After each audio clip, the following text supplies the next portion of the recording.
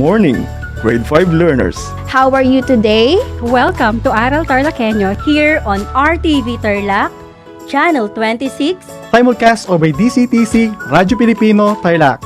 I am Sir Joshua Evaristo, your teacher broadcaster, Aiming to give you another fun-filled learning experience, Serving you with the different skills, learn and have fun together.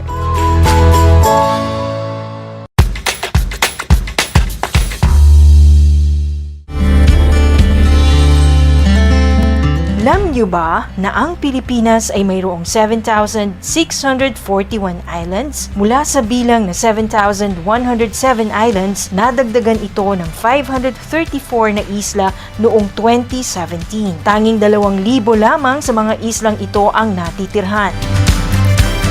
Alam niyo na! Yan ang mga isla sa Pilipinas. How are you today? Hello, everyone. Hello, learners of Tarlac. Good morning, Mas Talino Grade 4 learners! Welcome to Aral TarlakHenyo here on RTV Tarlac Channel 26. Simulcast over DCTC. Radyo Pilipino Tarlac. I'm Sir Glenn, your teacher broadcaster. Broadcasting live here at Paniki Tarlac. Remotely here in Concepcion, Tarlac. Live here at Barangay Pedro Elquines, Mayantok, Tarlac. Broadcasting live from Ramos National High School. Your anchor teacher today for grade 9 mathematics. Your partner in education this time of pandemic.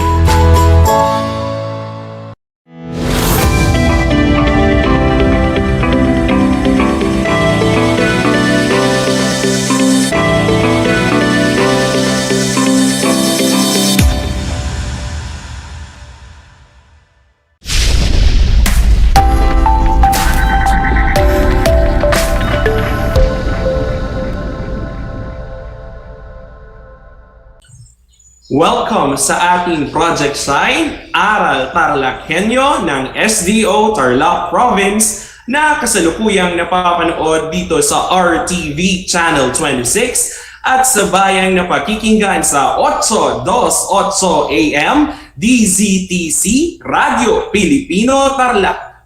Magandang buhay, mabuting tao. Kamusta kayo mga ginigiliw kong tagapakinig? Ang aking pagbati at pagkamusta at paghanga sa inyong pagpapahalaga sa edukasyon at pagpupursiging matapos ito sa kabila ng mga hamon ng pandemya. Ako ang inyong guro sa edukasyon sa pagpapakatao sa ika-4 na baitang, sumasahing papawid mula sa bayan ng Paniki Tarlac, sasamahan at gagabayan kayo sa Most Essential Learning Competency na ipagmamalaki o napahahalagahan ang nasuring kultura ng iba't ibang pangkat etniko sa Hilagang Luzon tulad ng kwentong bayan, katutubong sayaw, awit, laro at iba pa. Natitiyak kong kayo ay handang-handa na mga anak sa ating bagong aralin sa araw na ito. Maging alerto at listo sa anumang impormasyong magbibigay sa atin ng inspirasyon, pag-asa at aral sa buhay na makatutulong sa pagiging mabuting tao. Ngayong araw, pag-uusapan natin ang kahulugan ng kultura. Ano nga ba ang ibig sabihin nito? Ang kultura ay ang tawag sa paraan ng pamumuhay ng mga tao. Ito ang nagbibigay sa isang bansa ng kanyang sariling pagkakakilanlan. Nakikilala tayo bilang isang lahi sa pamamagitan ng ating pagkain, pananamit, mga laro, kwento, mga pambansang sagisag, kaugalian o mga gawain. Ang mga Pilipino ay mayaman sa tradisyon at kultura. Bawat pangkat ay may sariling pagkakakilanlan na siyang sumasalamin sa mayaman na kaugalian, tradisyon, selebrasyon, kagamitan at maging kasabihan mula noon hanggang ngayon. Ang pag-iingat at pagprepreserba sa pagkakakilanlan ng bawat pangkat o grupo ay mahalaga dahil ang mga ito ang nagbibigay kulay sa yamang kultural ng isang bansa. Sadyang napakaganda ng Pilipinas kung kaya't hindi nakapagtatakang maging ako ay nabighani dito. Ang mga biyaya ng kalikasan at makulay na tradisyon ng bawat bayan ay sadyang nakakahalinang matuklasan. Sa aking paglalakbay sa iba't ibang dako ng bansa, ay may mga kaibigan akong nakilala na mula man sa iba't ibang probinsya o rehiyon ay pare-parehong taas noo at ipinagmamalaki ang kanilang kultura. Ngayong umaga, tatalakayin natin ang kultura at tradisyon ng mga mamamayan ng Hilagang Luzon sa pamamagitan ng mga kwento ng aking mga kaibigan mula sa Ilocos at sa Benguet. Ang aking mga kaibigan ay nagpadala ng kanilang mga sulat na may kalakip na produkto at kwento mula sa kanilang lugar na naglalarawan ng kanilang tradisyon. Ang ating unang liham ay mula sa aking kaibigang si Rimar. Siya ay isang Ilocano at mula sa Ilocos Sur. Halina't basahin natin ang kanyang liham. Sa katunayan, mayroon nga ipinadalang produkto sa Remark ang sikat na bagoong ng mga taga-Ilocos. Halina, basahin natin ang kanyang sulat. Naimbag nga aldaw kada kayo amin, magandang araw sa inyong lahat. Ako si Remark, isang Ilocano at mula ako sa bayan ng Tagudin, probinsya ng Ilocos Sur. Kami ang ikatlo sa pinakamalaking pangkat etniko. Ang pangunahing kabuhayan namin ay pagtatanim ng palay, tabako, bulak at mga gulay. Kilala kaming mga Ilocano sa pagiging masipag at masinop. Ang industriya ng paghahabi, paggawa ng asin at paggawa ng bagoong at basi ay buhay na buhay sa aming rehiyon. Maliban sa magagandang tanawin sa aming lugar, gaya ng sikat na Pagudpud Beach, Bangi Windmills, Baluarte, Kapurpurawan at marami pang iba, mayaman din ang aming panitikan. Kilala ang aming panitikan sa tawag na kurditan, na siyang nagmula sa salitang kurdit na ibig sabihin ay sumulat. Hindi maitatatwa na ang kurditan ay pumapangalawa sa lawak at husay sa panitikang Tagalog. Lumaganap ang mga kauna-unahang kurditan sa mga salindila bago pa dumating ang mga Kastila. Pinaniniwalaang bago pa man maisulat ang mga akdang Iloco, lumaganap na ang mga awiting at kwentong bayan. Isa sa mga uri ng kantahing bayan ay tinatawag na pinagbiag. Ito ay mga awiting nagpapahayag ng kaisipan at saloobin. Isa pang uri ng kantahing bayan ay ang dalot, na siyang inaawit sa kasalan, binyagan at iba pang pagbitipon habang sinasaliwan ng sayaw at pagbibigay payo sa bagong kasal. Ang badang naman ay isang awit ng pag-ibig na kadalasang ginagamit ng mga kalalakihan sa paghaharana. Likas din sa amin ang pagmamahal sa aming pamilya. Inaawitan namin ang aming mga mahal sa buhay na yumao sa pamamagitan ng dungaw na siyang nagsasalaysay ng buhay ng yumao mula sa pagsilang hanggang sa kamatayan. Ang Hele naman ay awiting pambata na naglalaman ng pag-asa tungo sa magandang kinabukasan ng bata. Isang kilalang kwento o epiko naming mga Ilocano ay ang biyag ni Lamang. Umiikot ang kwentong ito kay Lamang. Bago siya isinilang ni Namongan, inutusan ng kanyang ina ang kanyang ama na si Don Juan Panganiban na manguha ng mga kahoy. Ngunit hindi na bumalik si Don Juan hanggang ipanganak si Lamang. Pambihirang bata si Lamang dahil kaya na niyang magsalita at may taglay na kakaibang lakas sa kabila ng kanyang murang edad. Itinanong ni Lamang kung nasaan ang kanyang ama. Nang sinabi ng kanyang ina na umalis ito upang makipaglaban sa isang tribo, pumunta si Lamang sa tribong ito at nang lumapit siya, nakita niyang nagsasagawa ang mga ito ng sagang kung saan nakita niya ang ulo ng kanyang ama. Nakipaglaban si Lamang sa mga ito at kanyang pinaslang ang lahat ng miyembro ng tribo. Nang bumalik siya sa bayan, may mga dalagang naghihintay sa kanya at pinaliguan siya sa ilog Amburayan. Sa dumi ni lamang nangamatay ang mga isda sa ilog. Pagkatapos nito, nagtungo siya kasama ang aso at tandang upang hanapin si Ines Canoyan, ang pinakamayamang anak ng dalaga sa kaluntian. Nakarating siya matapos makipaglaban kay Sumarang at nalagpasan ang pangaakit ni Sarindang.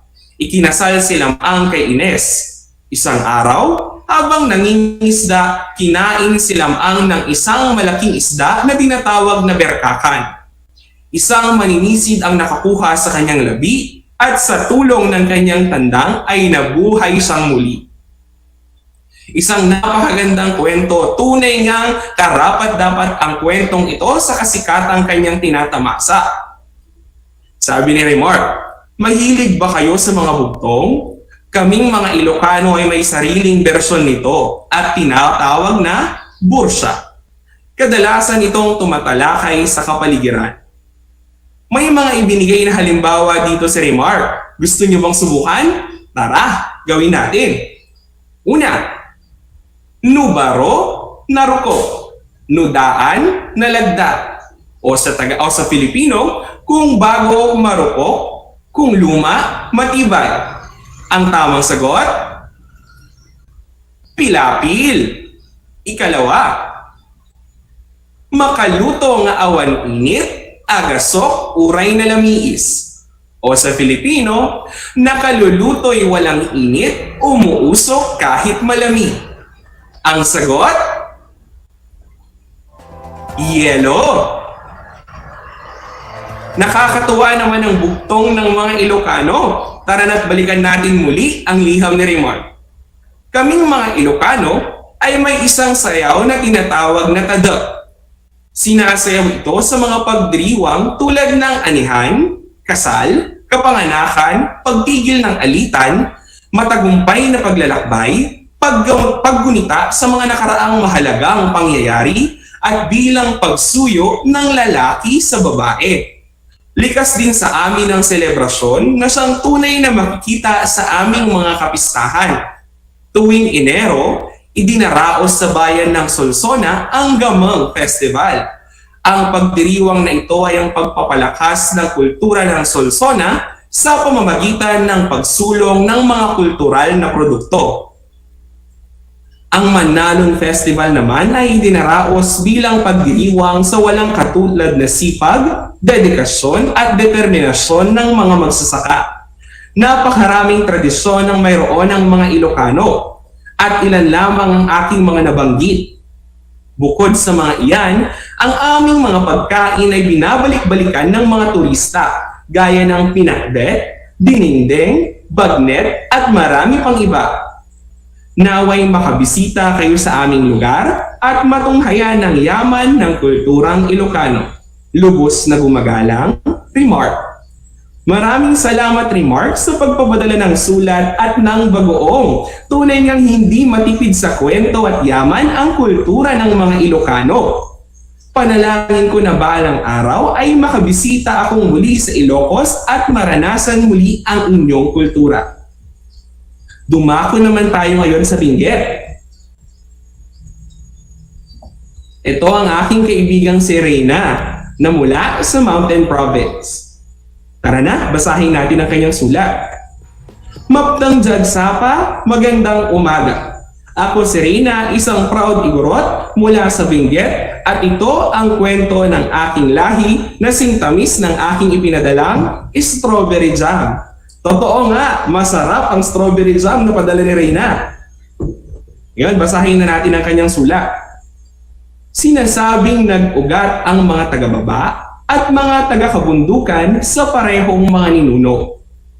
Ang mga Igorot ay iyong mga taong lumipat sa mga kabundukan upang makahanap ng ibang buhay o upang lisanin ang mga bayang nanganganib sa kuping ng ibang lahi. Sila ay tumira sa tinatawag natin ngayong Rehiyong Cordillera. Sa pagdaan ng mahabang panahon, ang mga Igorot kasama ng iba pang mga tribong hindi nagpasakop ay nagkaroon ng kulturang natatangi sa kanila. Naipagpatuloy ng mga Igorot ang mga sinaunang gawain. Madaming mga gawain na makikita sa karamihan ng mga igorot. Ngunit nagkakaiba ang estilo nito depende sa tribo. Ang ilang mga gawain at paniniwala ng mga igorot ay aking isasaad. Ang pangunahing pinagkunan nito ay ang karanasan ng aking lola at may halo ng mga kasabihan at kaugalian ng mga Ilocano sa Cervantes. Hindi nalaman kung kailan pa nagsimula ang mga kaugaliang ito. Basta ayon sa mga matatanda, ito ay ginagawa na noong buhay pa si ganito na anak ni ganito at pinsan ni ganito na siya namang apo ni ganito. Ang mga kaugaliang ito ay pinaabot sa mga sunod-sunod na henerasyon sa pamamagitan ng pagkikwento o aktibong partisipasyon sa mga ritual. Sa amin, pinaniniwala ang pagkamatay, ang kaluluwa ay pumupunta sa mundo ng mga ninuno. Sa mga nahaluan ng katolikong paniniwala, sinasabi nilang mga kaluluwa ay pumupunta sa purgatorio, kung saan ang purgatorio ay ang ating mundo, habang hinihintay nila ang araw ng paghuhukom. Sila ang mga naninirahan sa mga sapa, mga gubat, mga puno, mga tutube at lahat na yata ng mga likas na bagay. Anito ang tawag sa mga ito. Ang mga anito ay kinatatakutan at nirerespeto, ngunit hindi sila Diyos. Ang mga Diyos o bathala naman ay higit na may kapangyarihan sa kanila. Pinaniniwalaan ding may kataas-taasang Diyos na siyang lumikha sa sanlibutan. Nakalilito sapagkat siya ang tinuturingang bathala ng ibang tribo. Bago lumisan sa isang panibagong lugar, tinatawag ng mga katutubo ang kanilang anino. Maari daw kasing maiwang naglalakbay ang anino sa labas ng kanyang katawan at may iwang sakitin at tulala ang katawang naiwan nito. Sa ibang tao, palagi niyang mapapanaginipan ang lugar na pinuntahan niya at makikita niya ang sariling aliw na aliw sa bagay na naroroon. Ayon sa aking lola, ito daw ang nangyari sa aking pinsan na 2 taong gulang noon at lumipat papunta sa Apugan, Etogon. Sa mga sumunod na araw ay naging matamlay ito. Sinubukan nilang ipagamot sa pamamagitan ng makabagong medisina ngunit walang nangyari. Kung kaya't ipinatingin nila ang bata sa isang mambono. Sinabi na naiwan daw ang kanyang kaluluwa sapagkat aliw na aliw sa kanya ang isang batang anito. Sunod nito, nagkaroon ng ritual ng panggagamot. Tinawag ng mambono ng anito at ang mga magulang nito. Hiniling nila ang paglaya ng bata sapagkat ano nga daw ba ang gagawin nila sa isang tao? Ang mga tao ay hindi karapat-dapat sa mundo ng mga anito sapagkat sila ay madunumi at hindi maipaghahambing sa kanila. May paghahandog ng manok sa kagustuhan na rin ng mga anito. Matapos nito, agad din namang gumaling ang aking pinsan at bumalik sa dati. Ang kanyaw naman ay isang ritual na ginagawa sa isang pagtitipon. Madaming pagkakaiba-iba sa bawat lupain at sa bawat angkan.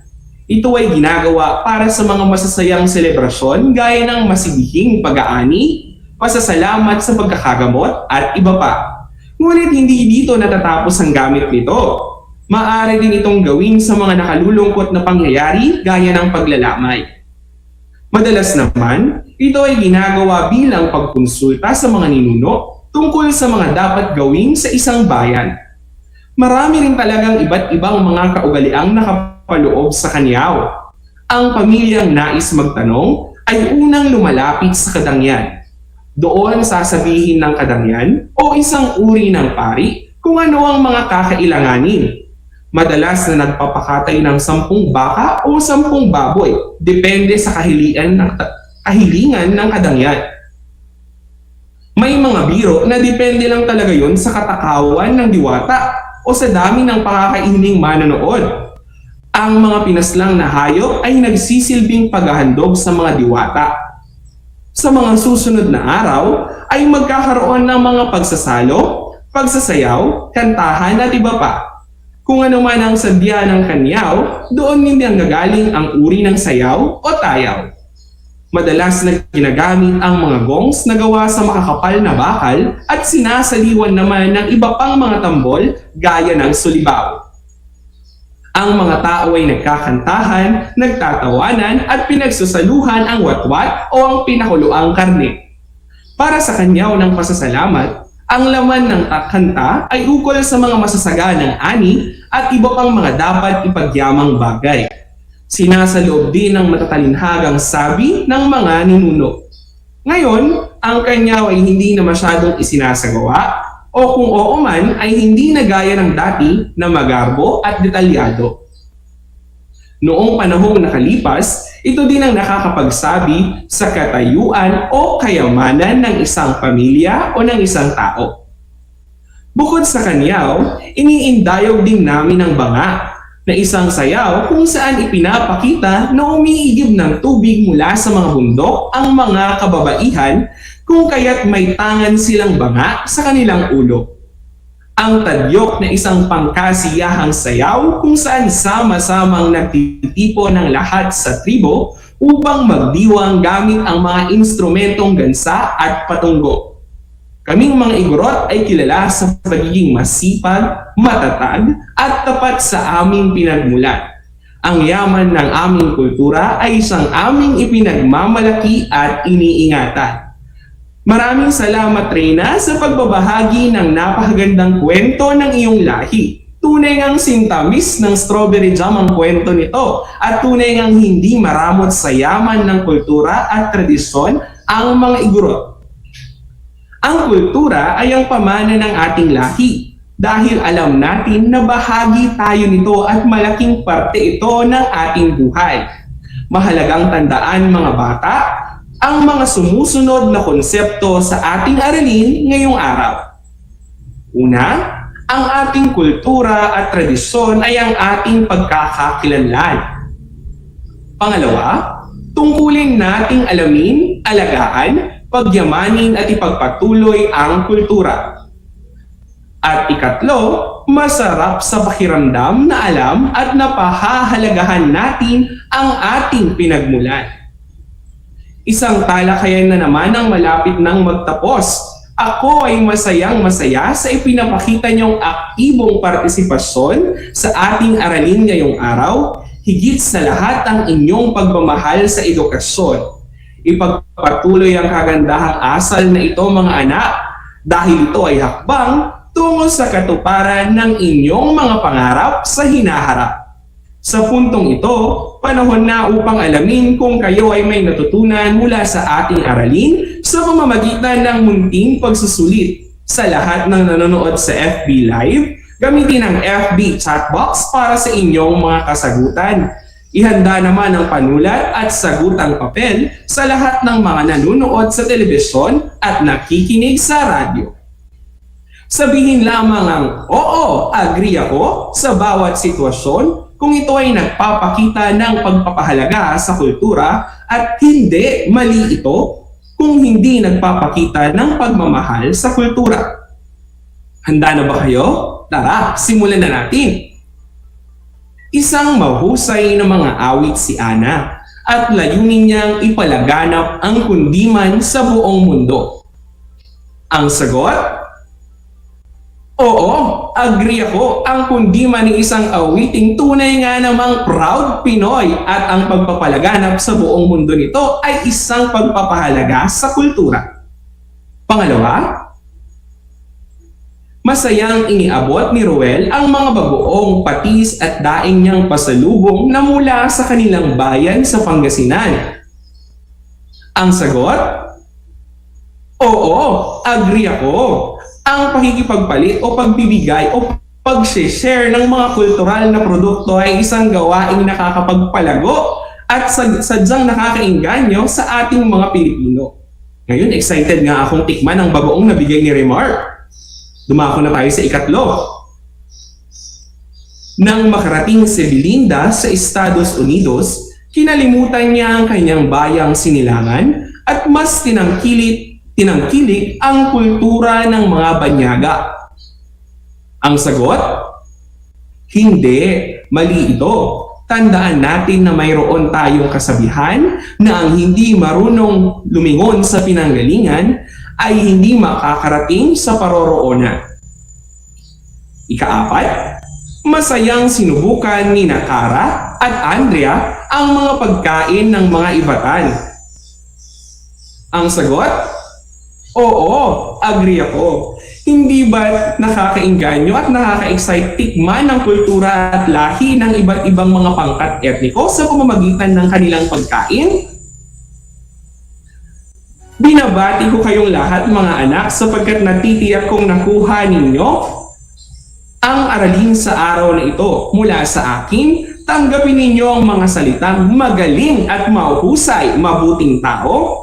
Mga bata, ako ay naghanda ng mga gawain at refleksyon sa inyong learning activity sheets. Kung kailangan nyo ng tulong, maaari inyong kausapin ng sino man sa inyong bahay o tahanan o di kaya ang inyong mga guro. Tandaan, huwag mahihiyang magtanong.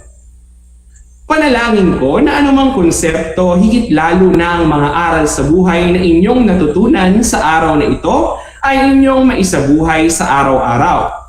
Muli, ako ang inyong guro sa edukasyon sa pagpapakatao sa ika-4 na baitang sumasahimpapawid mula sa bayan ng Paniki Tarlac na nagpapaalala, piliing maging mabuting tao sa lahat ng panahon at pagkakataon. At para sa aralin sa araw na ito, tandaan, itaas ang noo, hawakan ng dibdib at sabihing, Proud Pinoy! Hanggang sa muli!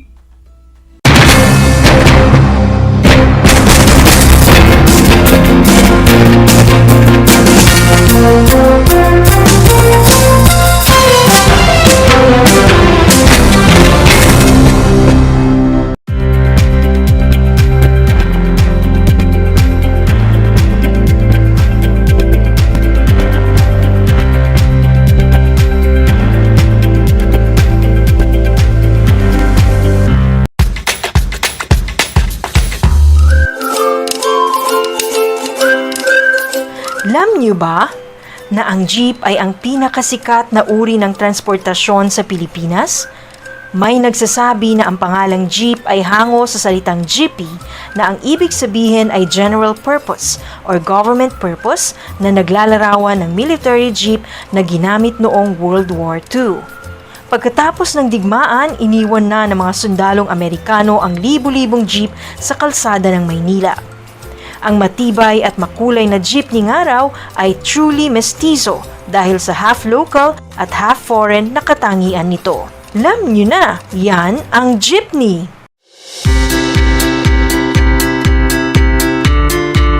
Upang matugunan ang mga kinakaharap na pagsubok ng mga guro at mag-aaral sa gitna ng kasalukuyang pandemya, nagsanib tulong sina Congressman Charlie Cojuangco ng unang distrito ng Tarlac, DEPED Region 3 Regional Director Dr. May B. Eclar at Tarlac Schools Division Superintendent Dr. Ronaldo Pozon para sa isang napapanahong proyekto na tinaguriang Project Shine, Aral TarlakHenyo.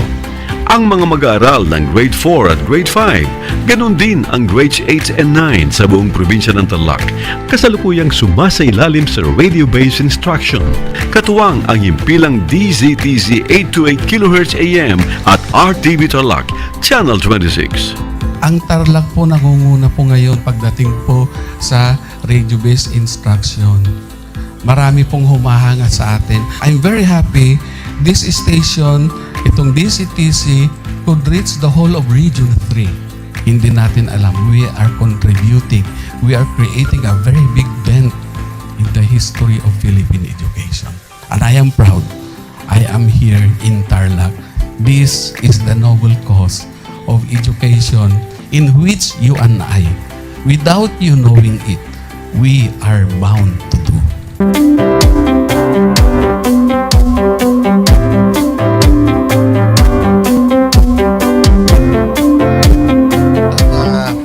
Project natin na Project Shine is a natural consequence dahil sa nangyari sa buong mundo. Let's continue to work together. I think it's very Filipino to practice bayanihan, in anything or most of the things that we do. And this is a manifestation of that. No? We have private sector, we have DEPED, we have local government, all working together. And I hope the parents of some of these children, especially the parents that did not graduate from school or hindi nakapag-aral nung sila ay bata, sana naman gamitin na nila itong opportunity na mag-schooling na rin sila kasama ng mga anak nila para mag-bonding pati ang mga magulang sa mga bata. I look at this as doing God's work. Diba? So if you do God's work, it feels right. It's righteous. It's for good, not for evil. Good morning and happy learning, grade 4. Welcome to Aral TarlakHenyo here on RTV Tarlac, Channel 26. Simulcast over DZDZ 828, Radio Filipino Tarlac. I am Teacher Mercy Pacheco Bognot. This is Alistair Aidatu. I am Marie Josephine B. Andrade. I am Teacher Princess Marie M. Dueñas, and I will be your teacher broadcaster for today.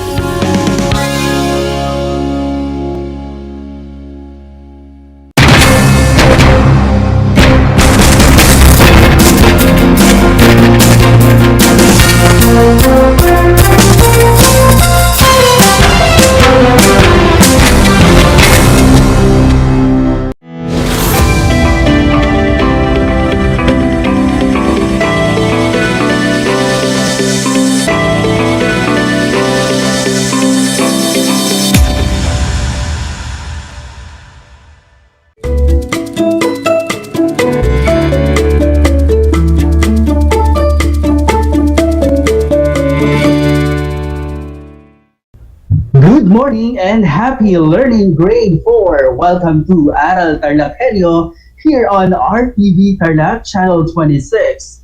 Simulcast over DZTZ Radio Filipino Tarlac. Today is March 29, 2021. I am Patrick A. Tabifranca, your teacher broadcaster in Science 4. Broadcasting live from Anao, province of Tarlac. Alright, so prepare yourselves for another episode of Broadcast Learning. And if you have some questions or clarifications on our lesson, feel free to send your message at 0910-389-6434. Again, that's 0910-389-6434. Now, class, before we go over with your module, make sure you have a pen and a paper with you. And our episode for today will be discussing about the major types of forces. Again, the title of your module must be the major types of forces. So on our broadcast episode, kids, you are expected to identify the major types of forces and cite an example of contact forces and also non-contact forces. Now you'll have a deeper understanding about our lesson as we go on with our broadcast. So stay tuned and listen intently. Alright kids, for you to be guided and well directed, let's build and enrich your understanding of the lesson. First, by answering some questions that is found on page 1 of your module. I repeat, that's page 1 of your module. The direction is read and analyze the following questions. Select the correct answers inside the box found on your module. Now, all you need to do, write your answers on a separate sheet of paper, and again, we will give you 5 seconds to finalize your answer in every number. I'm sure you are now very excited, kids. So again, let us now begin. Now, the choices are the following. We have contact force, non-contact force, push, we have friction, force, gravitational force. Again, you will be given 5 seconds to finalize your answer. For those who are watching via FB Live, you may type your answers in the comment section below our screen. Alright, so let's begin. Question number 1. What do you call a push or a pull on objects? Again, what do you call a push or a pull on objects? Your 5-second timer starts now.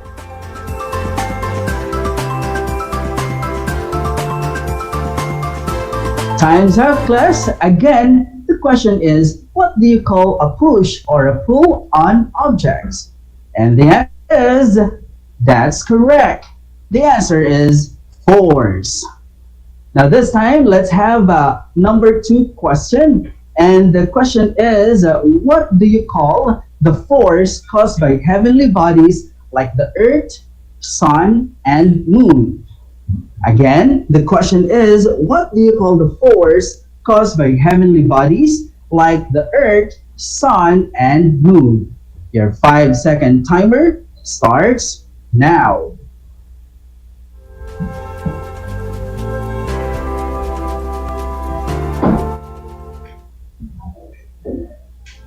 Again, the question is, what do you call the force caused by heavenly bodies like the Earth, Sun, and Moon? Did you write gravitational force?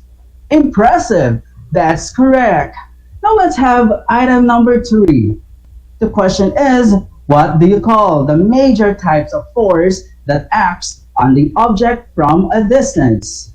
Again, what do you call the major type of force that acts on the object from a distance?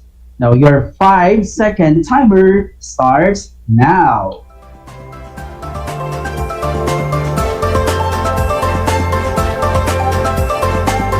Alright, time's up, kids. Again, the question for item number 3 is, what do you call the major type of force that acts on the object from a distance? And the answer is non-contact force.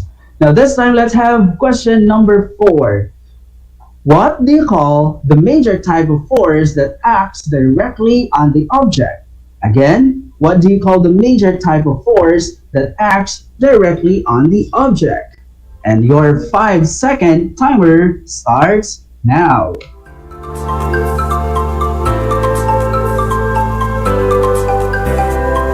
Time's up, kids. And the answer for this item is contact force. Now let's proceed with our last question. The question is, what do you call all the force that exists between two surfaces in contact? Your 5-second timer starts now.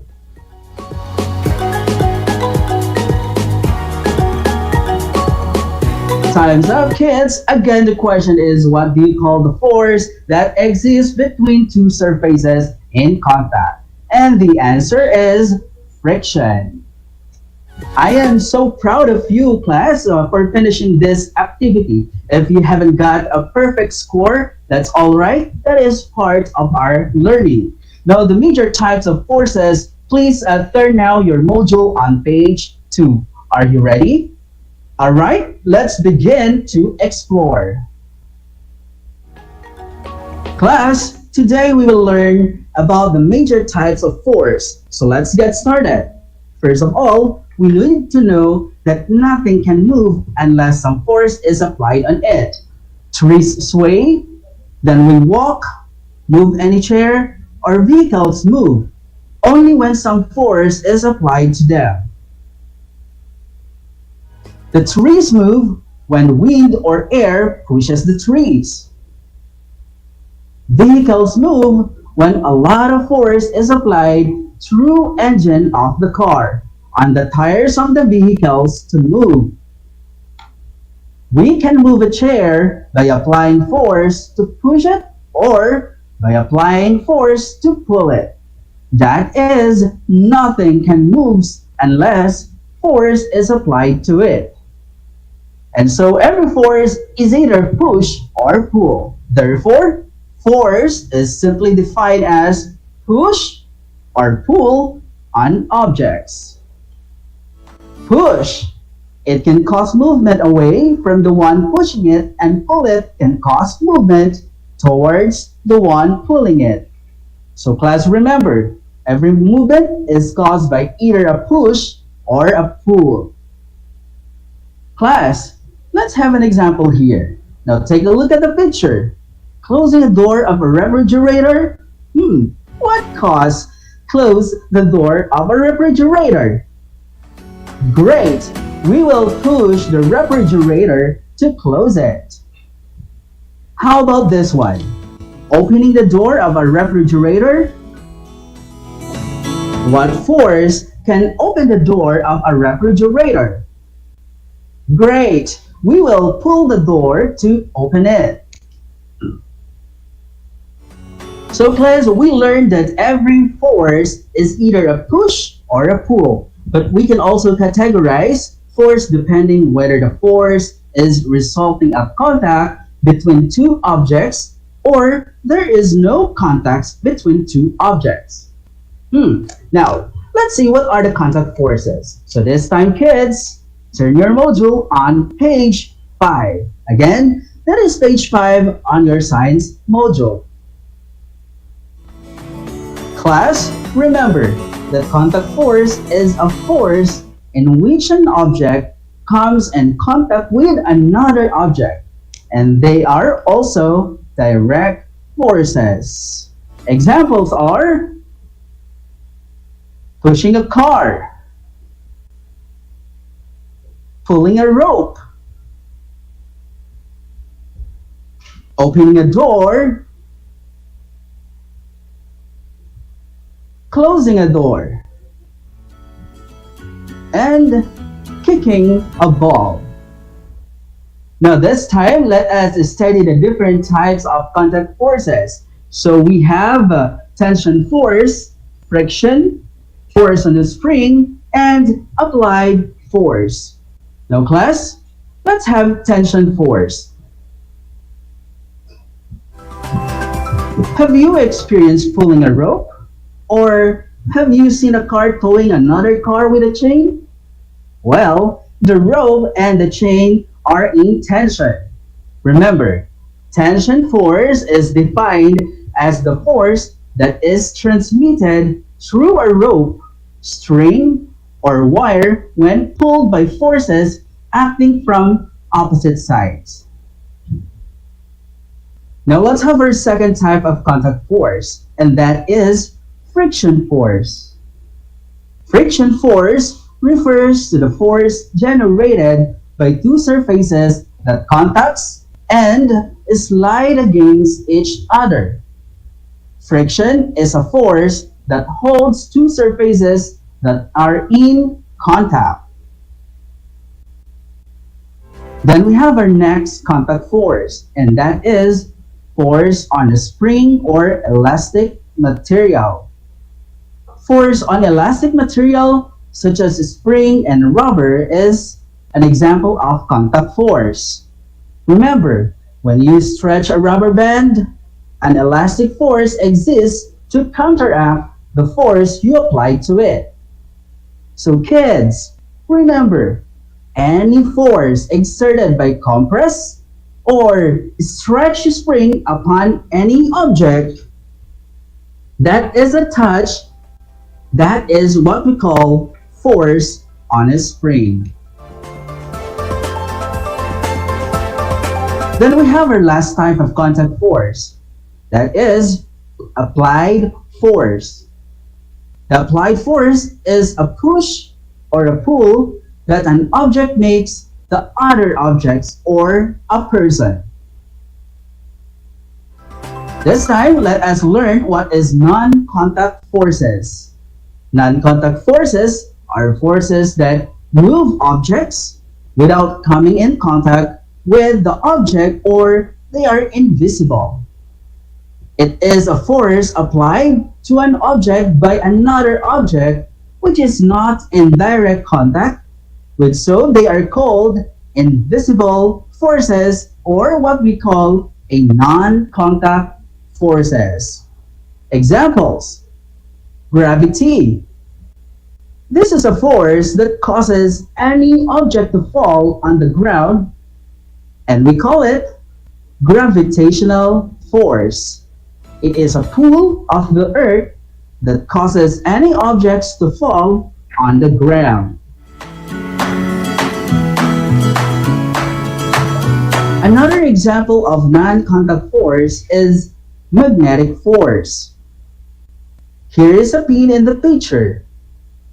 Now bringing the magnet closer to it. The magnet attracts the pin and it moves towards the magnet without any touching it.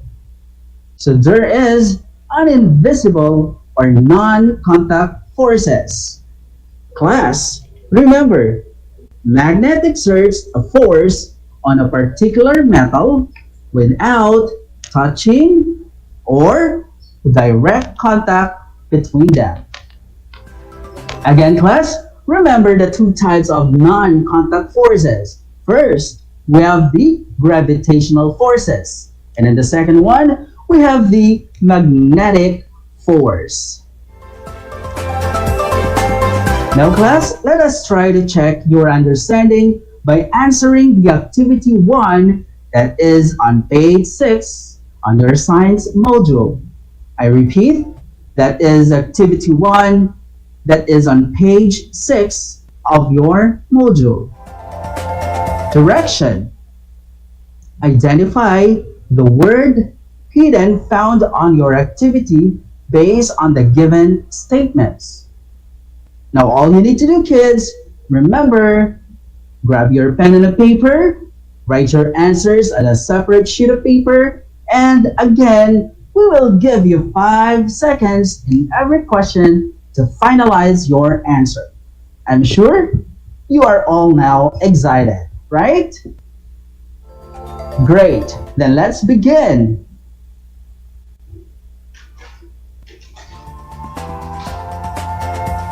For number 1, it is a type of force that exists between your rubber shoes and the floor.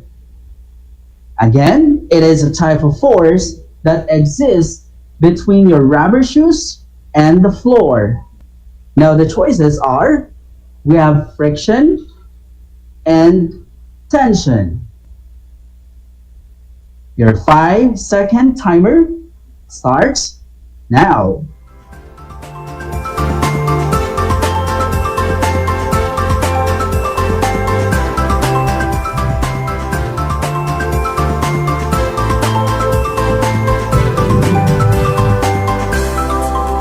Alright, time's up, kids. Again, the question is, it is a type of force that exists between your rubber shoes and the floor. And the answer is friction. Now let's have question number 2.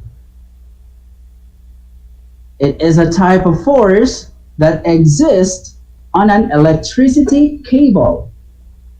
And the choices are, first, we have gravitational force. Second, we have tension. And your 5-second timer starts now. Alright, time's up, kids. And the answer is tension. Now let's have question number 3. It is the reason why objects fall downward, and the choices are, is it gravity or push?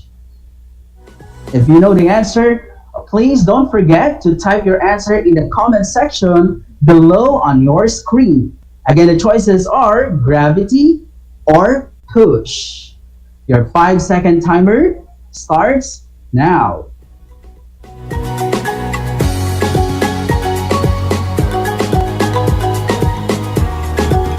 Alright, time's up, kids. And the answer is, that's right, the answer is gravity. Now, let's have another question here. For question number 4, the question is, it is a force applied in a direction away from your body? And the choices are, is it a pull or a push? Again, the choices are, is it a pull or a push? Your 5-second timer starts now.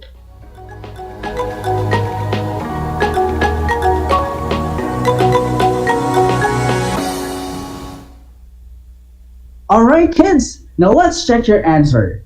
And the answer is, that's right, push. Then we have question number 5. And the question is, it is a force applied in a direction towards your body. And the choices are, is it a pull or a push? Your 5-second timer starts now.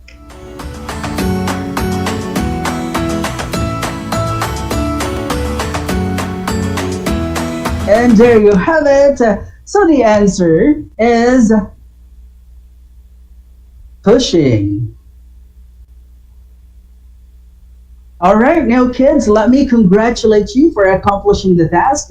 I know you got all the correct answer, right?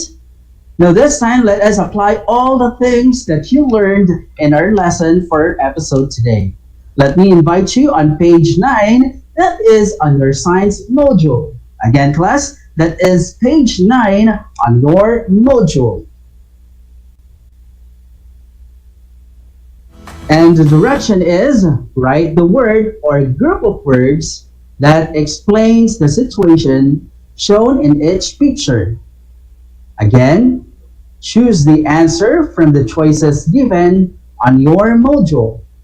Some words may be used twice, and all you need to do, write your answers on a separate sheet of paper or to your science notebook. Now, I will give you 5 seconds to finalize your answers in every picture. So let us now begin. Now class, take a look at our first picture. And the choices are, we have magnetic forces and gravitational forces. And your 5-second timer starts now.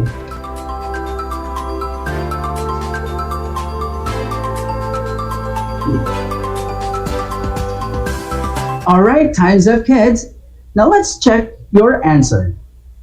And the answer is impressive. That is magnetic forces. Now take a look at our second picture. And the choices are, we have friction, or is it gravitational force? And your 5-second timer starts now.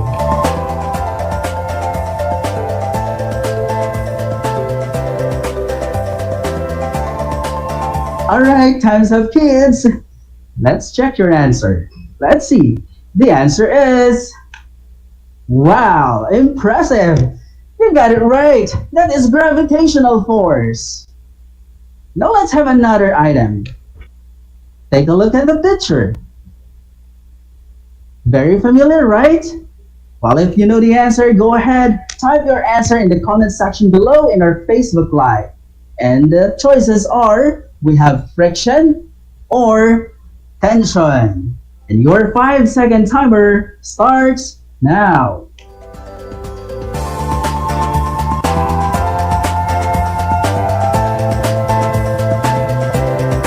Time's up, kids. Now let's try to check your answer. Are you now ready? Okay, so the answer is, there you go, it's friction. Now let's have our fourth picture here. So take a look at our fourth picture. There you go. And here are the choices. So we have pushing or friction. And your 5-second timer starts now.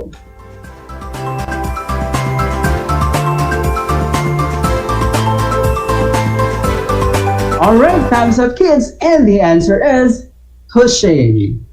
Now let's have our last picture here. And the choices are pulling or tension. Your 5-second timer starts now.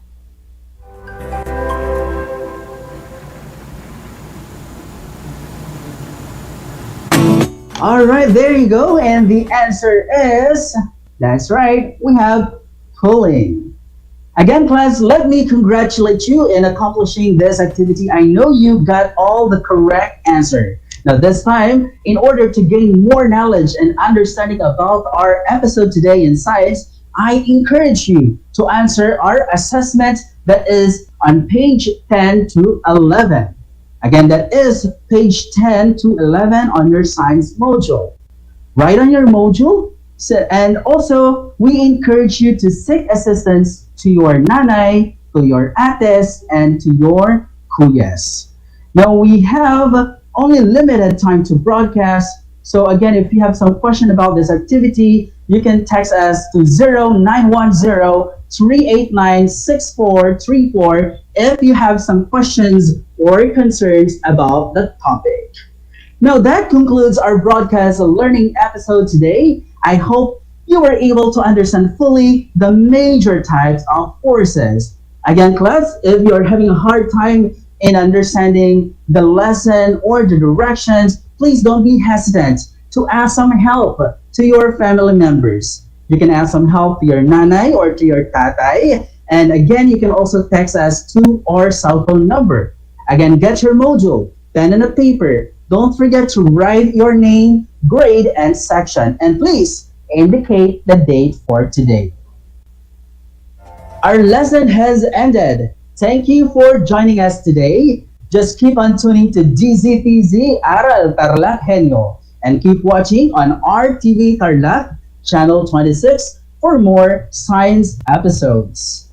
Until next time for another fun learning in Science 4. This is Patrick A. Tabifranca broadcasting live from Anao, province of Tarlac. Ingatan po natin ang ating mga sarili. And let's beat COVID-19. Thank you and enjoy learning in the new normal.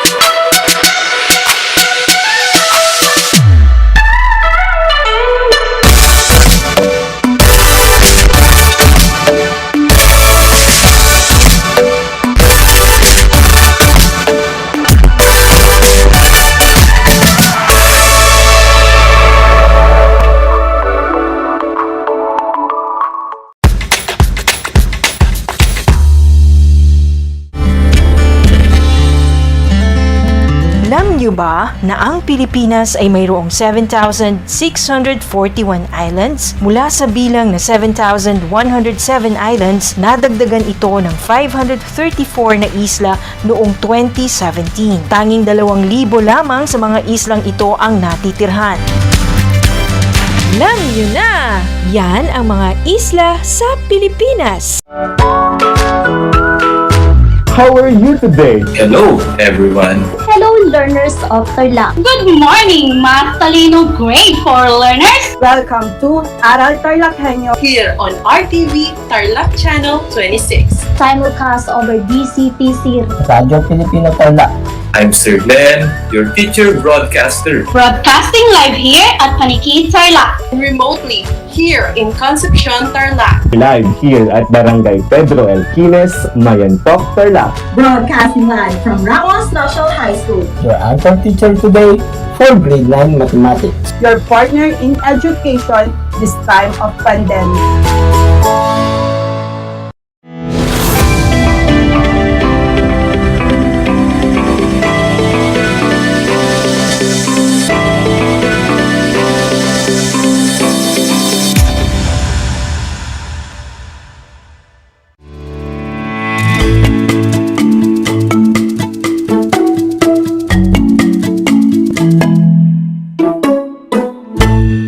Good morning! Welcome to Aral TarlakHenyo here on RTV Tarlac, Channel 26. Simulcast over DCTC, Radyo Pilipino Tarlac.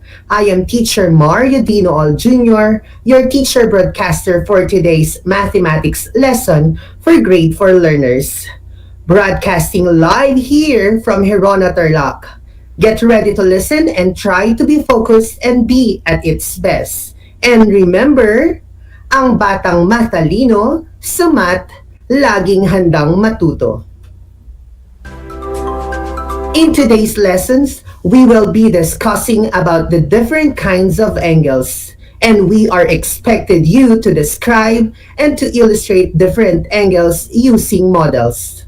Let us walk through our lesson for today. Are you ready now to be with me on the next 25 minutes? Okay then, do prepare your pencil, ruler, protractor, and open your learning modules on page 1 and walk with me on the process of describing and illustrating different angles using models. In the previous lessons that Sir Ricarte Maglalang and Sir Joseph Mentiles discussed, we have learned how to identify parallel, intersecting, and perpendicular lines. And to check your knowledge if you still remember and master the lesson, let us have a short drill. Here's the direction. We are going to identify whether the following illustrate intersecting, parallel, or perpendicular lines. Okay? To our viewers on our FB Live, you may type in your answer on the comment section below. Then I will give you 3 seconds to answer each question. So let us begin. Let us start with number 1. We have the letter X. What kind of line does letter X has? Is it A, intersecting lines, B, parallel lines, or C, perpendicular lines? 3 seconds to answer. Your 3 seconds starts now. Okay, time's up. So the answer for number 1 is letter A, intersecting lines. Why intersecting lines? Because letter X has 2 lines that cross each other. Then it illustrates intersecting lines. So the answer for number 1 is letter A, intersecting lines. To those who got the correct answer, you have 1 point. Next, we have number 2. Lines found in grade 4 pad paper. What kind of lines do you think are this? Is it A, perpendicular lines, B, intersecting lines, or C, parallel lines? 3 seconds to type in your answer. Ready, go. Time's up. Now, the answer for number 2 is... You are correct. It is letter C, parallel lines. Take note, parallel lines are lines that do not meet. Since the lines found in grade 4 paper do not meet, therefore, those lines are called parallel lines. Another point for those who got the correct answer. Now for number 3, we have the capital letter L. What kind of line does capital L has? Is it A, perpendicular lines, B, parallel lines, or C, intersecting lines? Another 3 seconds for you learners. Go! Time's up. If your answer is letter A, then again, you are correct. Letter L is an example of perpendicular lines. Why perpendicular lines? Because the lines composed by letter L intersect and it forms a square corner.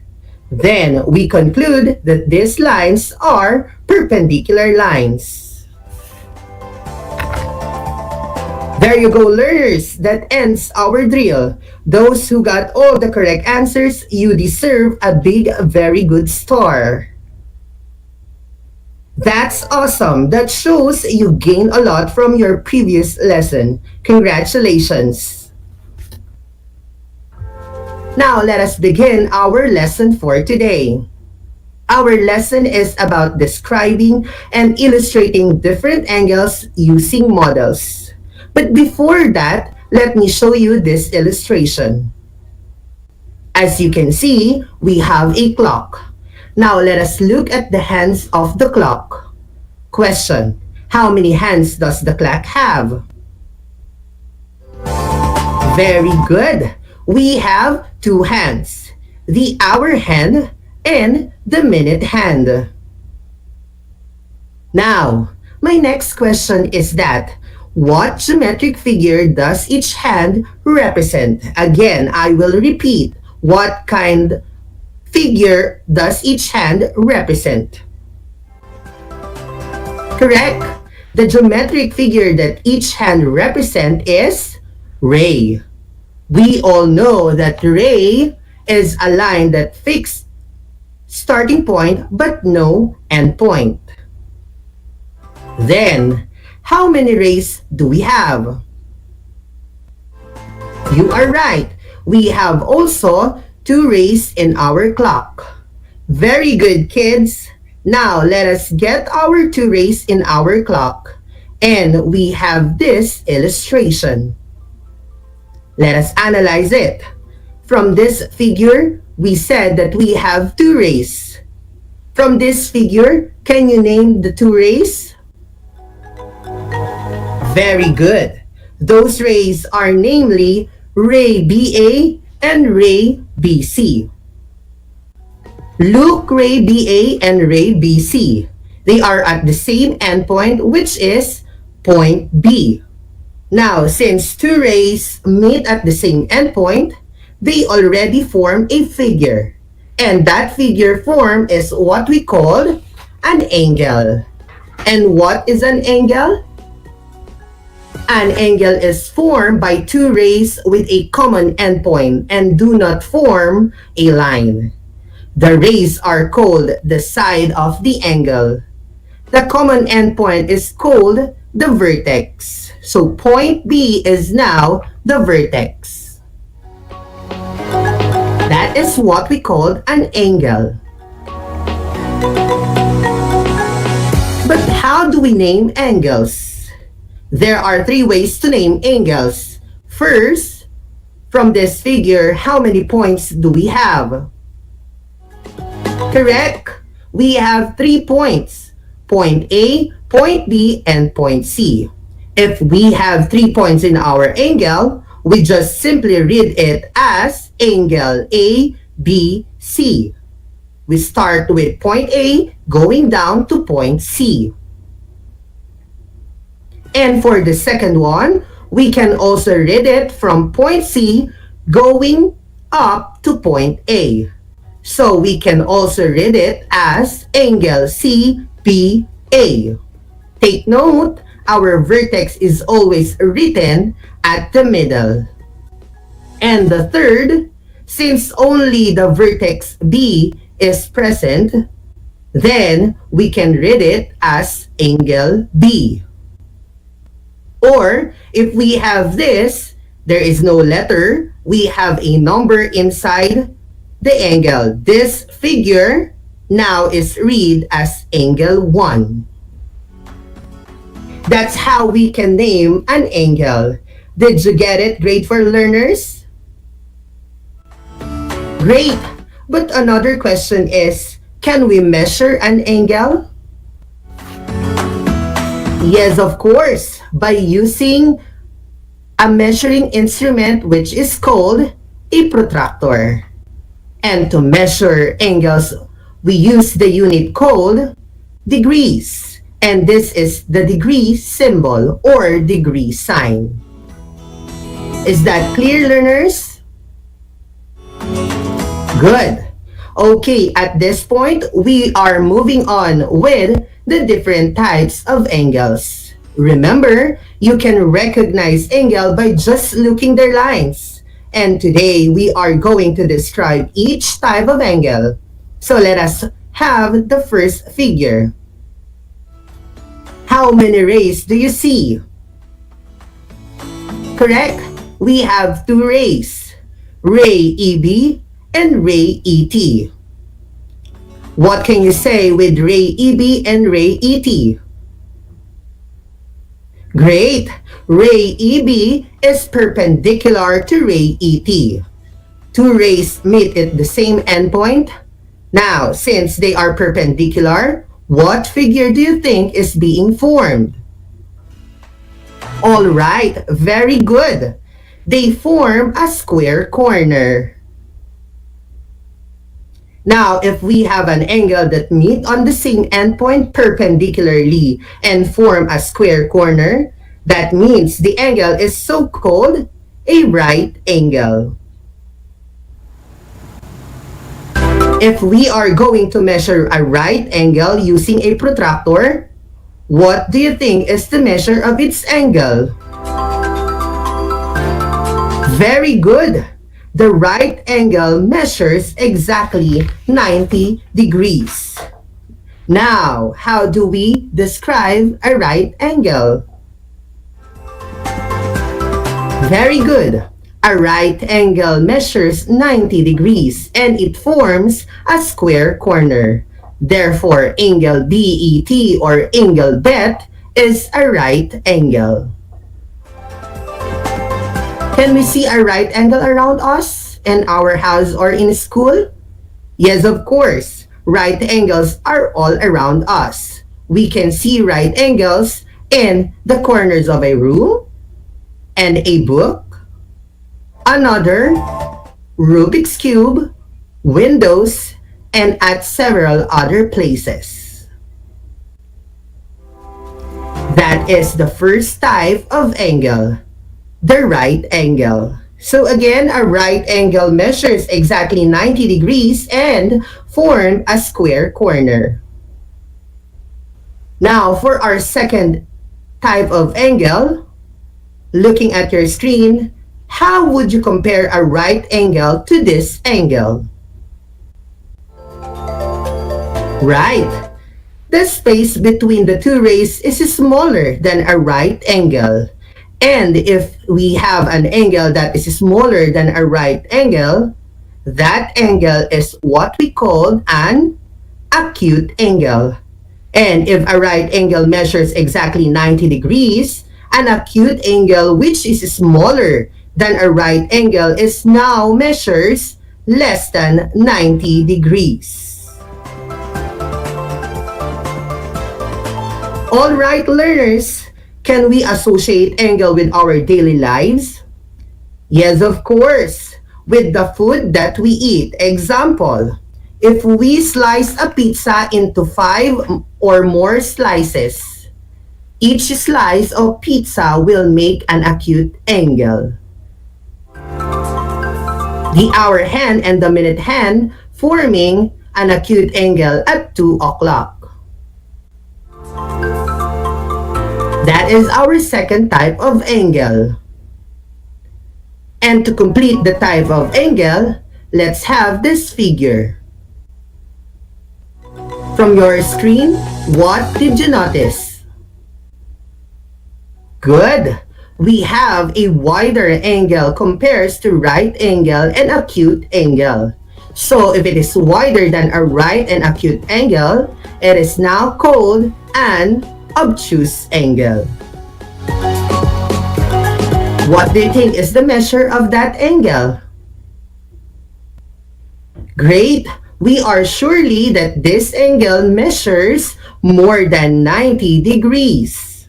So, if we have a wider angle and you think it measures more than 90 degrees, that angle is called an obtuse angle. Real-life examples are fan, the roof of a house, and many more. There you go, learners. Those are the 3 types of angles. I hope you are enjoying what we are doing and see it without difficulty. And to test if you can now identify independently the different types of angles by just looking on it, let us answer your What's More activity on your learning modules at pages 7 and 8. But this time, we will answer it as fast as we could. We can now do it by playing a game, and that game will be called Flash Flash Fast Answer. We are going to flash 3 figures or images. Each figure or image will flash for 5 seconds. Then you will identify what types of angles are they. You just simply write the answer that corresponds to each type of angle. A for acute angle, B for right angle, and C for obtuse angle. You may write your answer on your notebook, and to our FB viewers, you may type in your answers on the comment section below. Again, A for acute angle, B for right angle, and C for obtuse angle. So grade 4 learners, are you ready? And if you're ready, let us start Fast Flash Fast Answer in 3, 2, 1, go!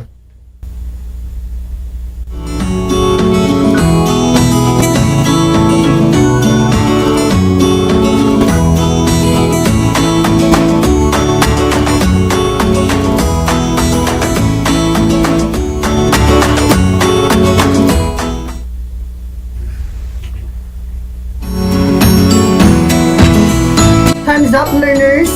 There you go. Now, let us check if your answers are correct. For figure number 1, we have a picture of stairs. Since we have a square corner below, the answer is letter B, right angle. For figure number 2, we have an angle. It is wider than a right angle. So that means it is letter C, obtuse angle. And for figure number 3, we have another angle. Since it is smaller than a right angle, the answer is letter A, acute angle. Now let us count the number of checks, and to those who got the perfect or high scores, you deserve a very good clap. It was a great job, learners. Keep it up. Thank you for your cooperation. Now, that is how we describe different angles, the acute, right, and obtuse angles using models. Since we are done describing the different angles, now it's time for us to move on with illustrating different types of angles. Of course, in illustrating angles, we need our pencil and a protractor. At this time, I need you to listen carefully and be focused. To draw an angle, there are steps to follow. Step 1 is to draw a horizontal line and mark a point as the vertex. Step 2, get the protractor and place the center of the protractor at the vertex and adjust the baseline to be aligned to horizontal line. Step 3 is to find the degree measure on the outer or inner scale of the protractor and mark it by point. Step 4 is to remove the protractor and draw a line from a point to the vertex. Then for step number 5, we need to label our angles. Let us illustrate some given examples. Example number 1, illustrate angle BUS or angle BUS which measures 90 degrees. So applying the steps, step 1, we need to draw a horizontal line and mark a point as the vertex. Using our pencil and ruler, we will draw a horizontal line and mark a point as the vertex. Step 2, we will get the protractor and place the center of the protractor at the vertex. There you go, and make sure the baseline is aligned to horizontal line. Step 3 is to find the degree measure on the outer or inner scale of the protractor and mark it by point. Since our angle measures 90 degrees, of course, we will look for the 90 degrees. That's the 90 degrees. Then we will mark it with a point. Step number 4 is to remove the protractor and draw a line from a point to the vertex. We will remove the protractor and we will connect the 2 points using a straight line. Then, for step 5, we need to label our angle. Since the name of the angle was given, then we will label it as angle BUS or angle BUS. That's how we can illustrate angle BUS or angle BUS. Since it measures 90 degrees, we therefore conclude that angle BUS is a right angle. And for our next given example, I would like you to do it independently. So dear parents or guardian, please assist our learners in doing it, using the steps in illustrating an angle. This is the second example. It is angle XYZ with a measure of 120 degrees. I will give you 5 seconds in every step for you to finish it. Okay, are you ready, grade 4 learners? Then let's start illustrating it. Here's the step in illustrating angle XYZ with a measure of 120 degrees.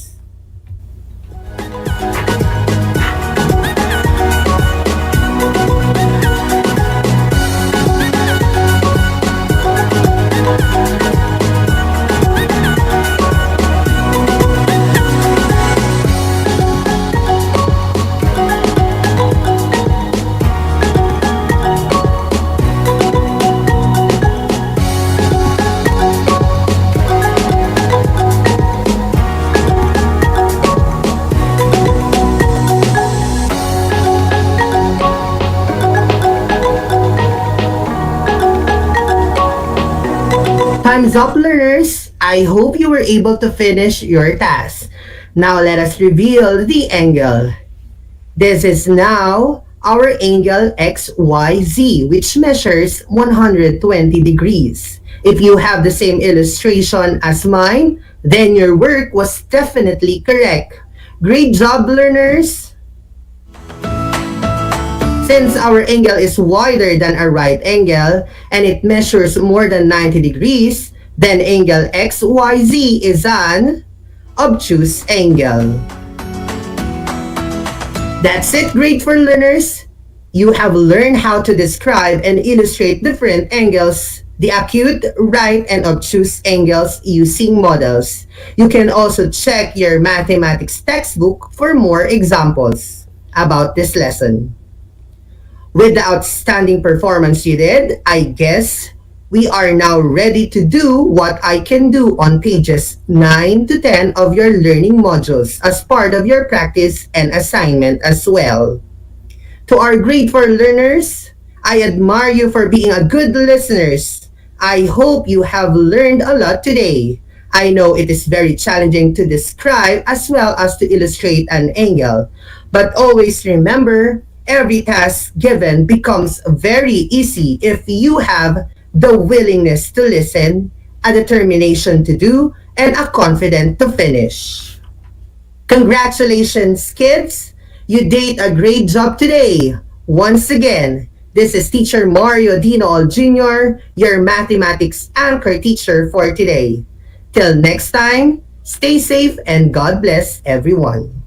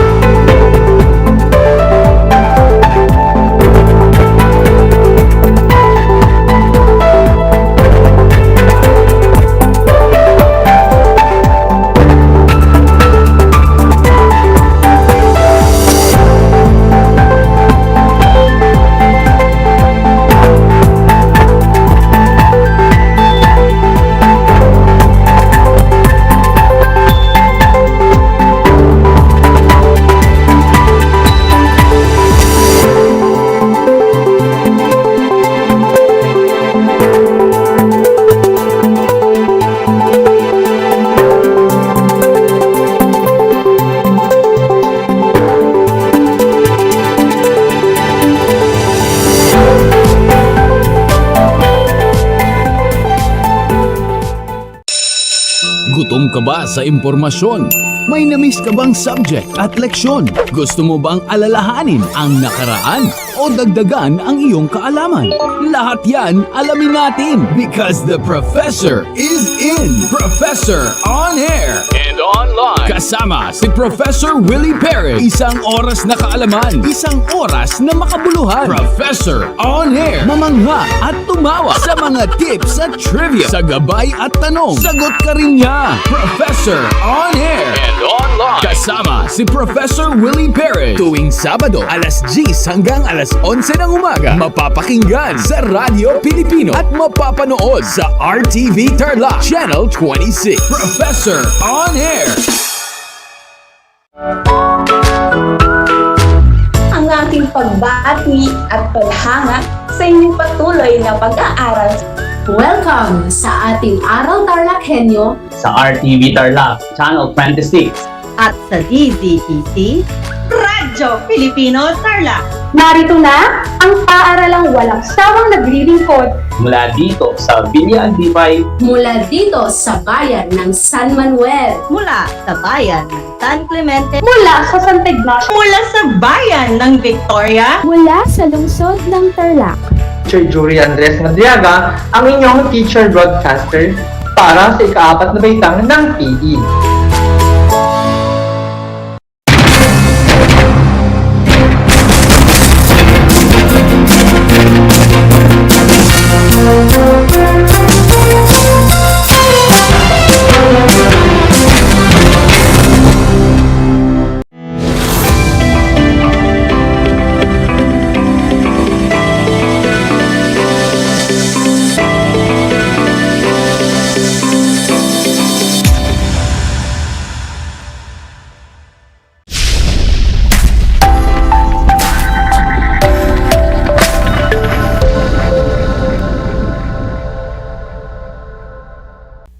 Magandang umaga mga bata! Kumusta na kayo? Lalong-lalo na ang mga nasa ika-4 na baitang na nakikinig at nanonood sa araw na ito. Sumasa inyo ang Aral TarlakHenyo mula sa RTV Tarlac Channel 26 at sa bayang naririnig sa DZTC 828 Radyo Pilipino Tarlac. Tayo ay napapanood din sa YouTube at FB live stream ng RTV Tarlac Channel 26. Ako ay si Ginang Cricia May Pagatpatan-Bala, ang inyong teacher broadcaster para sa asignaturang Pilipino ng ika-4 na baitang. Ang oras natin ay 10 ng umaga at samahan ninyo ako sa 25 minutong makabuluhang talakayan na magdadala sa inyo ng kaalaman. Bago natin simulan ang ating talakayan, mayroon lamang akong ilang paalala para sa inyo. Una, siguruhing nasa lugar kayo na tahimik at malayo sa ingay habang nakasubaybay sa Aral TarlakHenyo. Ikalawa, ihanda ang inyong mga module sa Filipino, lapis at papel na gagamitin natin sa ating pag-aaral. Ikpanghuli, iwasan ang anumang gawain at ituon ang inyong mga sarili sa ating paksang tatalakayan. Handa na ba kayo? Kung ang sagot mo ay oo, abay, halina't simulan na natin. Tanong ko lang, natatandaan pa ba ninyo ang pinag-aralan natin sa nakalipas na araw? Magaling! Masaya ako at nagagalak na naaalala pa ninyo ang ating nakaraang aralin. Upang malaman natin na kayo ay may natutunan sa ating aralin, ating balikan ang ilan sa mga mahahalagang detalye ng ating mga napag-usapan. Ang pamagat ng gawain ito ay ilarawan mo.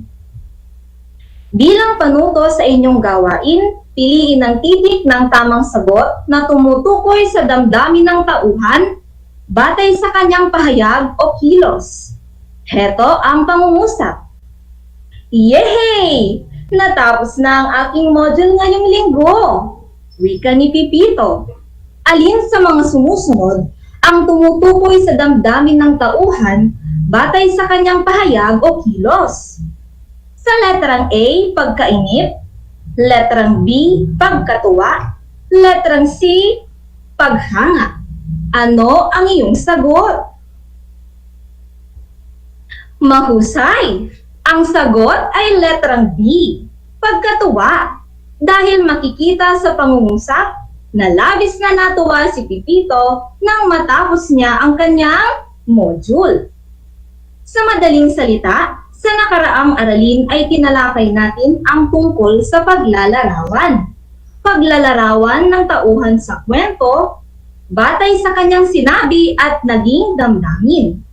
Laging tandaan na mas mainam na basahing mabuti at unawain ang mga sinasabi, maging damdamin ng tauhan sa kwento upang lubusan natin silang makilala. Sa puntong ito ay sisimulan na natin ang talakayan sa pamamagitan ng isang gawain. Huwag kayong mag-alala dahil nandito ang inyong teacher broadcaster na gagabay sa inyo sa ating talakayan. Handa ka na ba? Mahusay! Ang pamagat ng ating gawain ay fact o bluff. Fact o bluff. Bilang panuto sa ating gawain, isulat ang fact kung ang pahayag ay nagsasaad ng totoo, napatunayan na at hindi mababago ninuman. Bluff naman kung sariling haka-haka, saloobin, ideya o pananaw. Sa unang bilang, sa aking palagay, higit na mainam na alagaan ng aso kaysa sa pusa. Sa aking palagay, higit na mainam na alagaan ng aso kaysa sa pusa. Ito ba ay fact o bluff? Ano ang inyong sagot? Mahusay! Ang sagot ay bluff. Dahil ito ay pansariling saloobin lamang ng nagsasalita na mas maganda raw alagaan ng aso kaysa sa pusa. Sa ikalawang bilang naman, ang mundo ay bilog. Ito ba ay fact o bluff? Ano ang inyong sagot? Tumpak! Ang sagot ay fact, sapagkat naghahayag ito ng totoo at napatunayan na. Ito ay tanggap ng lahat na ang mundong ating ginagalawan ay hugis, bilog. Sa ikatlong bilang, para sa akin, mas masarap ang luto ni Aling Nena kaysa sa aking ate. Para sa akin, mas masarap ang luto ni Aling Nena kaysa sa aking ate. Ito ba ay fact o bluff? Ano ang iyong sagot? Tama! Ang sagot ay bluff. Dahil ang pahayag ay nagsasaad ng sariling saloobin nang nagsasalita na mas masarap daw magluto si Aling Nena kaysa sa kanyang ate. Ilan ang puntos na nakuha mo? Magaling! Sa mga nagkamali ay huwag mag-alala dahil bibigyang linaw natin ito sa pagpapatuloy ng ating talakayan. Nagkaroon ba kayo ng ideya kung ano ang ating tatalakayin ngayong araw? Sa tingin mo, ano ang paksang ating tatalakayin? Tama! Tungkol ito sa katotohanan at opinyon. Susuriin natin ang mga pahayag kung ito ba ay opinyon o katotohanan. Batid ko na magiging magaan sa inyo ang pag-unawa sa paksa sapagkat alam kong nakikinig kayo ng mabuti upang madagdagan pa kayo ng kaalaman. Ang pagtukoy kung opinyon o katotohanan ng isang pahayag ay mahalagang kasanayan ng isang mambabasa. Lalo na't napakaraming impormasyon ang maaaring makuha sa internet. Laganap ang mga fake news o hindi totoong impormasyon. Ang katotohanan ay nagsasaad ng ideya o pangyayaring napatunayan, tanggap ng lahat na totoo, hindi nababago at maaaring mapatunayan. Sa pagpapahayag ng katotohanan ay maaaring gumamit ng mga sumusunod na pananda. Batay sa, tulad ng, sa resulta ng, pinatutunayan ni, sang-ayon sa, ayon sa, at iba pa. Sa tulong ng mga ito ay agarang masusuri natin na ang pahayag ay nagsasaad ng katotohanan. Heto ang halimbawa.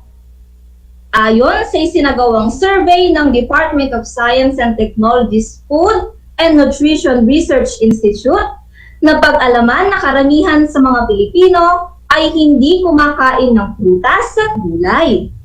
Uulitin ko, ayon sa isinagawang survey ng Department of Science and Technology's Food and Nutrition Research Institute, na pag-alaman na karamihan sa mga Pilipino ay hindi kumakain ng prutas at gulay. Ano kayang pananda ang ginamit sa pahayag? Magaling! Ayon sa, ang ginamit na pahayag ay ayon sa. Isa pang halimbawa. Batay sa resulta ng pagsusuri, ligtas ka na. Batay sa resulta ng pagsusuri, ligtas ka na. Ito ba ay katotohanan? Tama, dahil ito ay may sapat na ebidensya at naghahayag ng totoo. May pananda bang ginamit sa pahayag? Ano kaya ito? Tumpak. Ang ginamit na pananda ay batay sa. Tandaan, hindi lahat ng katotohanan ay kinakailangan gamitan ng pananda. Ang ilan ay tinatanggap na kahit walang pananda sapagkat ito ay totoo, tanggap at napatunayan na. Katulad na lamang ng halimbawa sa ikatlong bilang. Kulay asul ang langit. Kulay asul ang langit. Ito ba ay katotohanan? Tama. Ito ay katotohanan kahit walang panandang ginamit. Maaari kang sumilip saglit sa labas at tingalain ng langit kung totoo nga ba ang sinabi ko. Nakukuha niyo ba mga bata? Magaling! Sa kabilang banda naman, ang opinyon. Ang opinyon ay tumutukoy sa pananaw o paniniwala ng isang tao o pangkat sa loobin o damdamin, ideya o kaisipan.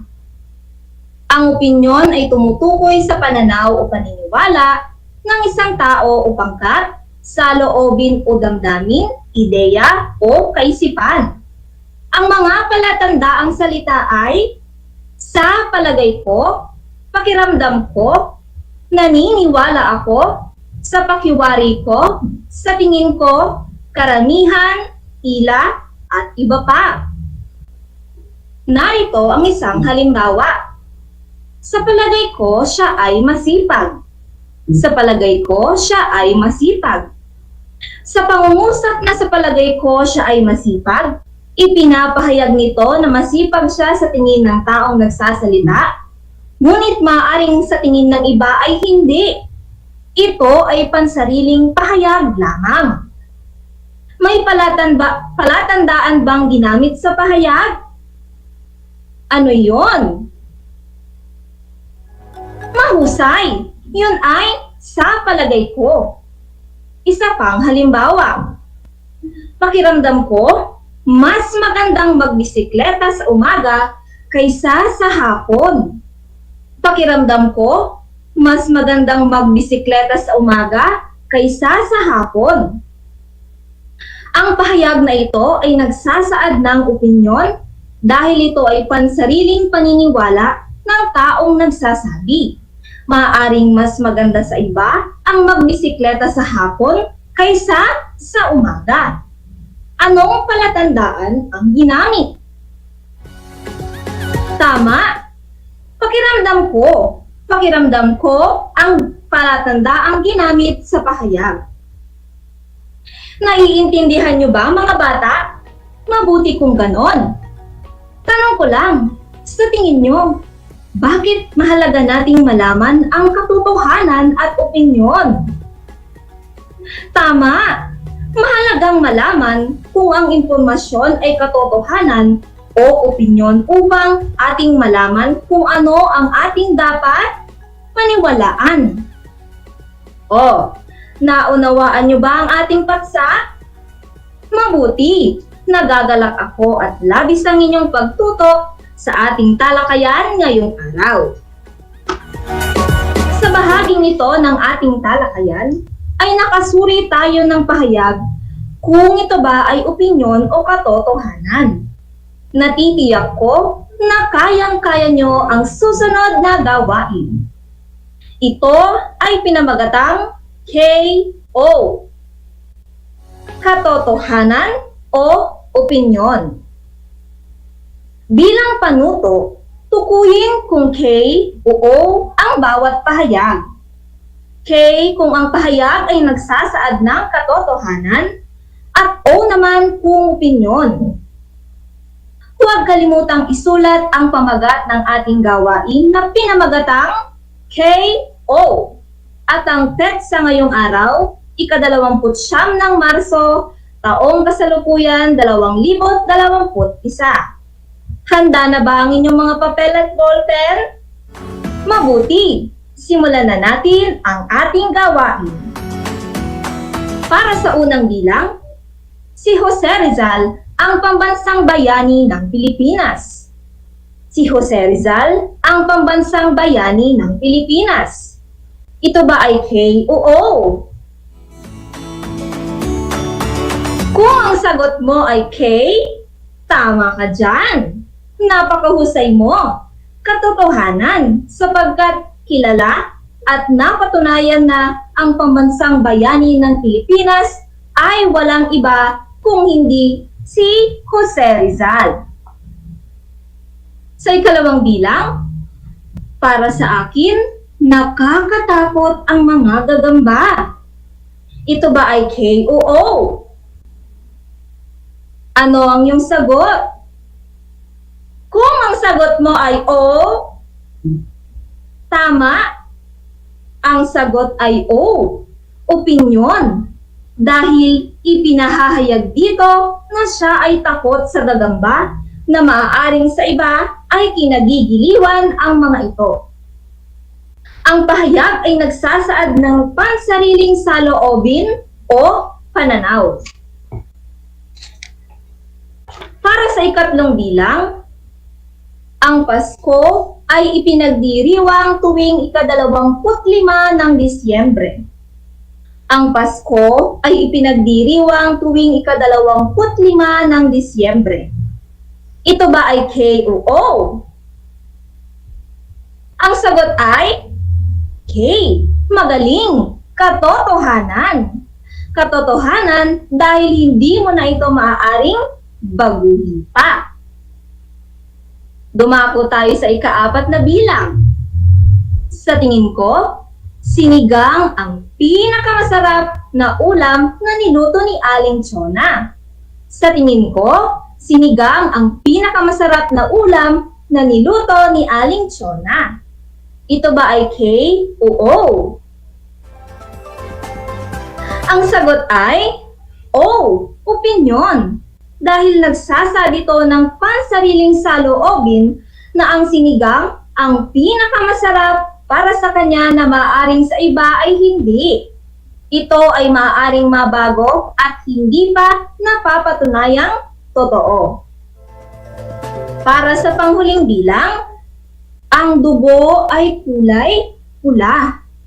Ang dugo ay kulay pula. Ito ba ay K o O? Ang tamang sagot ay K. Nakuha mo ba ang tamang sagot? Mahusay. Katotohanan, sapagkat ang pahayag ay nagsasaad ng totoo na ang kulay ng dugo ay walang iba kung hindi pula. Ilan ang nakuha niyong puntos? Magaling! Binabati ko kayo dahil nakakuha kayo ng perpektong score. Mahusay mga bata! Masaya ako dahil naiintindihan ninyo ang ating aralin. Kaya naman, huwag nating sayangin ang pagkakataon na mapalawak pa ang inyong kaalaman sa pamamagitan ng ikatlong gawain. Bilang panuto sa gawain, sa bawat pahayag, tukuyin ang angkop na panandang gagamitin upang mabuo ang pangungusap. Tukuyin ang angkop na panandang gagamitin upang mabuo ang pangungusap. Isulat lamang ang letra ng tamang sagot sa inyong mga papel. Handa ka na ba? Mabuti kung ganon. Simulan na natin ang gawain. Para sa unang bilang, patlang lechon ang pinakamasarap na pagkain. Patlang lechon ang pinakamasarap na pagkain. Ang mga pagpipilian ay tila, batay, para sa akin. Tila, batay, para sa akin. Ano ang inyong kasagutan? Ang tamang sagot ay para sa akin. Para sa akin, lechon ang pinakamasarap na pagkain. Para sa akin, lechon ang pinakamasarap na pagkain. Sa tingin mo, ito ba ay katotohanan o opinyon? Tama, ito ay opinyon. Para naman sa ikalawang bilang, patlang kay Felipe, luto na ang ulam. Patlang kay Felipe, luto na ang ulam. Ang mga pagpipilian ay naniniwala ako, batay, tila. Naniniwala ako, batay, tila. Ano kaya ang sagot? Ang sagot ay batay. Batay kay Felipe, luto na ang ulam. Ito ba ay katotohanan o opinyon? Mahusay, ang pahayag ay nagsasaad ng katotohanan. Para naman sa ikatlong bilang, patlang na maaari akong maglaro pagkatapos kong sagutin ang aking module. Patlang na maaari akong maglaro pagkatapos kong sagutin ang aking module. Ang mga pagpipilian ay naniniwala ako, ayon pinagtitibayan. Naniniwala ako, ayon pinagtitibayan. Sa tingin mo, ano ang tamang sagot? Ang tamang sagot ay naniniwala ako. Naniniwala ako na maaari akong maglaro pagkatapos kong sagutin ang aking module. Sa tingin mo, ito ba ay katotohanan o opinyon? Tama, ito ay opinyon.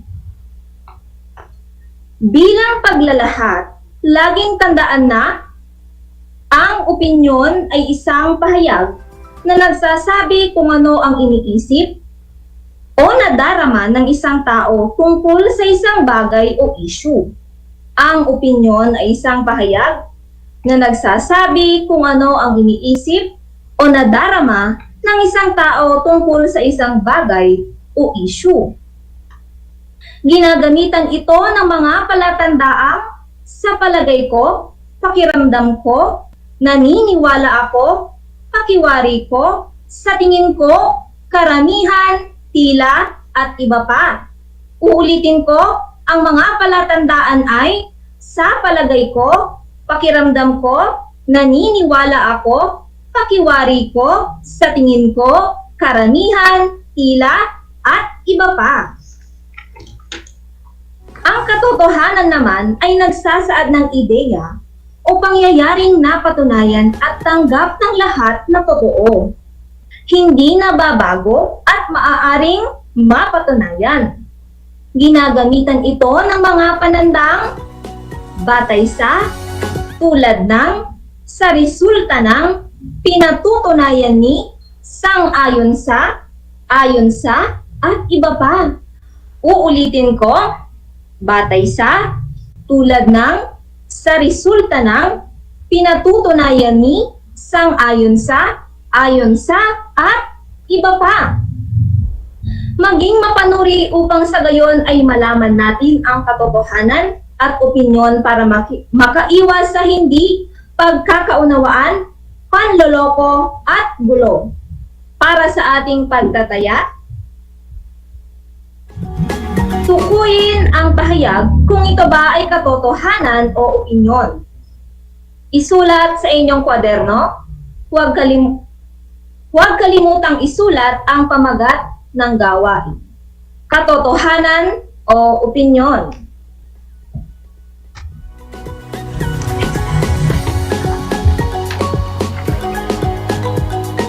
Binabati ko kayo mga bata.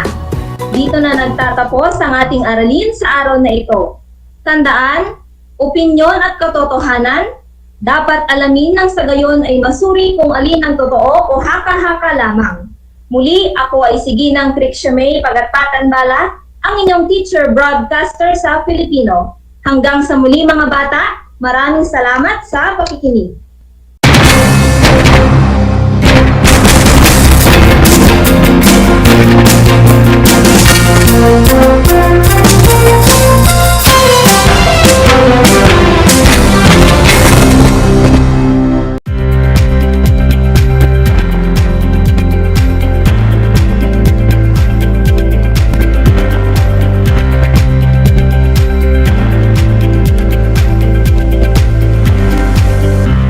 This is my story. Ano ang kwento ng buhay mo? Malungkot? Masaya? May kababalaghan? O puno ng aksyon? Ang bawat kwento ng kapwa nating Pilipino ay mahalaga. This is my story. Sama-sama nating ibahagi ito upang magbigay aral at inspirasyon sa ating lahat. This is my story. This is my story. Hosted by Mitch Desunia. Tuwing Sabado, alas 3 hanggang alas 4 ng hapon. Mapapakinggan dito sa Radyo Pilipino at mapapanood sa RTV Tarlac Channel 26. This is my story.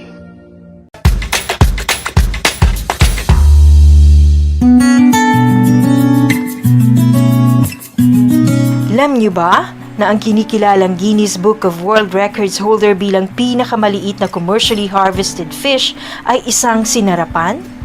Ito ay matatagpuan lamang sa Pilipinas, sa Lake Buhi sa Bicol River. Isa itong uri ng goby na may transparent na katawan na may sukat na 12.5 mm.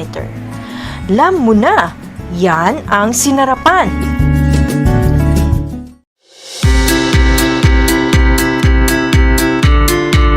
Upang matugunan ang mga kinakaharap na pagsubok ng mga guro at mag-aaral sa gitna ng kasalukuyang pandemya, nagsanib tulong sina Congressman Charlie Cojuangco ng unang distrito ng Tarlac, DEPED Region 3 Regional Director Dr. May B. Eclar at Tarlac Schools Division Superintendent Dr. Ronaldo Pozon para sa isang napapanahong proyekto na tinaguriang Project Shine, Aral TarlakHenyo. Ang mga mag-aaral ng Grade 4 at Grade 5, ganun din ang Grades 8 and 9 sa buong probinsya ng Tarlac, kasalukuyang sumasailalim sa radio-based instruction. Katuwang ang himpilang DZTZ 828 kHz AM at RTV Tarlac, Channel 26. Ang Tarlac po nangunguna po ngayon pagdating po sa radio-based instruction. Marami pong humahanga sa atin. I'm very happy this station, itong DCTC, could reach the whole of Region 3. Hindi natin alam, we are contributing. We are creating a very big dent in the history of Philippine education. And I am proud. I am here in Tarlac. This is the noble cause of education in which you and I, without you knowing it, we are bound to do.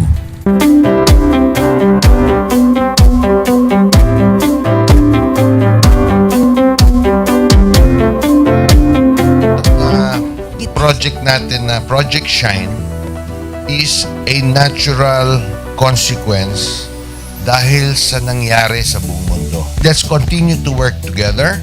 I think it's very Filipino to practice bayanihan in anything or most of the things that we do. And this is a manifestation of that. No? We have private sector, we have DEPED, we have local government, all working together. And I hope the parents of some of these children, especially the parents that did not graduate from school or hindi nakapag-aral nung sila ay bata, sana naman gamitin na nila itong opportunity na mag-schooling na rin sila kasama ng mga anak nila para mag-bonding pati ang mga magulang sa mga bata. I look at this as doing God's work. Diba? So if you do God's work, it feels right. It's righteous. It's for good, not for evil. Good morning and happy learning, grade 4. Welcome to Aral TarlakHenyo here on RTV Tarlac, Channel 26. Simulcast over DZDZ 828, Radio Filipino Tarlac. I am Teacher Mercy Pacheco Bognot. This is Alistair Aidatu. I am Marie Josephine B. Andrade. I am Teacher Princess Marie M. Dueñas, and I will be your teacher broadcaster for today.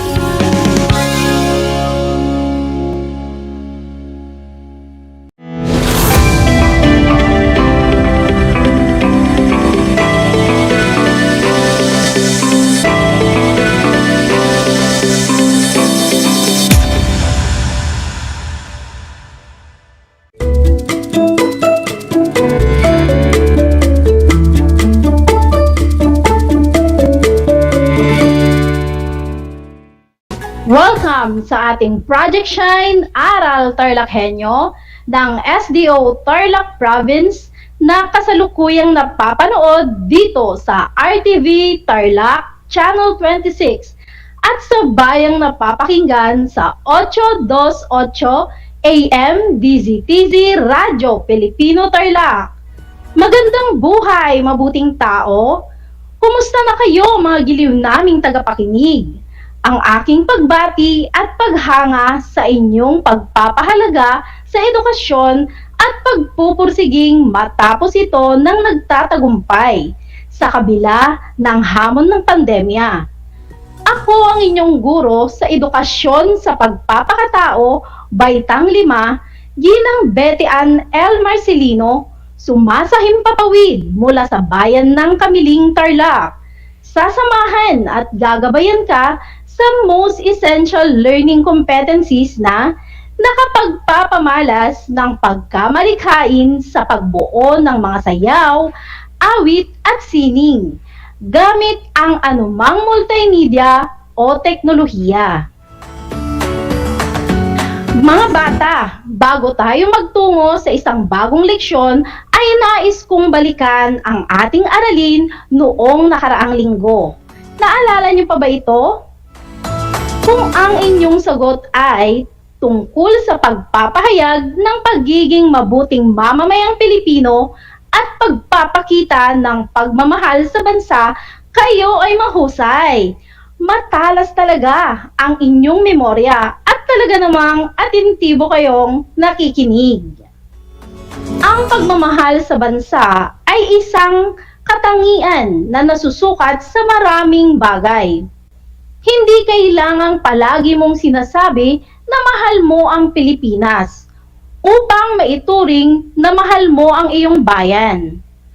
Maaari din kasi na maipakita ito sa pagsasabuhay ng mga katangian, kultura at kaugaliang kumakatawan sa isang Pilipino. Ngunit tandaan natin mga bata na ang pagiging mabuting mamamayang Pilipino ay pagpapakita ng pagmamahal sa bansa. Bilang Pilipino, isa sa mga kaugalian natin ay ang pagiging mapagmahal. Namumukod tangi ang mga kaugalian at katangian ng mga Pilipino, lalong-lalo na pagdating sa ating pamilya. Ilan lamang sa mga ito ay ang pagsunod ng mga patakaran ng iba ng ating bayan na nagpapakita ng pagmamahal sa ating bansa. Lalong-lalo na ngayon, nasa ilalim tayo ng COVID-19 pandemic. Bago tayo dumako sa ating bagong aralin sa araw na ito, ay may maikling video clip mula sa TikTok na nais kong ipapanood sa inyo.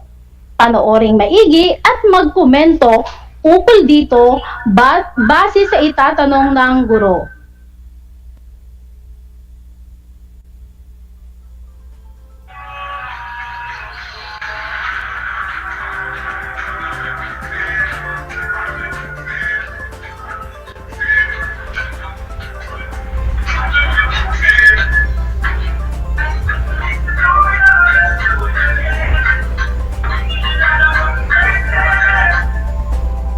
Base sa inyong napanood sa video clip, anong talento meron ang mga bata? Kung ang sagot mo ay pagsayaw, ikaw ay tumpak. Ano at papaano nila ipinapakita at ibinabahagi ang kanilang talento? Kung ang sagot mo ay gamit ang TikTok o pagvi-video ng kanilang sarili, ikaw ay mahusay. Natitiyak kong kayo ay handang-handa na, mga anak, sa ating bagong aralin sa araw na ito. Maging alerto at listo sa anumang impormasyong magbibigay ng inspirasyon, pag-asa at aral sa buhay na makatutulong sa pagiging mabuting tao. Sa araw na ito, ating tatalakayin ang tungkol sa ating pagkamalikhain, ialay sa kapwa natin. Ang ating talento ay biyaya mula sa Diyos na magagamit natin sa mga kapaki-pakinabang na paraan. Kaakibat sa gawaing ginagamitan ng talino ay ang ating pagiging malikhain. Tayong mga Pilipino, kahit sa mang sulok ng mundo, ay kilala hindi lamang sa ating natatanging tanawin, kundi sa pamamagitan din ng angkop na paggamit ng talino. Makakatulong ang mga kabataang tulad ninyo hindi lamang para sa kaunlaran ng bayan, kundi pati rin sa buong daigdig. Ating pananagutan ang paglinang sa ating angking talento. Bilang biniyayaan ng tao ng Diyos ng angking talento, marapat lamang na ibahagi at ialay natin ito sa mabubuting gawain para sa ating kapwa. Gamitin lagi ang talento sa lahat ng pagkakataon. Dapat laging maging responsable sa paggamit ng angking talento. Maging mapanagutan. Dapat sa mabuti lamang gamitin ang ating talento. Iwasan nating ito ay magamit sa mga masasamang gawain tulad na lamang para tayo ay makapanloko at makapanakit sa ating kapwa. Laging tandaan, may parangal man o wala, gamitin ang talento para sa kapwa nang walang inaasahang kapalit. Maging mapagkumbaba sa pagtanggap ng mga karangalan o mga papuri ng ibang tao o samahan. Huwag na huwag ipagyayabang ang mga nakamit na tagumpay o parangal dahil sa iyong talento.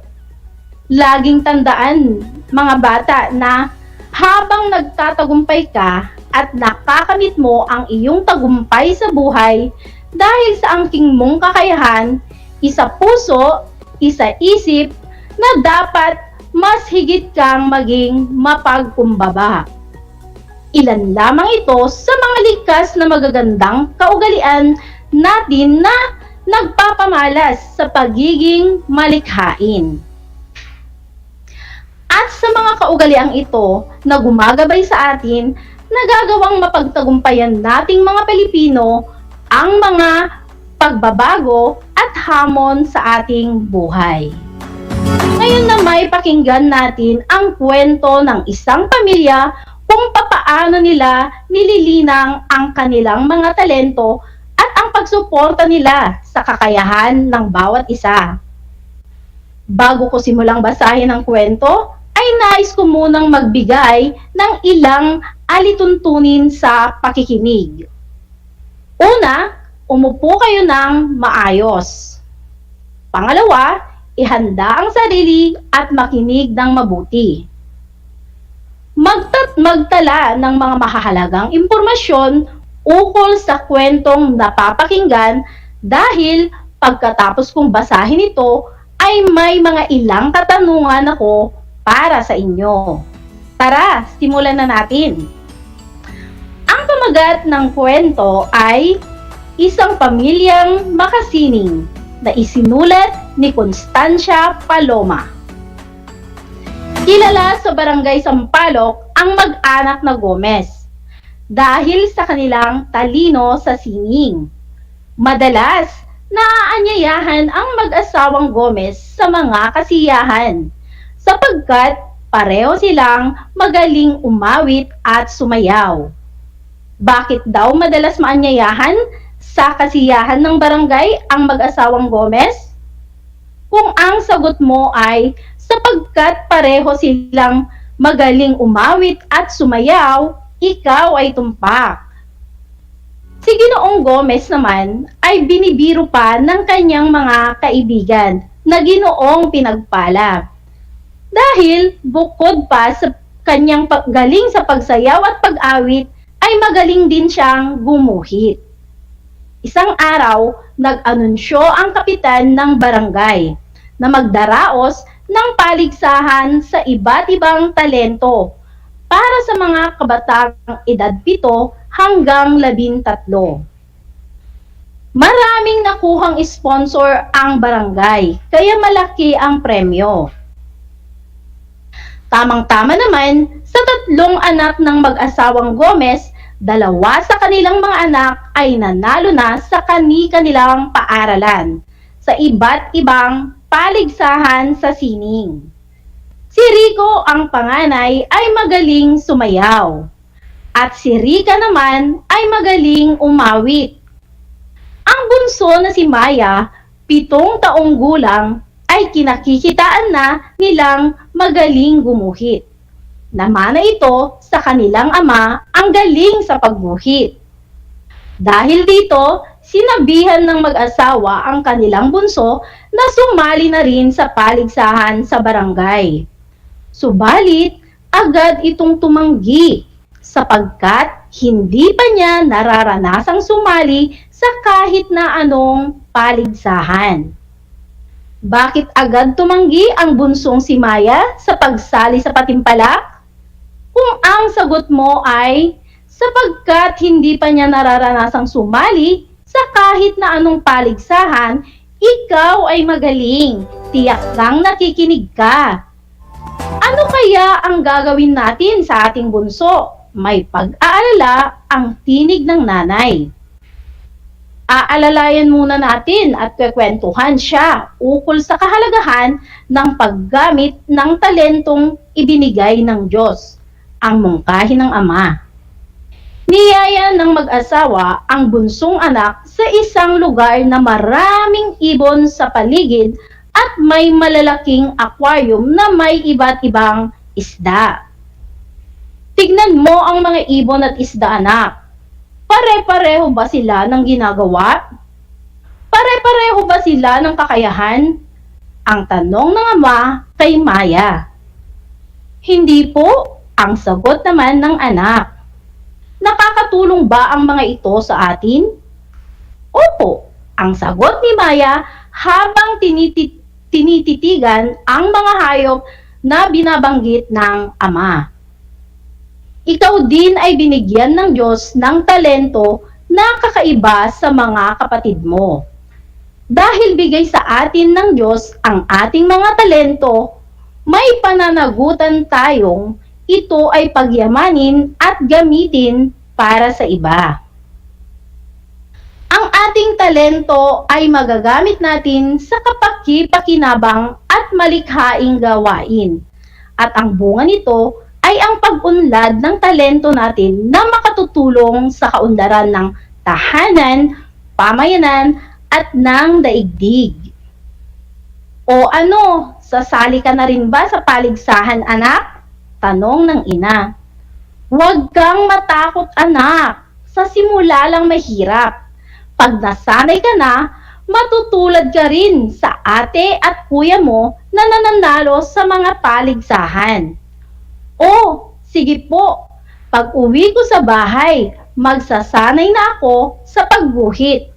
Ang tugon ng bunso nilang si Maya.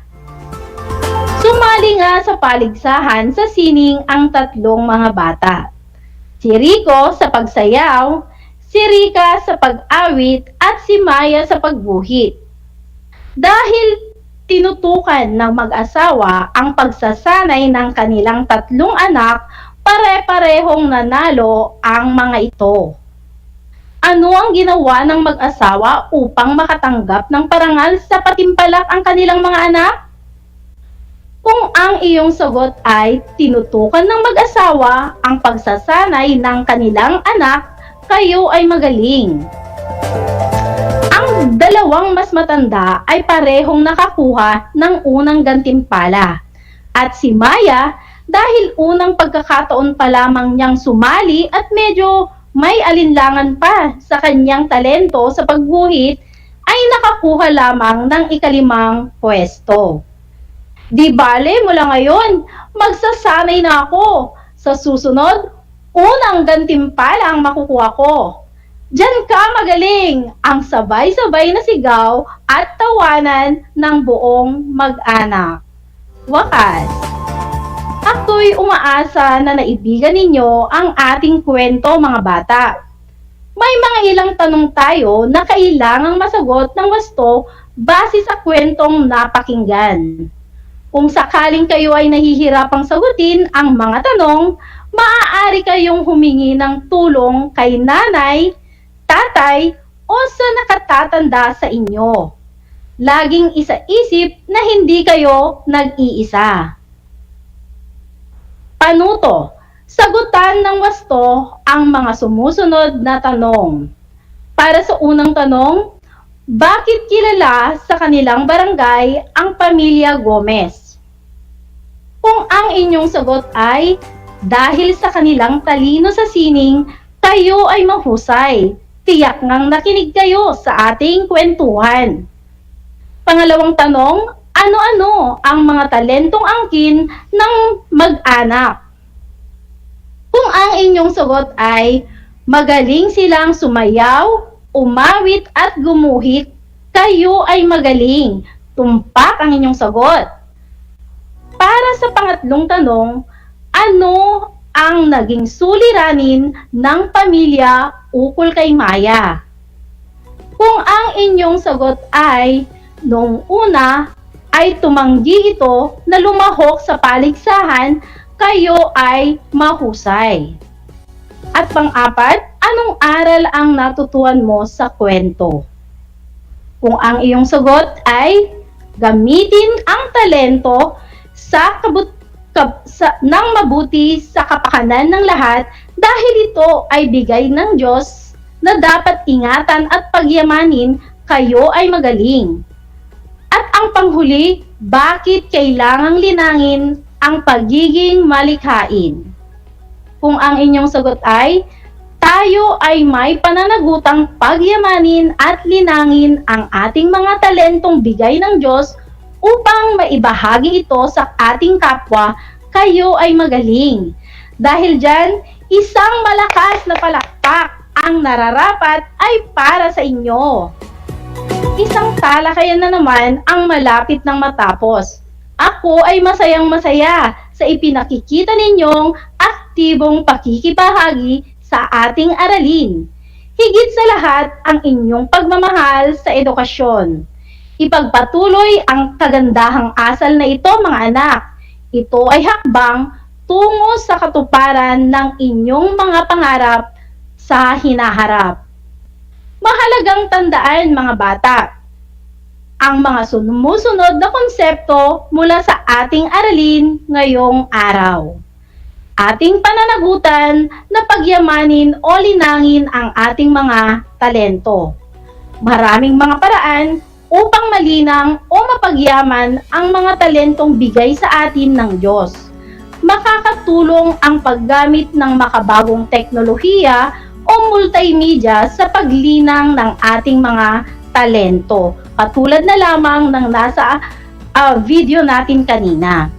Pangalawa, ipagpatuloy ang pag-alam ng iba mo pang mga talento na namana sa iyong mga magulang. Natutunan mo sa iyong mga guro at mga nakakasalamuha mo sa tahanan, paaralan, simbahan at pamayanan.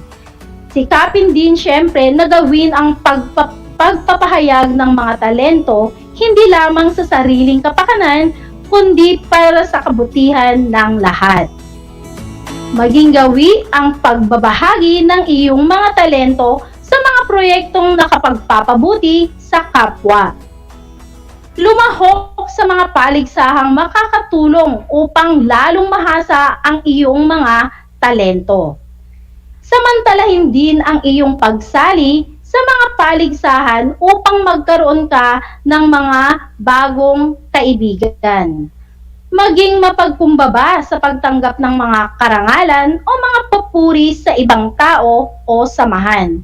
Higit sa lahat, maging responsable sa paggamit o pagpapakita ng iyong mga talento. Sana ay nauunawaan ninyo ang konsepto ng ating aralin ukol sa ating pagkamalikhain, ialay sa kapwa natin. Sa puntong ito, panahon na upang alamin kung kayo ay may natutuhan mula sa ating aralin sa pamamagitan ng munting pagsusulit. Sa lahat ng nanonood sa FB Live, gamitin ang FB chat box para sa inyong mga kasagutan. Ihanda naman ang panulat at sagutang papel sa lahat ng mga nanonood sa telebisyon at nakikinig sa radyo.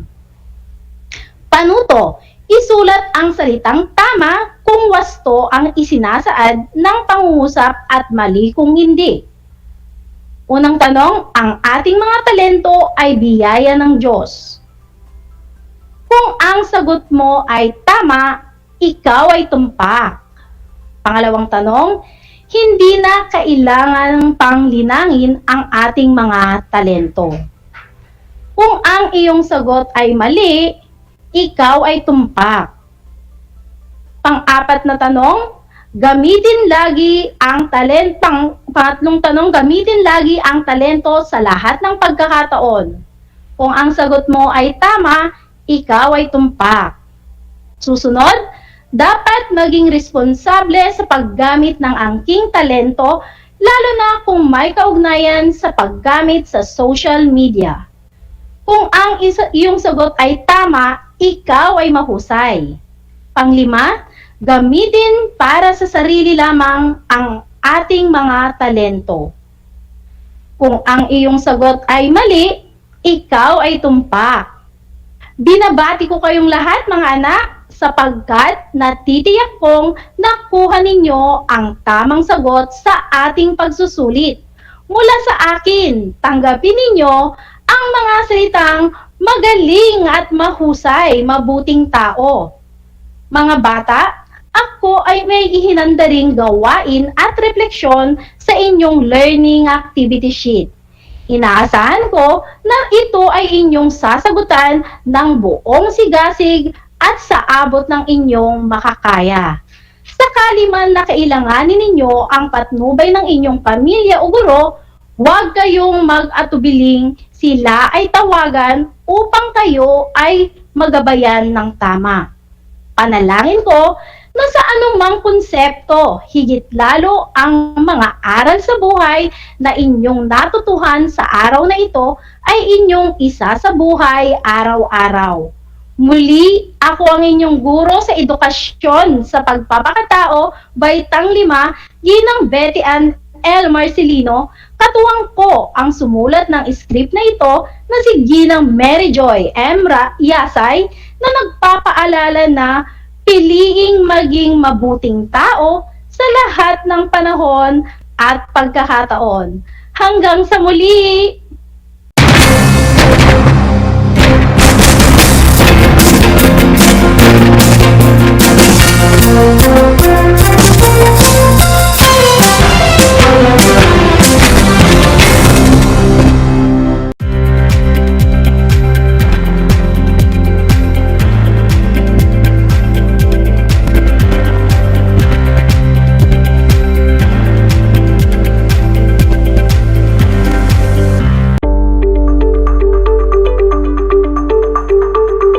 Sa pagnanais na mapigilan ang ating pamahalaan ang pagdami ng bilang ng mga kaso ng COVID-19, binuo ang One Hospital Command Center o OHCC upang mas mabilis na matugunan ang medikal na pangangailangan ng ating mga kababayan. Bukas ang OHCC 24 oras araw-araw. Tumawag lamang sa mga hotline nito sa 0919-977-3333 o 0915-777-7777 o 02-886-50500. Maaari ring i-download ang Pure Force Citizens app sa Android o iOS upang mabilis na matugunan ang sinumang nangangailangan. Layon din ng OHCC na maiwasang mapuno ang kapasidad ng bawat ospital. Kaya't kung ikaw ay kinakailangang tumawag sa OHCC, mabibigyan ka ng libreng preliminary consultation. Para sa mga nangangailangan ng emergency quick response, makikipag-ugnayan ang OHCC sa DOH Bed Tracker at sa mga ospital upang makahanap agad ng pinakamalapit na bakanteng ospital. Ang transportasyon o ambulansya naman ng ospital na inirefer ng OHCC sa pasyente ang siyang susundo sa bahay nito. Kaya't kapag ikaw ay nakakaranas ng anumang sintomas ng COVID-19 o nangangailangan ng agarang tulong medikal, tumawag lamang sa OHCC at handa silang tumulong sa lahat ng oras.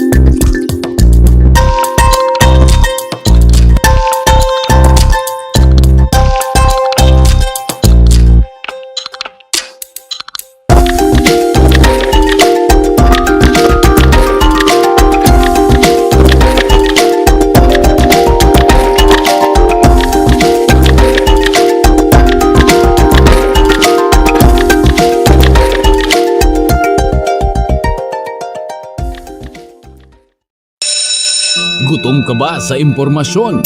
May namiss ka bang subject at leksyon? Gusto mo bang alalahanin ang nakaraan o dagdagan ang iyong kaalaman? Lahat yan alamin natin because the professor is in. Professor on air and online. Kasama si Professor Willie Perez. Isang oras na kaalaman, isang oras na makabuluhan. Professor on air. Mamangha at tumawa sa mga tips at trivia. Sa gabay at tanong, sagot ka rin niya. Professor on air and online. Kasama si Professor Willie Perez. Tuwing Sabado, alas 10 hanggang alas 11 ng umaga. Mapapakinggan sa Radyo Pilipino at mapapanood sa RTV Tarlac, Channel 26. Professor on Air.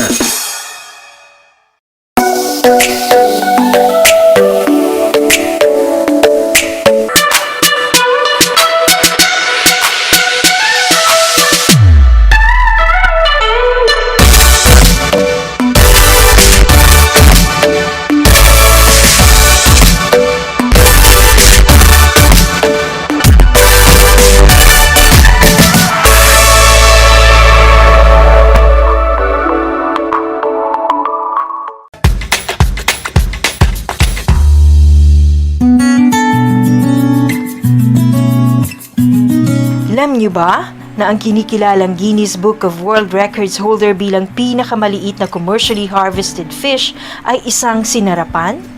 Ito ay matatagpuan lamang sa Pilipinas, sa Lake Buhi sa Bicol River. Isa itong uri ng goby na may transparent na katawan na may sukat na 12.5 mm. Alam mo na, yan ang sinarapan. How are you today? Hello, everyone. Hello, learners of Tarlac. Good morning, Math Talino Grade 4 learners! Welcome to Aral TarlakHenyo Here on RTV Tarlac Channel 26. Simulcast over DCTC. Radyo Pilipino Tarlac. I'm Sir Glenn, your teacher broadcaster. Broadcasting live here at Paniki Tarlac. Remotely here in Concepcion, Tarlac. Live here at Barangay Pedro Elquines, Mayantok, Tarlac. Broadcasting live from Ramos National High School. Your anchor teacher today for grade 9 mathematics. your partner in education this time of pandemic.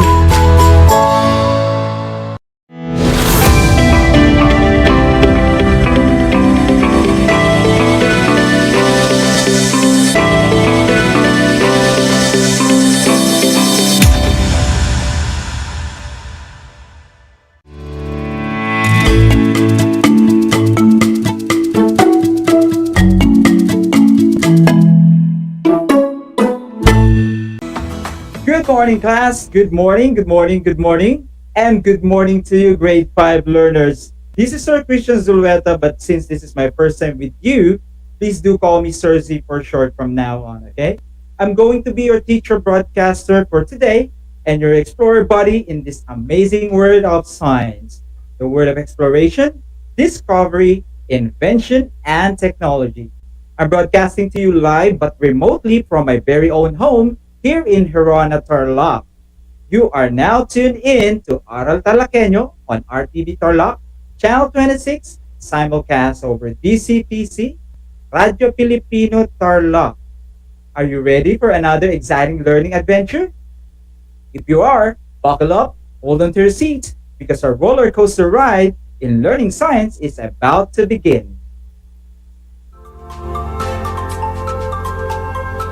For this lesson class, we will be using this module shown on the screen. So hopefully you have the same module with you, or in case your teacher provided you with something else or different, if we have the same topic for this week, that will still do and we're still good to go, okay? Awesome. Now that's been said, our topic for today is good conductors of heat and electricity. Again, the topic of our lesson is good conductors of heat and electricity. There you go. Do you have the same topic on your modules? Perfect. So let's proceed then, okay? Class, this module is divided into 2 weeks. Today, Monday, and this Wednesday, and then it will be continued by teacher LB next Monday. Yes. And once we're done with the module, you are expected to learn and acquire the following skills. Number 1, describe the characteristics of materials which are good conductors of heat and electricity. 2, identify materials inside your school or at home that are good conductors of heat and electricity, and those that are used as insulators. And number 3, practice safety at home when dealing with electricity. But before that, let's review your previous lessons last week about motion by Teacher Lady. Turn your modules to page 2 and we will try to answer the activity, What's in? Again, go to page 2 and look for the activity with the title, What's in? Are you on that page now, class? Very good. To do this activity, identify what is being described using the word bank below. Meaning, you will select the word as your answer from the box that is shown holding these words, okay?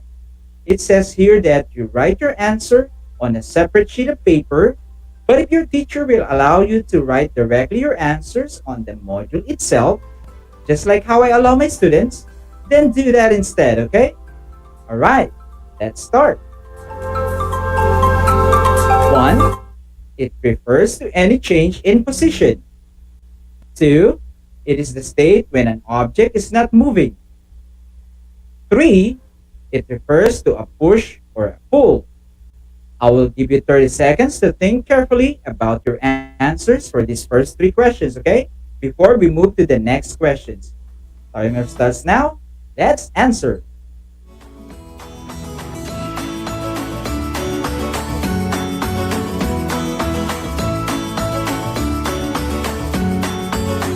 Ten seconds down, 20 seconds to go.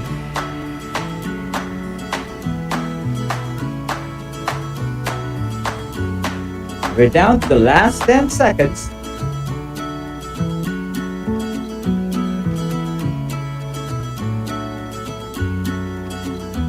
Alright, go. There you go. Time's up. 30 seconds is up and let's go to the next set of questions. Number 4. It measures how fast an object traveled over a period of time. 5. It refers to the shortest distance between the starting point and the terminal point. 6. It tells how fast something is moving in a direction. 7. It measures how far an object moves. Another 30 seconds for you, class, to answer these questions.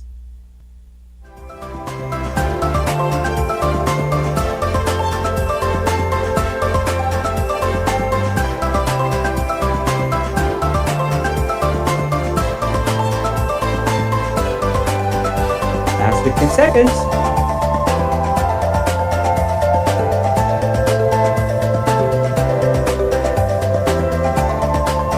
There you go.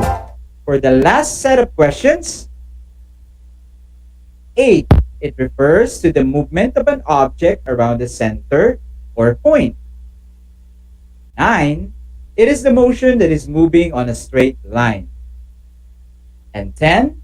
It is the movement of an object on its axis in circular motion. Last 30 seconds.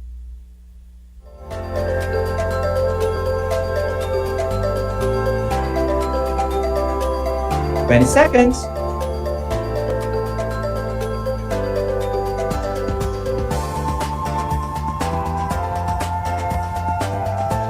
And there you go. Time's up, class, and your pens down, of course.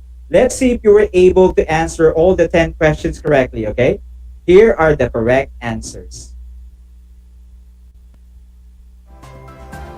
For number 1 to 5, motion, at rest, force, speed, displacement.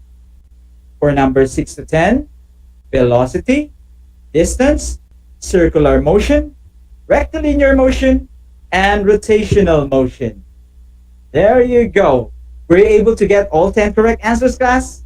Very good. You deserve a round of applause. But if not, of course, if you made some wrong answers, it's still okay, okay? You just need to go back and study them again, all right? Okay, awesome. All right, let's continue. Now, class, let's talk about heat and electricity. Class, can you imagine life without heat or electricity? Heat and electricity are very important in our daily lives, right? In fact, almost everything that we do every day involves the use or need of heat or electricity. For example, let's find some examples here.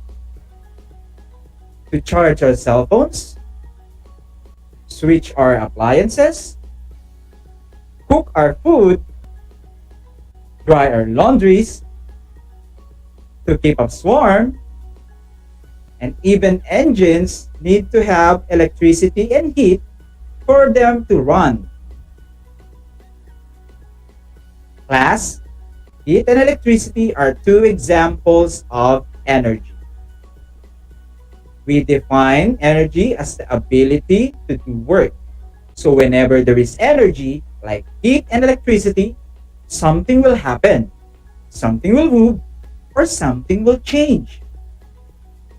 Take note, class, that energy is not a form of matter, okay? Although we have different forms of energy around us, they are not considered as matter. Why is energy not matter? To answer this question, let's do a review of our lesson about matter. Do you still remember this topic, class? Let's take a quick look about matter, okay? All right. Class, we already learned that matter is defined as anything and everything around us that it occupies space and it has mass. Mass means the quantity or number of materials inside an object. When we say materials inside an object, we are talking about molecules because matter is made up of molecules. Note, class, that even though like matter, energy can occupy space. Imagine a very hot room during summer, just like what I have right now. It's very hot inside. Energy, however, doesn't have molecules of its own. So, energy is not matter because it doesn't have molecules, therefore, it doesn't have mass. So if energy is not made up of molecules, what do you think is energy made from? Class, do you know what this is? Anyone from the audience? Send your answers to the comment section, okay? Very good. Correct. This is called an atom. Energy is not made up of molecules like matter, but energies are generated involving the subatomic particles of atom. When you say subatomic, class, it means smaller parts of an atom, okay? Smaller parts. Do you know what they are still? So the subatomic particles of atom, or simply the smaller parts of atoms, are proton, which is the positive charge particles or part of an atom, neutron, which is neutral or zero charge, and electron, which is negatively charged. To better understand how energies are generated by the particles of atom, let's focus and study electricity. Question: if subatomic particles are involved with energy or the generation of energy, which of the following parts of atom do you think is involved with electricity? Is it A, proton, B, neutron, or C, electron? Class, the correct answer is C, electron. As you can guess, the word electricity actually came from the word electron. Electricity, electron. Got it? Great. We define electricity as the flow of electrons from one object to another. Class, when we say object here, we are referring to molecules, okay? The objects means molecules. So it's like saying electricity is the flow of electrons from one molecule to another molecule. We will learn more about electricity in the coming lessons, class, okay? But for the meantime today, we will focus on safety with electricity. Let's read and study these 5 safety tips that will help us keep safe and prevent injury or accident involving electricity on page 4 of your modules. Everyone, go to page 4 of your modules. Here are some safety tips for you to remember that you will find in your modules on page 4. 1. Keep your gadget in good working condition before using it. 2. Always check plugs, wires, and cables away from flames. 3. Avoid octopus connection. Too many appliances in one socket might cause fire. 4. Do not touch anything electrical with wet hands.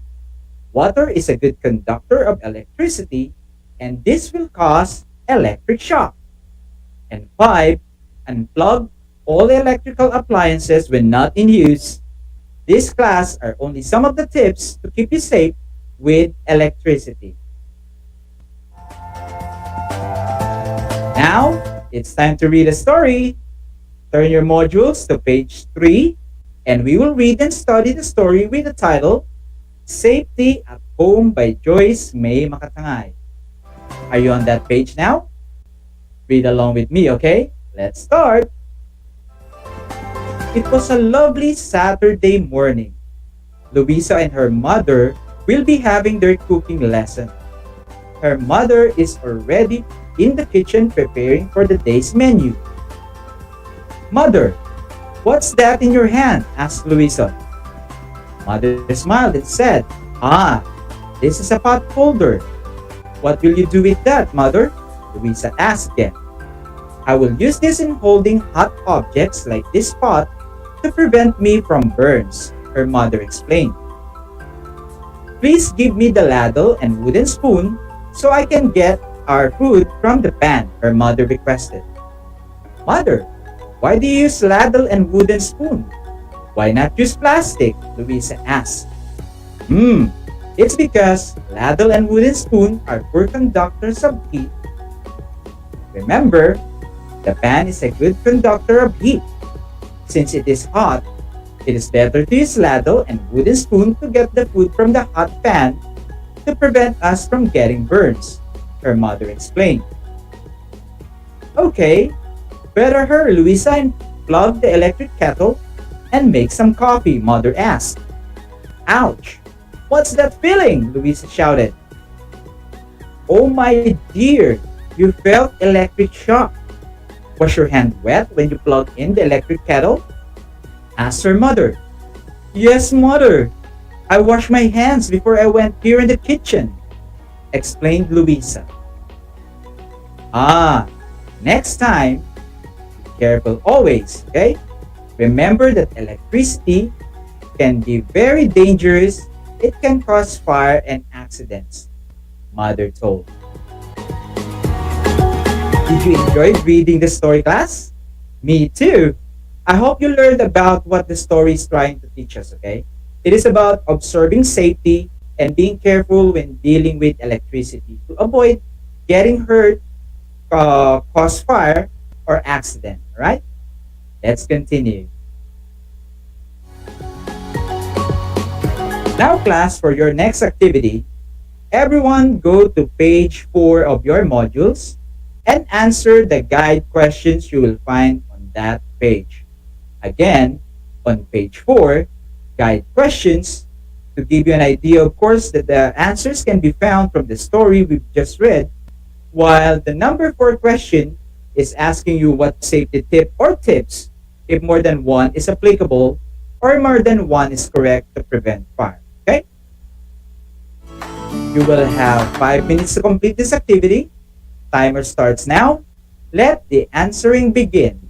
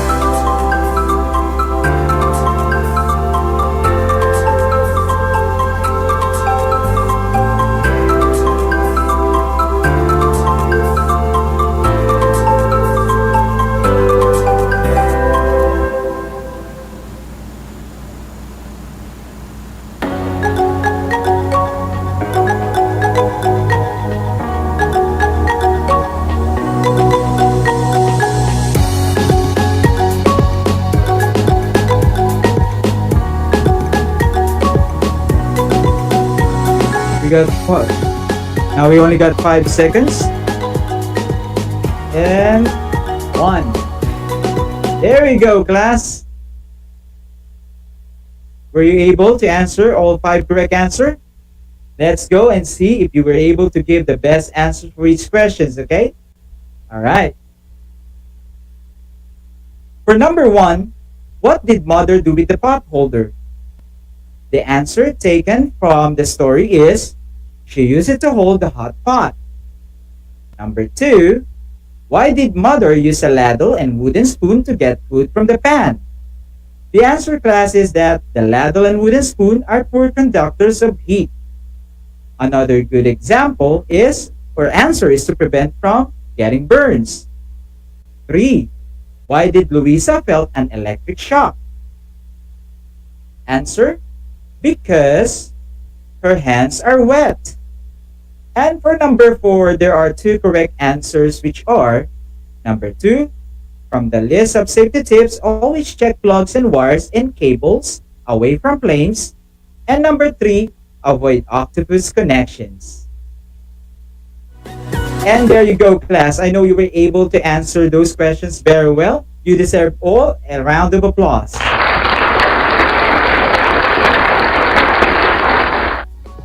And that, class, is an awesome way to start this week. Okay, so for the meantime, that will do for our Monday session, class. We will continue the discussion this Wednesday, March 31. We will talk about conductors and insulators, difference between conduction and insulation, how heat and electricity travels, and the properties of materials that are good and used for conductors or as insulators.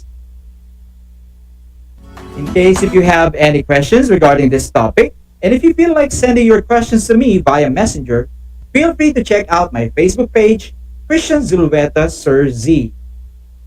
Also, I'm personally inviting you to like, share, and follow the official Facebook page of RTV Tarlac Channel 26 to keep yourself updated with the new lessons and events we have for you. This has been an awesome learning day, class, and see you all again this Wednesday for Science 5, only here on Aral TarlakHenyo, live on RTV Tarlac, Channel 26, and DCTC, Radio Filipino Tarlac. Once again, this is Sir Z, your teacher broadcaster for Grade 5, and your explorer buddy in this amazing world of science, the world of exploration, discovery, invention, and technology. Everyone, enjoy the rest of the day. Good luck with your studies. Stay safe. Class dismissed.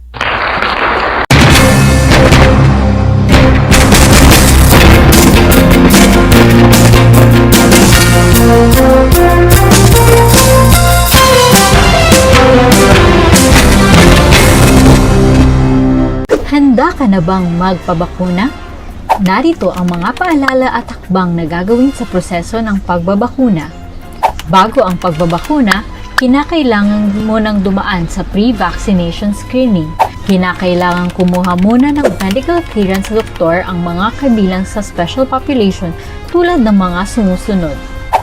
May problema sa immune system, may cancer, may HIV, sumasailalim sa transplant operation, kasalukuyang umiinom ng steroids, mga senior citizens na may special conditions. Step 1. Waiting area. Siguraduhin kayo ay pumunta sa tamang oras at petsa ng inyong schedule sa pagbabakuna. Hindi papayagan ang mga walk-in sa vaccination sites. Maupo sa bakanting upuan alinsunod sa tamang pagkakasunod ng bilang. Hintayin na tawagin kayo para sa susunod na hakbang. Habang nag-aantay, sumunod sa minimum public health standards. Isuot ang face mask at face shield. Sundin ang proper physical distancing at ugaliing maghugas at isanitize ang kamay. Step 2. Registration. Sundin ang mga patakaran ng inyong LGU o vaccination site sa pag-register at ipakita ang inyong government ID. Bibigyan kayo ng kopya ng informed consent form, health screening form, at mga pamphlet tungkol sa bakuna na pwede ninyong basahin. Hintayin na matapos ang proseso ng registration bago pumunta sa susunod na hakbang. Step 3. Screening. Kayo ay isa sa ilalim sa health screening at tatanungin tungkol sa inyong kalusugan tulad ng history of COVID-19 exposure, history of vaccination, mga gamot na iniinom, kung may allergies at iba pa. Ito ay para makasiguro kung angkop para sa inyo ang magpapakuna sa kasalukuyan. Step 4. Health Education. Makinig sa ibabahaging importanteng impormasyon tungkol sa pagbabakuna para sa COVID-19. Kung mayroon pa kayong ibang katanungan, sumangguni sa ating mga vaccination staff. Siguraduhin na pirmahan ang consent form na pumapayag kayong magpabakuna bago pumunta sa susunod na hakbang. Step 5. Vaccine Administration. Ito ang panahon kung saan kayo ay babakunahan sa loob ng 1 hanggang 2 minuto. Huwag kalimutan na kunin ang inyong vaccination card pagkatapos matanggap ang bakuna. Step 6. Observation. Alinsunod sa Department of Health, ang lahat ng magpapabakuna ay kailangang manatili sa pasilidad ng 15 hanggang 30 minuto para obserbahan kung may hindi magandang nararamdaman. Ang ating medical staff ay nakatutok sa inyo para ma-monitor ang inyong kalusugan. Bibigyan kayo ng mga pangalan ng health facility o hotline o contact kung saan pwedeng pumunta kung kinakailangang sumangguni dahil sa side effects ng bakuna. Narito rin ang mga paalala na dapat tandaan. Siguraduhin bumalik sa schedule para sa pangalawang dose ng bakuna. Laging tandaan na kahit nabakunahan ka na, ay huwag pa rin kalimutang sumunod sa minimum public health standards tulad ng pagsasanitize ng mga kamay, pagsusuot ng face mask at face shield, at pagdidistansya sa iba ng 1 metro. Ito ay para na rin sa ating proteksyon at sa proteksyon ng iba. Para sa karagdagang impormasyon, bisitahin ang mga sumusunod na pages. Tara sa Bida Vaccination!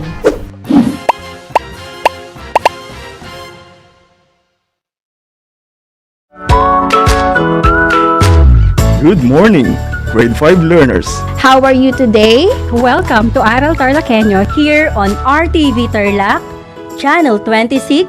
Simulcast by DCTC, Radyo Pilipino, Tarlac. I am Sir Joshua Evaristo, your teacher broadcaster, Aiming to give you another fun-filled learning experience, serving you with the different skills learned and have fun together.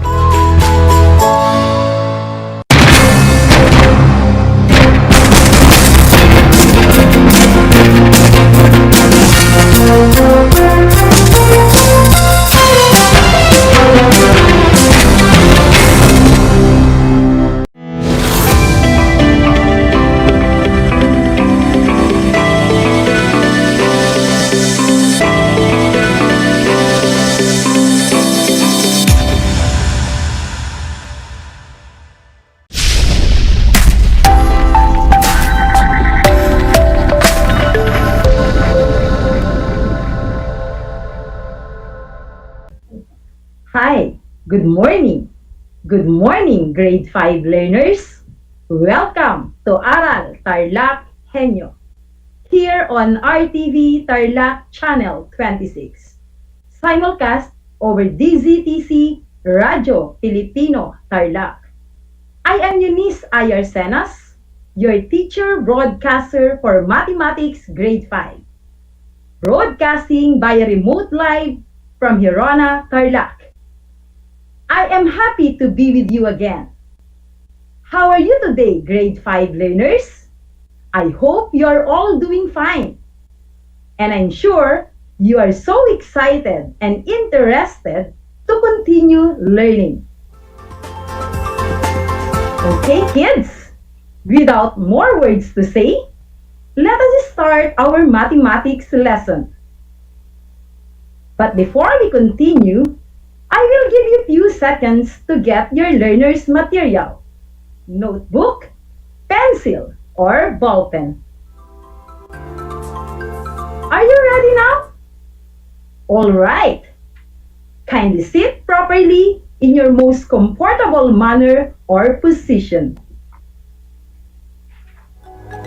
Let's have a short review about your previous lesson last week. You have already unlocked the important terms last week with Teacher Marife that we will use in our lesson this week. Let us recall the following terms: the percentage, base, and rate. What do we mean by percentage, base, and rate?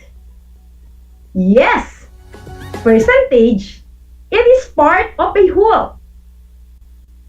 Base, it is the whole or the total. While the number with percent sign is the rate. You have also learned to identify the percentage, base, and rate in a given problem. I prepared a 3-item activity for a short review. Let's do this review activity, kids. Identify the base, rate, and percentage in the given. 10% of 1,000 is 100. Number 2. 70% of 80 is 56. Number 3. 17 is 85% of 20. Let's answer number 1. Let me read to you the given. Number 1. 10% of 1,000 is 100. What is the base in the given? If you answered 1,000, correct. How about rate? 10% is the correct answer. And lastly, the percentage is 100. How about number 2? Let's answer it. The given in item number 2 is 70% of 80 is 56. To identify all the given, what is the base in the given? 80 is the base in the given. How about the rate? 70% is the rate. And our percentage in item number 2 is, if you answered 56, you got it right. And lastly, item number 3.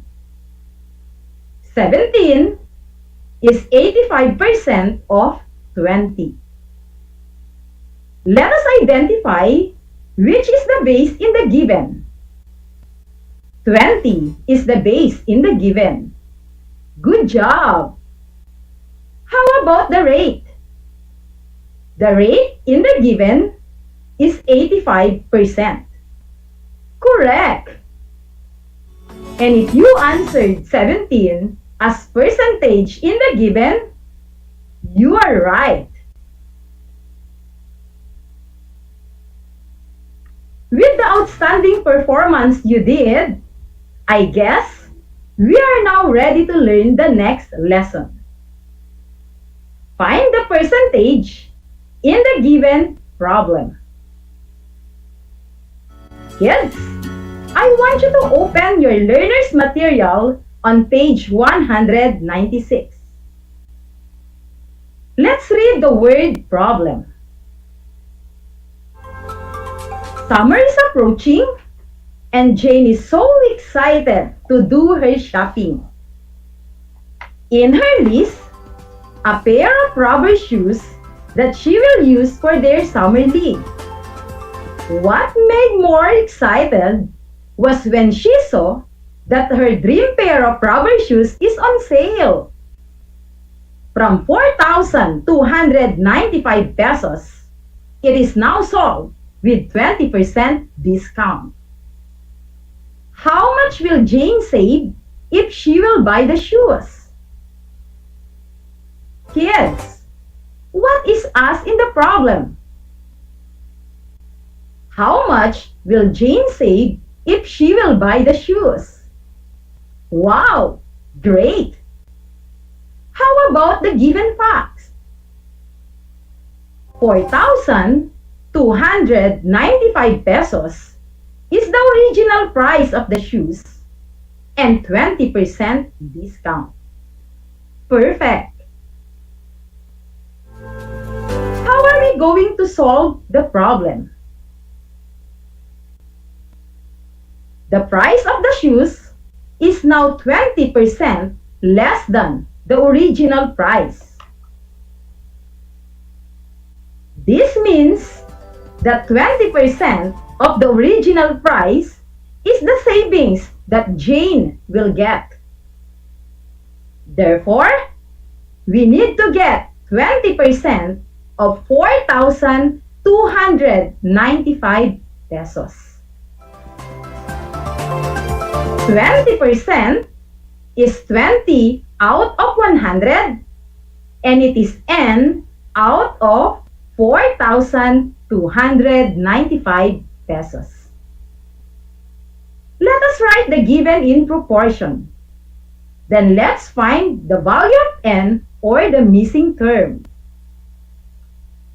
N out of 4,295 pesos is equal to 20 out of 100.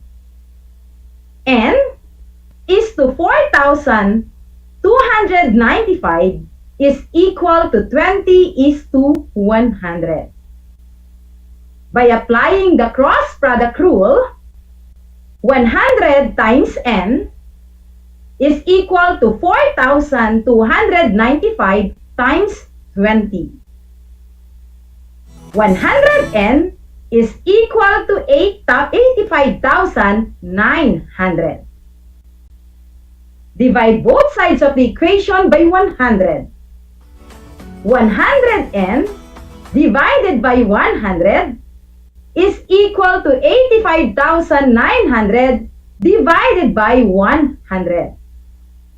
Our n is equal to 859. Therefore, 859 will be deducted from the original price of shoes. This will also be the amount that Jane will save. How about you kids? Have you experienced buying things on sale? If yes, isn't it you save money? And saving money is a big help to your family and of course to your needs. Start saving money by buying only the important things that you need, and much better if they are on sale so you can save more. The given problem is an example of a problem on percentage. 20% is the rate. The expression or the number with the percent symbol. 859 pesos is the percentage. It is part of a whole, part of 4,295 pesos. 4,295 pesos is the base. It is the whole or total.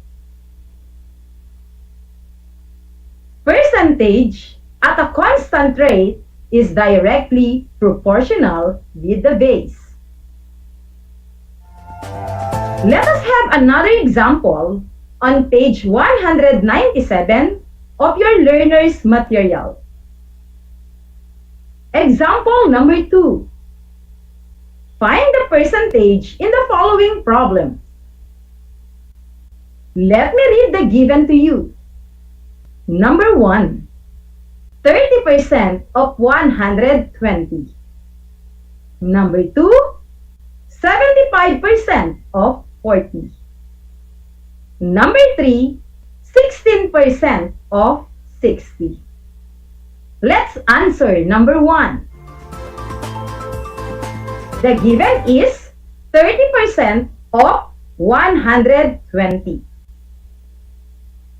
Find the percentage in the given problem. Let us identify what are the given data. 30% is the rate. 120 is the base. And the percentage is unknown. How are we going to solve for the percentage?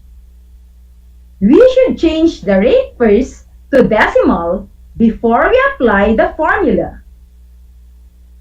You have learned in your previous lesson that in changing a percent to decimal, divide the given rate by 100 or simply move the percent sign 2 places to the left, then change it to decimal point. Rate is equal to 30%. Move 2 places to the left. It is equal to 0.30. And the base is 120. P is equal to unknown. What is the formula in finding the percentage? P is equal to R times B. P stands for percentage, R for rate, and B for base. Let us substitute the given in the formula. P is equal to R times B. What is the rate in the given? 0.30. How about the base? 120. Multiply the rate and the base to get the percentage. The product is 36. Did you get the same answer as mine? Hence, 30% of 120 is 36. The percentage is 36. Let's proceed to number 2. 75% of 40. Find the percentage. Change the given rate in decimal number. Our rate is 75%.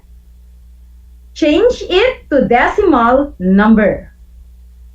Divide 75 by 100 or simply move 2 places to the left, then change percent sign to decimal point.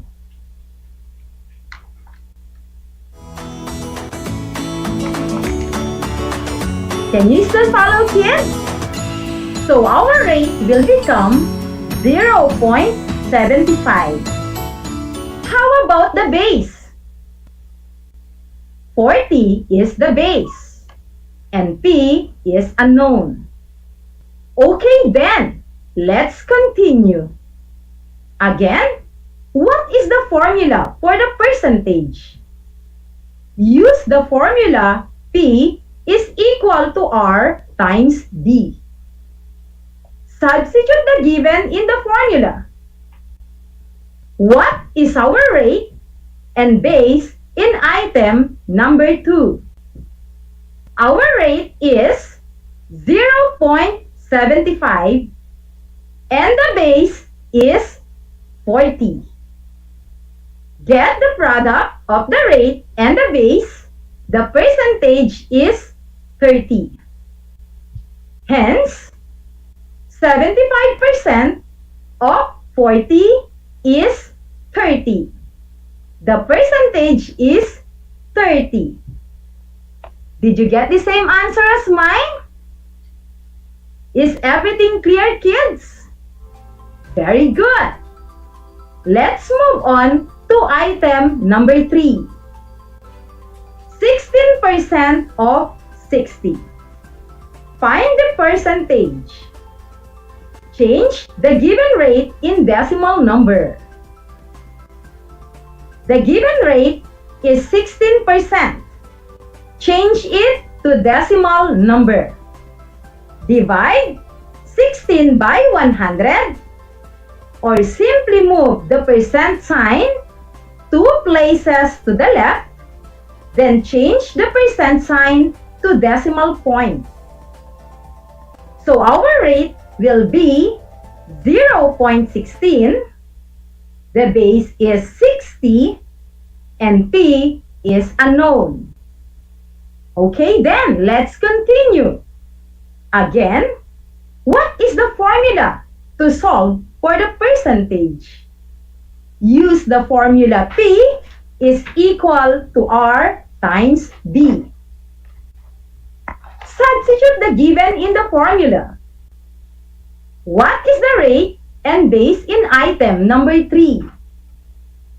The rate is 0.16 and the base is 60.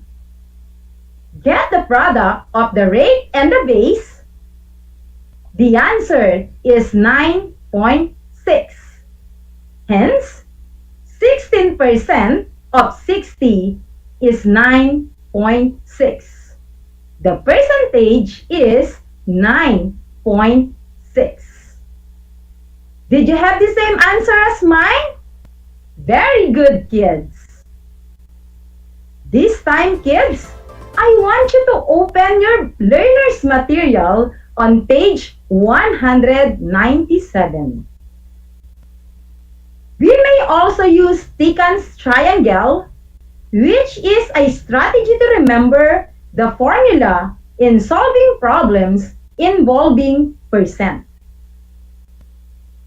Percentage is on top, meaning percentage is equal to rate times base. Rate is percentage divided by base multiplied by 100. Base is percentage divided by rate.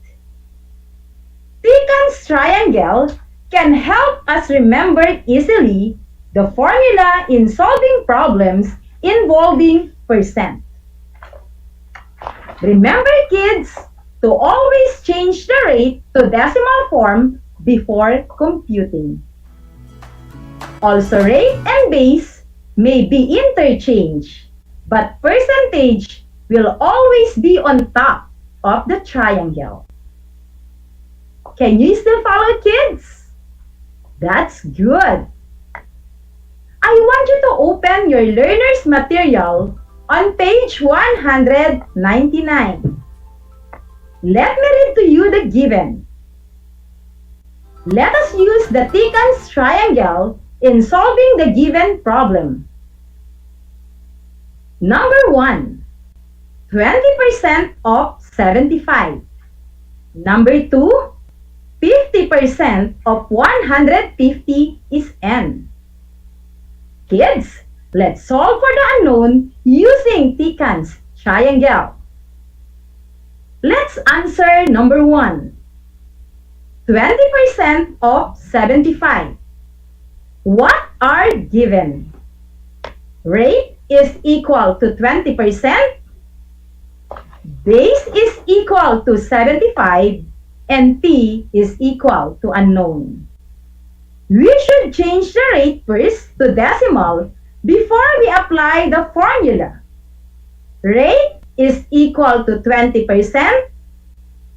Move 2 places to the left. B is equal to 75. And P is equal to unknown. We will just plug in the values inside the triangle. P is N, or the unknown. R is 0.20 and B is 75. Using the formula P is equal to R times B. Let's substitute the given formula. Rate is 0.20, base is 75. Get the product of the rate and the base.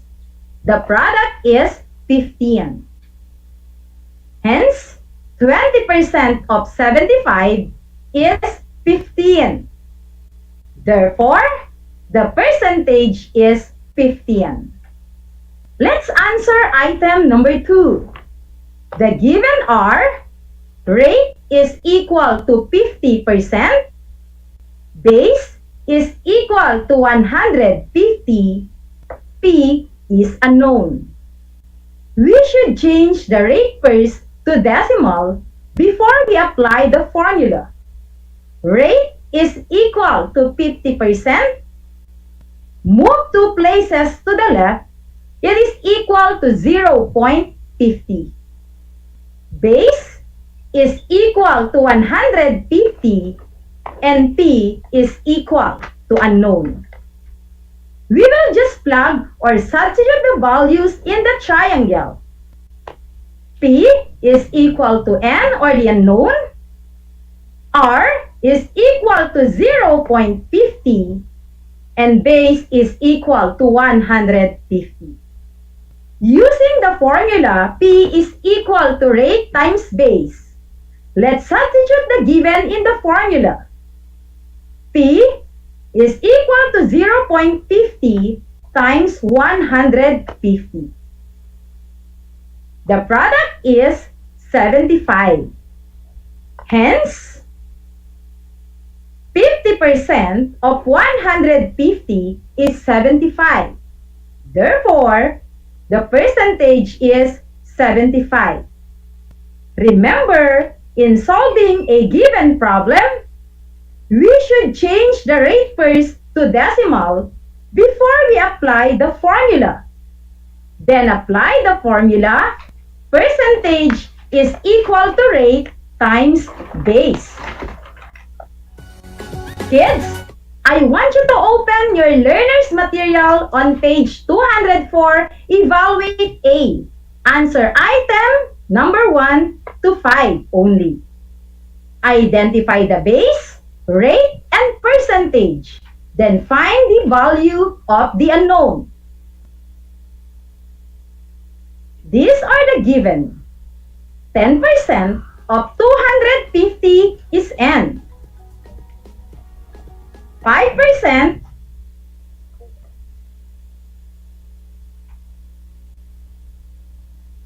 dear parents and guardians, please provide assistance to your children in accomplishing the activities.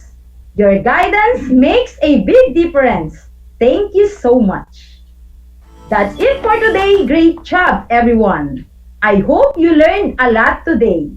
I am Eunice Ayarsenas, your anchor teacher for today. Until next time.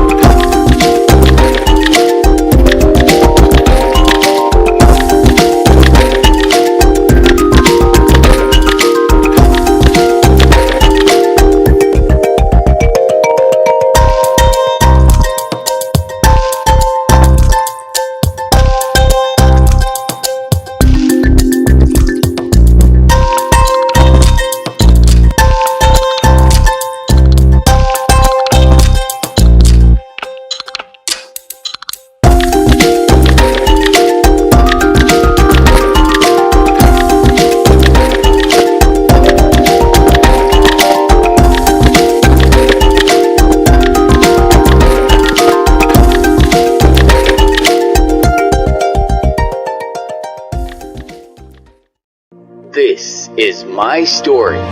Ano ang kwento ng buhay mo? Malungkot? Masaya? May kababalaghan? O puno ng aksyon? Ang bawat kwento ng kapwa nating Pilipino ay mahalaga. This is my story. Sama-sama nating ibahagi ito upang magbigay aral at inspirasyon sa ating lahat. This is my story. This is my story. Hosted by Mitch Desunia. Tuwing Sabado, alas 3 hanggang alas 4 ng hapon. Mapapakinggan dito sa Radyo Pilipino at mapapanood sa RTV Tarlac Channel 26. This is my story. How are you today? Hello, everyone. Hello, learners of Tarlac. Good morning, mga talino grade 4 learners! Welcome to Aral TarlakHenyo Here on RTV Tarlac Channel 26. Simulcast over DCTC Radyo Pilipino Tarlac.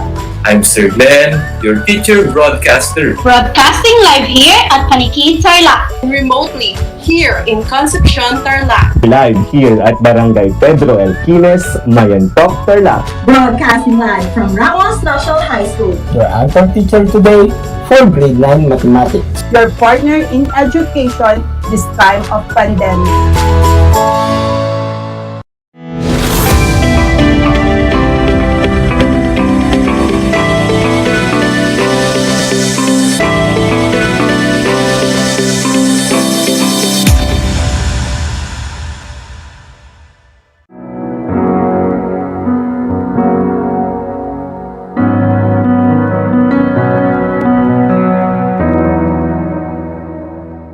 Ang aming pong papuri, pasasalamat at pagsamba o Diyos sa iyo na makapangyarihan, hindi kailanman nagkulang, laging nariyan, umuunawa at umiibig.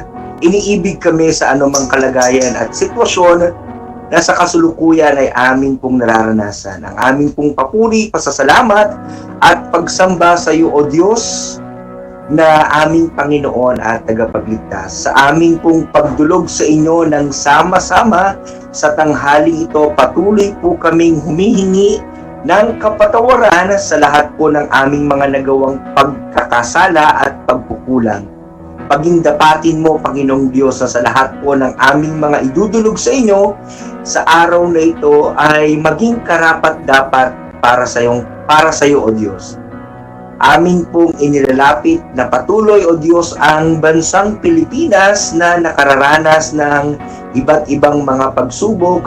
Ilayo niyo po kami, ang bawat isa sa amin, ang mga tagapanood at tagapakinig sa anumang uri ng sakit, karamdaman, kapahamakan, sa COVID-19, sa dengue, sa karahasan, sa kasamaan, at maging sa tukso, at maranasan po namin ang iyong paggabay, pagkalinga, sa aming sitwasyon sa kasalukuyan, at basbasan niyo po kami ng kaalaman, karunungan at ng lakas upang sa aming pagpapatuloy ay makakita po kami ng pag-asa na ikaw ang Diyos na makapangyarihan at nasa kontrol.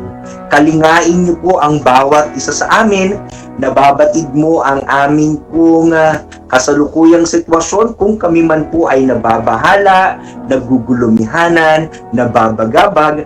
Lahat ng ito ay nalalaman mo, kaya naman po, O Diyos, aming pong ipinapaubaya sa inyo ang aming pong buong pagkatao. Ganon din po, Panginoong Diyos, aming idinudulog ang mga leaders ng bansang Pilipinas, ng SDO Tarlac Province, ang mga principals, ang mga guro, mga magulang at mga estudyante na patuloy sa aming ginagawang preparasyon sa mga mandato, pulisiya at orders. Lahat ng ito ay para sa iyong kapurihan at para po sa kapakinabangan ng bawat isa.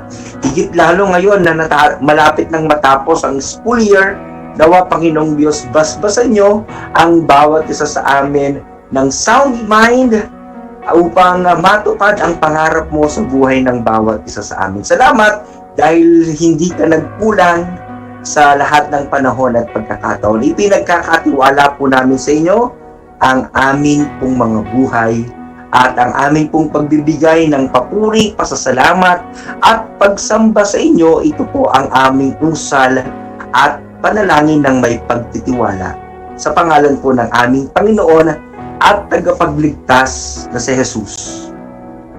Amen.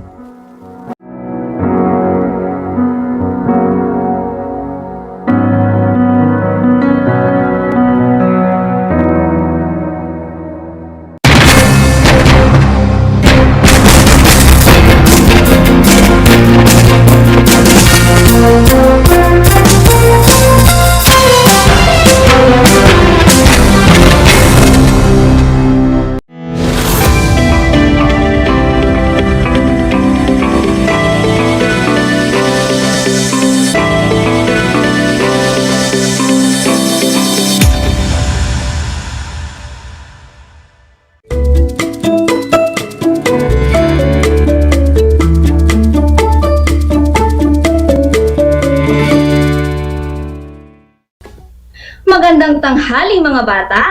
Kumusta na kayo? Lalong-lalo na ang mga nasa ikalimang baitang na nagkikinig at nanonood sa araw na ito. Sumasa inyo ang Aral TarlakHenyo mula sa RTV Tarlac, Channel 26 at sa bayang narinig sa DZTC 828 Radyo Pilipino Tarlac. Tayo ay napapanood din sa YouTube at FB livestream ng RTV Tarlac, Channel 26. Ako ay si Ginang Crixia May Pagatpatanbala, ang inyong teacher broadcaster para sa asignaturang Filipino ng ikalimang baitang. Ang oras natin ay 12:00 ng tanghali at samahan ninyo ako sa 25 minutong makabuluhang talakayan na maghahatid sa inyo ng kaalaman. Handa na ba kayo? Kung ang sagot mo ay oo, halina't simulan na natin. Tanong ko lang, natatandaan pa ba ninyo ang ating pinag-aralan sa nakalipas na araw? Magaling! Masaya ako at naaalala nyo pa ang ating nakaraang aralin. Upang malaman natin na kayo ay may natutunan sa ating naging talakayan, balikan natin ang ilan sa mahalagang detalye ng ating mga napag-usapan. Ang pamagat ng gawain ito ay PS. Bilang panuto sa inyong gawain, tukuyin ang mga salitang nakasalungguhit. Isulat ang letrang P kung ito ay panaguri at S naman kung ito ay simuno. Si Noah ay matalinong bata. Ito ba ay P o S? Ano ang inyong sagot? Ang tamang sagot ay P. Nakuha mo ba ang tamang sagot? Magaling! Dahil ang nakasalungguhit na salita na matalinong bata ay panaguri na tumutukoy sa simuno na si Noah. Sa kabuuan ng ating ginawa, ang tinalakay natin ay tumutukoy sa dalawang bahagi ng pangungusap na kung tawagin ay simuno at panaguri. Ang simuno ay ang paksa o pinag-uusapan sa pangungusap. Sa kabilang banda naman ay ang panaguri. Ito ang nagsasabi o naglalarawan tungkol sa simuno sa isang pangungusap. Lagi lamang ninyong tandaan na sa pagtukoy ng simuno ay kailangan masagot natin ang tanong na ano at sino ang paksa o inilalarawan. Sa pagtukoy naman ng panaguri sa pangungusap, kailangan nasasabi o nabibigyan nating paglalarawan ang simuno. Huwag kayong dahil nandito ako, ang inyong guro na gagabay sa inyo sa ating talakayan. Handa ka na ba? Mahusay! Simulan na natin ang ating talakayan sa isang simpleng gawain. Ang pamagat ng ating gawain ay, anong masasabi mo? Bilang panuto sa gawain, ilawan ang inyong nakikita sa screen. Ano ang inyong nakikita sa larawan? Sino siya? Magaling! Siya ay si Snow White. Maaari mo ba siyang ilarawan? Tama! Siya ay isang prinsesa na singputi ng niebe ang balat, labing singpula ng dugo at buhok na singitim ng kahoy. Ano naman ang masasabi mo sa lugar na makikita mo sa larawan? Mahusay, maganda, malawak.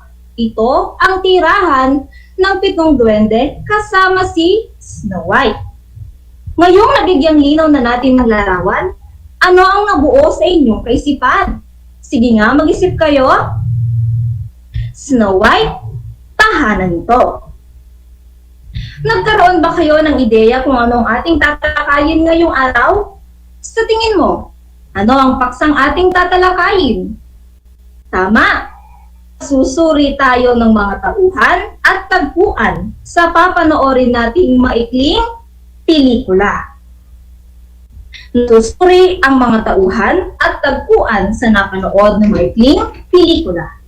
Batid ko na magiging magaan sa inyo ang pag-unawa sa paksa sapagkat alam kong nakikinig kayo ng mabuti. Handa na ba kayo? Mabuti kung ganon. Tara na, simulan na natin. Mahalagang kasangkapan ang tauhan at tagpuan, sapagkat hindi ito mabubuo kung wala ang mga ito. Halina't bigyang kahulugan natin ang tauhan at tagpuan. Ang tauhan, nagbibigay buhay sa kwento. Makikilala sila sa kanilang panlabas sa kanilang pisikal at kilos na mapapahiwatig ng kanilang ugali o dialogo. Ang tagpuan naman ay tumutuo o lugar na pinangyarihan. Naglalarawan ito ng ginagalawan o kapaligiran ng tauhan. Halina't tukuyin natin ang mga ito. Alam niyo ba na sa araw na ito ay pag-uusapan natin ng isang kwento tungkol sa dalawang magkaibigan at ang oso? Ito ay pinamagatang Ang Oso at ang Dalawang Magkaibigan. Habang pinapanood natin ang kwento ay nais kong unawain ninyong mabuti ang bawat tauhan at kung saan ang pinangyarihan ng kwento. Nais ko rin na magbitaw ng katanungan bago tayo magsimula. May kaibigan ba kayo? Sino-sino sila? Ano ang madalas niyong gawin ng iyong kaibigan? Napaisip ka ba? Huwag na nating patagalin. Halina't simulan na nating panoorin ang ating kwento. Ang Oso at ang Dalawang Magkaibigan. May dalawang magkaibigan, si Ron at si John. Nagpasya silang libuti ng buong mundo nang magkasama. Isang araw, naisip nilang pumunta sa kagubatan. Mapanganib ang kagubatan. Alam nilang may mga panganib na maaaring mangyari anumang oras. Kaya nangako sila na mananatili silang magkasama kahit anong mangyari.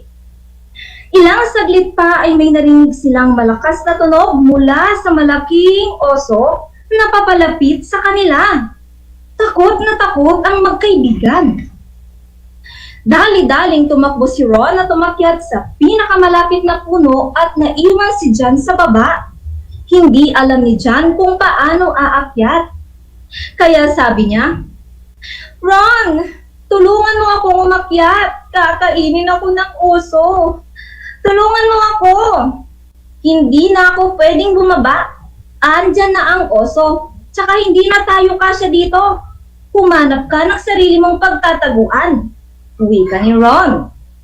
Hindi tinulungan ni Ron si John. Pero matalino si John. Natutunan niya sa eskwela na hindi kumakain ng mga patay ang oso, kaya naisipan niyang humiga sa lupa at magpanggap na siya ay walang buhay. Lumapit ang oso kay John na nakahiga. Inamoy siya ng oso at ilang saglit pa ay umalis na ito dahil nga hindi ginagalaw ng mga oso ang mga walang buhay. Pagkaalis ng oso ay bumaba si Ron sa puno at tinanong ang kanyang kaibigan. Anong binulong sa'yo ng oso kanina? Pinayuhan niya ako na huwag magtiwala sa mga kaibigang hindi totoo na iniiwan ka sa oras ng pangangailangan.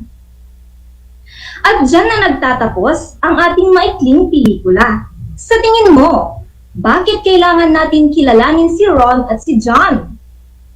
Bakit natin kailangan kilalanin ang mga tauhan na nagsipagganap sa kwento? Ang tagpuan nito. Magaling! Sa pagkilatis natin sa mga tauhan ay nakikilala natin sila ng lubusan kung maaari ba natin silang tularan o hindi. Nalalaman natin ang kanilang ugali batay sa kanilang sinasabi at kinikilos. Nararapat din na malaman natin ang tagpuan upang matiyak natin kung angkop nga ba ito sa kwento at sa pamamagitan ng tagpuan ng kwento, mas napapalawak ang imahinasyon ng mga nanonood at nagbabasa. Nagustuhan ba ninyo ang kwento ngayong araw? Napakalinaw ng mensahe nito, hindi ba? Mula sa katanungan kanina, may kaibigan ba kayo? Maaari nyo bang isulat sa inyong kwaderno kung sino-sino sila? Sino-sino sila? Ano ang madalas nyong gawin ng iyong kaibigan? Kay sarap ng may kaibigan na nariyan anumang oras na handang makinig sa'yo tuwing ikaw ay masaya, nagagalit, o nasasaktan. Sa puntong ito ay susukatin natin kung talaga bang naintindihan mo ang nilalaman ng kwento. Ang pamagat ng gawain ay, gets mo? Bilang panuto sa gawain, tukuyin ang hinihingi ng bawat bilang. Para sa unang bilang, saan ang tagpuan ng kwento? Letrang A sa paaralan, letrang B sa kagubatan, letrang C sa simbahan. Ano ang iyong sagot? Kung ang sagot mo ay letrang B, tama ka! Nakuha niyo ba ang tamang sagot? Magaling! Sa kagubatan naganap ang kwento. Napili ng dalawang magkaibigan na pumunta sa kagubatan at doon nila nakita ang isang puso. Sa ikalawang bilang, sino ang dalawang magkaibigan na nais lumibot sa buong mundo? Sa letrang A, si Daga at si Oso. Letrang B, si Ron at si John. Letrang C, si Pedro at si Juan. Ano ang iyong sagot? Kung ang sagot mo ay letrang B, tumpak! Ang pangunahing tauhan sa kwento ay sina Ron at John na nais lumibot sa buong mundo ng magkasama. Para naman sa ikatlong bilang, hindi na ako pwedeng bumaba. Andyan na ang oso, tsaka hindi na tayo kasya dito. Humanap ka ng sarili mong pagtataguan. Sino ang tinutukoy sa pangungusap? Letrang A ang oso, letrang B si Ron, letrang C si John. Ang tamang sagot ay letrang C. Nakuha niyo ba ang tamang sagot? Si John ang tinutukoy sa pahayag. Sinabihan nito ni Ron na maghanap siya ng sarili niyang pagtataguan sa oso at hindi niya ito matutulungan. Para naman sa ikaapat na bilang, kung ikaw ay may kaibigan, paano mo mapapanatili ang inyong mabuting samahan? Sa letrang A, unawain mo siya pati ang katangiang taglay niya. Letrang B, susundin mo lagi ang kanyang sasabihin. Letrang C, sirain mo siya sa iba. Ang tamang sagot ay letrang A, unawain mo siya pati ang katangiang taglay niya.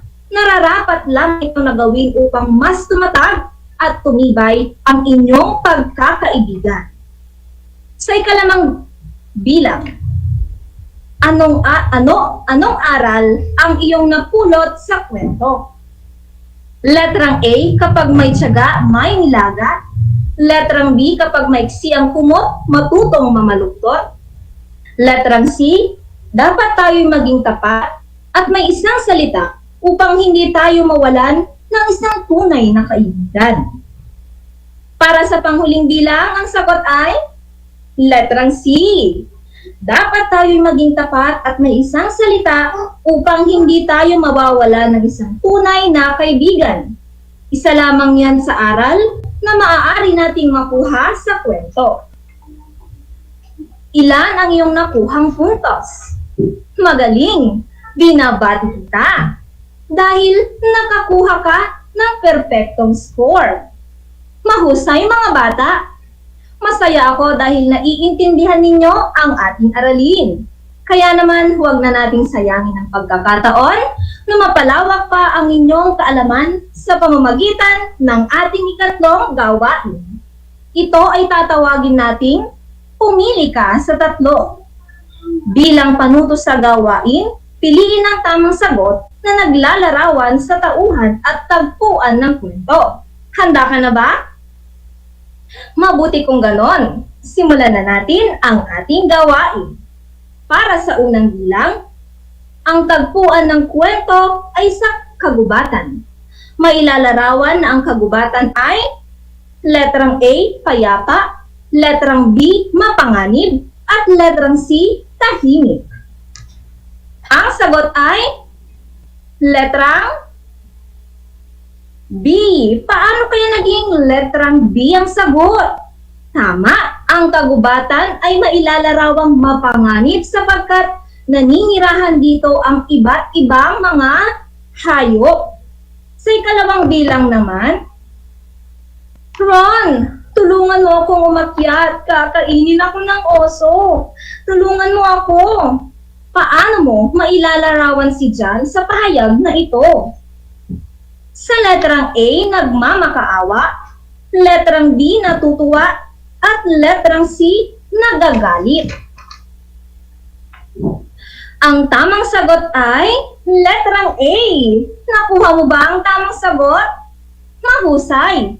Malinaw na nagmamakaawa si John kay Ron na tulungan siya upang hindi siya kainin ng oso, ngunit hindi niya tinulungan ang kaibigan.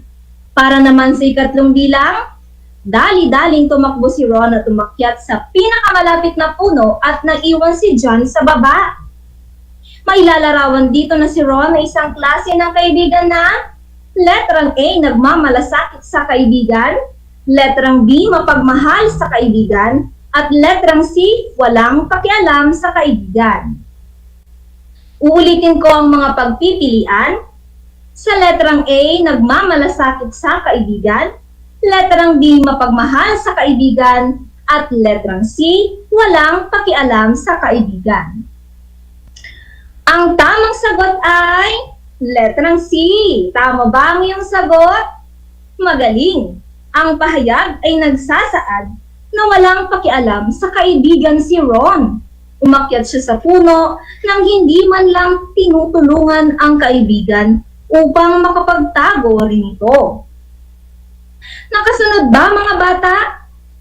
Mahusay! Binabati ko kayong lahat. Bilang paglalahat, sa araw na ito ay natalakay natin ang oso at ang dalawang magkaibigan. Nailarawan natin si Ron at John sa pamamagitan ng kanilang ginagawa at nasasabi ayon sa ating napanood. Nailarawan din natin ang tagpuan ng kwento. Isang lugar na mapanganib, may malalaking bilang ng puno, tinitirhan ng mga hayop, at dito rin nakikita ang iba't ibang uri ng mga halaman at iba't ibang uri ng likas na yaman. Napakahalaga na malaman natin ang mahalagang detalye ng kwento upang sa gayon ay nasusundan natin ang daloy ng mga pangyayari at nakikilala ng lubusan ang mga tauhang nagsipagganap at lugar na pinangyarihan ng kwento. Bilang panapos na gawain, ito ay pinamagatang suriin mo. Bilang panutos sa gawain, ibigay ang hinihingi ng bawat pahayag. Isulat ang titik ng tamang sagot. Naunawaan niyo ba mga bata? Para sa unang bilang, pumunta ang nanay ng 3 biik sa tahimik at ligtas na lugar upang manalangin. Pumunta ang nanay ng 3 biik sa tahimik at ligtas na lugar upang manalangin. Mailalarawan na ang pinuntahang lugar ng nanay ng mga biik ay sa letrang A, paaralan, letrang B, bahay, letrang C, simbahan. Uulitin ko ang mga pagpipilian. Sa letrang A, paaralan, letrang B, bahay, at letrang C, simbahan. Ang tamang sagot ay letrang C. Nakuha mo ba ang tamang sagot? Magaling! Simbahan. Simbahan ang sagot dahil mailalarawan na ang lugar na ito ay tahimik, ligtas, at kung saan ang mga tao ay nananalangin. Sa ikalawang bilang, mas mabuti nang sa lapag ako matulog, basta masiguro kong matibay ang aking bahay ngayon at sa hinaharap. Wika ng bunsong bitik. Uulitin ko, mas mabuti nang sa lapag ako matulog, basta masiguro kong matibay ang aking bahay ngayon at sa hinaharap. Wika ng bunsong biik. Mailalarawan na ang bunsong biik ay letrang A, matalinong magpasya, letrang B, basta-bastang nagdidesisyon, at letrang C, nagmamayabang. Ang sagot ay letrang A. Matalinong pagpapasya ang ginawa ng bunsong biik dahil mas isinaalang-alang niya ang makabuo ng matibay na bahay. Para naman sa ikatlong bilang, isara mo ang pinto, dalian mo. Kakainin ako ng mabangis na lobo, baka makapasok siya sa bahay mo. Sabi ng panganay na biik. Mailalarawan na ang panganay na biik ay letrang A, tuwang-tuwa, letrang B, takot na takot, letrang C, galit na galit. Uulitin ko ang mga pagpipilian sa letrang A, tuwang-tuwa, letrang B, takot na takot, at letrang C, galit na galit. Ang tamang sagot ay letrang B, takot na takot. Nakuha mo ba ang tamang sagot? Mahusay! May lalarawan na takot ang panganay na biik na maaaring makapasok ang lobo sa loob ng bahay at kainin siya nito. Ilan ang inyong nakuhang puntos? Mahusay! Binabati kita! Labis akong nasiyahan na ikaw ay aking nakasama sa araw na ito. Umaasa ako na lubos mong naunawaan ang talakayan natin at nasagutan ang mga gawain. Ngayon ay nais kong ilagay ninyo ang inyong kwaderno o papel sa loob ng inyong envelope. Ilagay ito ng maayos at iwasang matupi o madumihan ang mga ito. Bago matapos ay mag-iiwan ako ng mahalagang kaisipan ukol sa ating natalakay ngayong araw. Tandaan, importanteng masuri natin ang tauhan, nagsipaganap at tagpuan na pinangyarihan ng kwento upang lubusang maintindihan ang daloy nito. Nakadagdag ang tauhan at tagpuan upang mas lalong mapaganda ang ikot ng kwento. Maaari nating tularan o hindi ang mga tauhan sa kwento ayon na rin sa kanyang sinabi o ikinilos. Katulad ng kwentong ating tinalakay ngayon, huwag sana tayong tumulad kay Ron na nakalimutang ang kaibigan sa oras ng pangangailangan. O mga bata, huwag tayong tutulad kay Ron dahil nakalimot siya sa kanyang kaibigan sa oras ng pangangailangan. Tandaan, ang kaibigan ay laging nariyan kung kailangan mo ng makakapitan. May kasabihan nga tayo, no one is an island. Binabati ko kayo mga bata. Dito na nagtatapos ang ating aralin sa araw na ito. Sana ay marami kayong natutunan at sana ay nasiyahan kayo sa ating talakayan at mga gawain. Muli, ako ay si Ginang Trixia May Pagatpatan Bala, ang inyong teacher broadcaster sa Filipino. Hanggang sa muli mga bata, maraming salamat sa pakikinig.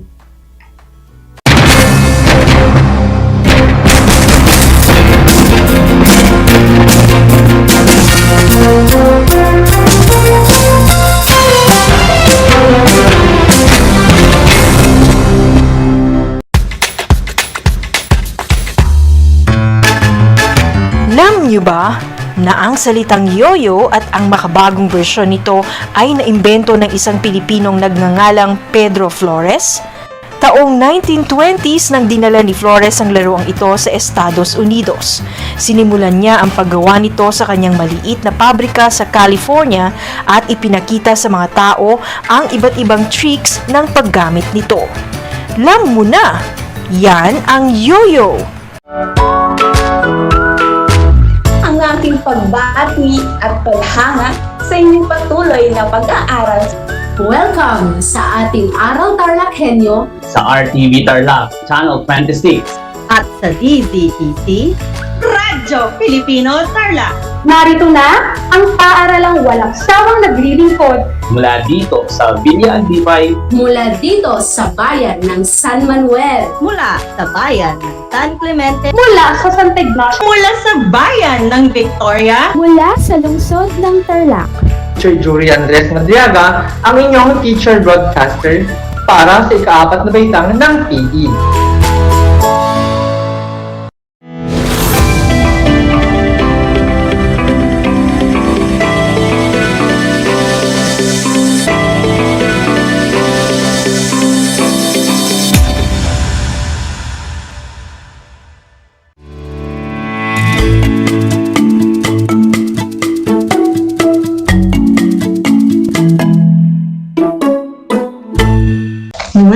welcome sa ating Project Shine Aral TarlakHenyo ng SDO Tarlac Province na kasalukuyang napapanood dito sa RTV Tarlac, Channel 26 at sa bayang napapakinggan sa 828 AM DZTC Radyo Pilipino Tarlac.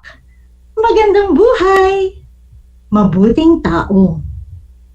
Kamusta na kayo mga giliw naming tagapakinig? Ang aking pagbati at paghanga sa inyong pagpapahalaga sa edukasyon at pagpupursiging matapos ito ng nagtatagumpay sa kabila ng hamon ng pandemya. Ako ang inyong guro sa edukasyon sa pagpapakatao, Baitang Siyam, Ginang Margie M. Pilingon, sa himpapawid mula sa bayan ng Bamban, probinsya ng Tarlac. Sasamahan at gagabayan ka sa Most Essential Learning Competency na nakapagsusuri ng mga paglabag sa katarungang panlipunan ng mga tagapamahala at mamamayan. Natitiyak kong kayo ay handang-handa na mga anak sa pagpapatuloy ng ating aralin sa araw na ito. Maging alerto at listo sa anumang impormasyong magbibigay sa atin ng inspirasyon, pag-asa, at aral sa buhay na makatutulong sa pagiging mabuting tao. Makikita sa inyong screen, mga bata, ang larawan ng learner's material na ating gagamitin sa ating talakayan sa edukasyon sa pagpapakatao, Baitang Siyam. Mangyaring buksan ito sa pahina 136 hanggang 137. Bago tayo dumako sa pagpapatuloy ng ating aralin, ay atin munang sariwain ang nakaraang talakayan natin. Mayroon ka pa bang naaalala sa nakaraang aralin? Kung natatandaan mo ang mga palatandaan ng katarungang panlipunan, mahusay. Di ba?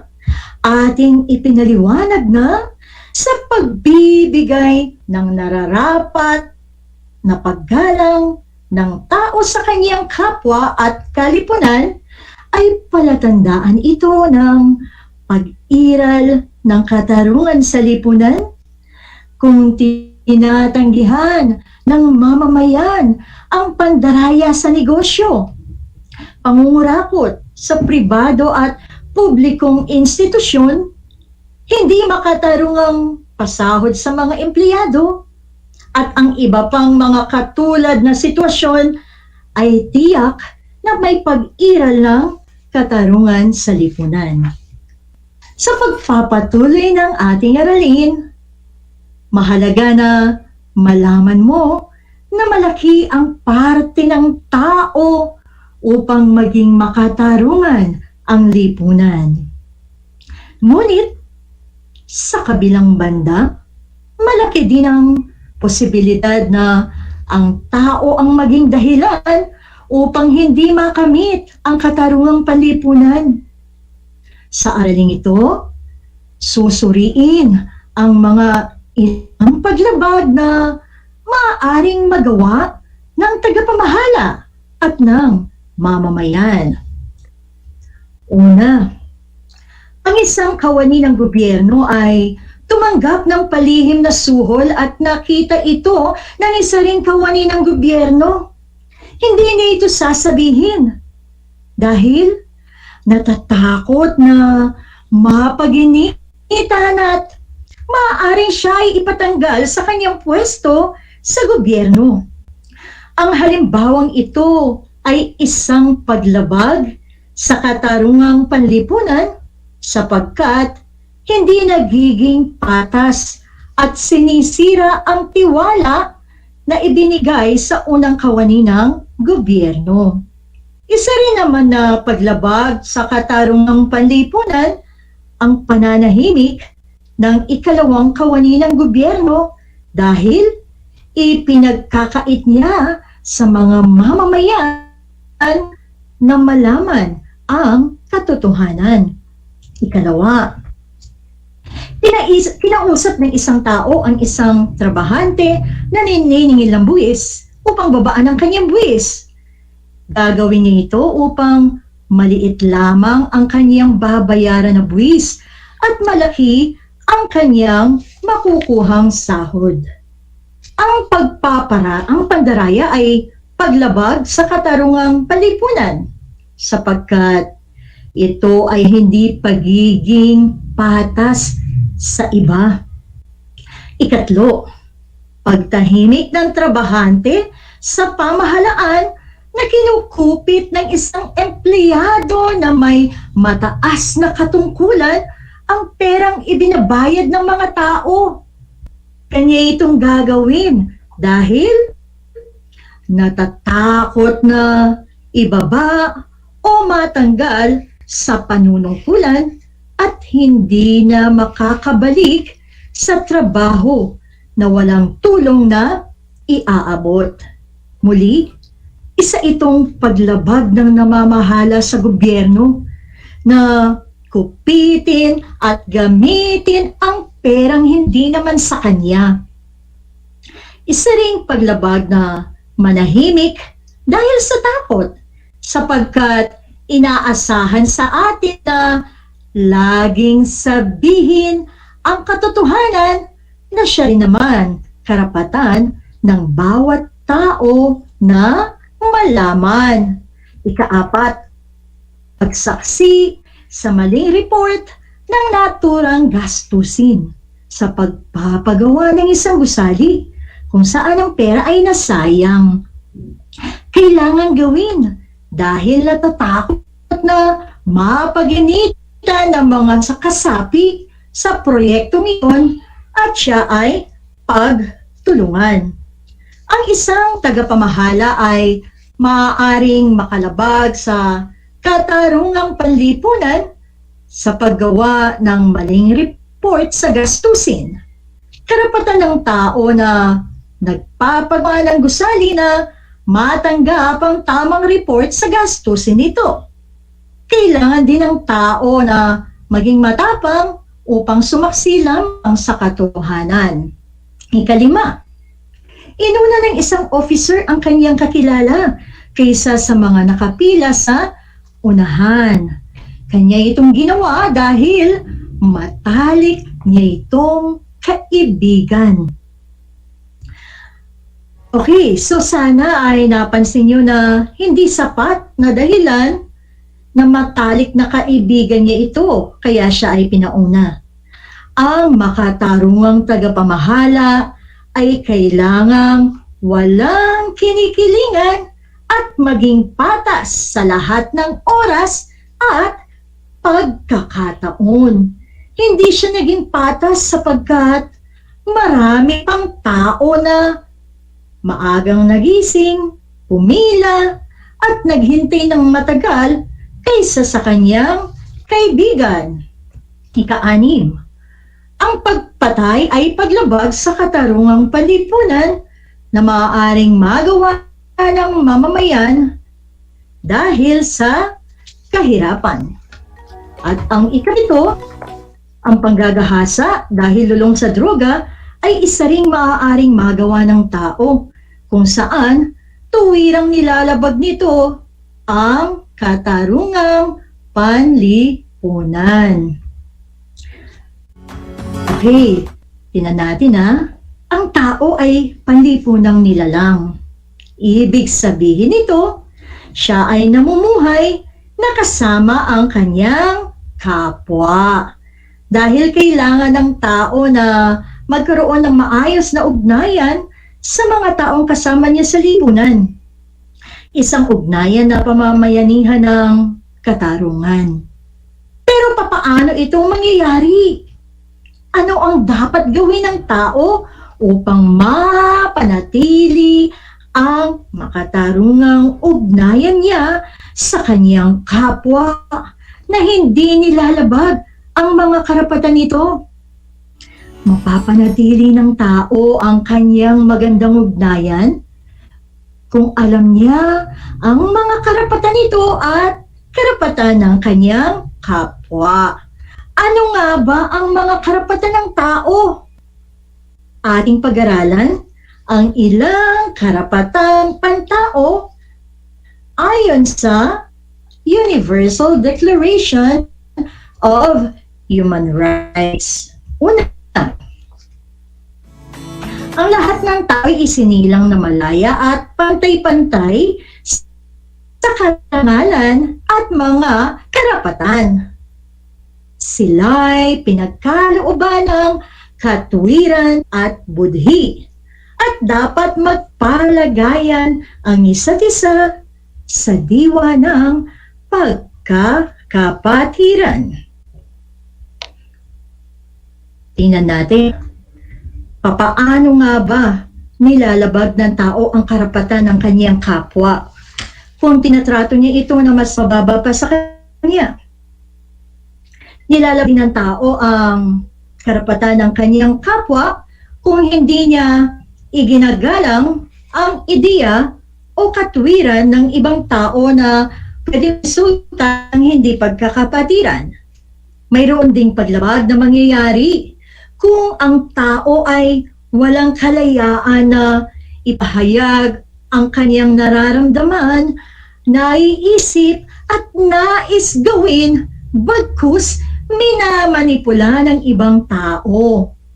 Iklawa, ang bawat tao ay karapat-dapat sa lahat ng karapatan at kalayaang nakalahad sa pahayag na ito, nang walang anumang uring pagtatangi, gaya ng lahi, kulay, kasarian, wika, relihiyon, kuro-kurong pampolitika, o iba pa, pinagmulang bansa o lipunan, ari-arian, kapanganakan, o iba pang katayuan. Ibig sabihin, kahit na bata ka pa, mayroon kang pantay na karapatan ng kalayaan at karangalan, anuman ang iyong kasarian, wika, relihiyon at iba pa. Mayroong paglabag na magaganap kung hindi iginagalang ang iyong pagkabata o kaya naman ang iyong kasarian. Ikatlo, ang bawat tao ay may karapatan sa buhay, kalayaan at kapanatagan ng sarili. Ang tao ang nagiging hadlang upang mabuhay ng mapayapa ang kanyang kapwa nilalabag niya ang karapatan nito. Ang tuwirang pagpatay sa buhay ng isang tao ay isa ring paglapastangan sa karapatan nito. Ika-4, walang sino mang aalipinin o bubusabusin. Ipagbabawal ang anumang anyo ng pang-aalipin at ang pangangalakal ng alipin. Walang puwangang pang-aalipin o pagmaltrato sa taong makatarungan sapagkat alam niya na lahat ng tao ay may pantay-pantay na karapatan at karangalan na dapat igalang. Ika-5, walang sino mang pahihirapan o lalapatan ng malupit, di makatao o nakalalait na pakikitungo sa parusa. Ang pagpapahirap, pagmamalupit, panlalait bilang parusa sa isang tao ay paglabag sa karapatan nito. Ika-6, ang bawat tao ay may karapatang kilalanin saan mang dako bilang isang tao sa harap ng batas. Sa harap ng batas. Saan man dako ng mundo, naroroon ang tao. Kailangang kilalanin ang kanyang mga karapatan. Ika-7, ang lahat ay pantay-pantay sa harap ng batas at may karapatan sa walang pagtatangi ng pangangalagang batas. Ang lahat ay may karapatan sa bawat pantay na pangangalaga laban sa anumang pagtatangi-tanging nalalabag sa pahayag na ito at laban sa anumang pagbubuyo sa gayong pagtatangi-tangi. Ang batas ay para sa mahirap at mayaman. Kung may kinikilingan o pinapaboran ang nagpapatupad ng batas, mayroon itong malalabag na karapatan. Ika-8, walang sino mang ipaiilalim sa di makatuwirang pagdakip, pagpigil o pagpapatapon. Ay inaasahang gumawa ng makatuwirang pagdakip sa mga kalaban ng batas upang hindi nila malabag ang mga karapatan nito. Kasyam, ang bawat tao ay may karapatan sa kapantay na bayad ng kapantay na gawain nang walang anumang pagtatangi. Malalabag ng bawat kumpanya ang karapatan ng kanilang mga empleyado kung hindi nila nabibigyan ng sapat na pasahod ang mga ito. At ang ika-10, ang bawat tao ay may karapatan sa edukasyon. Ang edukasyon ay walang bayad. Doon man lamang sa elementarya at pangunahing antas. Ang edukasyong elementarya ay magiging sapilitan. Ang edukasyong teknikal at profesional ay gagawing maabot ng lahat at ang lalong mataas na edukasyon ay ipagkakaloob ng pantay-pantay sa lahat batay sa pagiging karapat-dapat. Maaari palang malabag ng isang tao ang karapatan ng kanyang kapwa kung siya ang magiging hadlang upang ito ay hindi makapag-aral. Ngayon, ano ang bagong kaalaman ang tumatak sa iyong isipan? Kung ang iyong sagot ay nalaman mo ang iyong mga karapatan at ang karapatan ng iyong kapwa na nangangailangan ng pagkilala at paggalang, mahusay. Sa iyong palagay, bakit kaya kailangang pag-aralan ang karapatan ng tao? Kung ang iyong sagot ay dahil higit ang taong may alam upang ipagtanggol at iwasan labagin ang karapatan ang kanyang kapwa, tumpak, mahusay. Bilang isang mag-aaral, paano mo may papakita ang paggalang sa karapatan ng iyong kapwa mag-aaral? Kung iyong sagot ay sa pamamagitan ng hindi pambubuli sa kanila, mahusay. Bilang isang mag-aaral, mahalagang tandaan, mga anak, ang mga sumusunod na konsepto mula sa ating aralin ngayong araw. Una, ang tao ay panlipunang nilalang na may hindi maiiwasang ugnayan sa kanyang kapwa na dapat pamayanihan ng katarungan. Ikalawa, kailangang alamin ng tao ang kanyang karapatan at karapatan ng kanyang kapwa upang hindi malabag o matapakan ang mga karapatan nito. Ikatlo, ang lipunan ay kailangang patuloy na gumawa ng mga batas na poprotekta para sa kabutihan ng tao.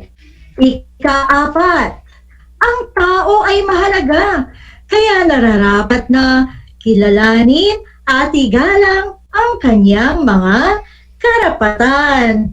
At ang panglima, ang paggalang sa karapatan ng tao ay magdudulot ng kaayusan at ang paglabag sa karapatan nito ay magreresulta ng kaguluhan sa lipunan. Isang talakayan na naman ang malapit ng matapos. Ako ay masayang-masaya sa ipinapakita ninyong aktibong pakikibahagi sa ating aralin. Ngayong araw, higit sa lahat, ang inyong pagmamahal sa edukasyon. Ipagpatuloy ang kagandahang asal na ito, mga anak, hakbang tungo sa katuparan ng inyong mga pangarap sa hinaharap. Sa puntong ito, panahon na upang alamin kung kayo ay may natutunan mula sa ating aralin sa pamamagitan ng munting pagsusulit. Sa lahat ng nanonood sa FB Live, gamitin ang FB chat box para sa inyong mga kasagutan. Ihanda naman ang panulat at sagutang papel sa lahat ng mga nanonood sa telebisyon at nakikinig sa radyo. Para sa ating panuto, suriin kung ang mga sumusunod na pangungusap ay nagsasaad ng tamang diwa. Isulat ang salitang tama sa iyong sagutang papel kung ito ay nagsasabi ng wastong pahayag. Kung ang pangungusap naman ay nagsasaad ng di wastong pahayag, isulat ang salitang mali. Para sa unang katanungan, ang pagbibigay ng edukasyon ay opsyonal na ibinibigay ng lipunan para sa mga mag-aaral na nasa elementarya at sekundarya. Kung ang iyong sagot ay mali, ikaw ay tumpak. Ikalawang tanong, nilalabag ng tao ang karapatan ng kanyang kapwa kung siya ang nagiging dahilan upang maging mapayapa ang buhay nito. Kung ang iyong sagot ay mali, mali ba? Okay, so ang answer natin dito is mali. Hindi siya tama. No? So kung ang iyong sagot dito ay mali, ikaw ay tumpak. At para sa ikatlong katanungan, mayroong nalalabag na karapatan ng tao kung tinatrato niya ang kanyang kapwa na mas mababa sa kanya. Kung ang iyong sagot ay tama, ikaw ay mahusay. At para sa ika-apat na katanungan, nalalabag ng tao ang karapatan ng kanyang kapwa kung siya ang nagiging hadlang upang hindi maipahayag ang iniisip at gustong gawin ng mga ito. Kung ang iyong sagot ay tama, ikaw ay magaling. At para sa panglimang katanungan, iginagalang ng tao ang karapatan ng kanyang kapwa kung isinasaalang-alang niya ang kasarian, edad, relihiyon, pag-uugali ng tao at kultura sa kanyang pakikipag-ugnayan. Natapos na naman ang ating aralin. Para sa hapong ito, mga bata, panalangin ko na anumang konsepto, higit lalo ang mga aral sa buhay na inyong natutuhan araw-araw or sa araw na ito ay inyong maisa sa buhay sa araw-araw. Muli, ako ang inyong guro sa edukasyon sa pagpapakatao, baitang siyam, Ginang Margie M. Pilingon, kasama ang manunulat ng script na si Ginoong Rolando A. Sakatani Jr. na nagpapaalala na piliing maging mabuting tao sa lahat ng panahon at pagkakataon. Hanggang sa muli!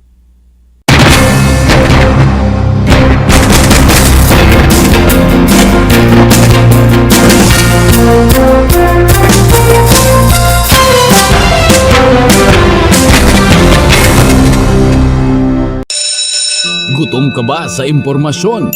May namiss ka bang subject at leksyon? Gusto mo bang alalahanin ang nakaraan o dagdagan ang iyong kaalaman?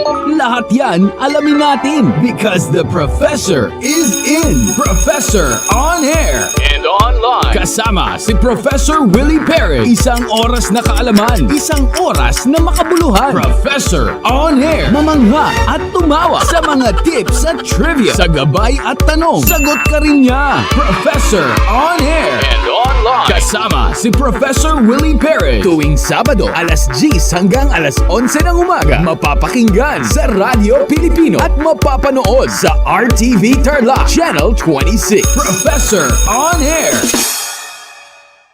This is my story. Ano ang kwento ng buhay mo?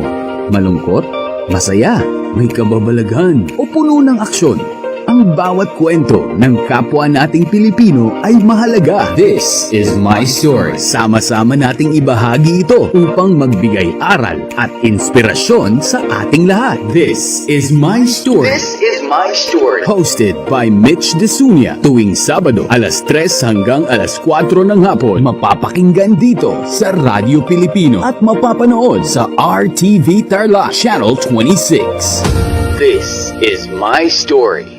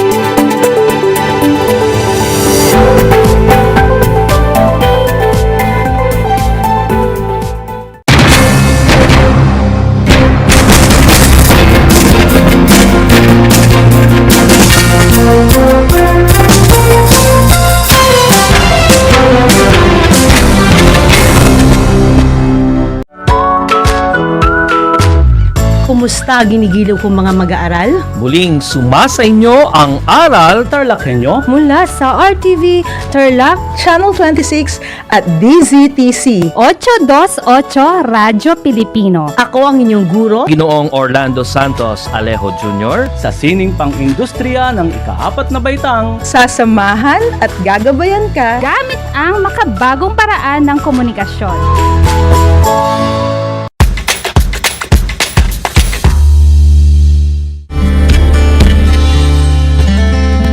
Alam niyo ba na ang Pilipinas ay mayroong 7,641 islands? Mula sa bilang na 7,107 islands, nadagdagan ito ng 534 na isla noong 2017. Tanging 2,000 lamang sa mga islang ito ang natitirhan. Alam niyo na! Yan ang mga isla sa Pilipinas. Ang aking pagbati at paghanga sa inyong patuloy na pag-aaral. Welcome sa ating Aral TarlakHenyo sa RTV Tarlac, Channel 26. At sa DZTC, Radyo Pilipino Tarlac. Narito na ang paaralang walang sawang naglilingkod Mula dito sa Villa Aldipay, mula dito sa bayan ng San Manuel, Mula sa bayan ng San Clemente, mula sa Santa Ignacio, mula sa bayan ng Victoria, Mula sa lungsod ng Tarlac. Teacher Julie Andres Madriaga, ang inyong teacher broadcaster para sa ika-4 na baitang ng PE.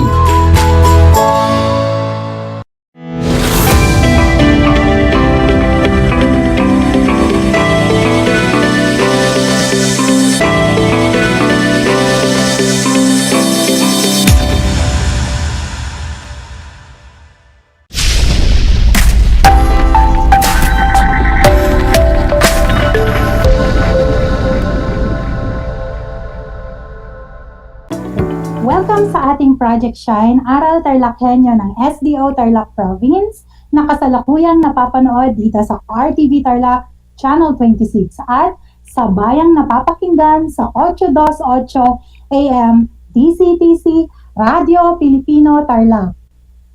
Magandang buhay, mabuting tao. Kumusta mga giliw kong tagapakinig at sa lahat ng nanonood dito sa ating programa. Ang aking pagbati at paghanga sa inyong pagpapahalaga sa edukasyon at pagpupursiging matapos ito ng nagtatagumpay sa kabila ng hamon ng pandemya. Ako nga pala ang inyong guro sa edukasyon sa pagpapakatao, Baitang 8, sumasahim papawid mula sa bayan ng Pura Tarlac, nagagabayan at sasamahan kayo sa Most Essential Learning Competency na nasusuri ang mga halimbawa o sitwasyon na nagpapakita ng pasasalamat sa kapwa.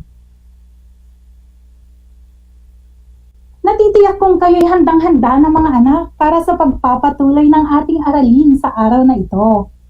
Kaya't maging alerto at listo sa anumang impormasyong magbibigay sa atin ng inspirasyon, pag-asa at aral sa buhay na maging mabuting tao. Ngayon ay natutuwa akong ibahagi sa inyo ang susunod nating tatalakayin.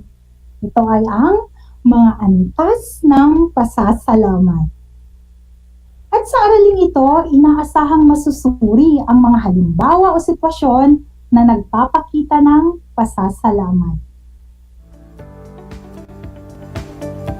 Bago ang lahat, nais kong ipaalala sa inyo ang inaral natin noong nakaraan. Tungkol ito sa mga biyayang natatanggap natin mula sa ating kapwa at ang mga paraan ng pagpapakita ng pasasalamat. Sige nga kung natatandaan pa ninyo, magbigay nga ng mga halimbawa ng biyayang natatanggap natin mula sa kabutihang loob ng ating kapwa.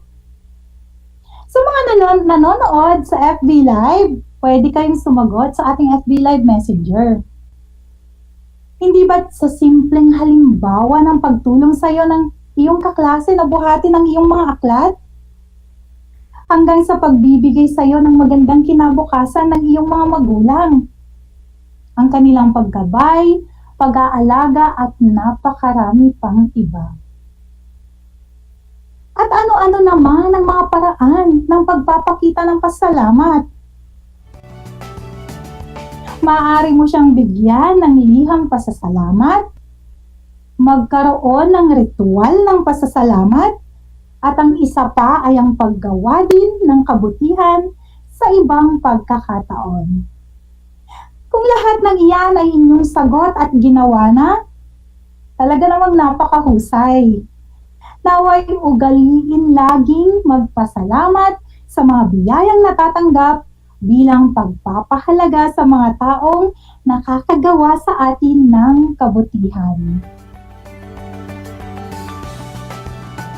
Muli, ang leksyon natin ngayong araw ay tungkol sa mga antas ng pasasalamat.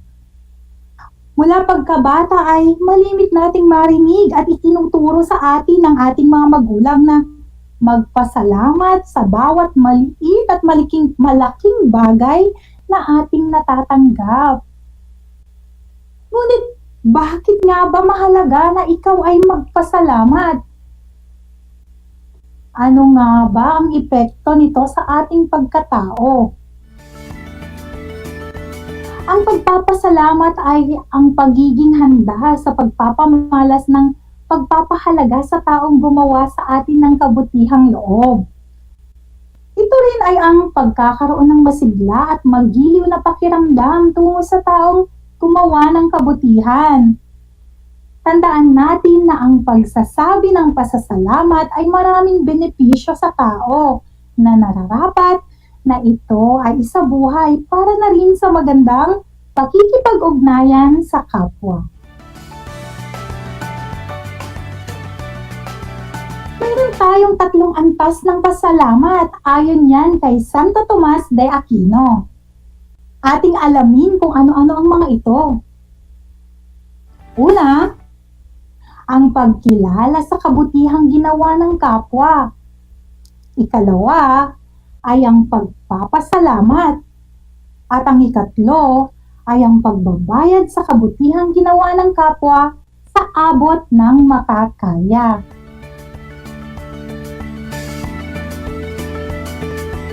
Isa-isahin natin ang mga ito at magbibigay ako ng mga halimbawa ng sitwasyon na nagpapakita ng bawat antas ng pasasalamat. Unahin natin ang pagkilala sa kabutihang ginawa ng kapwa. Gaano man kalaki o kaliit ang ginawang kabutihan o pagtulong sa atin, kailangan matutong kilalanin ito. Ito ang isang kwento na nagpapakita ng pagkilala sa kabutihang ginawa ng kapwa. Makinig kayong mabuti. Isang guro ni Maria noong high school ang nagpakita ng kakaibang dedikasyon sa kanyang propesyon. Hindi na niya naisipang mag-asawa at inilaan na lamang niya ang kanyang panahon sa pagtuturo sa kanila. Napakabait niya at mapang-unawa sa kanilang kakulangan. Kaya sa kanilang graduation, sinabi niya sa kanya na siya ang pinakapaborito niyang guro at binigyan niya ito ng isang liham pasasalamat. Sinabi rin ni Maria rito na dahil sa kanyang mabuting halimbawa, nagpasya siyang maging isang guro. Okay, base sa binasa kong kwento, paano ipinakita ni Maria ang pagkilala sa kabutihan ng kanyang guro? Ito ay sa pamamagitan ng pagsasabi sa kanyang guro na siya ang pinakapaborito niyang guro at sa pagbibigay niya dito ng liham pasasalamat. At dahil sa ipinamalas ng guro ng kabutihan, naging inspirasyon pa siya sa kanyang mga estudyante. Kaya nga, si Maria ay nagpasyang maging guro na din.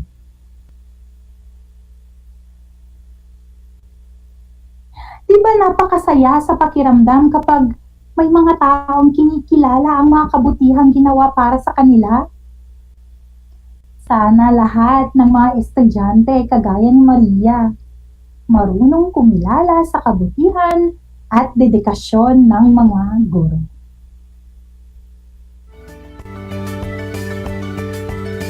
Ang susunod naman na antas ng pasasalamat ay ang pagpapasalamat.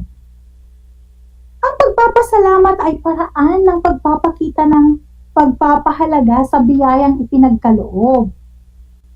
Natalakay nga natin noong nakaraang episode ang mga paraan ng pagpapasalamat. Maraming mga paraan para ipamalas ang pagpapasalamat sa kapwa, sapagkat malaki ang dulot ng kasiyahan nito sa taong nagpamalas ng kabutihan. Nangangahulugan lamang na merong nakakapansin sa kanyang kabutihang nagawa. Kaya naman ay nahihikayat mo pa siyang gumawa pa ng mas marami pang kabutihan sa kanyang kapwa. Halimbawa na lamang ay si Luis na isang lumpong bata. Hindi siya nag-aral dahil sa kahirapan. Pangarap niyang makapaglakad, makapag-aral at makapaglaro kasama ang mga kaibigan. Ngunit dahil sa kanyang kalagayan, alam niyang hindi niya magagawa ito. Isang araw, isang social worker ang nakaalam ng kanyang sitwasyon. Inilapit niya ito sa kakilalang orthopedic surgeon upang bigyan ng libreng operasyon para siya ay makalakad. Laking tuwa ni Luis nang siya ay makalakad. Bilang pasasalamat sa social worker, ipinangako niya na gagamitin niya ang kanyang buhay ng may pasasalamat at tutulong din siya sa mga taong nangangailangan.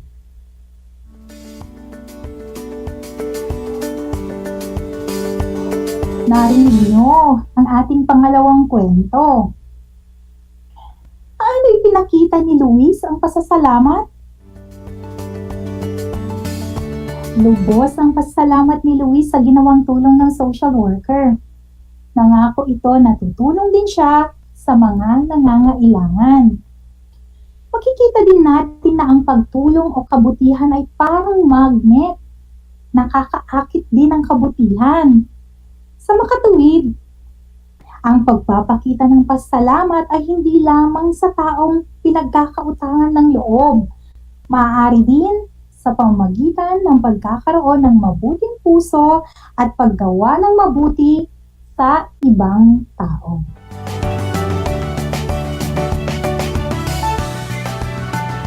Ang pasalamat ay hindi nasukat sa laki o liit ng naitulong o nagawang kabutihan sa iyo. Sabi nga, malaki man ito o maliit, kailangang masuklian ito sa abot ng makakaya. Ito naman ang ikatlong antas. Ang pagbabayad sa kabutihan na ginawa ng kapwa sa abot ng makakaya. Ang pasalamat sa kapwa sa ginawa niyang kabutihan ay sumasailalim din sa iyong pag-uugali. Ibig sabihin, kung ikaw ay marunong magpasalamat sa kabutihang nagawa ng iyong kapwa, ikaw ay marunong o mayroong kabutihang asal na marunong tumanaw ng utang na loob. Para sa ating ikatlong antas, heto ang halimbawa ng kwento. Si Mateo ay naulila dahil sa isang aksidenteng ikinamatay ng kanyang mga magulang. Dahil sa awa ng kanyang guro at kagustuhang makapagtapos siya ng pag-aaral, hinanapan siya ng taong maaring magpaaral sa kanya. Isang pare sa kumbento ang nagpaaral sa kanya hanggang siya ay makatapos ng kolehiyo. Hindi naging madali kay Mateo ang kanyang pinagdaanan dahil kailangan niya itong sabayan ng sipag at tiyaga. Nakapagtrabaho si Mateo sa Amerika, ngunit hindi niya makakalimutan ang mga taong tumulong sa kanya upang maabot ang mga pangarap.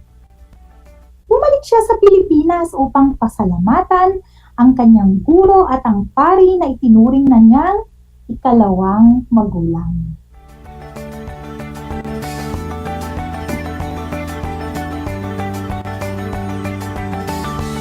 ito, paano isinabuhay ni Mateo ang ikatlong antas ng pasasalamat?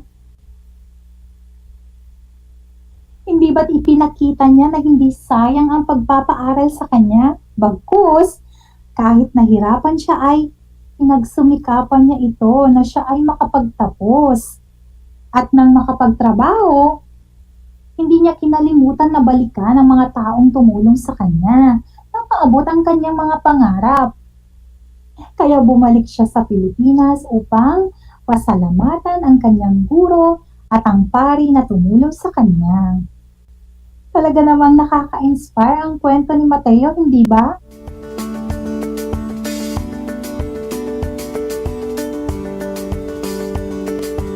Tunay ngang napakahalaga na marunong kang magpakumbaba at kilalanin ang tulong ng ibang tao kung paano ka naging matagumpay. Umaasa ako na may napulot kayong mga aral sa ating talakayan, lalo na sa mga kwento na ipinakita ang pagsasabuhay ng pasasalamat.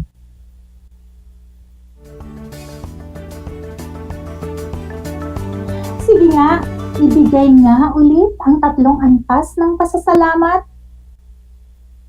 Pwede ulit kayong sumagot sa ating FB Live Messenger at kung may pagkakataon ay aking babasahin. Hindi ba't una ay ang pagkilala sa kabutihan ng kapwa? Sumunod ay ang pasasalamat at ang ikatlo ay ang pagbabayad sa kabutihan ng kapwa sa abot ng makakaya.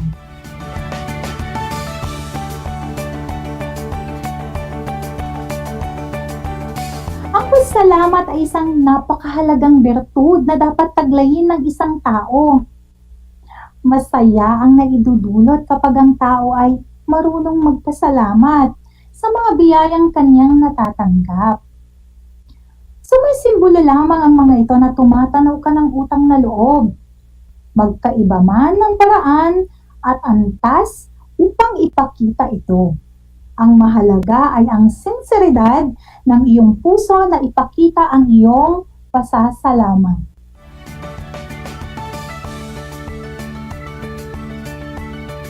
Ngayon ay tatanungin ko kayo ulit. Nais ba ninyong isabuhay din ang pagiging mapagpasalamat? Tama lang na isabuhay ang pagiging mapagpasalamat, hindi ba?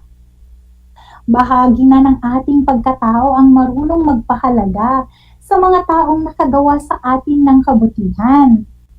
Kaya't marapat lang na isipin ang magandang nagawa o nagagawa nito sa sarili, lalo na sa mga taong dapat paglaanan ng pasasalamat. Alalahanin din natin na napakaraming bagay ang dapat nating ipagpasalamat. Unang-una na riyan ay sa ating Panginoon na nagbibigay sa atin ng mga biyaya. Kaya inaasahan ko na isasabuhay nyo ito, ha?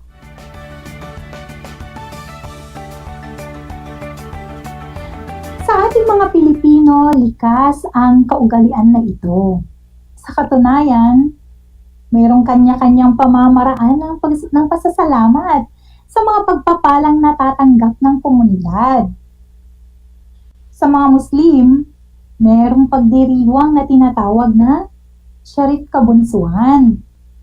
Kung nakikita nyo ang larawan sa ating screen, siya ay si Sharif Kabunsuan, isang Arabong misyonaryo na ipinakilala ang relihiyong Islam sa mga Pilipino sa Mindanao. Paano nga ba ipinagdiriwang ng mga Muslim ang pasasalamat? Ipinagdiriwang nila ito sa pamamagitan ng kanduli, isang handaan ng pasasalamat. Ang kanduli ay pasasalamat din sa bawat mabuting nagagawa ng mga kapatid na Muslim para sa kapwa. At sa Visayas naman, meron ding pagdiriwang tulad ng ati-atihan at binagyang, bilang pagkilala sa kabutihan ng Santo Niño, lalo na sa oras ng kagutuman at tagtuyot. At sa Luzon, Kung inyong nakikita ang larawan ng Pahiyas Festival, isa lamang ito sa pagdiriwang ng pasasalamat kay San Isidro Labrador para sa magandang ani. Patuloy ang lahat ng ito na likas sa tao ang pasasalamat sa anumang lugar.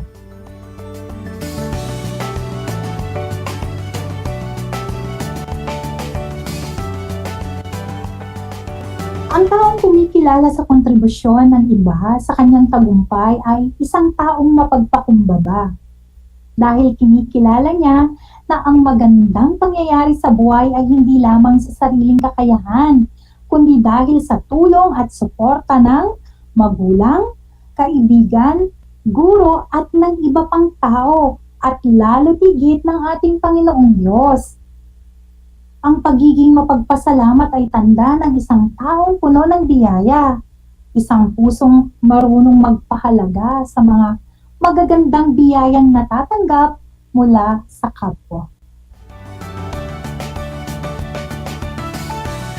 Isang talakayan na naman ang malapit ng matapos. Ako ay masayang-masaya sa ipinapakita ninyong aktibong pakikibahagi sa ating aralin ngayong araw.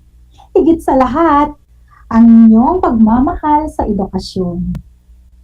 Ipagpatuloy ang kagandahang asal na ito mga anak. Hakbang ito tungo sa katuparan ng inyong mga pangarap sa hinaharap. Sana'y naging malinaw sa inyo ang konseptong ating tinalakay.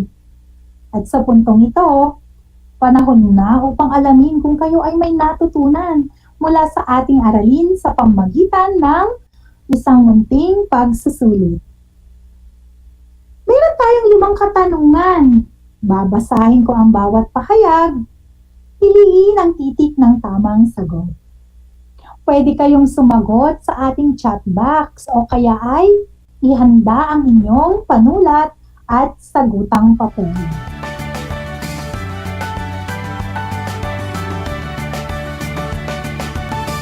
Handa na ba kayo para sa ating gawain? Okay, para sa ating unang bilang, alin sa mga sumusunod ang hindi kabilang sa 3 antas ng pasasalamat ayon kay Santo Tomas de Aquino?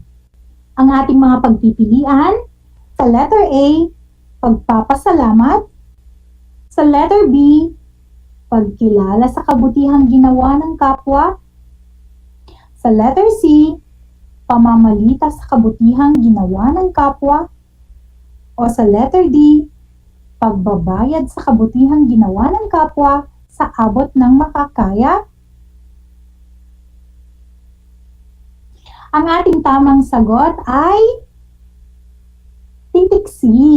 Siyempre, hindi kabilang ang pamamalita sa kabutihang ginawa ng kapwa.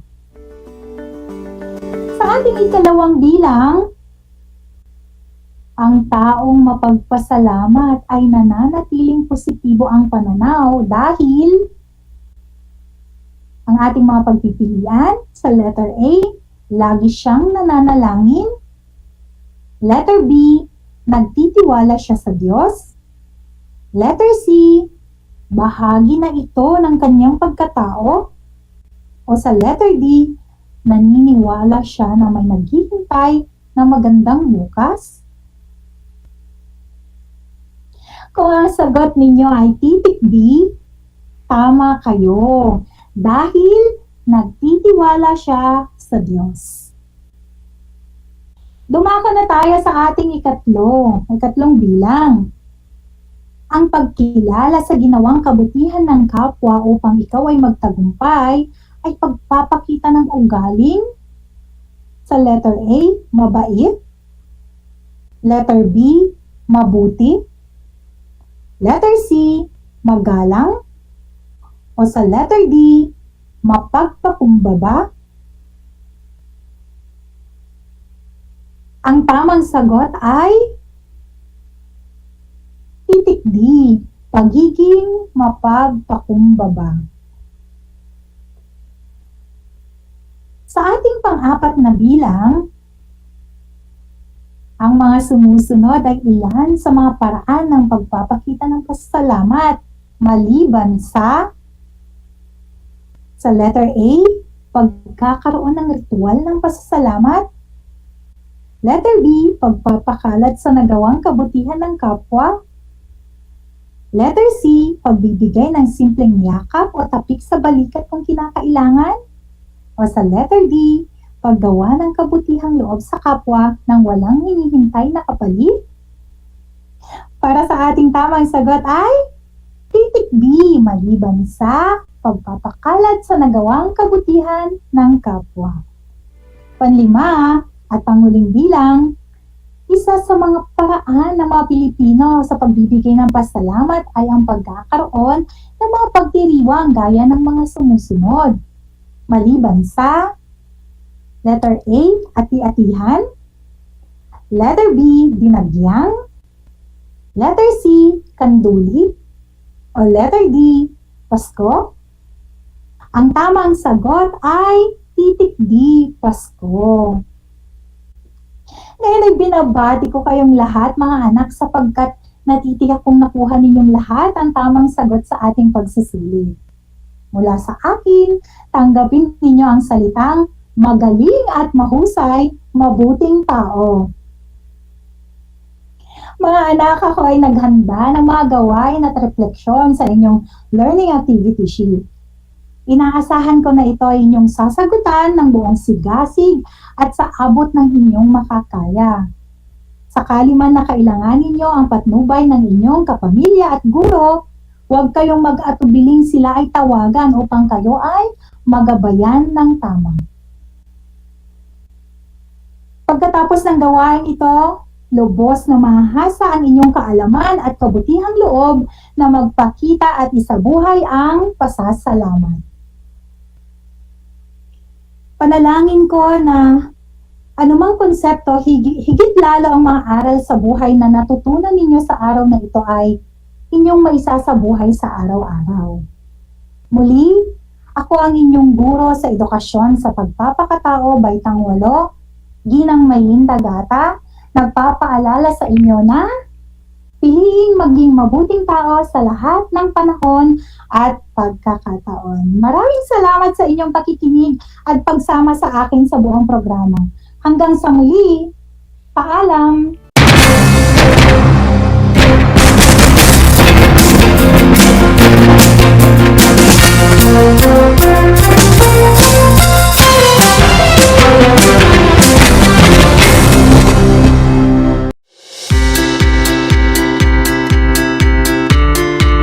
Upang matugunan ang mga kinakaharap na pagsubok ng mga guro at mag-aaral sa gitna ng kasalukuyang pandemya, nagsanib tulong sina Congressman Charlie Cojuangco ng unang distrito ng Tarlac, DEPED Region 3 Regional Director Dr. May B. Eclar at Tarlac Schools Division Superintendent Dr. Ronaldo Pozon para sa isang napapanahong proyekto na tinaguriang Project Shine, Aral TarlakHenyo. Ang mga mag-aaral ng Grade 4 at Grade 5, ganon din ang Grades 8 and 9 sa buong probinsya ng Tarlac, kasalukuyang sumasailalim sa radio-based instruction. Katuwang ang himpilang DZTZ 828 kHz AM at RTV Tarlac, Channel 26. Ang Tarlac po nangunguna po ngayon pagdating po sa radio-based instruction. Marami pong humahanga sa atin. I'm very happy this station, itong DCTC, could reach the whole of Region 3. Hindi natin alam, we are contributing, we are creating a very big dent in the history of Philippine education. And I am proud, I am here in Tarlac. This is the noble cause of education in which you and I, without you knowing it, we are bound to do.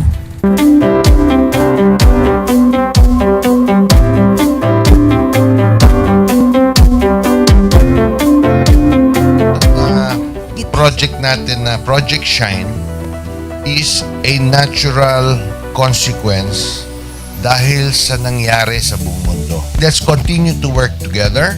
I think it's very Filipino to practice bayanihan in anything or most of the things that we do. And this is a manifestation of that. No? We have private sector, we have DEPED, we have local government, all working together. And I hope the parents of some of these children, especially the parents that did not graduate from school or hindi nakapag-aral nung sila ay bata, sana naman gamitin na nila itong opportunity na mag-schooling na rin sila kasama ng mga anak nila para mag-bonding pati ang mga magulang sa mga bata. I look at this as doing God's work. Diba? So if you do God's work, it feels right. It's righteous. It's for good, not for evil. Good morning and happy learning, grade 4. Welcome to Aral TarlakHenyo here on RTV Tarlac, Channel 26. Simulcast over DZTC 828, Radio Filipino Tarlac. I am Teacher Mercy Pacheco Bognot. This is Alistair Aidatu. I am Marie Josephine B. Andrade. I am Teacher Princess Marie M. Dueñas, and I will be your teacher broadcaster for today.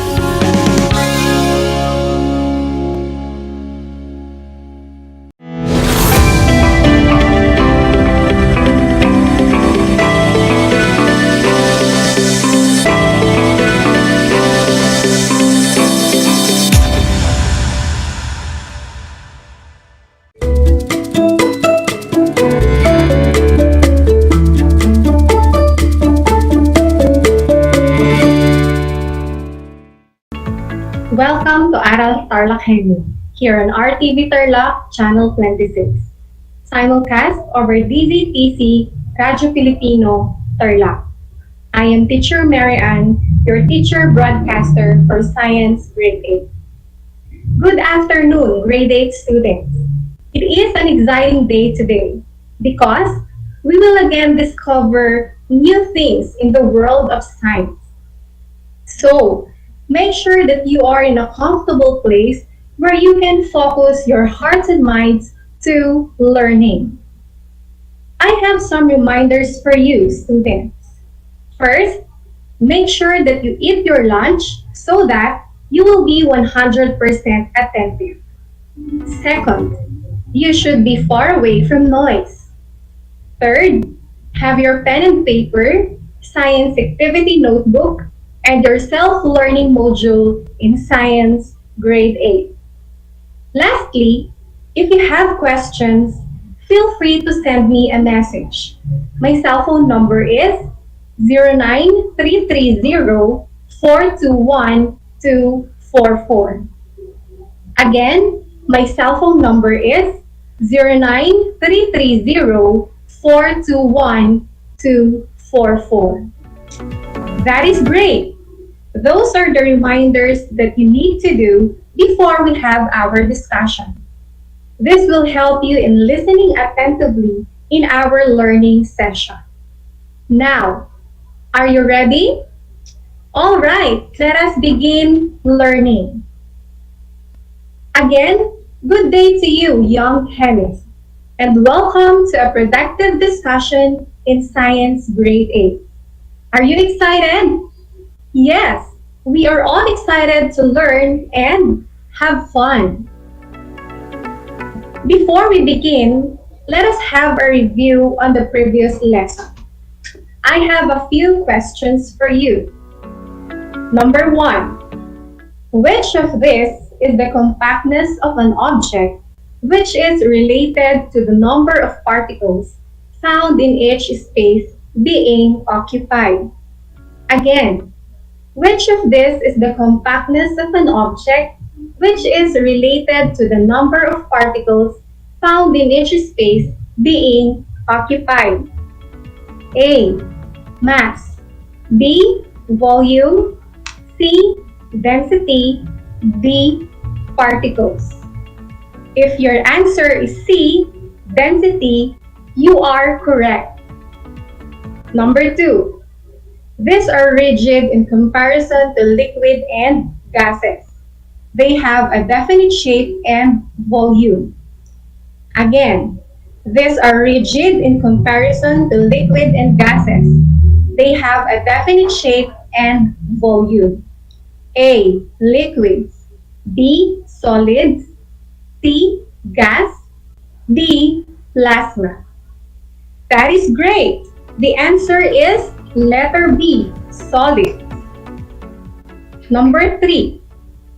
They are not rigid, neither definite shape nor definite volume.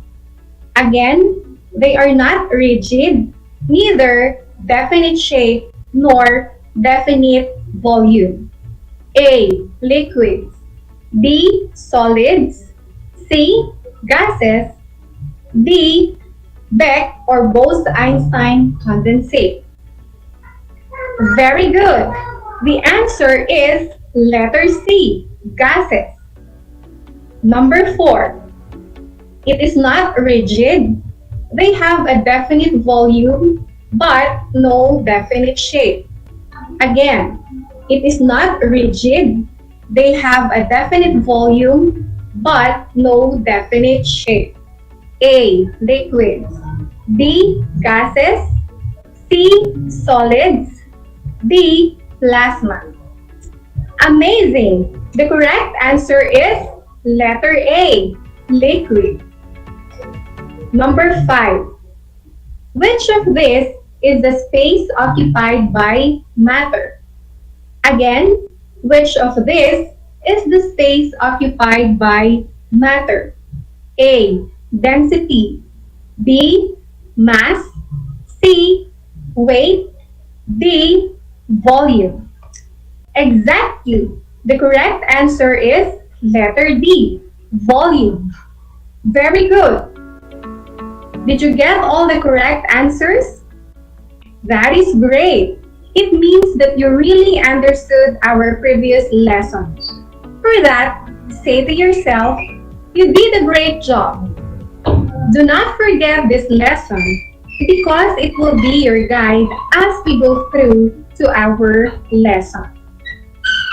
At the end of our discussion, you are expected to explain the properties of solids, liquids, and gases. This time, I want you to look at the pictures on screen. This activity is a picture analysis. All you need to do is to analyze the 3 given pictures and answer the following questions. Are you ready? Very good. These are the questions. Number 1. What can you see in the picture? That is right. The picture shows the solids, liquids, and gases. Number 2. Did you notice the formation of particles? Yes, that is correct. There is a difference to the formation of particles. In solids, the particles are completely compact, while in liquids, the particles are slightly scattered. And in gases, the particles are completely scattered. Amazing, grade 8. Number 3 question. What do you call those 3 pictures? You are right. The 3 pictures are called the 3 states of matter. You are all great learners. As there are diverse examples of matter we can mention, only 5 classifications exist. Each classification is called a state, which is characterized by common features or properties. Currently, these 5 states of matter include solids, liquids, plasma, gases, and Bose-Einstein condensate. As what we have learned last year, almost everything on Earth is considered as matter. Matter is defined as anything that occupies space. Volume refers to the amount of space occupied by matter, while mass refers to the amount of matter in an object. All objects which occupy space and have mass are considered as matter. Matter consists of tiny particles called atoms. Those atoms build up the things you see and touch every day. If you will look closely at objects around you, there are no two objects can be in the same place at the same time. It is called as impenetrability. Consider a glass filled of water. What will happen when a spoonful of sugar is added into it? That is right. Surely the water will overflow. That is because both water and sugar, being matter, occupy space. A balloon continues to increase in size as you blow more air into it. These observations verify the idea that matter occupies space. Are you still with me, grade A? Very good. Let us continue our discussion. Well, atom comes from the Greek word atomos, which means indivisible particle. Atom is different from a molecule. Molecules are neutral particles made of two or more atoms banded together in a specific arrangement. Atom is the smallest particle of an element or compound that can exist independently. For example, a molecule of water consists of an oxygen combined with two hydrogen atoms. Atoms of the same element can also combine to form a molecule. For example, oxygen in the air consists of oxygen molecules which are made up of two oxygen atoms.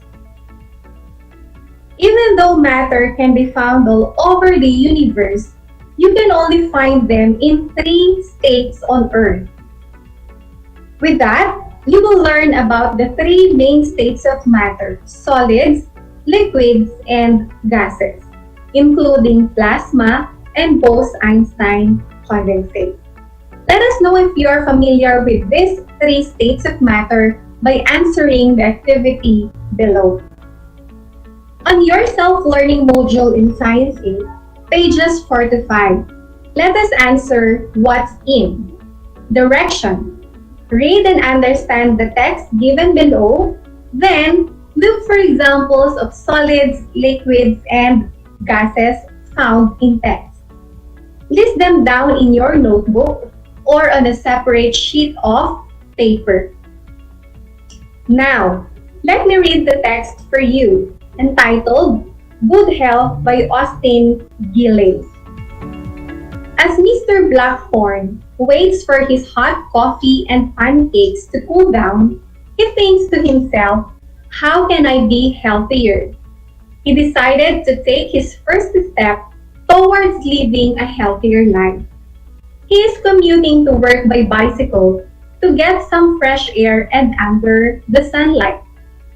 Mr. Blackthorn remembers what he ate for breakfast and is wondering how he could prepare a healthier breakfast.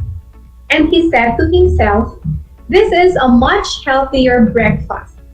Breakfast is the most important meal of the day, so make sure to eat a good one. Full of wheat cereal, 5 bread, fruit and milk or yogurt.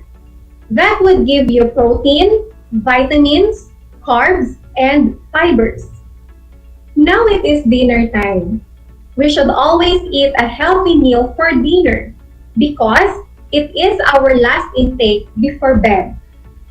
Foods that are high in saturated fat are not good for you. There are good fats and bad fats. There are also good carbs and bad carbs. Your body needs fats and carbs to survive and to have energy all throughout the day. Are you done, grade 8? Very good. Let us now answer your activity. For solids, we have Mr. Blackthorn, pancakes, bicycle, with cereal, bread, and fruit. For liquids, we have coffee, yogurt, and milk.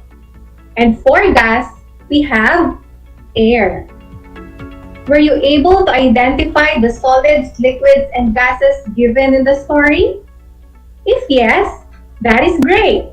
It seems that you are already familiar with the three states of matter. If not, let us learn them more. Solids, liquids, and gases are the three states of matter. Solids have particles that are tightly packed to each other in fixed positions. They also have a definite shape and volume and are being held together by strong forces.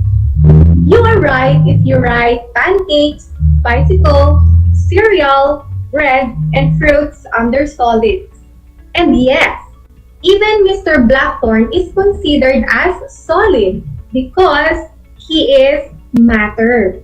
He has mass and he also occupies space.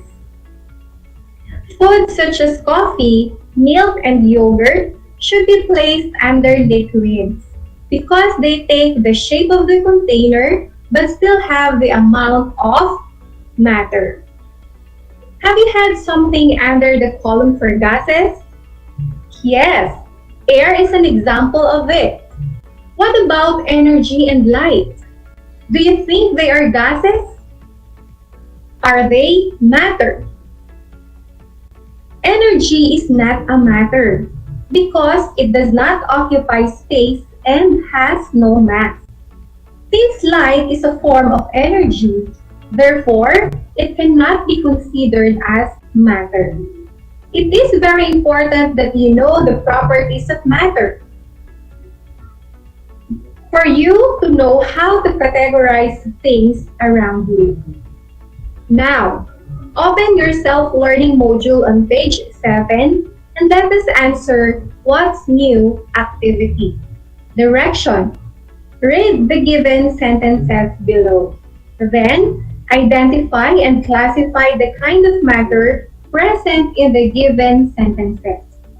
Put an X mark if the sentence does not contain examples of matter. Write your answers in your notebook or on a separate sheet of paper. Number 1. Zia wants a salad for dessert. Number 2. The coronavirus disease or COVID-19 is an infectious disease caused by a new strain of coronavirus. Number 3. Daniel is using his cell phone to search for some interactive activities present in DEPED Commons. Number 4. Angelica was advised to drink at least 8 glasses of water a day to help her not to be dehydrated. Number 5. Janine's mother applies an oil on her chest before she dives into the water. Number 6. The extreme heat this summer is affecting many farmers in Nueva Ecija. 7. Adrian feels that the ground is shaking, so he immediately covers himself under the table. 8. Stephanie decided to take a walk outside for some fresh air. 9. The boy is busy drinking his juice while holding his favorite shoes on his right hand. Number 10. The smoke from burning leaves has negative effect on our health.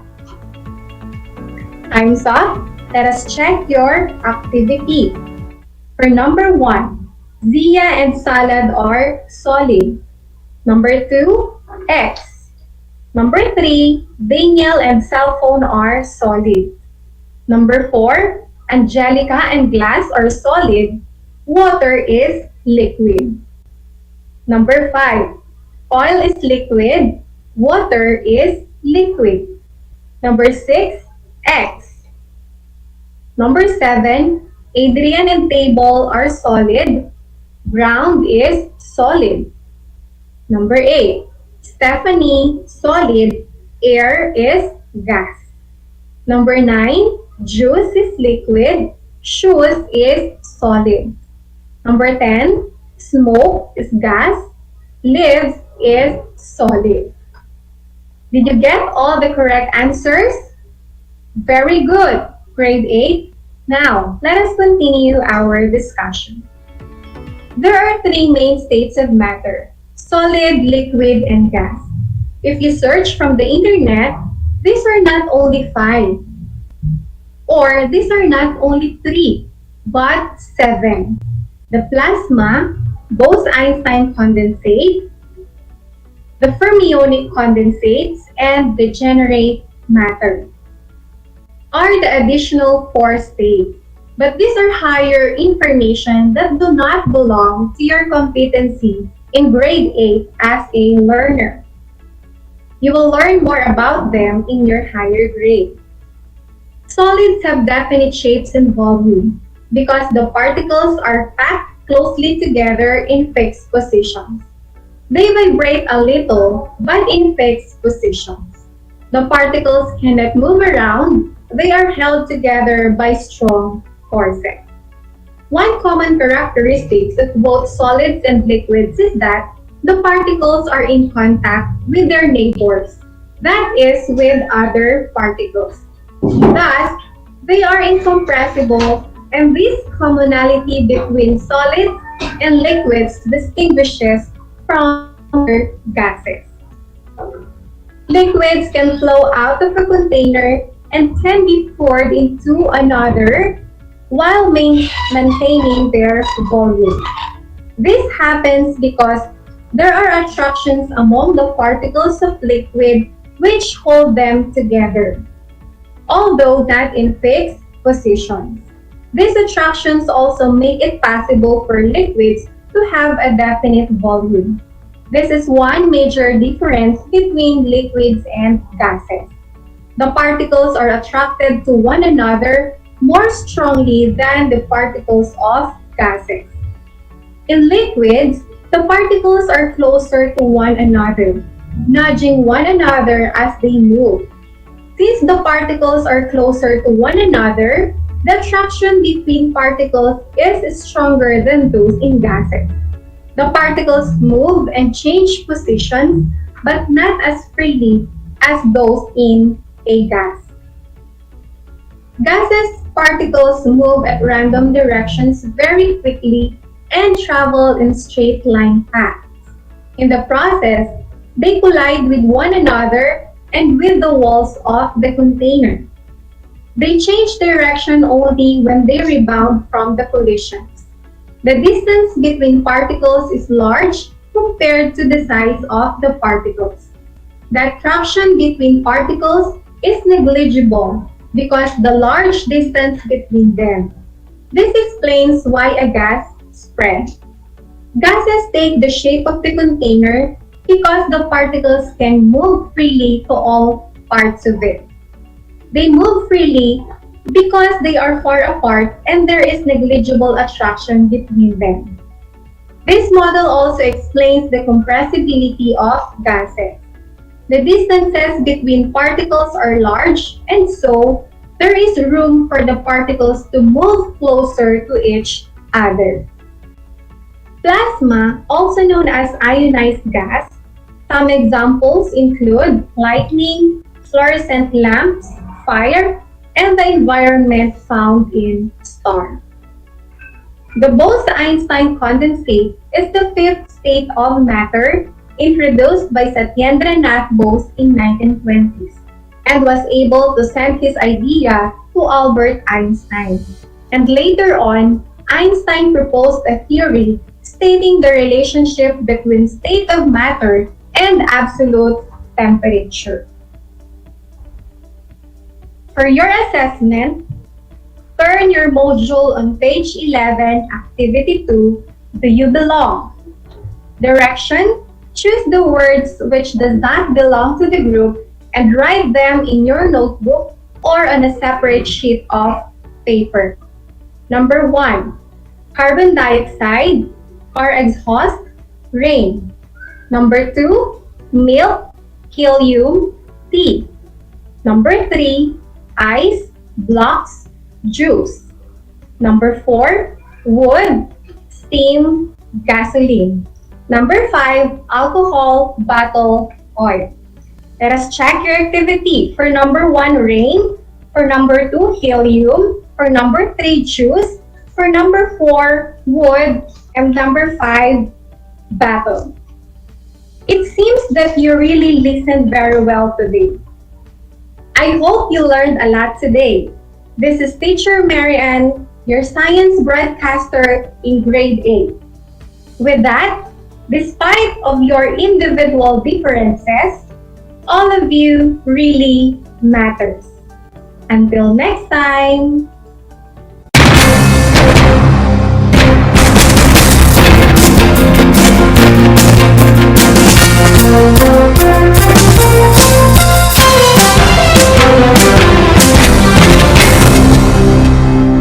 Handa ka na bang magpabakuna?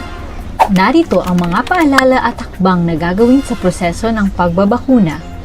Bago ang pagbabakuna, kinakailangan mo nang dumaan sa pre-vaccination screening.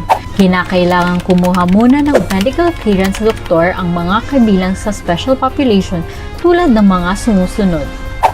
May problema sa immune system, may cancer, may HIV, sumasailalim sa transplant operation, kasalukuyang umiinom ng steroids, mga senior citizens na may special conditions. Step 1. Waiting area. Siguraduhin kayo ay pumunta sa tamang oras at petsa ng inyong schedule sa pagbabakuna. Hindi papayagan ang mga walk-in sa vaccination sites. Maupo sa bakanting upuan alinsunod sa tamang pagkakasunod ng bilang. Hintayin na tawagin kayo para sa susunod na hakbang. Habang nag-aantay, sumunod sa minimum public health standards. Isuot ang face mask at face shield. Sundin ang proper physical distancing at ugaliing maghugas at isanitize ang kamay. Step 2. Registration. Sundin ang mga patakaran ng inyong LGU o vaccination site sa pag-register at ipakita ang inyong government ID. Bibigyan kayo ng kopya ng informed consent form, health screening form, at mga pamphlet tungkol sa bakuna na pwede ninyong basahin. Hintayin na matapos ang proseso ng registration bago pumunta sa susunod na hakbang. Step 3. Screening. Kayo ay isa sa ilalim sa health screening at tatanungin tungkol sa inyong kalusugan tulad ng history of COVID-19 exposure, history of vaccination, mga gamot na iniinom, kung may allergies at iba pa. Ito ay para makasiguro kung angkop para sa inyo ang magpapakuna sa kasalukuyan. Step 4. Health Education. Makinig sa ibabahaging importanteng impormasyon tungkol sa pagbabakuna para sa COVID-19. Kung mayroon pa kayong ibang katanungan, sumangguni sa ating mga vaccination staff. Siguraduhin na pirmahan ang consent form na pumapayag kayong magpabakuna bago pumunta sa susunod na hakbang. Step 5. Vaccine Administration. Ito ang panahon kung saan kayo ay babakunahan sa loob ng 1 hanggang 2 minuto. Huwag kalimutan na kunin ang inyong vaccination card pagkatapos matanggap ang bakuna. Step 6. Observation. Alinsunod sa Department of Health, ang lahat ng magpapabakuna ay kailangang manatili sa pasilidad ng 15 hanggang 30 minuto para obserbahan kung may hindi magandang nararamdaman. Ang ating medical staff ay nakatutok sa inyo para ma-monitor ang inyong kalusugan. Bibigyan kayo ng mga pangalan ng health facility o hotline o contact kung saan pwedeng pumunta kung kinakailangang sumangguni dahil sa side effects ng bakuna. Narito rin ang mga paalala na dapat tandaan. Siguraduhin bumalik sa schedule para sa pangalawang dose ng bakuna. Laging tandaan na kahit nabakunahan ka na, ay huwag pa rin kalimutang sumunod sa minimum public health standards tulad ng pagsasanitize ng mga kamay, pagsusuot ng face mask at face shield, at pagdidistansya sa iba ng 1 metro. Ito ay para na rin sa ating proteksyon at sa proteksyon ng iba. Para sa karagdagang impormasyon, bisitahin ang mga sumusunod na pages. Tara sa Bida Vaccination!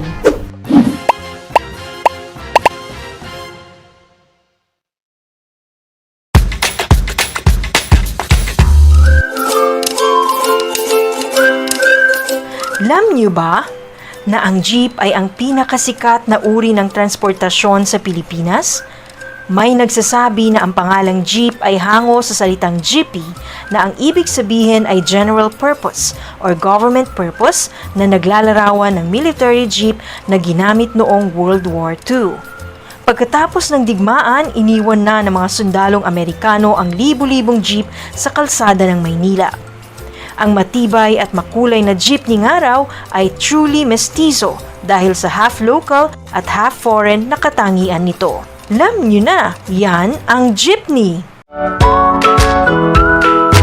How are you today? Hello, everyone. Hello, learners of Tarlac. Good morning, Math Talino Grade 4 learners! Welcome to Aral TarlakHenyo here on RTV Tarlac Channel 26. Simulcast over DCTC. Radyo Pilipino Tarlac.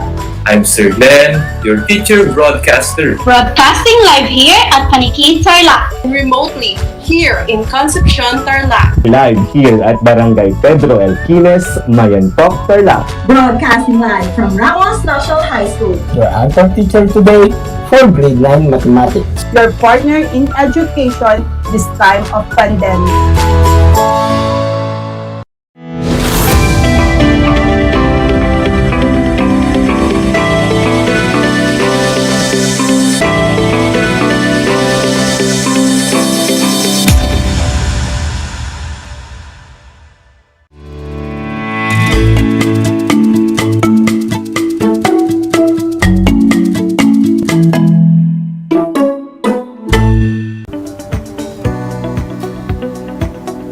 Welcome to Aral TarlakHenyo here on RTV Tarlac, Channel 26. Simulcast over DCTC, Radyo Pilipino Tarlac. Today is March 29, 2021, 2 in the afternoon, and we bring you Mathematics 8 lessons on air. Basta TarlakHenyo, sa matematika handang matuto. This is Warren V. Gragasi, your teacher broadcaster, gaining much interest in math through my father, who is also today's birthday celebrator. And we bring you cool math lessons right next to your door. Before we begin, may I ask you, dear students, to bring out the following: notebook and pen for note-taking. Learners Module Mathematics 8 on page 349.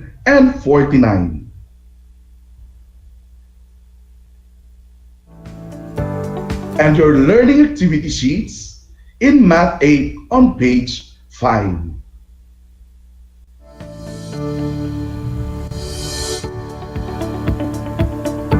Hello, our dear students.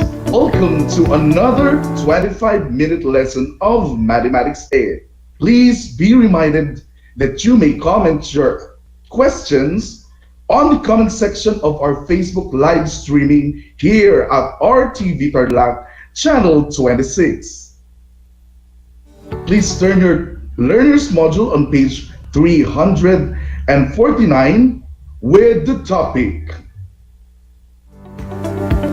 Triangle Congruence, focusing on the congruence correspondence.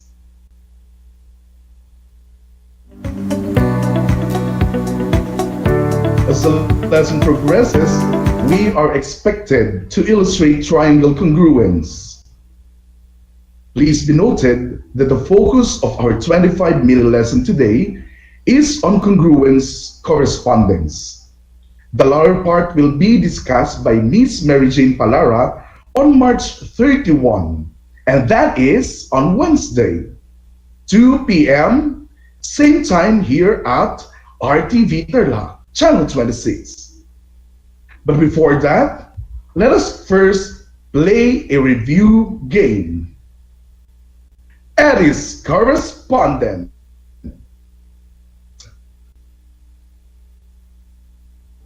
You just need to speak out loud and clear the word or phrase that will complete each blank.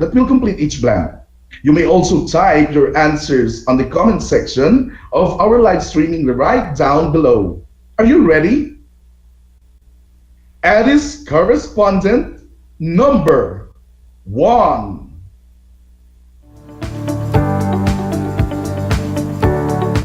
There is a Filipino belief, kung ano ang puno, siya rin ang bunga. Eddie and Ising are both mathematically inclined. Is there a possible correspondence that their son will also be inclined in mathematics? Yes or no? You may comment down your answer. There is a Filipino belief, kung ano ang puno, siya rin ang bunga. Eddie and Ising are both inclined in mathematics. Is there a possible correspondence that their son will also be inclined? And I am looking at your answers now on the Facebook live streaming. And the correct answer is, anyway, with respect to scientific idea on genes and environmental factors, when we talk about heredity and environmental factors, there is still a slight possibility that Eddie's and Crescentia's son will not be inclined in mathematics. However, the question is there a possible correspondence that their son will also be inclined in mathematics? Again, we are only asking of possible correspondence. Therefore, the answer is yes. There is a possible correspondence, and you are correct. Now, are you ready for the next question? Alice correspondent number 2.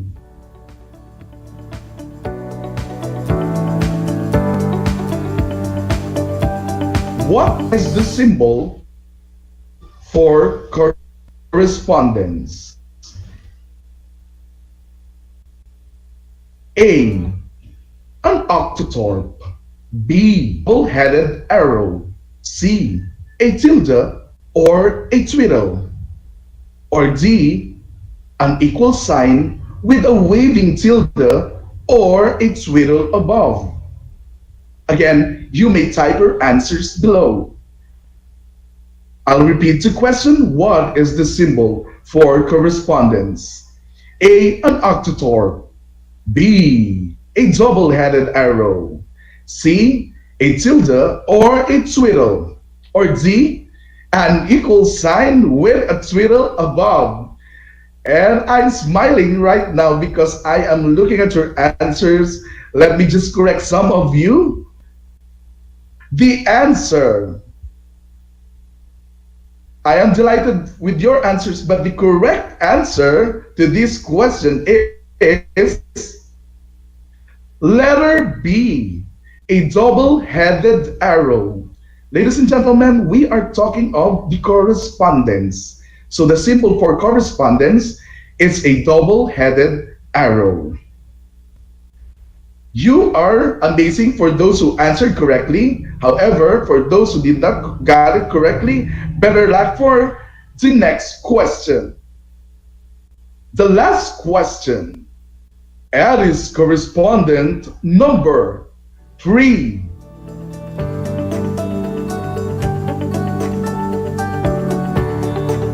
What is the symbol for congruence? A, a octothorpe. B, a tilde or a twiddle. Or C, an equal sign with a twiddle above. I'll repeat the question. What is the symbol for congruence? This time, the symbol for congruence. A, an octothorpe. B, a tilde or a twiddle. Or C, an equal sign with a twiddle above. And I am looking at your answers on the live streaming. Danica Burse, Darlo Paraso, your answers, Jan Pangilinan also. Your answers are correct. The answer is letter C. An equal sign with a waving tilde or a twiddle above. The equal sign below symbolizes equal measure, while the similarity symbol above symbolizes similar shape. So don't forget that for congruence, it's an equal sign with a tilde or twiddle above. With the outstanding performance you did, I guess we are now ready for our lesson today, which is triangle congruence, focusing on congruence correspondence.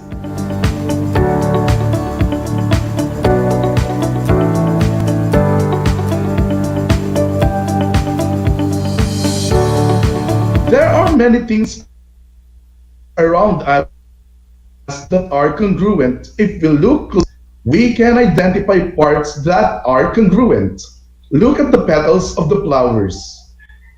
Most flowers have petals that look alike.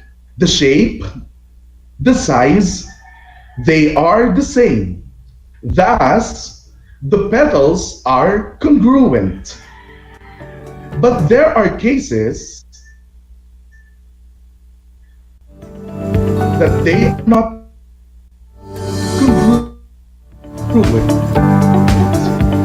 Instead, they are only similar. These happens sizes. So, we may say mathematically that two things are similar if they have the same shape but do not exactly measure the same. On the other hand, two things are congruent if they both have the same shape and same size. Let us take a look at another example.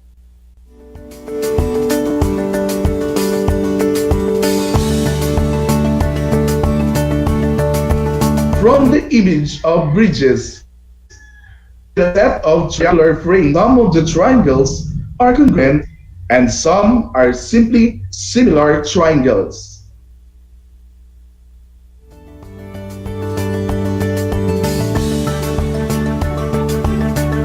Triangle YOU is congruent to triangle TO, size and same shape.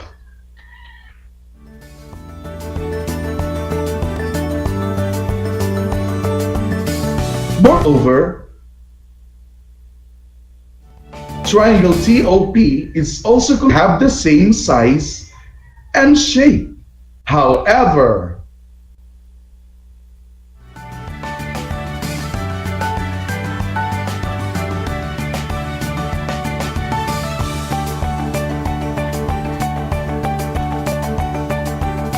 triangle YOU ID. This means that they are only shape but do not have the same size. Thus, for us to know if two triangles are congruent or not, we must check the criteria on same shape, check, same size, check, and if it is congruent, they should have the same shape and same size. It's easy, isn't it? Now, to fully understand what congruent triangles are, let us first unlock the truth beyond correspondence. Correspondence refers to a close similarity connection or equivalence. A one-to-one correspondence can be established between the vertices of two given triangles. Suppose we have triangle ABC and triangle XYZ. To prove that two triangles are congruent, we must correctly pair up the corresponding sides and the corresponding angles properly. At this juncture, we will only focus on the correspondence since this is the basic idea before arriving at a conclusion of congruency of two triangles. All we have to do today is to find the perfect match. First, the criteria should be it has corresponding sides. And second, corresponding angles. Let us first look at the corresponding sides. So with the given, we have triangle AC and triangle XYZ. Line AB corresponds to line XY. Since these two sides are more likely the sides with possible equal lengths. Moreover, line BC corresponds to line YZ, since these two sides have the closest possibility of having equal lengths. And the last corresponding lines are line CA and line ZX. Take note of the arrangement of the letters. The arrangement of letters as a notation of the first triangle must also match with the arrangement of letters as a notation of the second triangle. Later, we will master the pairing up of corresponding sides with more drills. As of this moment, we will introduce corresponding angles. With the same given, we have triangle ABC and triangle XYZ. Since all sides corresponds to each other, we have angle A corresponds to angle X. Moreover, angle B corresponds to angle Y. And lastly, angle C corresponds to angle Z. With the complete correspondence, we are now ready to move to the next step. That is to decide if two triangles are congruent, but again, I'll leave it to Ma'am Mary Jane Palara on Wednesday's session. Again, same time and same channel.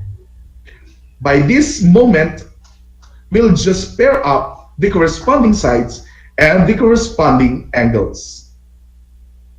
Now, are you ready for the next example? Observe the example on page 351 of your learner's material.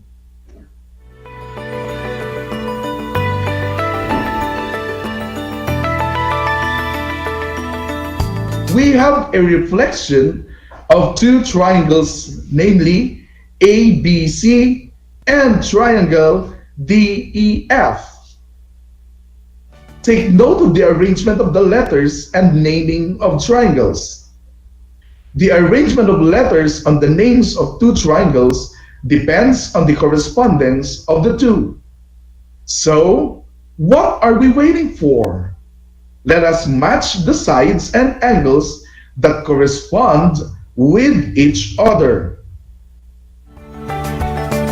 So with the given triangle, we have triangle ABC and triangle DEF.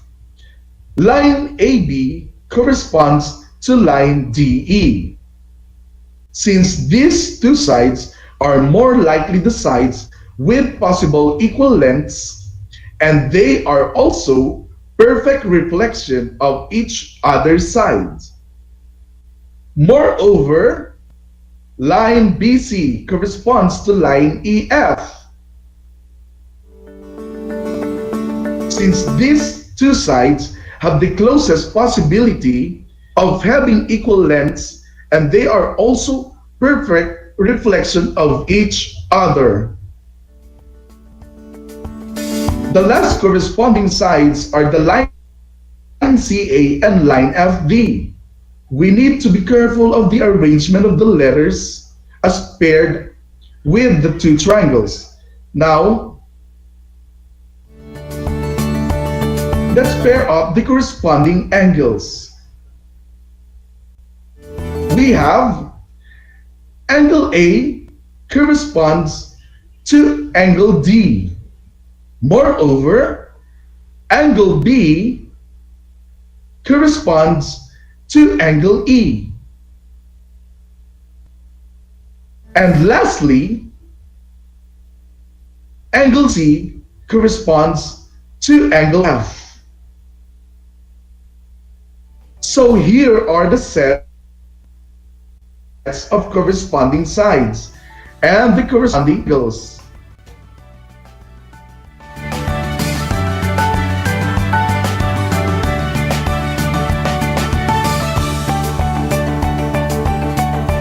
And last example.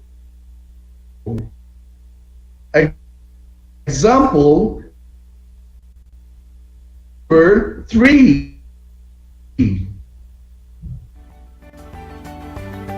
Observe the following figures. There are two triangles.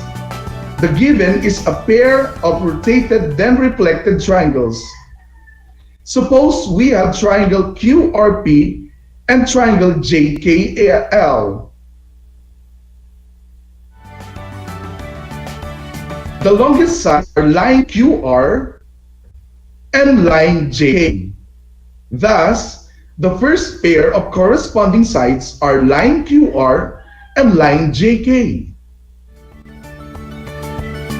The shortest sides are line RP and line KL.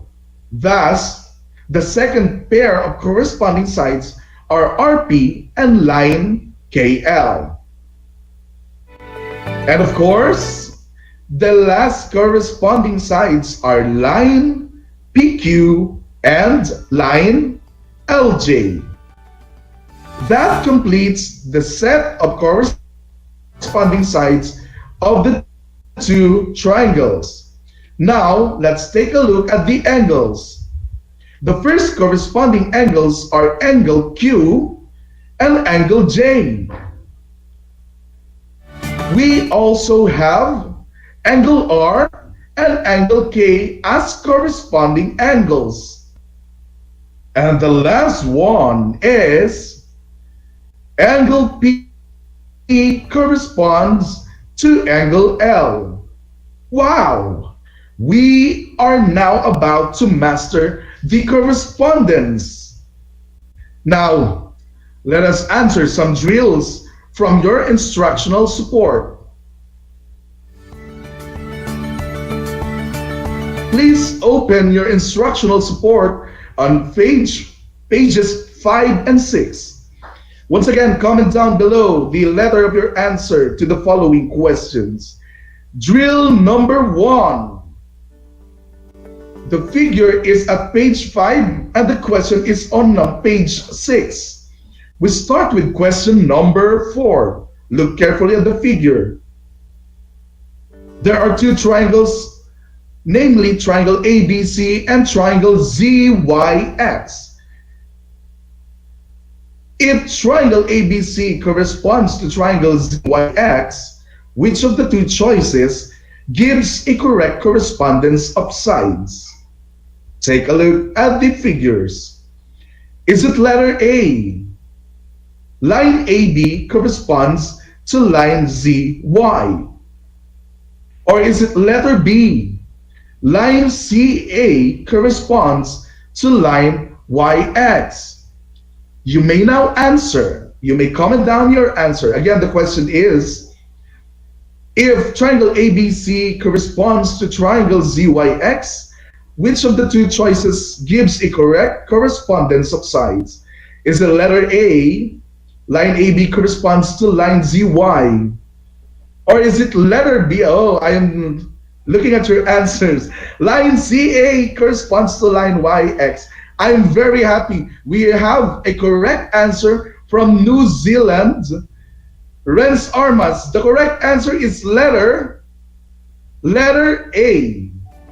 Line AB corresponds to line ZY. That was awesome.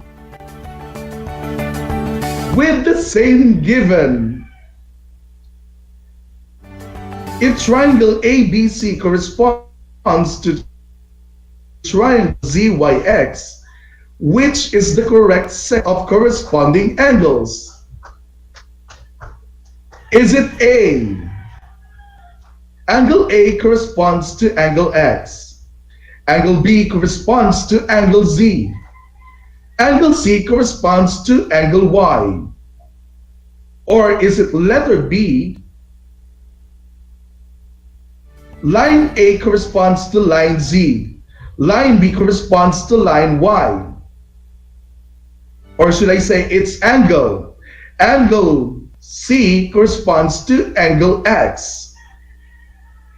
So the two choices are correspondence of angles. So the correct answer is letter, and there are very good answers. There are many of them. Letter B. Wow, you're doing great. Now, how about we try a different drill? So, for next drill, kindly copy this or take a look at this on page 6, item number 2, drill. Or take a look at this on page 6, item number 2, drill number 2. The question is, which correspondence between the vertices make one triangle coincide with the other triangle? So this is your now assignment, and I guess you are ready for your next discussion on Wednesday with Ma'am Mary Jane Palara. Time has come to bid goodbye. Just for this session, always remember, math is a general truth. It is the same as it is in the past, today, and in the future. If we do not embrace it today, then who will be on the sides of our children and grandchildren if time comes that they struggle in math? Let us cut the curse today. Again, thank you for your answers, active participation. This is Warren V. Gragasin, your teacher broadcaster, bringing cool math lessons right next to your door. Thank you, good day, and happy birthday to my father.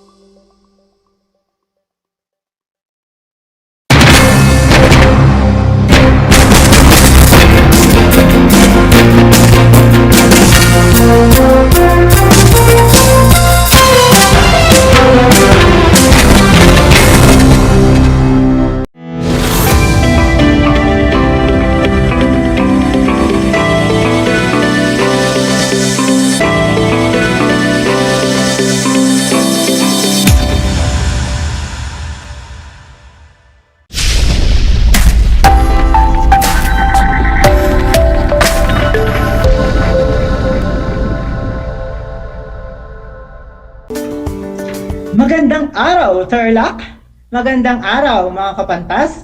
Sumasa inyo ang Aral TarlakHenyo mula sa RTV Tarlac, Channel 26 at kasabay na naririnig sa DCTC 828 Radyo Pilipino Tarlac.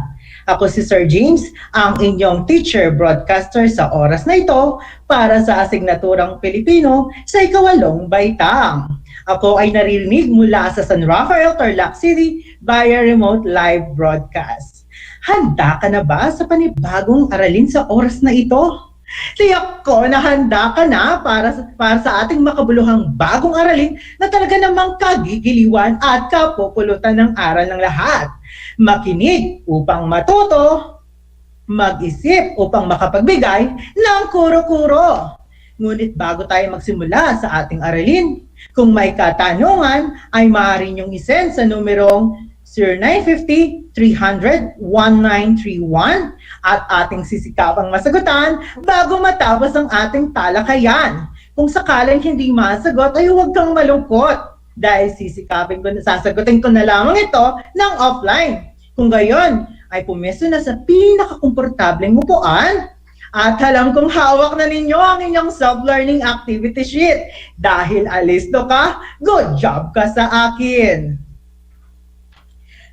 Bago tayo dumako sa ating makabuluhang talakayan sa araw na ito, atin munang balikan ang naging talakay natin noong isang araw tungkol sa mga salitang linggo o termino na ginagamit sa multimedia. Tinalakay natin ang Facebook. Marahil marami sa atin ay gumagamit ng Facebook. Napadali ang ating buhay sa pamamagitan ng Facebook dahil nagkakaroon tayo ng ugnayan sa ating mahal na sa buhay kahit sila pa ay malayo sa pamamagitan ng Messenger. Tinalakay din natin ang iPad. Gamit ang iPad, napapanatili natin ang ating mga paboritong musika. Yan. Tinalakay din natin ang radyo. Tinalakay din natin ang radyo. Gamit ang radyo, tayo ay nag-aabisuhan sa mga pangyayari sa ating paligid. Tinalakay din natin ang Google. Marami sa atin alam kung ano ang gamit ng Google. Gamit ang kanyang search engine, tayo ay napapadabilis ang ating pananaliksik. Sa tulong ng media, nalalaman din ng mga tao ang impormasyon tungkol sa mga programa at proyekto ng pamahalaan, tulad na lamang ng mga pangyayari ngayon sa ating panahon tulad ng pandemya. Ngunit bago tayo dumako sa ating talakayan, nais ko munang pagnilayan ninyo ang isang kasabihan na ito. Ang panulat o pluma ay higit na makapangyarihan kaysa anumang tabak o espada. Uulitin ko, naniniwala ba kayo na ang panulat o pluma ay higit na makapangyarihan kaysa anumang tabak o espada? Ang inyong kasagutan ay sisikapin kong masagot bago matapos ang ating talakayan. So hintayin ko ang inyong mga text messages, aking mga kapantas. So ngayon, idadako na tayo sa ating talakayan, iba't ibang paraan ng pangangalap ng datos sa pagsulat. Ngunit bago tayo dumako, ano kaya? Marahil marami sa atin ay may kaalaman kung paano sinasagawa ang pagsulat. Ngunit ano ang kahulugan ng pagsulat? Noong tayo nasa elementarya, isinuksok na sa ating kaisipan ang kahalagahan ng pagsulat. Lalo na nung tayo tumungtong sa sekundarya,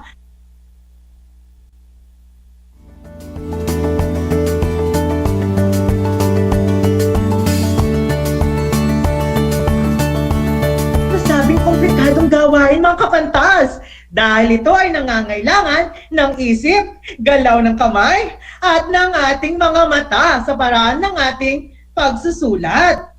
So ano nga uli ang pagsusulat ay isa sa pangunahing gawain ng mga estudyante. Sa pamamagitan nito na ipapahayag ng mga mag-aral ang kanilang mga naiisip tulad na lamang sabi ni teacher, o mga anak, gawa kayo ng tula.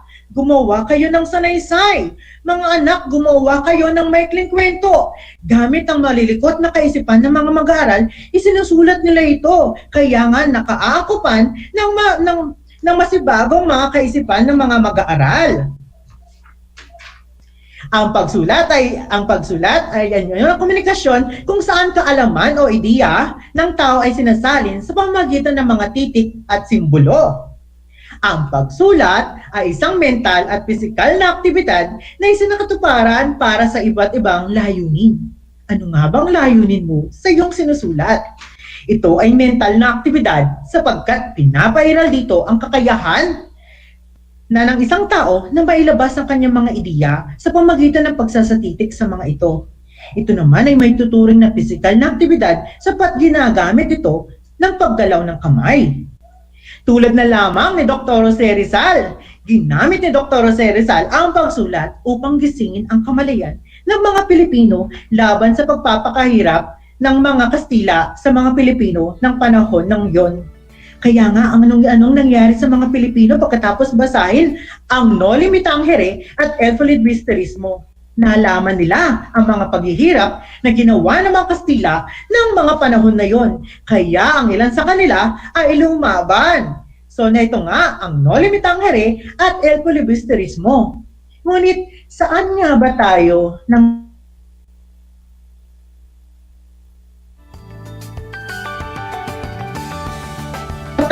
nangangalap ng impormasyon kahit tayo ay nasa tahanan? Lalo na ngayong panahon na to, panahon ng pandemya, bawal tayong lumabas. So paano natin nalalaman ang mga pangyayari na gaganap sa ating lipunan? May ideya na ba kayo? Mahusay ang iyong kasagutan.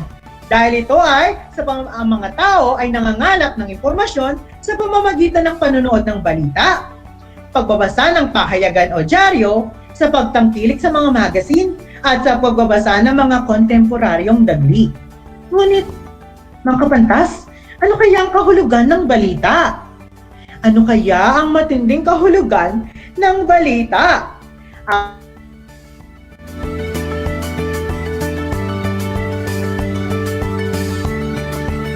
Yaring naganap na kamakailan lamang, naganap sa kasalukuyan at magdaganap pa lamang. So ganun ang balita, nagbibigay ng mga impormasyon na nangyari na, mangyayari pa lamang o kasalukuyang nagaganap. Ang balita ay mga pangyayari sa isang lugar na ibinabahagi ng ibang tao sa pamamagitan ng iba't ibang kagamitan tulad ng telebisyon. Yan. Kapag tayo ay nanonood ng balita gamit ang telebisyon, yan, marami tayong mga istasyon, mga kapantas. Tama, marami tayong mga istasyon na ginagamit kapag tayo ay nanonood ng balita pamamagitan ng TV. Meron pang isa, mga kabatas, ang radyo. Ang radyo ay palasak, lalo na sa kasalukuyang panahon. Ginagamit ang radyo para mapanatili ang kalidad ng edukasyon. Gamit ang mga computer o kaya sa pamamagitan ng pagpapahayag ng isang tao na may kinalaman sa pangyayari. Diba? Ang Facebook, even yung Facebook, diba? Meron ng mga balita na napapanood natin. Live nating napapanood ito. Kaya nga, ang galing ng teknolohiya na isama ang mga balita. Tulad na lamang ng YouTube, yan, napapanood natin sa mga ito, ang mga balita. Ngunit, dumako na ba sa inyong kaisipan kung paano nga ba sumulat ng isang balita? Basta-basta lamang ba tayo susulat ng isang balita? So ngayon, mga katangi ng mabuting balita. Para maging maganda ang iyong balita, kinakailangan ito ng magandang katangian. Parang tayo, dapat lagi meron tayong magandang katangian na kaya nating maipagmalaki sa iba. Ganon din ang balita. Una, meron siyang ganap na kawastuhan. Timbang, kapag nagbibigay ng balita, kinakailangan is marunong kang manimbangan. Walang kinikilingan. Kinakailangan kapag susulat ka ng balita, wala kang kinikilingan. Kung baga kahit hindi mo kagustuhan ang ginagawa mong balita at hindi pabor sa'yo, kailangan mo pa rin itong gawan ng balita. Because trabaho mo to na magbigay ng balita sa mga nasasakupan. Kaiklian at kalinawan at lalong-lalo na ang kasariwaan. Kapag ang balita ay fresh pa, lalo itong tinatangkilik ng mga nanonood at bumabasa ng mga pahayagan. Ang pagsulat ng balita ay isang kasanayan na kailangang matutuhan sapagkat nagpapayaman ito ng talasalitaan ng mga mag-aaral. Gamit ang pagsusulat ng balita, lumalawak ang ating mga bokabularyo, lumalawak ang ating kaalaman, nadaragdagan ang ating mga lengguwahe o salitang ating ginagamit. Nagpapalawak ito ng karunungan at kaalaman sa mga nangyayari sa bayan. At nagpapatalas ito ng kasanayan sa pagsulat at paghatid ng impormasyon sa mga mambabasa. Bilang isang mamahayag, ang pangangalap ng impormasyon ay isang mabusising gawain na nangangailangan ng kasanayan. At upang matukoy ang nararapat na impormasyon sa binubuong balita, bakit nangangailangan ng kasanayan ang isang mamamahayag? Kaya nga, meron tayong mga kurso na kung saan tinuturo ang pagsulat ng isang balita. Kasi kailangan ito ng kasanayan. Hindi ka lamang basta-basta susulat ng isang balita. Kinakailangan, at the back of your mind, marami kang idea, marami kang sinusundan na batas, marami kang kinakailangan ikinaangkop sa iyong sinusulat na balita. So, ngayon, ngunit ano nga bang pamamaraan gagamitin sa pangangalap ng impormasyon o datos upang makabuo o makasulat ng isang makabuluhang balita? Ano nga ba? Saan nga ba tayo pupunta? At ano nga ba ang gagawin natin sa pagsulat ng ating balita? Iba't ibang paraan ng pangangalap ng balita. Una, pagbabasa at pananaliksik. Alam naman natin na ito ay mabisa, ginagamit sa pagpapalawak ng paksang isusulat at pangangalap ng mga kaugnay na karagdagang kaalaman. Magagawa ito sa pamamagitan ng pagkonsulta sa mga libro, yan, pagpunta natin sa mga library para mangalap ng mga data o datos. Kasi nga, sinabi ko nga kanina, ang isang mamamahayag ay nangangailangan ng isang kasanayan. Nangangailangan may kaalaman siya sa kanyang ginagawang balita. So, saan nga ba siya mangangalap ng mga datos? Kinakailangan marunong siyang magbasa, marunong siyang manaliksik. Kasi nga, kinakailangan is meron kang matibay na ebidensya o pundasyon. Pero, lagi natin tatandaan mga kapantas hindi lahat ng nakikita natin sa internet ay totoo. Dapat alam natin tukuyin ang totoong balita at ang fake news. Kadalasan ng mga fake news ay walang basihan. Yan. Pangalawa, obserbasyon. Ito ay isang paraan ng pangangalap ng impormasyon sa pamamagitan ng pagmamasid sa mga bagay-bagay, tao o pangkat at pangyayari. Inaalam dito ang mga gawi at katangian at iba pang datos kaugnay ng inoobserbahang paksa. Pakikipanayam mo interview, makapagtitipon din ng mga kaalaman at impormasyon sa pamamagitan ng pakikipanayam o interview sa mga taong malaki ang karanasan at otoridad sa paksang inihahanap ng mga impormasyon.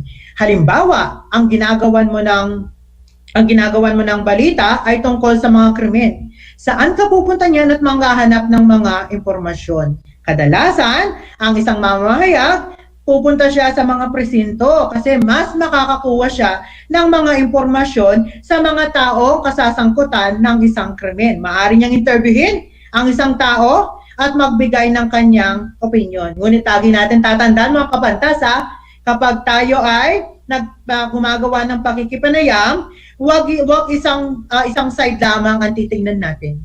Lagi natin tatandaan ang dalawang side ng isang balita. Mapa-against or pabor dun sa balita, kinakailangan kuhanan natin sila ng kanilang opinion tungkol sa mga pangyayari. Pang-apat, pagtatanong. Yan, questioning. Sinasagot sa pamamagitan ng paglatag ng mga tanong ang isang tiyak na paksang gustong isulat.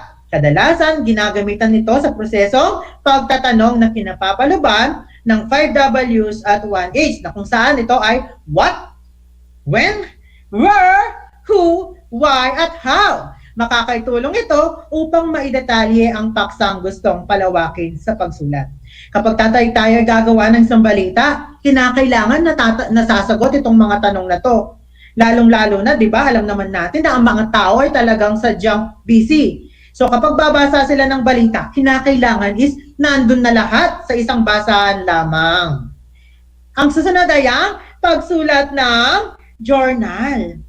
Malamang marami sa atin ay sumulat na ng journal.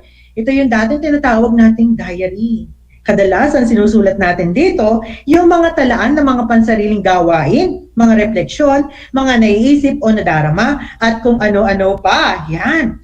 Naging palasak sa atin ang paggawa ng diary ng mga panahong tayo nasa elementarya dahil isa sa mga kahingian ng asignaturang Pilipino noon ay ang paggawa ng diary. So, hindi na bago sa atin ang salitang diary o journal. Yan.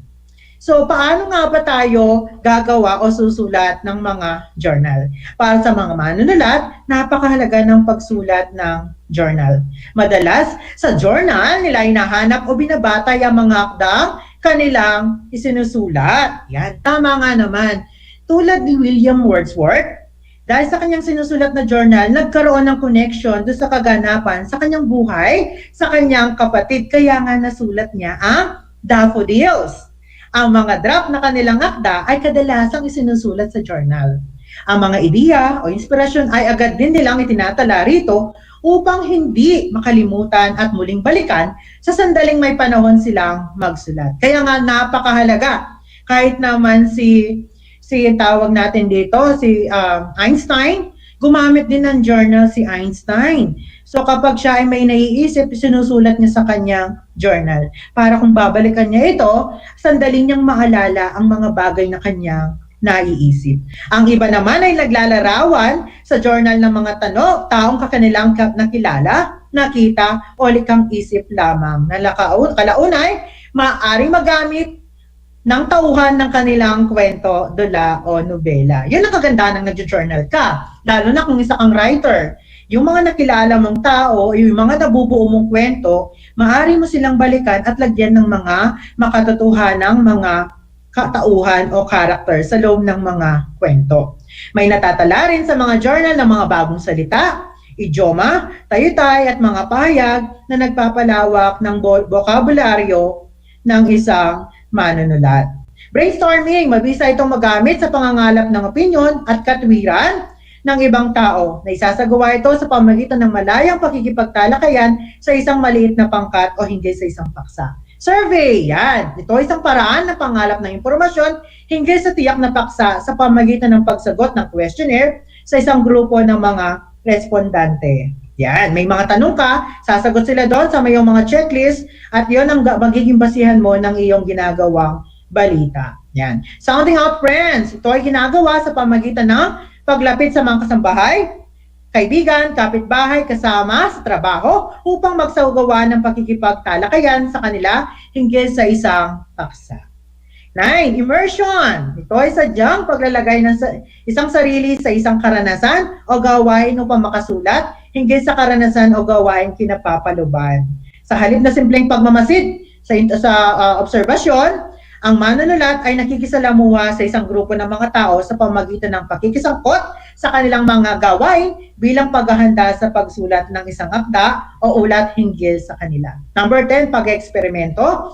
Sa parang ito, sinusubukan ang isang bagay bago sumulat ng akda tungkol dito sa pamamagitan ng isang eksperimento. Madalas itong ginagamit sa pagsulat ng mga sulating scientifico. Ngayon ay isang halimbawa ng balita natin, Tagalog News, DTI na mahagi ng livelihood kits sa mga negosyante sa Tarlac. Lungsod ng Tarlac, March 22. So kinakailangan sa ating balita ay kaakit-akit yan. May 7 negosyanteng mula sa lungsod ng Tarlac ang nagbahagian ng mga kagamitang pangkabuhayan mula sa Department of Trade and Industry o DTI. Ito ay sa ilalim ng negosyo-serbisyo sa barangay na ilunsad ng DTI Tarlac sa Barangay San Pascual upang makatulong sa pag-unlad ng micro-enterprises o maliit na negosyante roon. Ayon kay DTI Tarlac Business Development Division Chief Sinaida Garibay, bawat benepisyar na tumatanggap ng livelihood kits ay sinusuri at pinili sa tulong ng mga opisyal ng barangay. So nagbibigay ng impormasyon sa mga tao tungkol sa nangyayari sa ating bayan, tulad na nangyayari sa Tarlac City. So, bakit may mga ilang katanungan ako dito sa inyong mga kapantas batay sa naging talakayan natin? Bakit ang pangangalap ng impormasyon tinatawag din pagpapayaman ng kaalaman? Bakit kaya tinawag din siyang ganon? Bakit tinawag na pagpapayaman ng kaalaman? Dahil nga alam naman natin na ang mahusay ang iyong kasagutan dahil sa bawat impormasyon nating nakakalap ay naibabahagi sa pamamagitan ng kaisipan, ng ating kaisipan, kaya dumaragdag ang ating kaalaman. So sa pamamagitan ng iyong ginagawang pananaliksik, pagsusulat, dumadagdag ang iyong kaalaman tulad ng mga talasalitaan. Bakit kaya mahalaga ang pangangalap ng impormasyon bago isagawa ang pagsusulat? Bakit kaya sa tingin nyo? Upang maiwasan natin ang paulit-ulit na pagsulat. Inilagay mo ang isang impormasyon tapos uulitin mo na naman dahil nagkamali ka. So mahalaga na mangalap ka muna ng impormasyon bago ka gumawa ng iyong balita. Yan. Bakit mahalaga na ang isang balita ay napapanahon at sariwa? Sa tingin niyo, bakit kaya ang isang balita ay napapanahon at sariwa? Mahusay ang iyong kasagutan, mga kapantas. Tama. Kinakailangan ng isang balita ay sariwa at napapanahon dahil mas tatangkilikin ng mga manonood at mambabasa ang mga balitang kakalabas pa lamang o kakaganap pa lamang.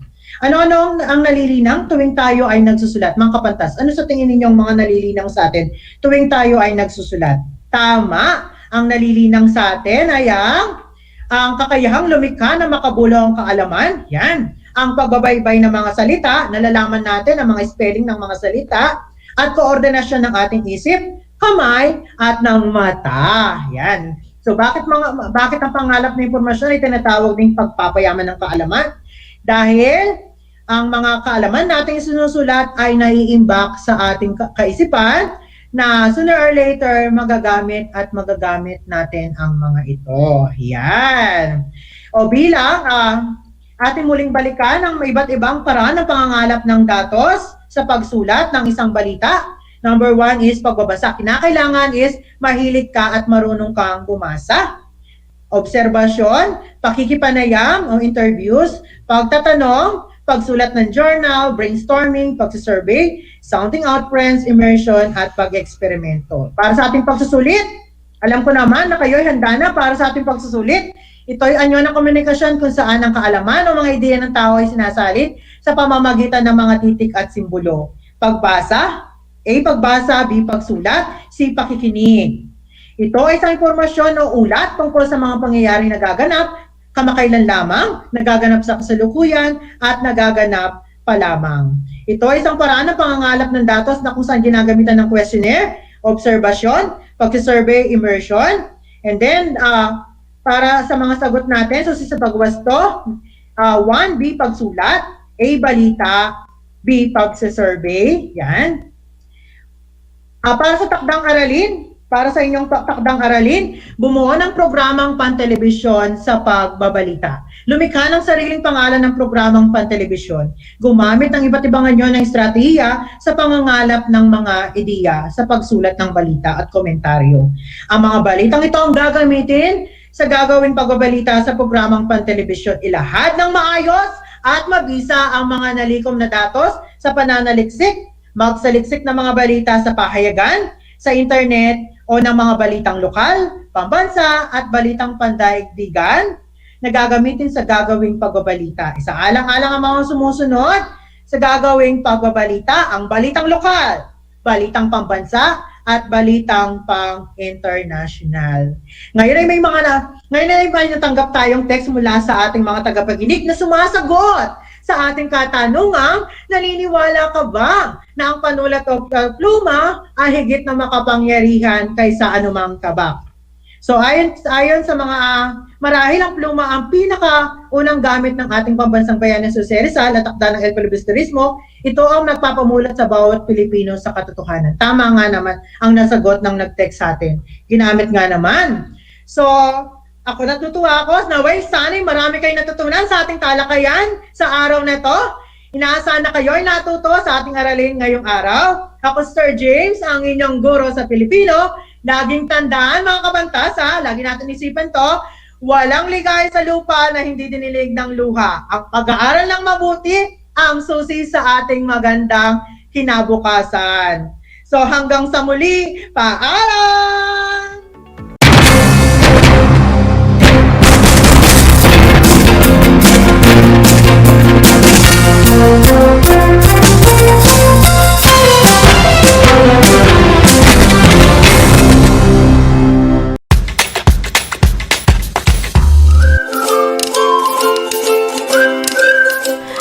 niyo ba na ang jeep ay ang pinakasikat na uri ng transportasyon sa Pilipinas?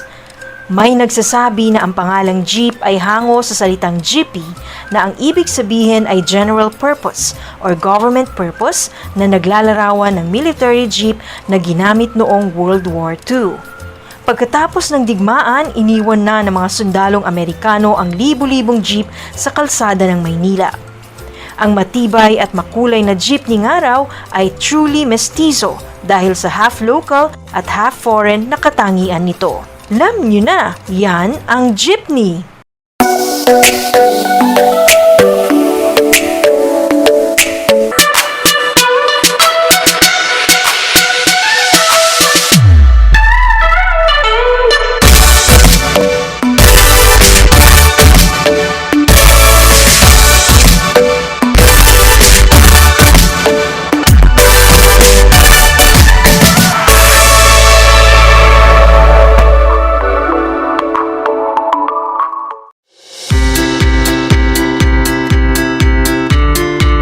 Upang matugunan ang mga kinakaharap na pagsubok ng mga guro at mag-aaral sa gitna ng kasalukuyang pandemya, nagsanib tulong sina Congressman Charlie Cojuangco ng unang distrito ng Tarlac, DEPED Region 3 Regional Director Dr. May B. Eclar at Tarlac Schools Division Superintendent Dr. Ronaldo Pozon para sa isang napapanahong proyekto na tinaguriang Project Shine, Aral TarlakHenyo.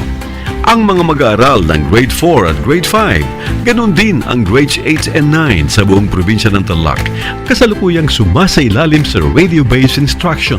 Katuwang ang himpilang DZTZ 828 kHz AM at RTV Tarlac, Channel 26.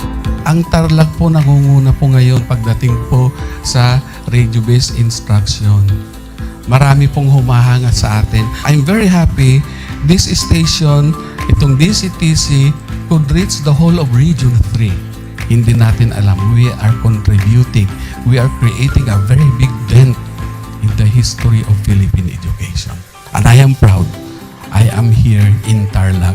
This is the noble cause of education in which you and I, without you knowing it, we are bound to do.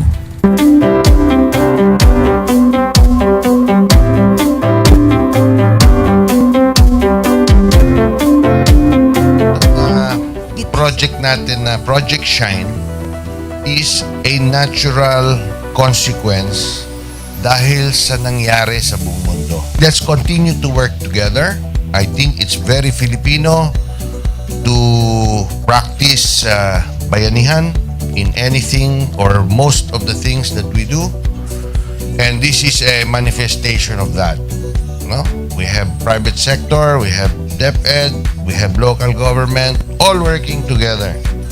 And I hope the parents of some of these children, especially the parents that did not graduate from school or hindi nakapag-aral nung sila ay bata, sana naman gamitin na nila itong opportunity na mag-schooling na rin sila kasama ng mga anak nila para mag-bonding pati ang mga magulang sa mga bata.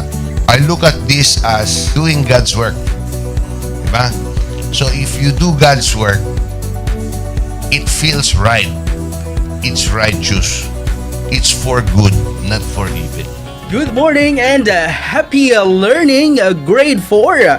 Welcome to Aral TarlakHenyo here on RTV Tarlac, Channel 26. Simulcast over DZTZ 828, Radio Filipino Tarlac. I am Teacher Mercy Pacheco Bognot. This is Alistair Aidatu. I am Marie Josephine B. Andrade. I am Teacher Princess Marie Dueñas, and I will be your teacher broadcaster for today.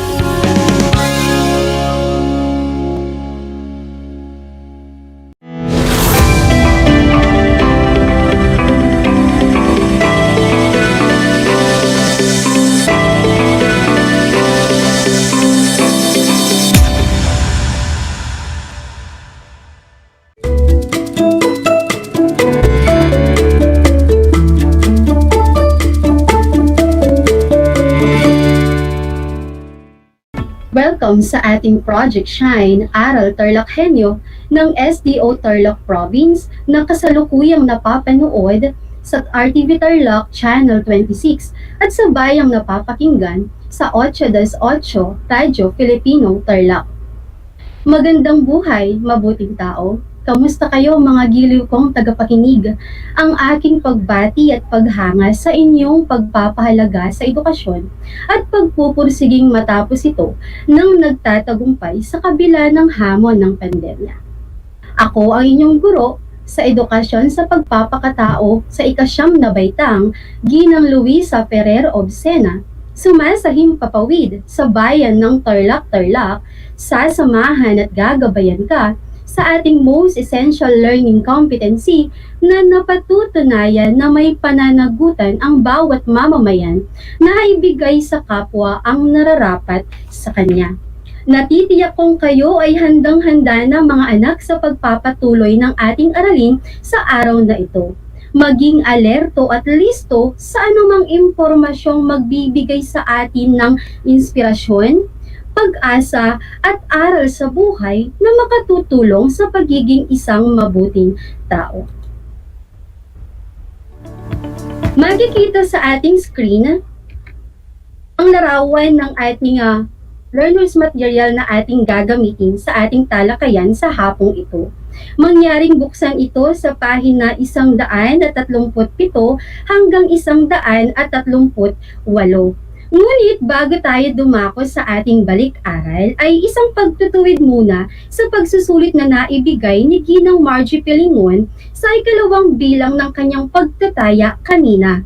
Ang wastong kasagutan sa pahayag na nilalabag ng tao ang karapatan ng kanyang kapwa kung siya ay nagiging dahilan upang maging mapayapa ang buhay nito ay mali, sa halip na ito ay tama. Ngayon, dumako na tayo sa ating balik-aral. Mayroon ka pa bang naaalala sa nakaraang aralin natin? Kung ang iyong sagot ay nalaman mo ang karapatan ng tao, daan upang mas bigyan ng tamang paggalang ang karapatan ng kapwa, ito ay o kayo ay mahusay. Tama ka na mas higit ang may alam ng kanyang mga karapatan at karapatan ng kanyang kapwa, sapagkat mas magkakaroon siya ng pamantayan at batayan upang umiwas na malabag ang karapatan ng kaniyang kasama sa lipunan. Tama ka din na ang tao ang may tungkulin na alamin ang mga karapatang ito sapagkat may pananagutan ang bawat isa sa pagpapanatili ng katarungan sa lipunan. Ngayon ay dumako na tayo sa ating panibagong aralin. Ano nga ba ang ating tatalakayin sa hapong ito? Ang ating aralin ay pananagutan. Ang pananagutan ay hindi na bago sa ating isipan. Ngayon ay alamin natin ano nga ba ang kahulugan ng salitang pananagutan. Ang pananagutan ay nangangahulugang responsibilidad na kailangang gawin o isagawa ng isang tao. Nakapaloob dito ang tungkulin na dapat magampanan ng naaayon sa kilos. Kapag ang pananagutan ay hindi naisagawa at naisakatuparan, maaaring ang bunga o resulta nito ay kaparusahan. Ito rin ay nangangahulugang tungkulin o obligasyon na kinakailangang gawin ng isang tao, institusyon o grupo. Kapag hindi nagampanan ng isang pananagutan, karaniway may mga negatibong epekto ito dahil sa hindi paggawa ng responsibilidad. Ngayon ay alamin natin ano-ano nga ba ang taglay nating pananagutan o alamin natin ang mga halimbawa ng pananagutan ng tao. Atin itong isa-isahin. Una ay ang pag-aaral ng mabuti. Bilang isang mag-aaral, kailangan na ibigay mo ang lahat ng iyong makakaya upang magpursige sa iyong pag-aaral. Ito ay tugon sa iyong mga magulang at pamahalaan na ginagawa ang lahat upang maibigay ang nararapat sa iyo. Ikalawa, maging isang mabuting tao sa pamamagitan ng paggawa ng mabuti sa kapwa. Karapatan ng tao na ibigay sa kanya ang pagkilala at paggalang sa kanyang pagkatao. At isa na nga sa mga karapatan natin ay gawan tayo ng kabutihan ng ibang tao o ng ating kapwa.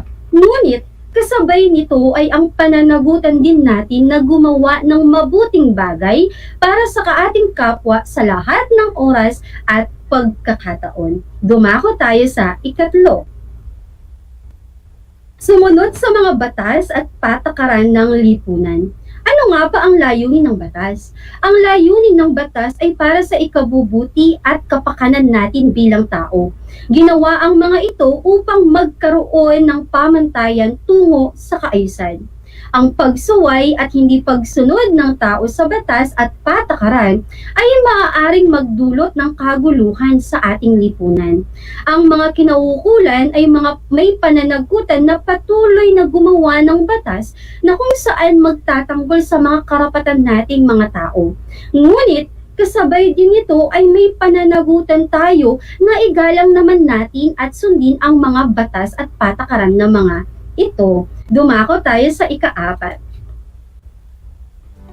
Sundin ang mga utos ng Diyos. Alam naman natin na tayo ay magkakaiba ng mga paniniwala at relihiyon. Ngunit tayo ay nagkakaisa sa turo na sundin ang utos ng ating Diyos. Isa sa utos ng Diyos ay ibigin siya ng higit sa lahat. Kaya naman sa ating pananampalataya ay malaki ang pananagutan natin o ng tao sa kanyang pagsuway sa mga utos niya. Dumako tayo sa ikalima. Naway nakakasunod kayo sa ating talakayan. Ikalima, irespeto, igalang at magmalasakit sa kapwa. Ang isang matandang lalaki ay may inaasahang respeto sa isang bata. Ang isang magulang ay naghihintay ng sapat na paggalang sa kanyang anak. Ang kapitbahay naman ay naghihintay ng pagmamalasakit sa kanyang kabarangay.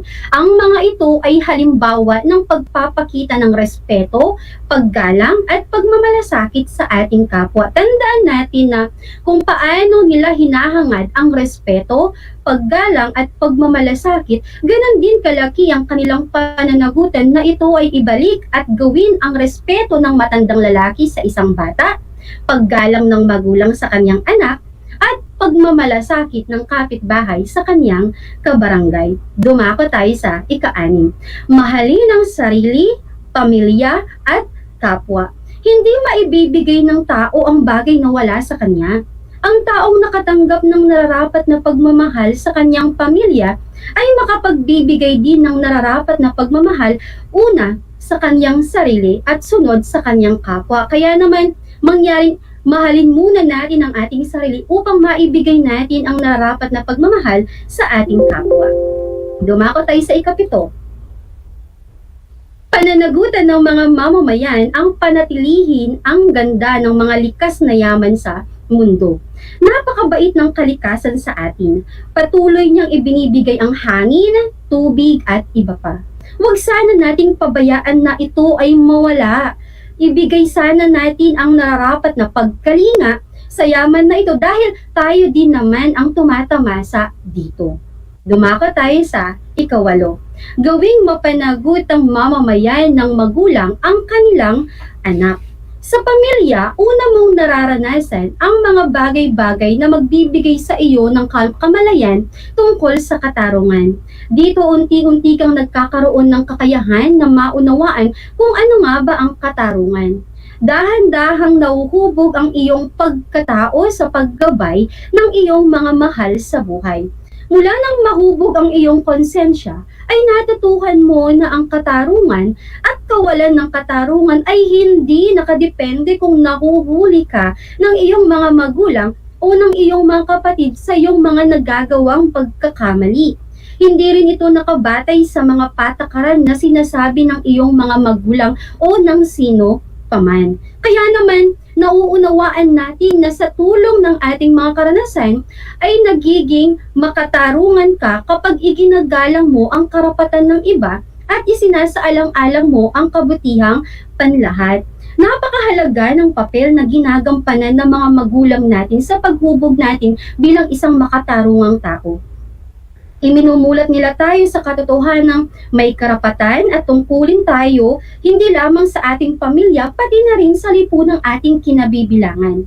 Ginagabayan nila tayo upang mapahalagahan at maisabuhay ang mga pang-araw-araw na ugnayan sa kapwa, ang mga karapatang ito o mga tungkuling ito. So makatuwid, sa tulong ng ating mga magulang, ay nagsisimula na tayo or ka na magkaroon ng mga mapanagutang ugnayan sa iyong kapwa na daan patungo sa pagiging makatarungan. Kaya naman, malaki ang papel ng pagsasanay upang maging makatarungan ka bilang tao. Ang pagsasanay na ito ay una mong nararanasan sa piling ng iyong pamilya. Kung hindi mo ito nasisimulan at nagagawa sa pamilya, ang buong proseso ng pagiging makatarungang tao ay maaaring maging mahirap para sa iyo. Kaya naman meron tayo ritong tatalakay ng mga aspekto ng mga pagsasanay sa loob ng pamilya. Isa-isahin natin ang mga aspektong ito. Inulit ko, may 4 na aspekto ng pagsasanay sa loob ng pamilya upang mahubog ang katarungan. Isa-isahin natin. Una, ipinaalala ba palagi ng mga magulang mo sa iyo na kailangan mong gawin ang mga makatarungang bagay sa iyong ugnayan sa iba? Or ginagabayan ka ba nila upang maiwasan mo ang hindi makatarungang gawain? Kung ang iyong kasagutan ay lagi kang pinapaalalahanan at ginagabayan na huwag gawin o iwasan ang mga hindi makatarungang gawain, ikaw ay nasa tamang pagsasanay. Dumako tayo sa ikalawang aspekto. Ipinauunawa ba nila sa iyo kung ano ang ibig sabihin ng paggalang sa kapwa? Kung ang iyong sagot ay oo, tutulad na lamang ng sinasanay ka ba ng iyong mga magulang na tuwing may hinihiram ka na hindi mo pag-aari ay humihingi ka ng pahintulot sa taong yun? Kung ang iyong sagot ay oo, ikaw ay nasa tamang pagsasanay. Dumako tayo sa ikatlong aspekto. Nililinaw ba nila sa iyo na ang pagkakaiba ng mga sirkumstansya ng iba't ibang tao, lalo na ang mga nakapaligid sa iyo? Lagi bang itinuturo ng mga magulang mo sa iyo na ang mga tao ay may iba't ibang mga pag-uugali na kailangan tayo ay magkaroon ng respeto sa kung ano ang kaugalian ng ating kapwa? Yun ang pinakamahalaga sa lahat. Magkaroon tayo ng respeto because respect begets respect. At dumako tayo sa ika-4.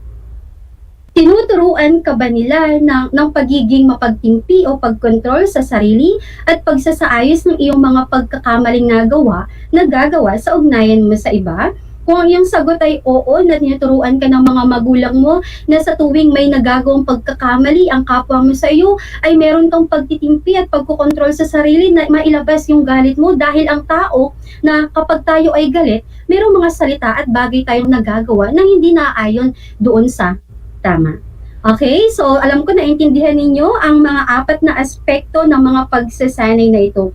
Kung sakaling may pagkukulang man ang iyong mga magulang upang masanay ka sa mga aspektong ito ng buhay mo, hindi pa huli ang lahat. Nasa baitang siyam ka pa lamang at kasama mo pa ang iyong mga pamilya o nakatatandang masasangguni mo o gagabay sa iyo. Tibayan mo ang iyong loob at kausapin mo sila tungkol dito nang masimulan mo na kasama sila. Ilan lamang yan sa mga pananagutan ng tao na kailangang gawin upang mapanatili ang katarungang panlipunan.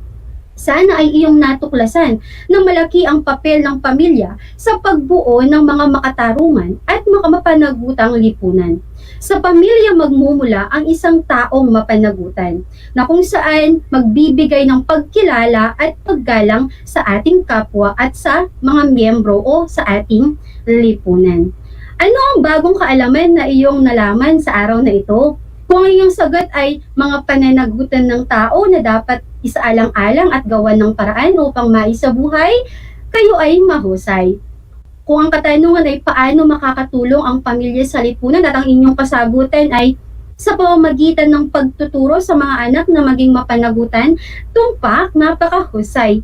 Bakit kailangang gawin ng tao ang nararapat sa kanyang kapwa at lipunan?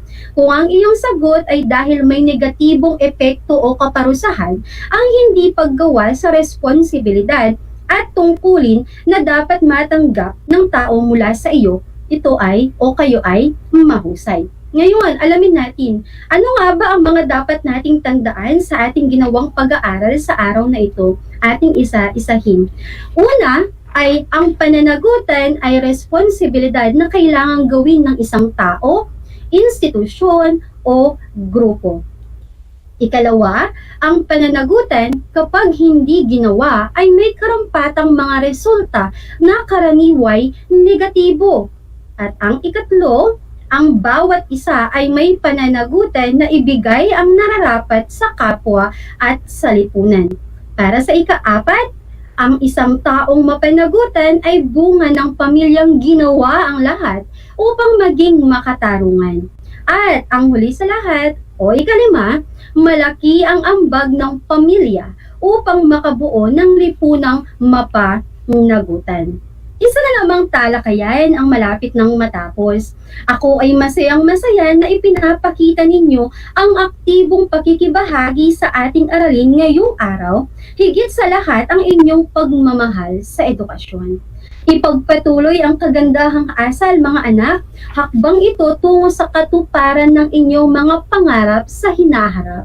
Sa puntong ito ay panahon na upang alamin kung kayo ay may natutunan mula sa ating aralin sa pamamagitan ng isang munting pagsusulit. Sa lahat ng mga nanonood sa ating Facebook Live, gamitin ang Facebook chat box or ang comment section para sa inyong mga kasagutan. At ihanda naman ang panulat at sagutang papel sa lahat ng mga nanonood sa telebisyon at nakikinig sa radyo. Nakahanda na ba kayo? Para sa ating panuto, suriin kung ang mga sumusunod na mga pahayag o pangungusap ay nagsasaad ng tamang diwa. Isulat ang salitang tama sa iyong sagutang papel kung ang pangungusap ay nagsasabi ng wastong pahayag. At isulat naman ang salitang mali kung sa tingin ninyo ang pangungusap ay may di wastong pahayag. Nakahanda na ba kayo? Okay, so inulit ko, ang ating gawain ay tama o mali. Ang bawat pahayag ay nangangailangan ng kasagutan na tama o mali. Dumako na tayo sa unang pahayag. Ang pananagutan ay isang optional na gawain ng tao upang maging makatarungan ang lipunan. Inuulit ko, ang pananagutan ay isang optional na gawain ng tao upang maging makatarungan ang lipunan. Ano ang iyong kasagutan? Kung ang iyong kasagutan ay mali, kayo ay tumpak dahil ang pananagutan ay hindi isang optional na gawain natin. Susunod, number 2. Ang pagtupad ng tao sa kanyang pananagutan ay magdudulot ng negatibong epekto sa lipunan. Inuulit ko, ang pagtupad ng tao sa kanyang pananagutan ay magdudulot ng negatibong epekto sa lipunan. Kung ang inyong kasagutan ay mali, kayo ay tumpak. Dahil ang pagtupad natin sa ating mga pananagutan ay hindi kailanman magdudulot ng negatibong epekto. Bagkus, ito ay magdudulot ng positibong epekto. Dumako tayo sa pangatlo. Ang tao ay may pananagutan na ibigay ang nararapat sa kanyang kapwa. Ang tao ay may pananagutan na ibigay ang nararapat sa kanyang kapwa. Anong tamang kasagutan? Ang kasagutan ba ninyo ay tama? Kayo ay tumpak dahil tayo ay may pananagutan na ibigay kung ano nga ba ang dapat sa ating kapwa. Dumako tayo sa ika-4. Ang isang taong mapanagutan ay bunga ng pamilyang ginawa ang lahat upang maging makatarungan. Ang isang taong mapanagutan ay bunga ng pamilyang ginawa ang lahat upang maging makatarungan. Ang inyo bang kasagutan ay tama? Kayo ay tumpak dahil tayo ay bunga ng isang pamilyang ginawa ang lahat upang maging makatarungan kung tayo ay isang mapanagutang nilalang or tao. Dumako tayo sa ika-5. Para sa ika-5, malaki ang ambag ng pamilya upang makabuo ng lipunang mapanagutan. Malaki ang ambag ng pamilya upang makabuo ng lipunang mapanagutan. Ano ang inyong kasagutan? Kung ang inyong kasagutan ay tama, kayo ay tumpak dahil napakalaki ng ambag ng ating pamilya upang tayo ay maging isang mapanagutang tao na kung saan nakabubuo tayo ng isang lipunang mapanagutan. Binabati ko kayong lahat mga anak sapagkat natitiyak kong nakuha ninyong lahat ang tamang sagot ng ating pagsusulit. Kung ilan sa inyo ay hindi nakakuha ng perfect score, maaari pa kayong bumawi sa mga susunod nating mga aktibidad or gawain sa mga susunod nating mga aralin. Mula sa akin, tanggapin ninyo ang mga salitang magaling at mahusay, mga mabubuting tao. Mga bata, ako ay naghanda ng mga gawain at refleksyon sa inyong learning activity sheets. Inaasahan ko na ito ay inyong sasagutan ng buong sigasig at sa abot ng inyong mga makakaya. Sakali man na kailanganin ninyo ang patnubay ng inyong mga kapamilya at guro, ay huwag kayong mag-atubiling sila ay tawagan upang kayo ay magabayan. Laging manood sa ating FB Live at laging makinig sa ating at sumubaybay laging manood sa RTV Tarlac Channel 26 at laging makinig sa ating radyo 828 Radyo Pilipino Tarlac. Ulitin natin, ano nga bang mga napag-aralan natin sa araw na ito? Natalakay natin ang kahulugan ng pananagutan, natalakay din natin ang mga aspekto ng mga pagsasanay na kailangan gawin natin sa loob ng ating pamilya upang maging makatarungan tayo. At nalaman din natin ang mga halimbawa ng mga pananagutan na kailangan nating isagawa upang tayo ay maituring na isang makatarungang tao upang makabuo tayo ng isang lipunan na makatarungan. Dahil ang isang lipunan na makatarungan, ito ay bumubuo ng mga taong makatarungan. Para maging makatarungan tayo, gawin natin lahat ng mga pananagutang ating natalakay sa araw na ito. At higit sa lahat ng mga natalakay natin ngayon, huwag niyo lang siyang itatak sa inyong mga isipan, kundi isa isip, isa puso, at isagawa. Higit sa lahat ay ating isagawa. At maanong ang lahat ng ating mga natalakay sa araw na ito ay ibahagi natin sa ating kapwa at nang sa gayon, sila ay magkaroon ng mga kamalayan at mga kaalaman upang maging isang makatarungang tao. Hindi lamang dito nagtatapos ang ating aralin. Kung ito natalakay natin ngayon ang pagiging isang makatao, pagiging isang makatarungan, natalakay natin ang mga pananagutan na kailangan natin isagawa, kailangan hindi lang siya nasa isipan natin, kundi isagawa natin at nang makatulong din tayo sa ating kapwa. Dahil lagi naming sinasabi sa inyo, para tayo ay maging isang mabuting tao, gumawa tayo ng mabuti sa ating kapwa. At nang maipakita din natin kung ano nga ba ang pagmamahal na ibinibigay ng Diyos sa atin. Mahal natin ang Diyos, kaya naman gawin natin kung ano ang nararapat, kung ano ang tama, kung ano ang wasto, at kung ano ang makabubuti sa ating kapwa. At higit sa lahat, wag lang tayong gumawa ng mga kabutihang pansarili. Ang ating tema ngayon ay kabutihang panlahat. Pag sinabi natin kabutihang panlahat, gumagawa tayo ng kabutihan hindi lang sa isang tao o hindi lang sa ating sarili, kundi kabutihan din sa ating kapwa. Lagi nating isabuhay ang ating mga napag-aralan sa araw na ito. Panalangin ko na anumang konsepto, higit lalo ang mga aral sa buhay na inyong natutunan sa araw na ito ay inyong maisabuhay sa araw-araw. Muli, ako ay inyong guro sa edukasyon sa pagpapakatao ng ikasyam na baitang sumasahim papawid dito sa bayan ng Tarlac, kasama ang manunulat ng script na si Ginoong Rolando A. Sakatani Jr. na nagpapaalalang pilihing maging mabuting tao sa lahat ng panahon at pagkakataon. Hanggang sa muli!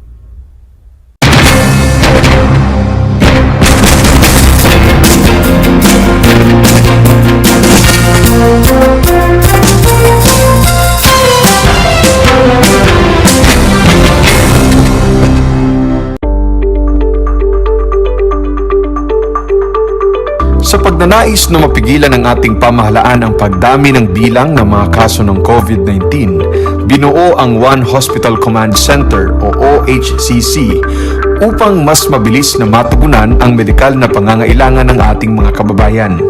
Bukas ang OHCC 24 oras araw-araw. Tumawag lamang sa mga hotline nito sa 0919-977-3333 o 0915-777-7777 o 02-886-50500. Maaari ding i-download ang Pure Force Citizens app sa Android o iOS upang mabilis na matugunan ang sinumang nangangailangan. Layon din ng OHCC na maiwasang mapuno ang kapasidad ng bawat ospital. Kaya't kung ikaw ay kinakailangang tumawag sa OHCC, mabibigyan ka ng libreng preliminary consultation. Para sa mga nangangailangan ng emergency quick response, makikipag-ugnayan ang OHCC sa DOH Bed Tracker at sa mga ospital upang makahanap agad ng pinakamalapit na bakanteng ospital. Ang transportasyon o ambulansya naman ng ospital na inirefer ng OHCC sa pasyente ang siyang susundo sa bahay nito. Kaya't kapag ikaw ay nakakaranas ng anumang sintomas ng COVID-19 o nangangailangan ng agarang tulong medikal, tumawag lamang sa OHCC at handa silang tumulong sa lahat ng oras.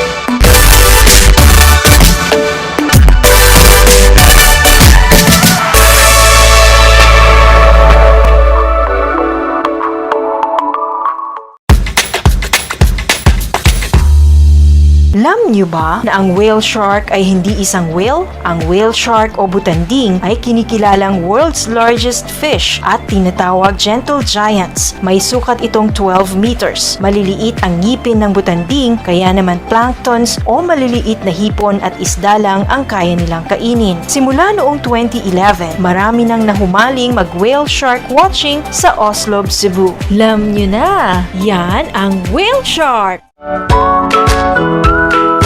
How are you today? Hello, everyone. Hello, learners of Tarlac. Good morning, Math Talino Grade 4 learners! Welcome to Aral TarlakHenyo Here on RTV Tarlac Channel 26. Simulcast over DCPC. Radyo Pilipino Tarlac.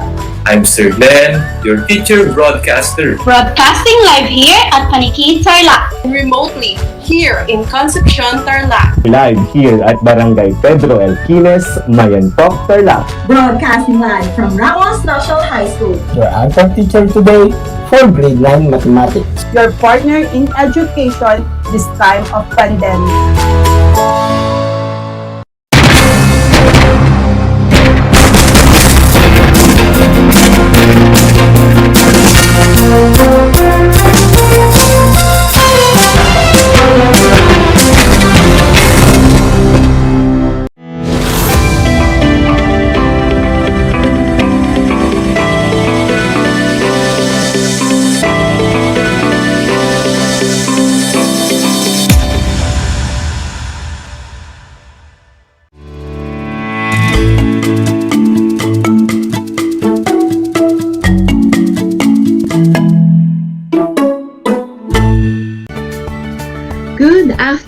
amazing grade 9 students, as well as to our viewers and listeners.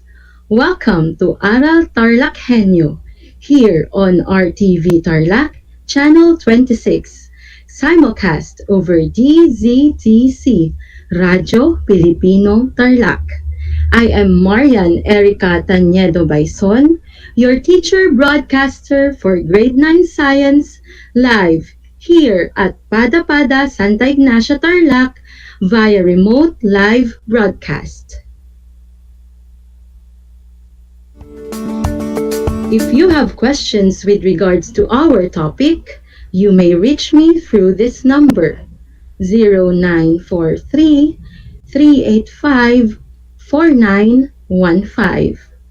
I repeat, that's 0943 385 4915.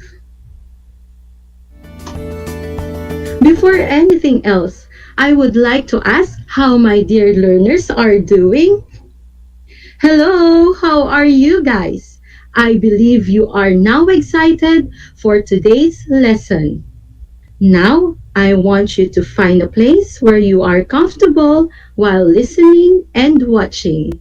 Get your pen and paper so you can take note of the important details I will be mentioning later. I know you are all in the good mood for learning. So come on, let's begin to learn and to love science. Let us first have a review of what has been discussed to you by Mr. Ortiz. I have two questions for you.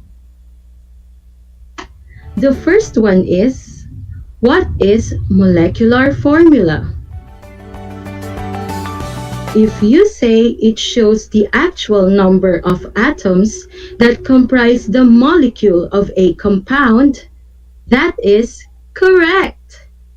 It is also known as the true formula of a substance. Second question. How do we compute for the molecular formula of a compound? Can you still remember? Great! We simply multiply each subscript in the empirical formula with the value of x. You are really doing great. I believe you are now ready for the next topic. Today, we will explore the Earth, specifically on the different types of volcanoes. Again, we will be talking about the different types of volcanoes. But before that, I have again questions for you, but I want you to make images on your minds while I am asking. Can you do that? Of course, you can.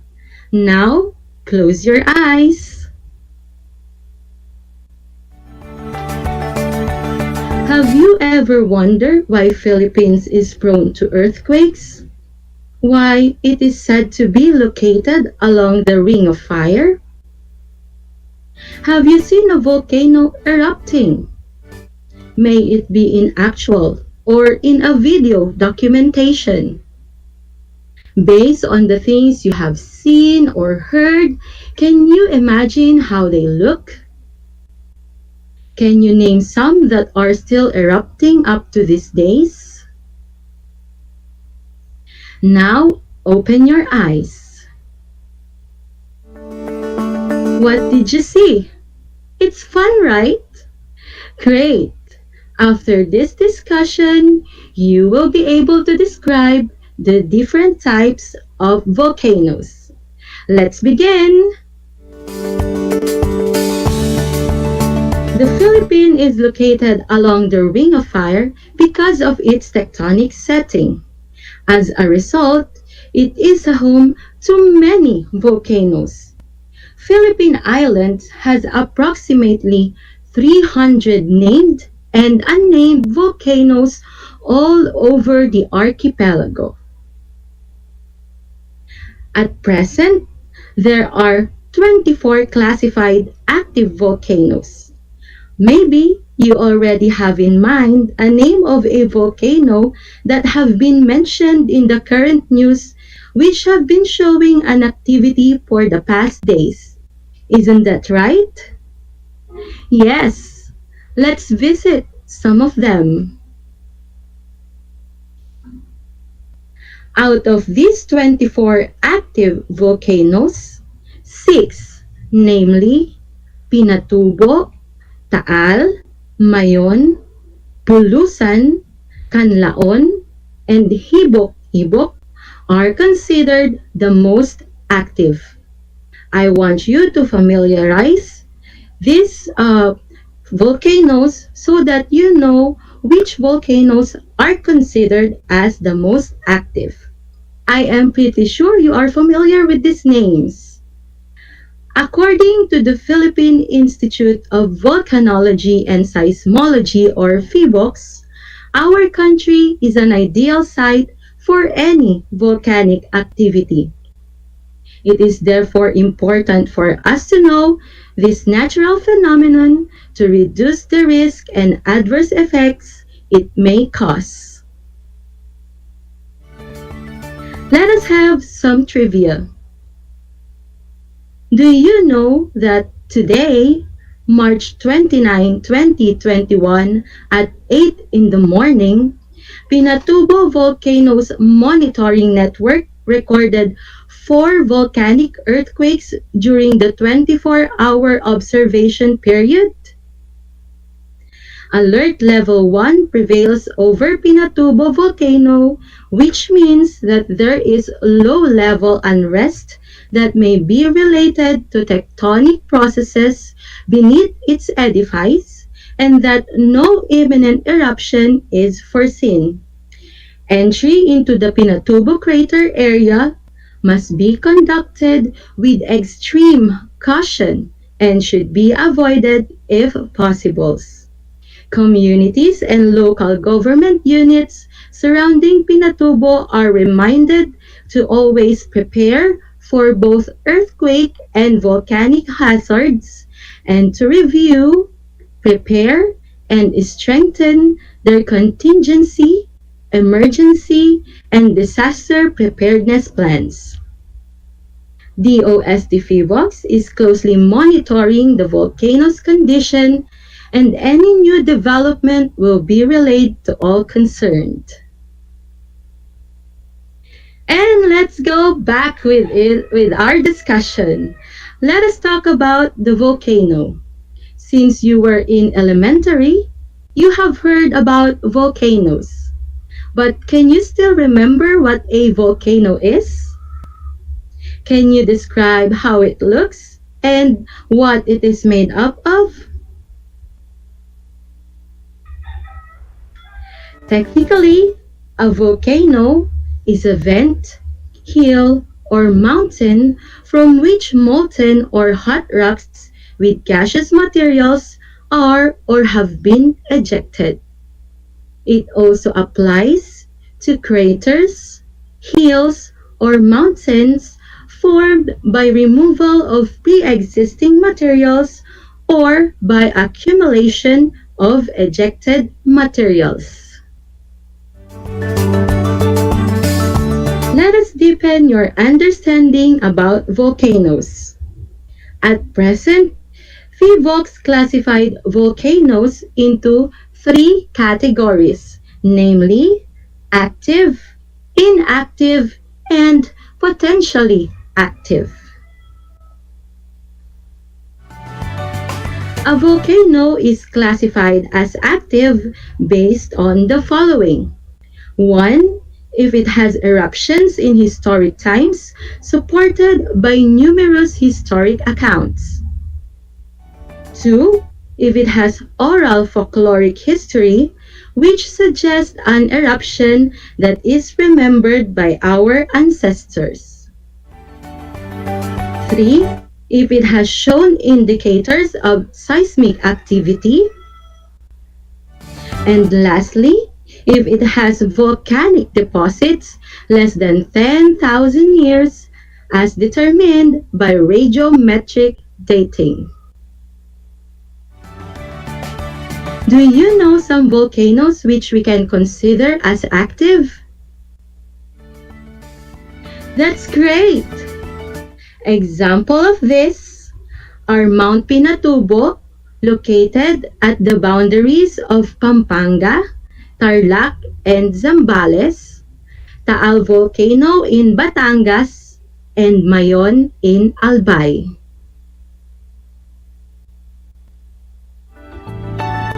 On the other hand, a volcano is said to be inactive if it has no record of eruptions and its form has been changed by agents of weathering and erosion with the formation of deep gullies.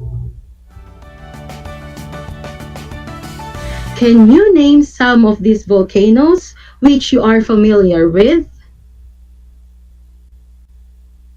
Very good. Example of this are Mount Cabaluyan and Malabobo in Pangasinan, Cocoro in Palawan, and Arayat in Pampanga.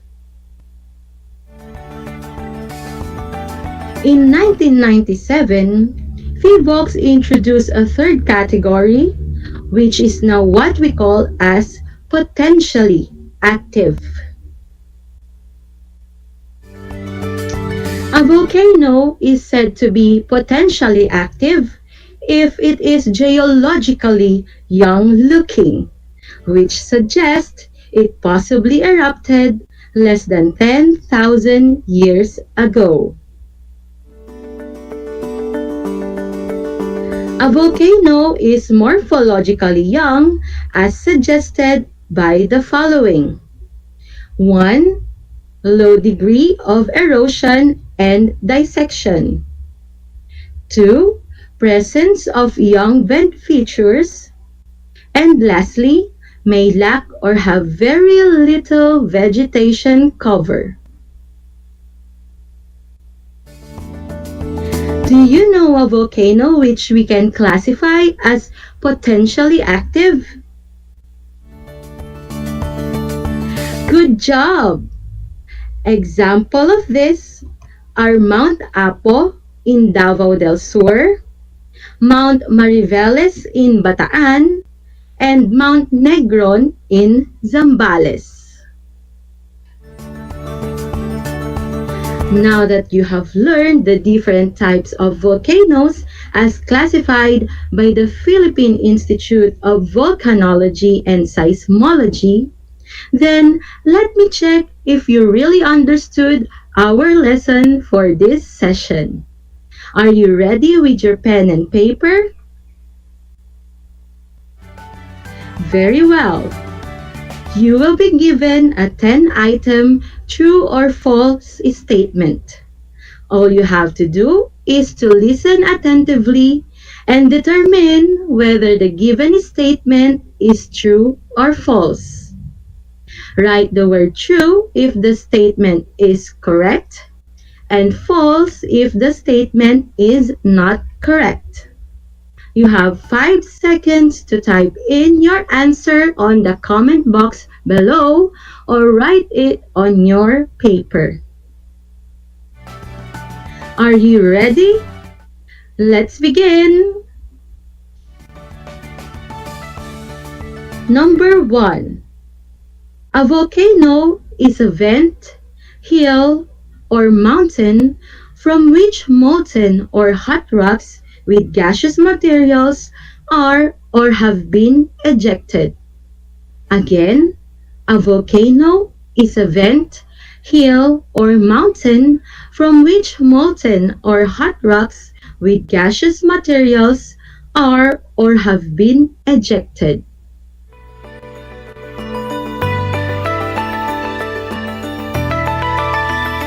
Number 2. We call a volcano potentially active if it has eruptions in historic times supported by numerous historic accounts. Again, We call a volcano potentially active if it has eruptions in historic times supported by numerous historic accounts.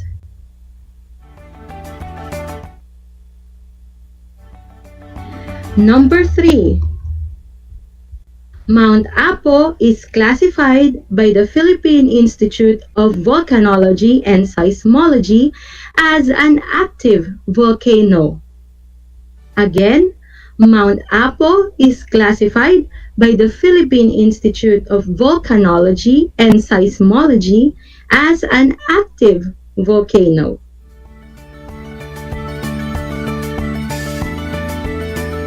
Number 4. A volcano is said to be inactive if it has no record of eruption and its form has been changed by agents of weathering and erosion with the formation of deep gullies. I repeat, a volcano is said to be inactive if it has no record of eruption and its form has been changed by agents of weathering and erosion with the formation of deep gullies.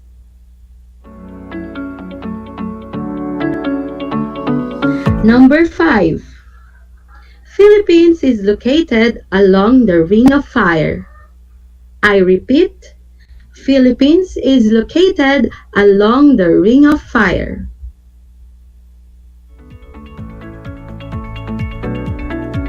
Number 6. At present, PHIVOLCs have classified 24 active volcanoes here in our country.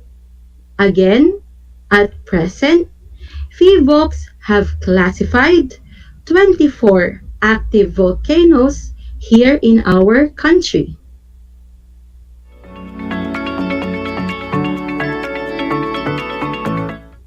Number 7. Mount Cabaluyan in Pangasinan is classified as an active volcano. Again, Mount Cabaluyan in Pangasinan is classified as an active volcano.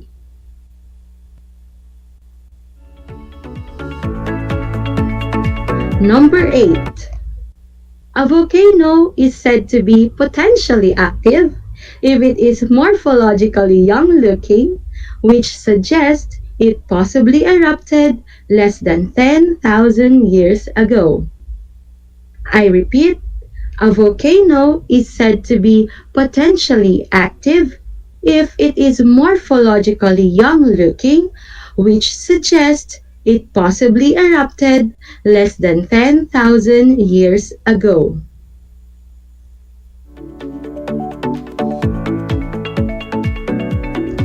Number 9. A volcano is morphologically young if it has high degree of erosion and dissection. I repeat, a volcano is morphologically young if it has high degree of erosion and dissection. And number 10, Taal volcano in Batangas is classified as an active volcano. Again, Taal volcano in Batangas is classified as an active volcano. Let us find out if you got the correct answers. Ready? Okay, for number 1, the answer is true. Number 2, false. Number 3, false. Number 4, true. Number 5, true. Number 6, true. Number 7, false. Number 8, true. Number 9, false. And number 10, true. Did you get all the answers correct? Excellent! It seems that you listened very well to our discussion. Keep it up! Let us now see if there are questions sent to us by our enthusiastic grade 9 students. Here I have one from VNHS. He said, "Mom, can you name some volcanoes which we can consider as active?" Well, other example of active volcanoes are Mount Banahaw, which is located at the boundaries of Laguna and Quezon here in Luzon, and Mount Biliran, located at Leyte in Visayas. Let us wrap up today's lesson. Philippines is located along the Ring of Fire because of its tectonic setting.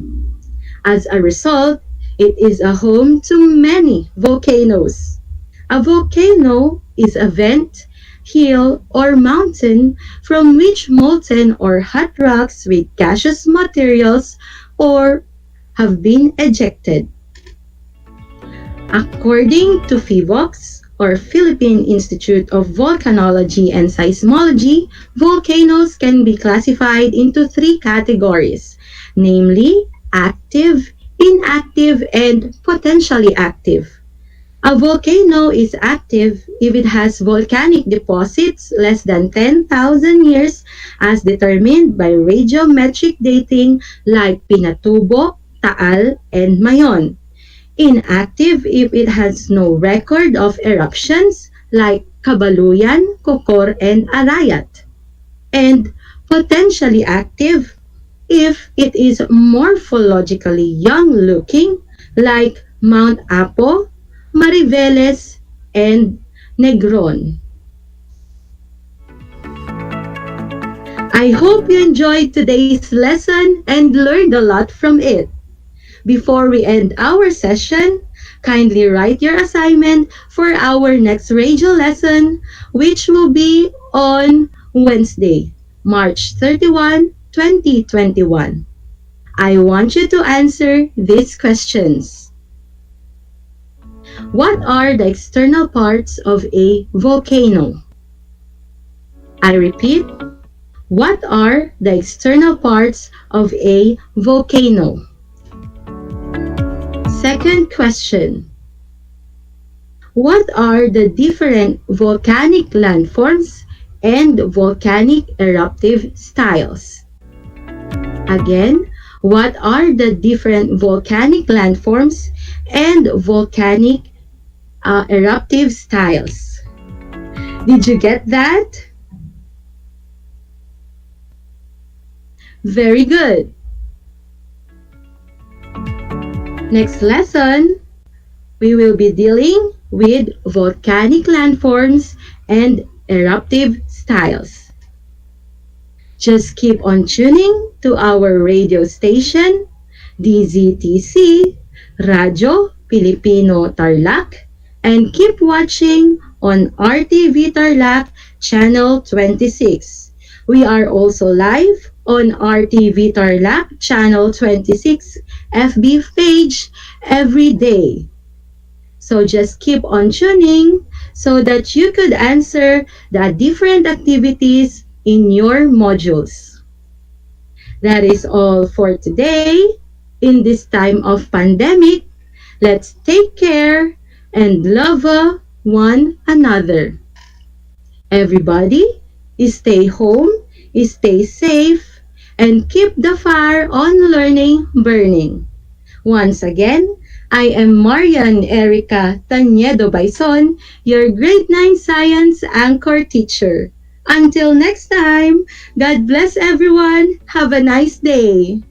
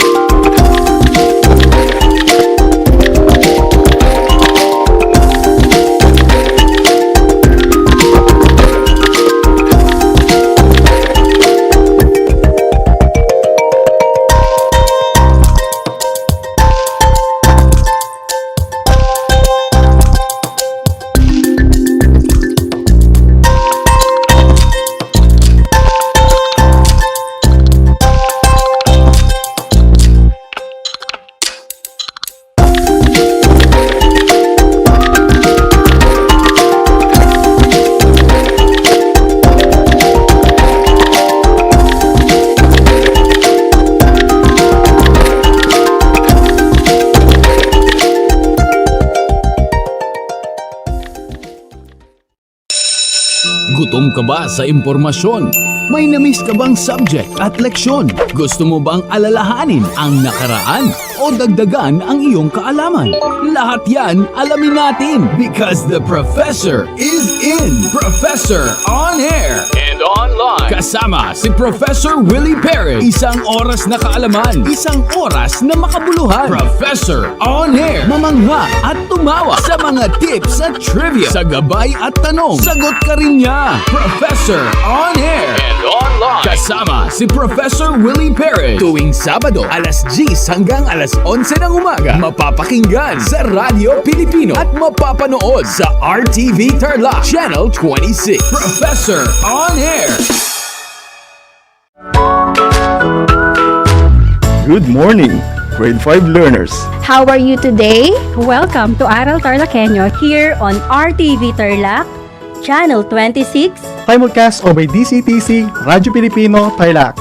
I am Sir Joshua Evaristo, your teacher broadcaster, aiming to give you another fun-filled learning experience, serving you with the different skills learn and have fun together.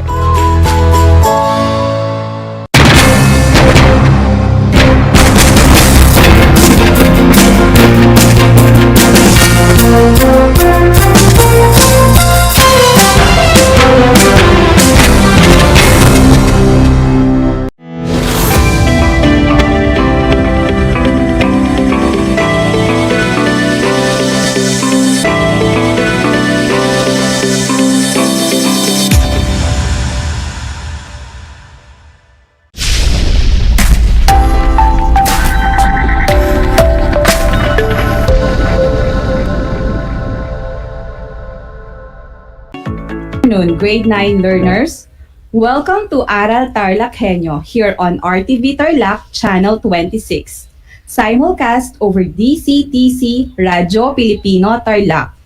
Broadcasting live from Paniki Tarlac, I am Bernadette S. Tayag, your teacher broadcaster for today in Mathematics Grade 9. I hope you are all doing well. It's a beautiful Monday afternoon. Are you ready for our next lesson for today? Get your copy of your Mathematics 9 learners material, your pen and paper with you. Make sure you are in your most comfortable place while listening or watching. If you are watching the FB Live, please participate by writing your answers on the comment box. Enjoy listening. In our previous lesson, you have learned about quadrilaterals and the conditions that makes a quadrilateral a parallelogram. This lesson will help you understand our lesson for today on the properties of parallelogram. As you go through this lesson, you will learn to use properties of a parallelogram to find the measures of the angles, sides, and other quantities involving parallelogram. Before we begin, let us first recall your previous lesson with Sir Marvin Arce, entitled The Conditions That Makes a Quadrilateral a Parallelogram. Let us answer the first question. The first question is, what is a parallelogram? A parallelogram is a quadrilateral whose opposite sides are parallel. Okay, good job. Now, next question is, what does a parallelogram look like? A parallelogram has 4 sides, 4 vertices, and 4 angles. Okay, good job. Let us recall the conditions that makes a quadrilateral a parallelogram. The following conditions are: number 1, a quadrilateral is a parallelogram if both pairs of opposite sides are parallel. Number 2, a quadrilateral is a parallelogram if both pairs of opposite angles are congruent. Number 3, a quadrilateral is a parallelogram if both pairs of consecutive angles are supplementary. Number 4, a quadrilateral is a parallelogram if the diagonals bisect each other.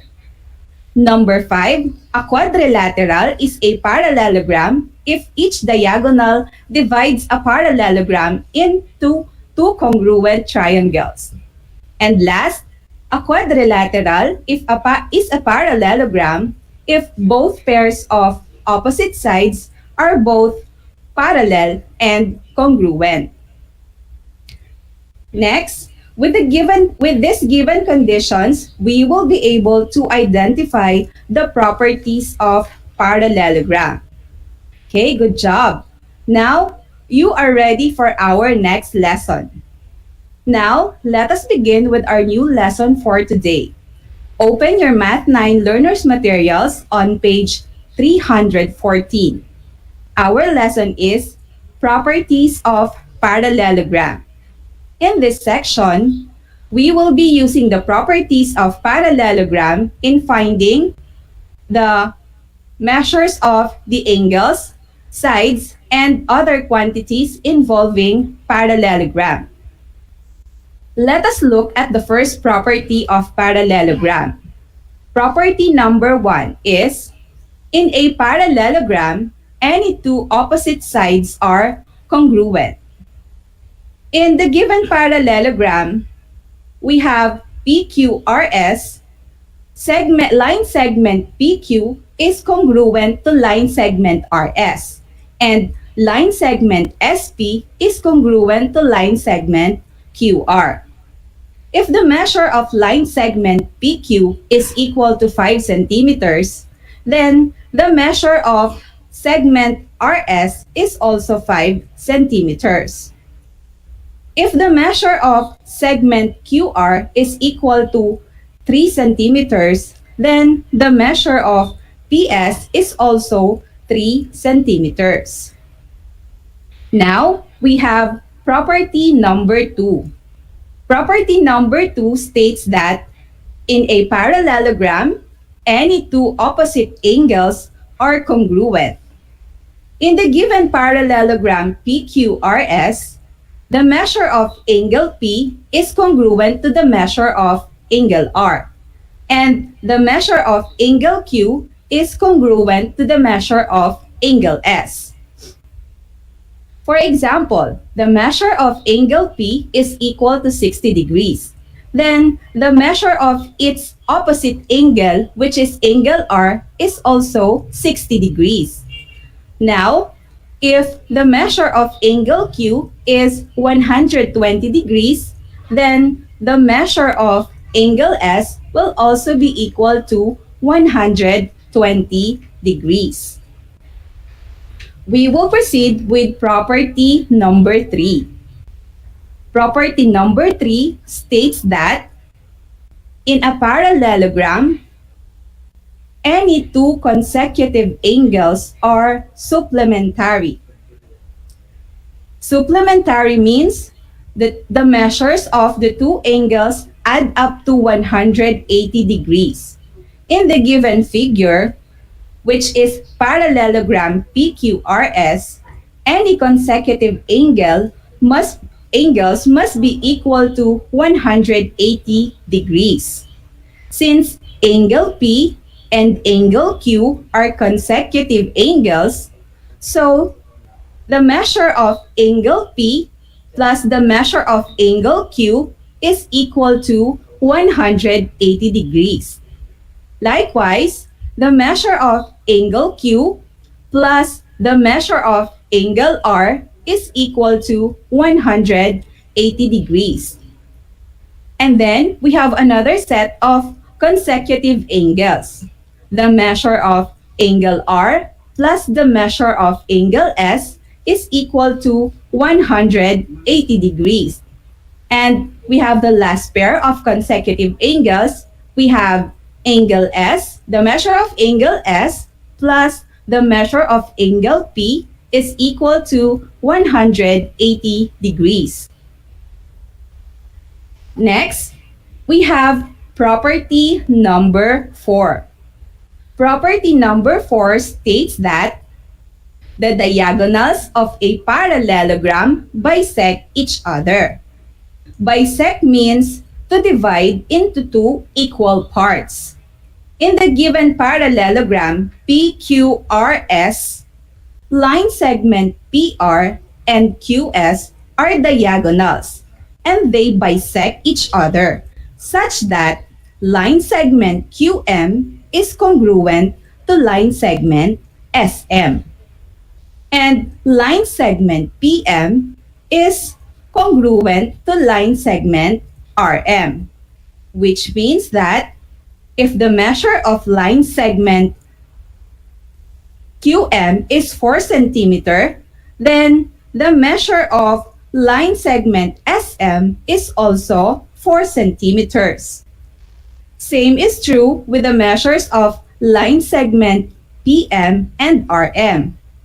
If the measure of line segment PM is equal to 6 centimeters, then the measure of line segment RM is also equal to 6 centimeters. Finally, we have property number 5, which states that each diagonal divides a parallelogram into two congruent triangles. In the given figure, which is parallelogram ABCD, line segment BD is the diagonal of the parallelogram, which form two congruent triangles, and that is triangle ABD is congruent to triangle CBD. These two triangles are congruent by ASA congruence postulate, which means the two angles must be congruent to the two corresponding two angles of another triangle and their included side. You can refer to the proof on your learner's material. Okay, I guess you are now ready to use the properties to find the measures of the angles, the sides, and other quantities involving parallelograms. Let us apply the properties by answering the examples. Example number 1. FGHI is a parallelogram. Find the unknown length of the following.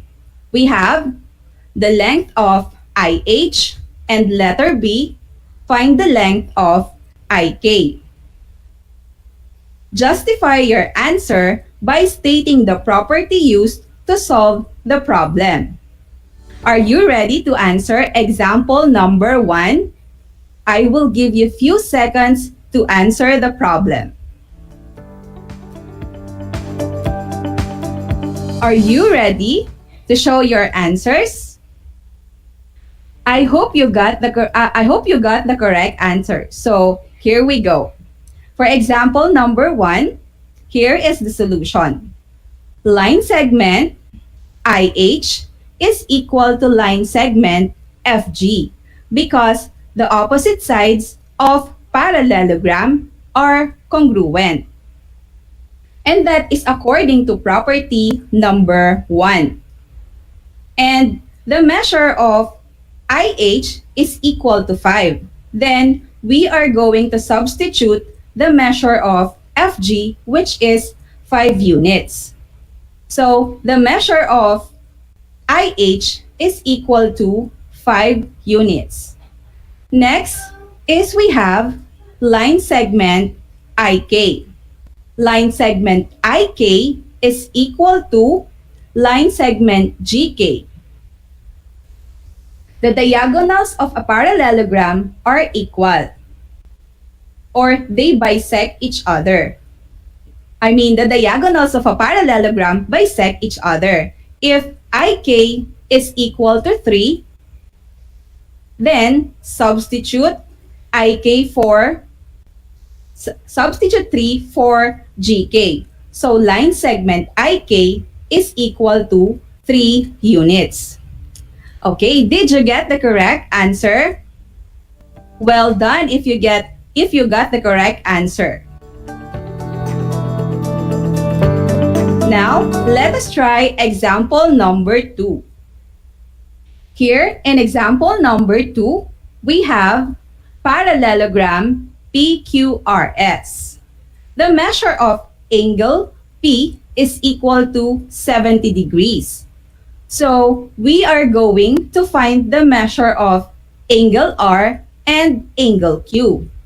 Now, you are going to solve this problem by applying the properties of parallelogram. What do you think is the property of parallelogram that we need to solve this problem? Okay, write your answers on your paper or on the comment box. Are you ready? Okay, this is the solution for example number 2. The measure of angle R is equal to 70 degrees. Since the measure of its opposite angle, which is angle P, is 70 degrees, then the measure of angle R is also 70 degrees. And that is according to property number 2, which states that the opposite angles of a parallelogram are congruent. I hope you got the correct answer for letter A, which is 70 degrees. Well done. Next, we have the measure of angle Q. The measure of angle Q is 110 degrees because angle P and angle Q are consecutive angles and they are supplementary. Supplementary means their measure must be equal to 180 degrees. So, just subtract 70 degrees from 180 degrees to get 110 degrees. This is according to property number 3. Property number 3 states that in a parallelogram, any two consecutive angles are supplementary. So the answer for letter B is 110 degrees, or the measure of angle Q is equal to 110 degrees.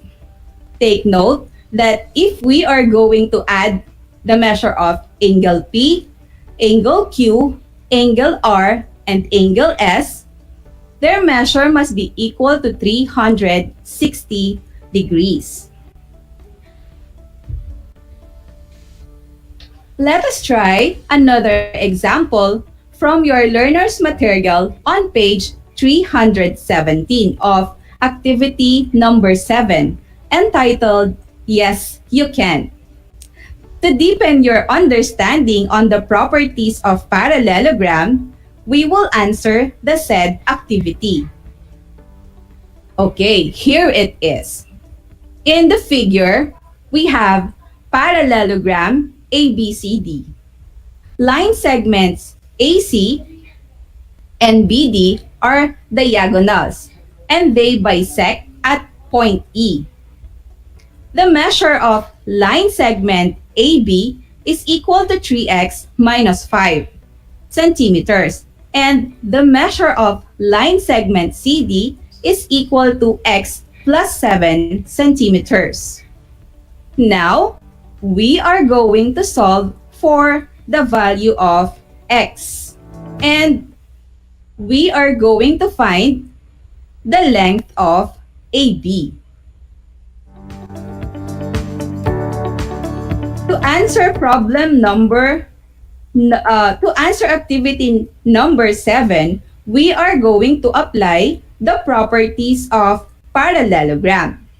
What do you think must be the relationship of the two line segments AB and CD? Do you know the correct answer? Okay, the relationship between segments AB and CD is that they are opposite sides of a parallelogram. And according to property number 1, opposite sides of a parallelogram are congruent. So, to find the value of x, we will express the equation as AB is equal to CD, or line segment AB is equal to line segment CD, since they are opposite sides of a parallelogram. So they are congruent.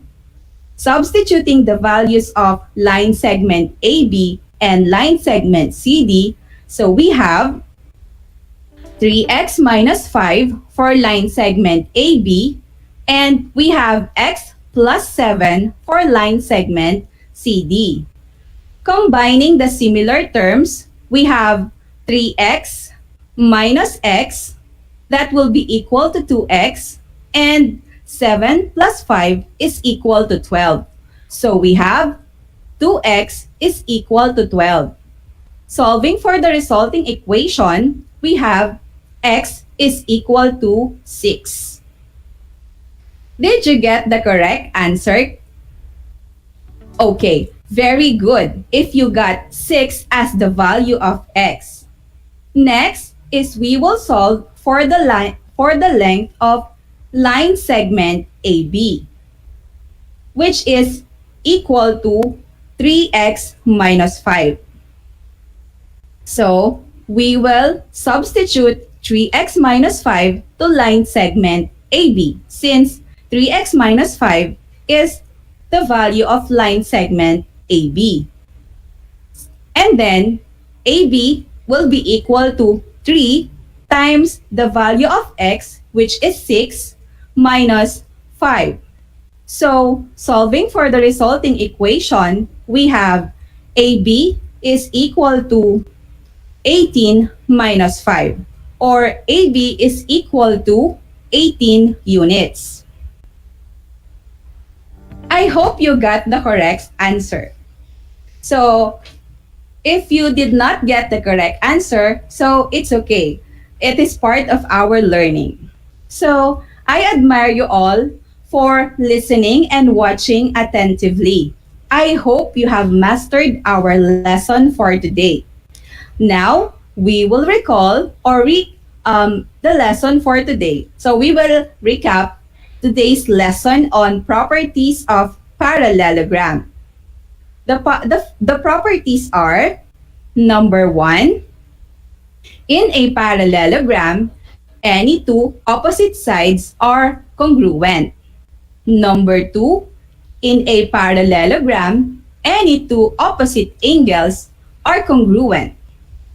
Number 3, in a parallelogram, any two consecutive angles are supplementary. And number 4, the diagonals of a parallelogram bisect each other. And number 5, a diagonal of a parallelogram forms two congruent triangles. Okay, I think you are now ready to apply what you have learned for today. So, for your assignment, you are going to answer activity number 7 and quiz number 1 on your Mathematics 9 learner's material on page 317 to 319. So, to answer these problems or these activities, I hope you will recall the properties of parallelogram. So, you may submit your answer to your math teacher, and then we will going to check your answers on Wednesday for another episode. Good luck, and I am sure you can do it. So, this is all for today. Congratulations, grade 9. You did a great job today. Thank you for listening and watching the FB Live. Make sure you are always tuned in here at DCTC 828 a.m. and RTV Tarlac Channel 26 every Mondays and Wednesdays for same time for another exciting Mathematics 9 lesson. You can also watch us on FB Live at RTV Tarlac Channel 26 Facebook page every Mondays to Fridays. So I hope you had learned a lot today. This is Bernadette S. Tayag, broadcasting live from Paniki, Tarlac. I hope you understood our lesson. So see you next time and stay safe and God bless.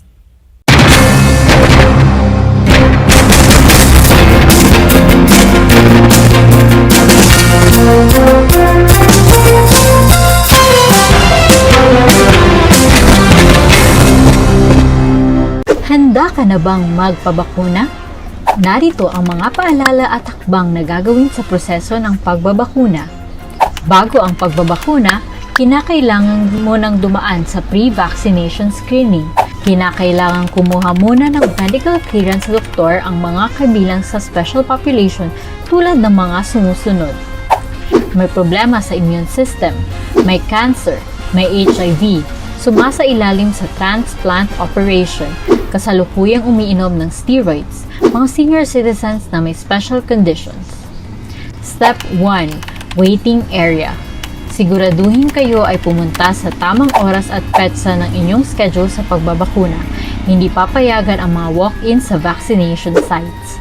Maupo sa bakanting upuan alinsunod sa tamang pagkakasunod ng bilang. Hintayin na tawagin kayo para sa susunod na hakbang. Habang nag-aantay, sumunod sa minimum public health standards. Isuot ang face mask at face shield. Sundin ang proper physical distancing at ugaliing maghugas at isanitize ang kamay. Step 2. Registration. Sundin ang mga patakaran ng inyong LGU o vaccination site sa pag-register at ipakita ang inyong government ID.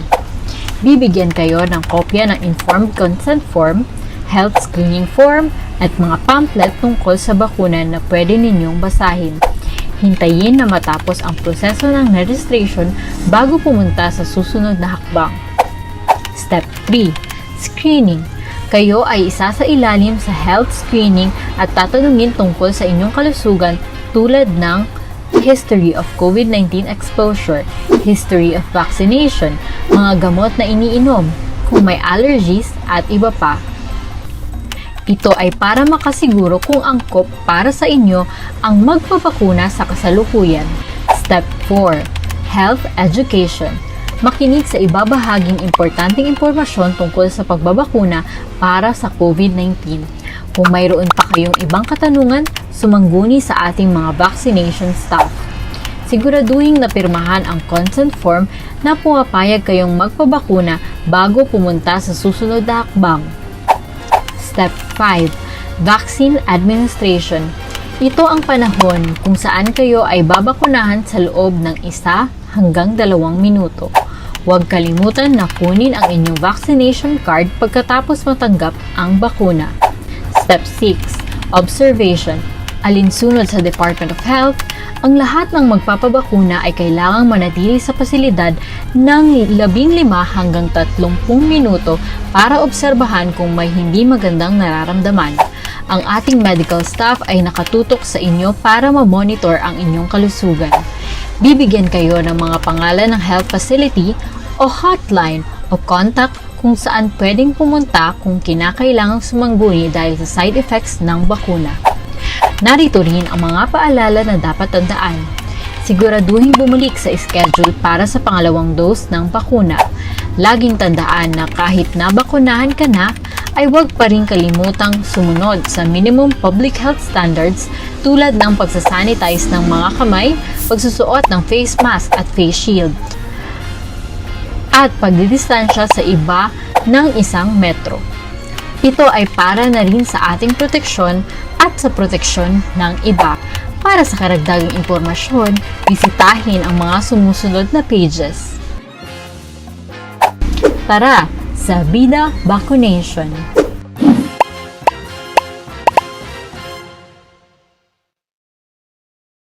This is my story. Ano ang kwento ng buhay mo? Malungkot? Masaya? May kababalaghan? O puno ng aksyon? Ang bawat kwento ng kapwa nating Pilipino ay mahalaga. This is my story. Sama-sama nating ibahagi ito upang magbigay aral at inspirasyon sa ating lahat. This is my story. This is my story. Hosted by Mitch Desunia. Tuwing Sabado, alas 3 hanggang alas 4 ng hapon. Mapapakinggan dito sa Radyo Pilipino at mapapanood sa RTV Tarlac Channel 26. This is my story. Ang aking pagbati at paghanga sa inyong patuloy na pag-aaral. Welcome sa ating Aral TarlakHenyo sa RTV Tarlac Channel 26 at sa DEPED Radyo Pilipino Tarlac. Narito na ang paaralang walang sawang naglilingkod mula dito sa Villa Antipay, mula dito sa bayan ng San Manuel, Mula sa bayan ng San Clemente. mula sa Santa Ignacio, Mula sa bayan ng Victoria. Mula sa lungsod ng Tarlac. Teacher Jury Andres Madriaga, ang inyong teacher broadcaster para sa ika-4 na baitang ng PE.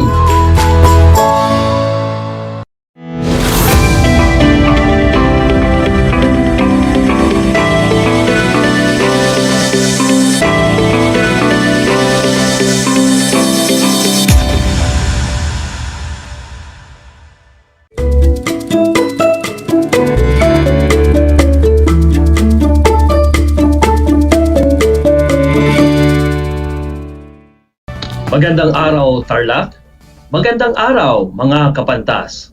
Mula dito sa San Vicente, Tarlac City, Tarlac, sa pamamagitan ng ating live remote broadcast, muling sumasa inyo ang Aral TarlakHenyo na mapapanood sa RTV Tarlac Channel 26 at sa bayang naririnig sa talapihitan ng inyong mga radyo sa DCTC 828 Radyo Filipino Tarlac. At sa Facebook page ng RTV Tarlac Channel 26, ako si Sir Orlando Santos Alejo Jr., ang inyong teacher broadcaster para sa Pilipino ng ika-9 na baitang. Samahan ninyo ako sa 25 minutong pagtalakay sa asignaturang Pilipino. O mga kapantas, kamusta na kayo? Naway nasa maayos at mabuti kayong kalagayan, upang sa gayon ay muli tayong magkasama-sama sa ating aralin ngayon. Kaya, ihanda na ang inyong mga learning activity sheet, ang inyong kwaderno at panulat. Kung may katanungan, ay maaari ninyong isend ang mga ito sa Facebook page ng RTV Tarlac Channel 26 at ating sisikaping sagutan bago matapos ang ating talakayan. Kung sakaling hindi masagot, ay sasagutin ko na lamang offline. Siguruhing nasa komportableng lugar kayo at maayos na naririnig ang ating broadcast. Laging tandaan na kahit may pandemya sa panahong ito, ay maging sabik sa pagtuklas ng karunungan sapagkat ang karunungan ang maghahatid sa iyo ng magandang kinabukasan. Bago tayo tuluyang magtalakay ng ating paksa ay meron tayong ilang tagubilin na dapat magawa. Ang una, dapat nakatuon ang atensyon, interes, at isipan. Ikalawa, isulat ang mahalagang detalye na ating mapapakinggan ngayong hapon. At higit sa lahat, makinig ng mabuti mga kapantas. Ating balikan o balikan tanaw natin ang tinalakay na paksa ni Binibining Jope Fisher. Ito ay ang parabola. Ano ba ang parabola? Ang parabola ay kilala rin bilang talinhaga. Ito ay isang maikling kwentong may aral na kalimitang hinahango mula sa Biblia. Ang saling Ingles ay parable na galing naman sa salitang Griego na parabole, na ang ibig sabihin ay sanaysay. Ang parabola ay tungkol sa buhay na maaaring mangyari o nangyayari kung saan nagtuturo ng espiritual o kagandaang asal na magiging gabay ng isang tao na nasa pangangailangang mamili o magdesisyon. Balikan natin ang tinalakay ni Ma'am Jobe Fisher na isang parabola na may pamagat, ngunit na may pamagat na ang alibughang anak. May isang pamilyang may kaya sa buhay. Ang mag-asawa sa pamilyang ito ay nagkaroon ng 2 lalaking anak.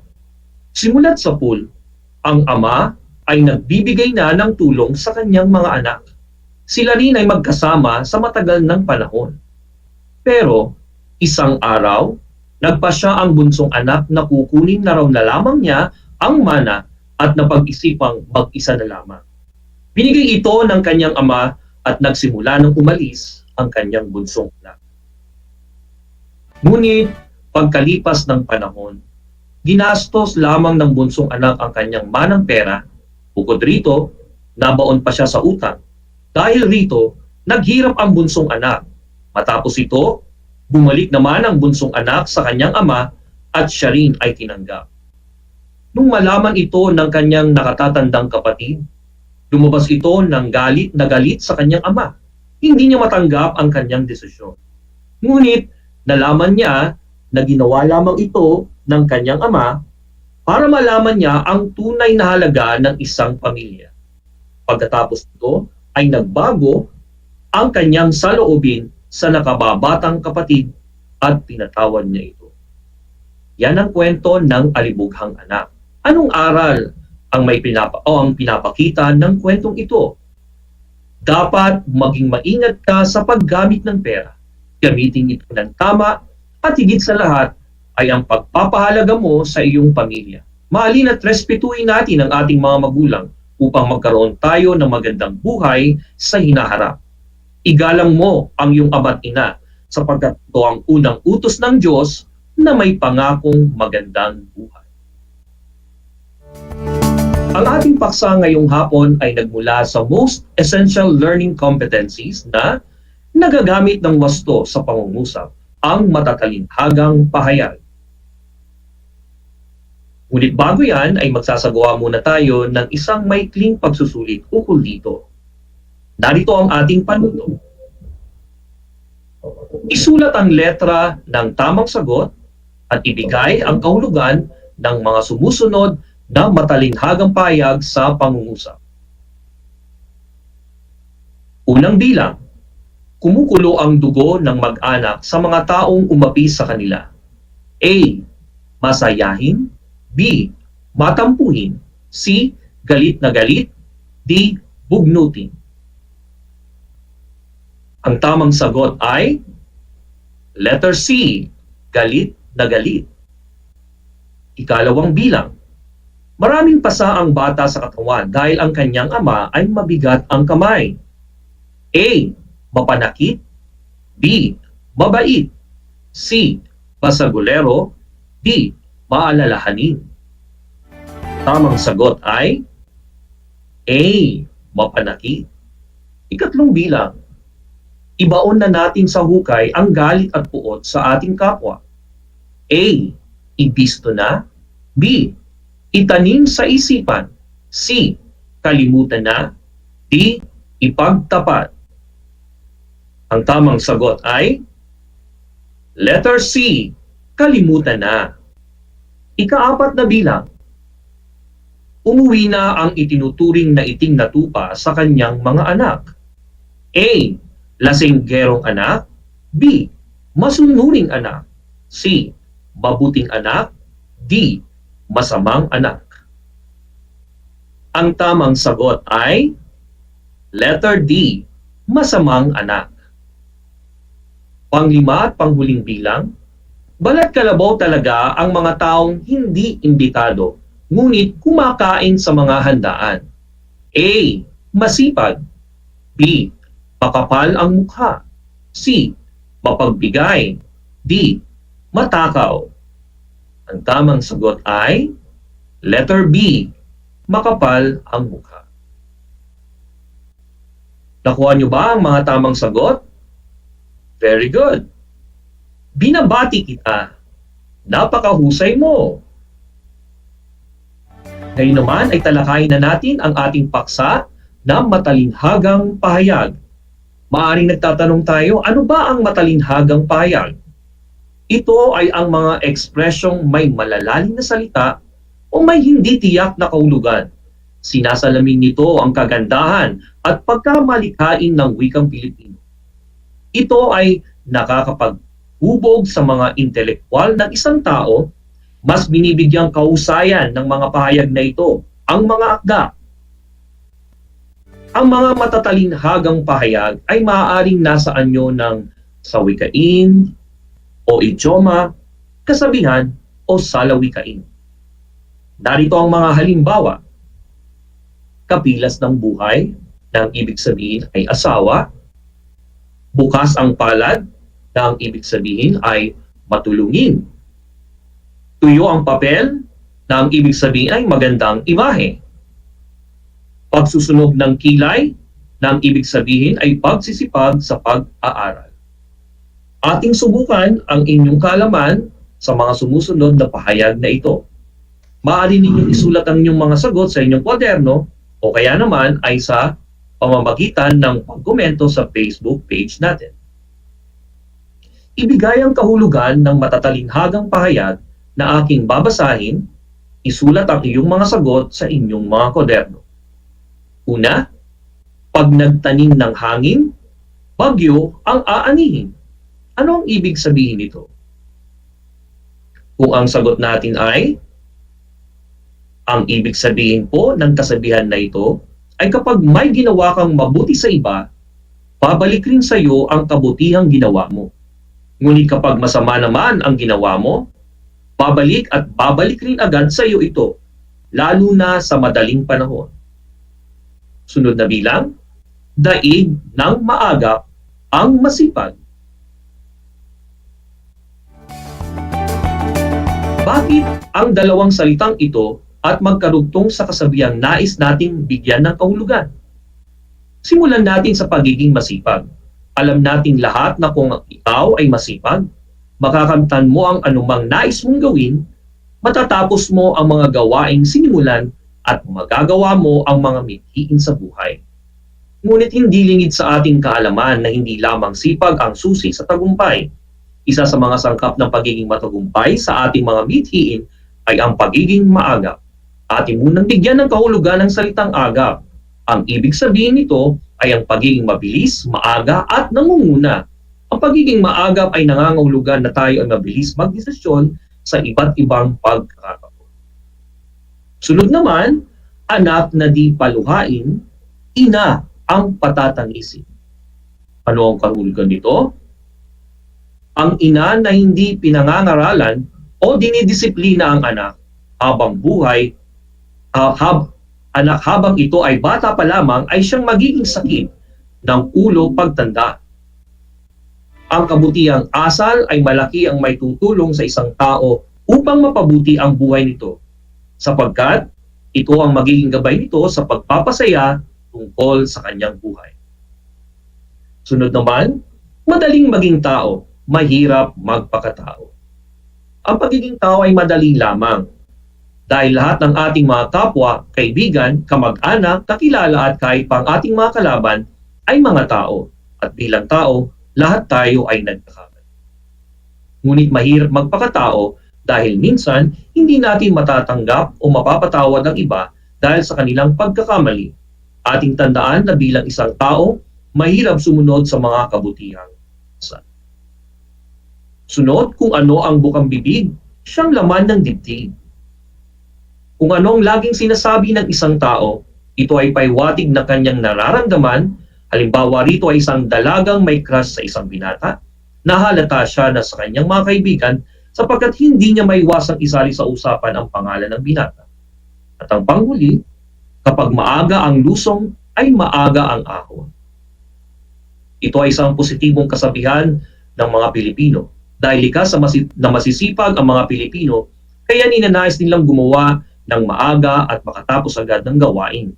Isa ito sa mga kasabihang dapat na tularan upang guminhawa ang ating buhay. Walang naninira sa bakal kundi ang sarili niyang kalawang. Ang panghuling ito ay tayo pa rin ang makakasira sa ating sarili. Ayan, narito pa ang ilang halimbawa ng matatalinghagang salita at ang kahulugan nito. Una, anak dalita, mahirap. Tinik sa lalamunan, sagabal. Taingang kawali, nagbibingi-bingihan. Balitang kutsero, kwentong hindi totoo. Nakalutang sa ulap, masayang masaya. Tulog mantika, mahimbing na pagkatulog. Ang mga sumusunod ay halimbawa ng mga pangusap kung saan ipinapakita ang paggamit ng matalinhagang salita. Una, anak dalita. Nagsusumikap sa pag-aaral si Kate sa kabila ng pagiging isang anak dalita. Kalawa, taingang kawali. Umiral na naman ang taingang kawali ni Franz nang tawagin siya ni Katrina para maghugas ng pinggan. Ikatlo, balitang kutsero. Pawang balitang kutsero pala ang relasyon ni Kitty at Francisco na aking nalaman. Ikaapat, tulog mantika. Kahit anong ingay sa labas ay tulog mantika pa rin si Jaime sa sobrang pagod sa trabaho. Ikalima, tinik sa lalamunan. Tinik sa lalamunan ni Joy ang kabubukas na tindahan sa palengke. Ika-anim, nakalutang sa ulap. Tila nakalutang sa ulap si Christy nang matanggap niya ang unang sweldo sa kanyang trabaho. Ngayon naman ay ating pakinggan ang isang maikling kwentong alamat at mamaya ay may mga katanungan ako ukol sa paksang ito. Ang pamagat ng ating kwento ay kung bakit nasa ilalim ng lupa ang ginto. Sa isang nayon sa Baguio na kung tawagin ay Suyo, naninirahan ng mga igorot na pinamumunuan ni Kunto.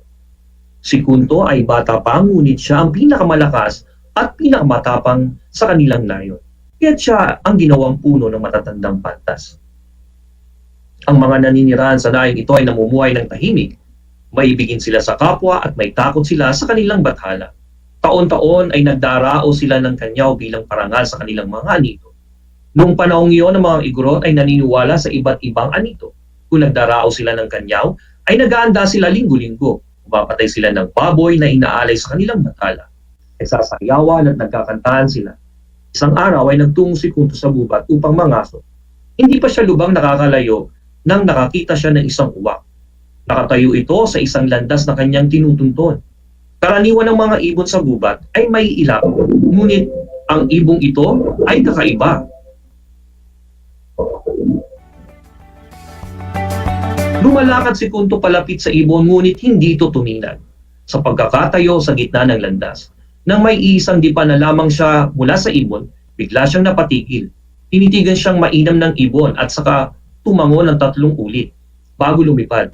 Matagal ang tigilan si Kunto bagamat siya'y malakas at matapang, sinagilihan siya ng takot. Hindi niya mawari kung anong ibig sabihin ng kanyang nakita. Hindi niya pinagpatuloy ang kanyang pangaso.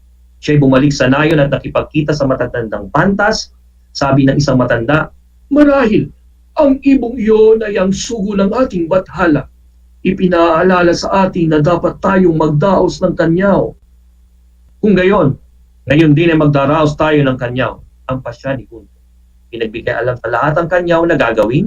Lahat ng mamamayan ay kumilos upang ipagdiwang ito sa isang altar sa isang bundok-bundukan. Ang mga babae naman ay naganda ng masarap na pagkain na ang lahat ay nakahanda na ang mga lalaki ay humuli ng isang baboy. Ang baboy na ito ay isang iaalay sa kanilang bathala upang mapawi ang galit kung ito man ay nagagalit sa kanila. Inilagay ang baboy sa altar na ginawa nila sa itaas ng bundok-bundukan. Anong laking himala ang nangyari? Nakita nila ang baboy ay napalitan ng isang pagkatanda-tandang lalaki. Ang mukha ay kulay lupa na sa katandaan at halos hindi na siya makaupo sa kainahan. Ang mga tao ay natigilan, nanlaki ang mga mata sa kanilang mga nakita. Natakot sila. Maya-maya nagsalita ang matanda at nagwika ng ganito, "Mga anak, magsilapit kayo. Huwag kayong matakot. Dahil sa kayo'y mabuti at may loob sa inyong bathala, gagantimpalaan ko ang inyong kabutihan. Lamang ay sundin ninyo ang lahat ng aking ipagbibilin. Kumuha kayo ng isang tasang kanin at ilagay ninyo dito sa aking tabi. Pagkatapos sukluban ninyo ako ng isang malaking palayok. Ipagpatuloy ninyo ang inyong kanyan. Pagkalipas ng 3 araw, bumalik kayo rito sa pook na ito. Makikita ninyo ang isang punong kahoy na kahit minsan sa buhay ninyo, hindi pa ninyo nakikita. o makikita magpakailanman. Ang bunga, dahon at sangay maaari niyong kunin, ngunit ang katawan ay huwag ninyong gagalawin. Huwag ninyong tatagain ng katawan nito. Tinupad naman ng mga taong pinagbili ng matanda. Ipinagpatuloy nila ang kanilang pista pagkaraan ng 3 araw. Bumalik sila sa pok ng pinag-iwanan sa matanda.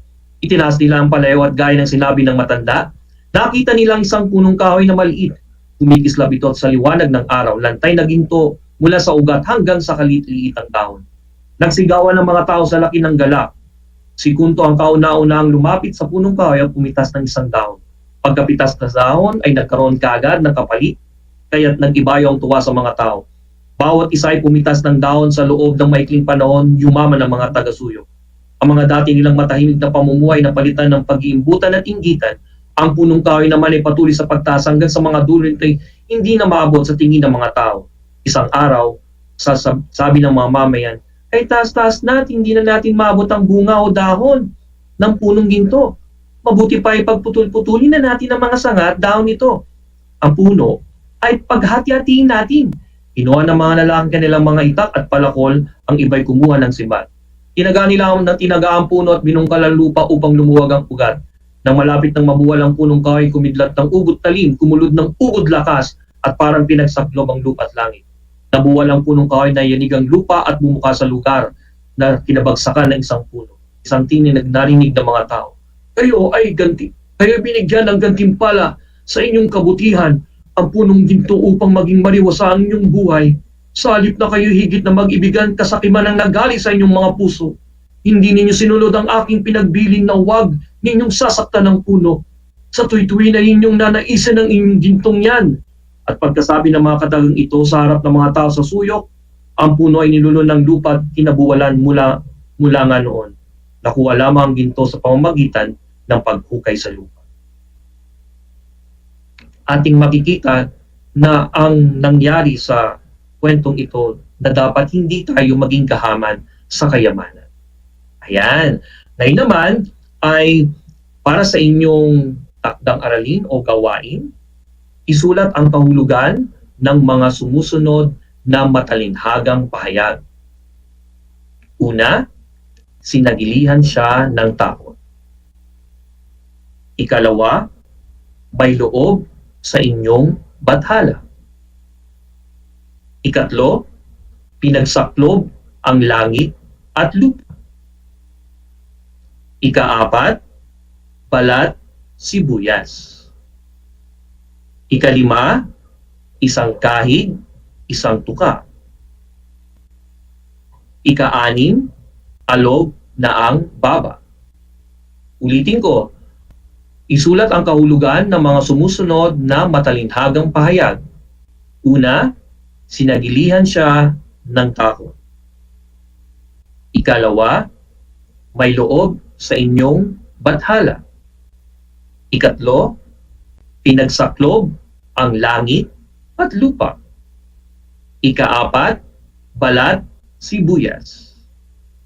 Ikalima, isang kahig, isang tuka. Ika-anim, alog na ang baba.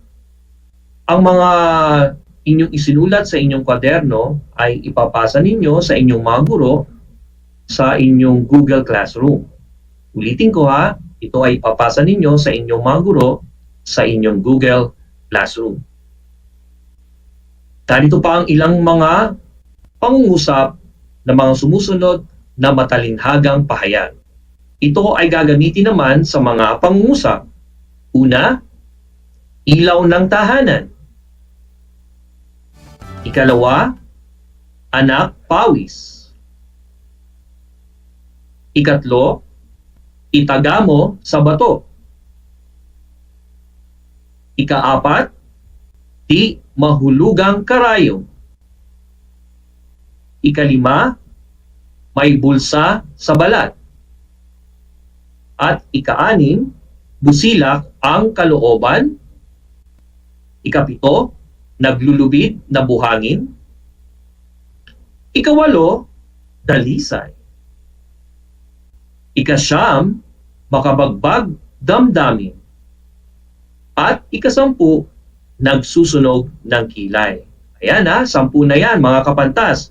Kaya marami kayong pagkakataon upang ito ay sagutan at gamitin sa pangungusap. Meron pa, gumawa ng 5 hugot o pick-up lines na ginagamitan ng matalinhagang salita at isulat ang mga ito sa sagutang papel. Ayan.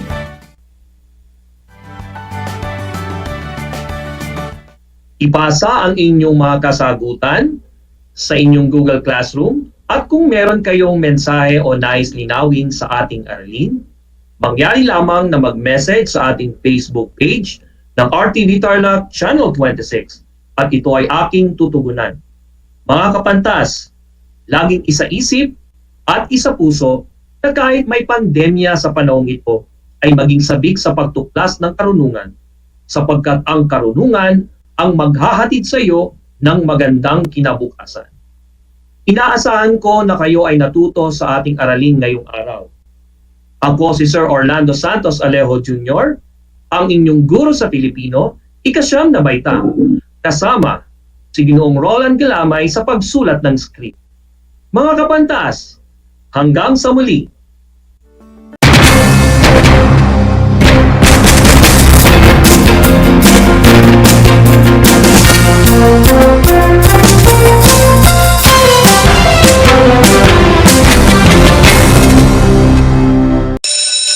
Gutom ka ba sa impormasyon?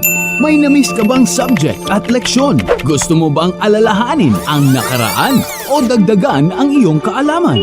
Lahat yan alamin natin because the Professor is in! Professor on air and online! Kasama si Professor Willie Perez. Isang oras na kaalaman, isang oras na makabuluhan. Professor on air! Mamangha at tumawa sa mga tips at trivia. Sa gabay at tanong, sagot ka rin niya. Professor on air and online. Kasama si Professor Willie Perez. Tuwing Sabado, alas 10 hanggang alas 11 ng umaga. Mapapakinggan sa Radyo Pilipino at mapapanood sa RTV Tarlac Channel 26. Professor on air.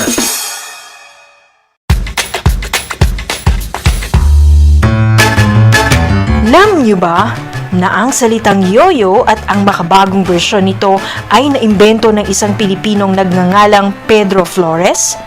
Taong 1920s nang dinala ni Flores ang laruang ito sa Estados Unidos.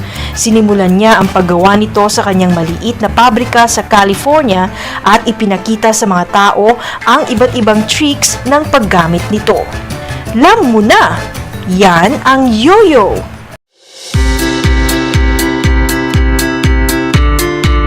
Upang matugunan ang mga kinakaharap na pagsubok ng mga guro at mag-aaral sa gitna ng kasalukuyang pandemya, nagsanib tulong sina Congressman Charlie Cojuangco ng unang distrito ng Tarlac, DEPED Region 3 Regional Director Dr. May B. Eclar at Tarlac Schools Division Superintendent Dr. Ronaldo Pozon para sa isang napapanahong proyekto na tinaguriang Project Shine, Aral TarlakHenyo. Ang mga mag-aaral ng Grade 4 at Grade 5, ganun din ang Grades 8 and 9 sa buong probinsya ng Tarlac, kasalukuyang sumasailalim sa radio-based instruction. Katuwang ang himpilang DZTZ 828 kHz AM at RTV Tarlac, Channel 26. Ang Tarlac po nangunguna po ngayon pagdating po sa radio-based instruction.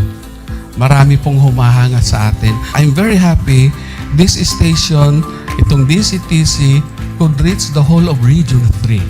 Hindi natin alam, we are contributing. We are creating a very big dent in the history of Philippine education. And I am proud. I am here in Tarlac.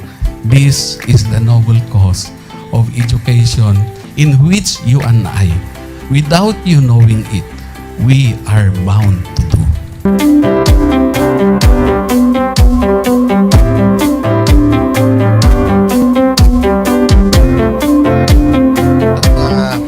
Project natin na Project Shine is a natural consequence dahil sa nangyari sa buong mundo. Let's continue to work together. I think it's very Filipino to practice bayanihan in anything or most of the things that we do. And this is a manifestation of that. No? We have private sector, we have DEPED, we have local government, all working together. And I hope the parents of some of these children, especially the parents that did not graduate from school or hindi nakapag-aral nung sila ay bata, sana naman gamitin na nila itong opportunity na mag-schooling na rin sila kasama ng mga anak nila para mag-bonding pati ang mga magulang sa mga bata. I look at this as doing God's work. Diba? So if you do God's work, it feels right. It's righteous. It's for good, not for evil. Good morning and happy learning, grade 4. Welcome to Aral TarlakHenyo here on RTV Tarlac, Channel 26. Simulcast over DZDZ 828, Radio Filipino Tarlac. I am Teacher Mercy Pacheco Bognot. This is Alistair Aidatu. I am Marie Josephine B. Andrade. I am Teacher Princess Marie Andueñas, and I will be your teacher broadcaster for today.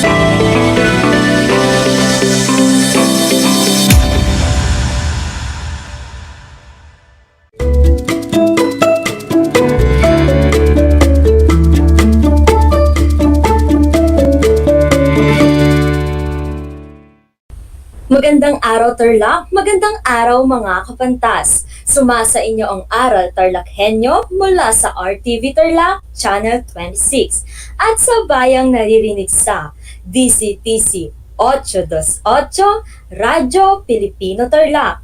Ako si Ma'am Kate, ang inyong teacher broadcaster sa Filipino, ika-9 na baitang. Welcome sa ating remote live broadcast. Ako ay inyong napapanood at napakikinggan mula sa Maliwalo, Tarlac City. Handa na ba kayo mga kapantas para sa panibagong araw na ito? Ngunit bago tayo magsimula sa ating aralin, ay maaari kayong magtanong at magbigay ng inyong komento sa ating comment section at syempre huwag kalilimutang i-like ang ating Facebook page, RTV Tarlac Channel 26. Mayroon din tayong YouTube channel. Subscribe to RTV Tarlac Channel 26. Kaya naman, pwesto na sa pinaka-komportableng upuan, hawak ang inyong self-learning activity sheets. Noong nakaraan ay nabusog tayo sa aral na hatid ng parabola na naging lunsaran natin upang mapatunayan na ang mga pangyayari sa kwento ay maaaring mangyari sa kasalukuyan. Pinuno rin tayo nito ng kaalaman tungkol sa matatalinhagang salita na sa tingin ko ay magagamit ninyo habang kayo o kapag kayo ay magsusulat ng isang akda. Marami sa atin ay naranasan ng mawalan ng minamahal sa buhay. Napakalungkot, hindi ba? Minsan, naiisip natin na sana noong nabubuhay pa sila ay nasabi o naipakita na natin sa kanila kung gaano natin sila kamahal. At maiparamdam natin sa kanila ang pagpapahalaga natin sa kanila. Napakalungkot mawalan ng mahal sa buhay. Masakit man mawalay sa kanila, pero alam din natin na masaya na sila kung nasaan man sila ngayon, sapagkat kasama na nila ang ating poong may kapal. Alam mo ba na maaari kang magsulat ng isang tula para sa kanila? Maaari mong sabihin sa iyong tula ang mga bagay na hinding-hindi mo makalilimutan sa kanila. Mga mabubuting nagawa nila na iyong pinagninilayan o ang mga nais mong ipagsigawan bilang pagpapahalaga sa kanila. Ang tulang ito ay tinatawag na elehiya. Ating alamin ang kasaysayan, kahulugan, at kung paano nasusuri ang elehiya. Alam mo ba na ang salitang elehiya ay nagmula sa salitang Griego na elegia, na nangangahulugang hagulgol o pananangis.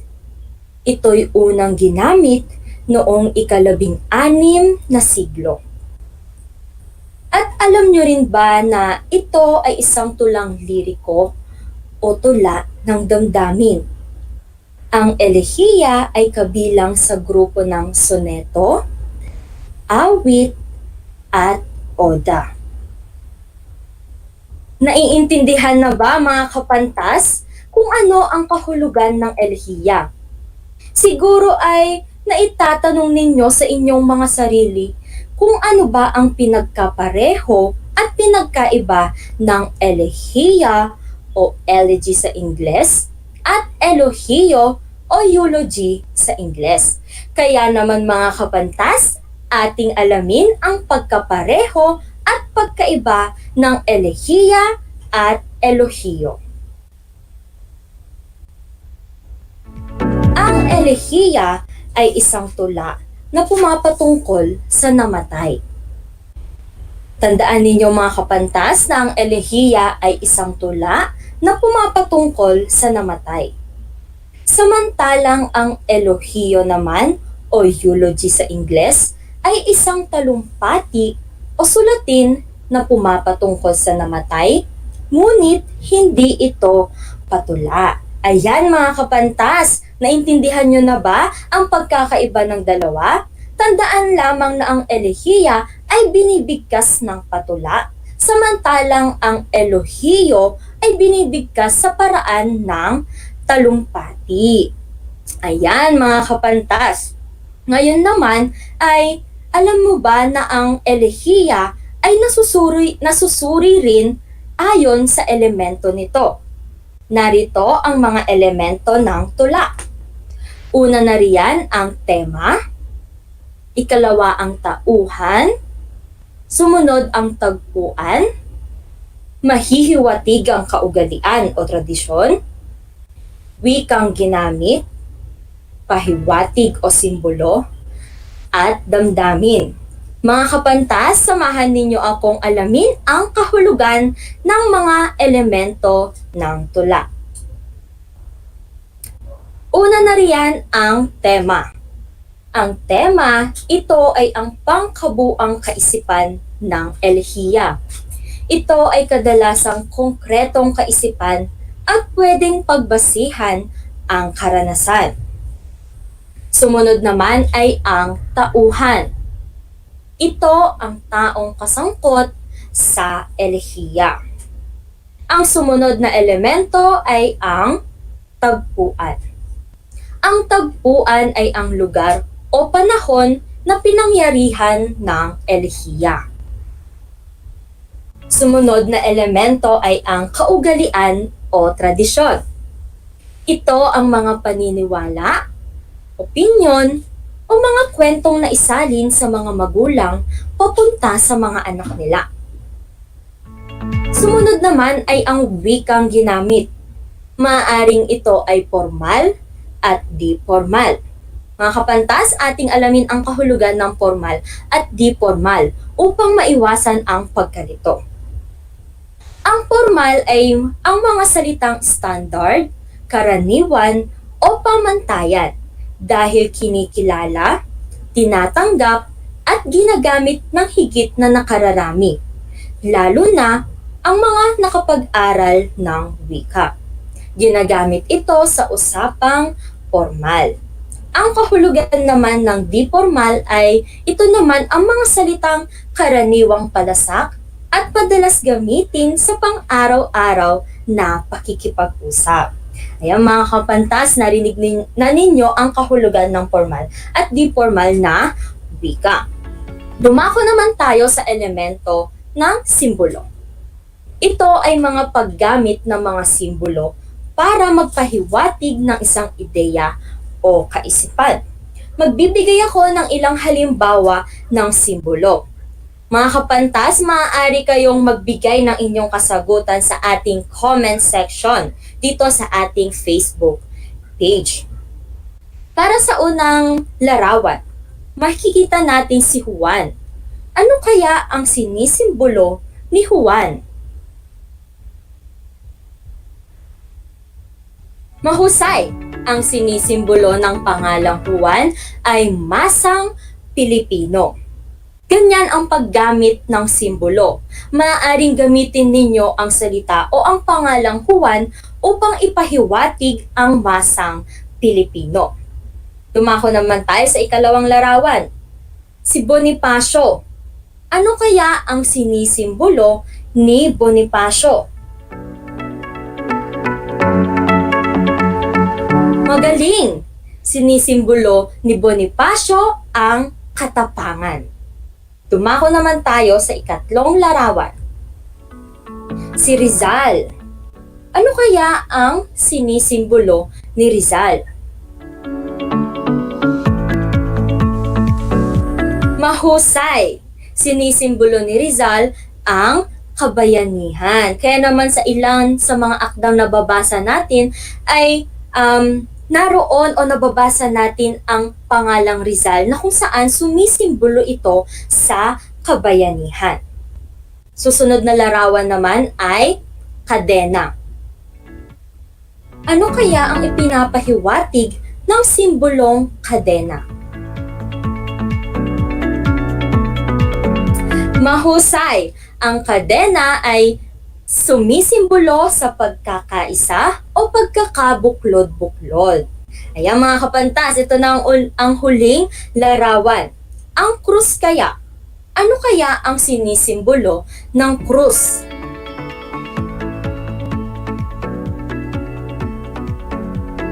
Magaling! Sinisimbolo nito ang relihiyon. Batid ko mga kapantas na naintindihan at naunawaan ninyo ang paggamit ng simbolo sa mga akda.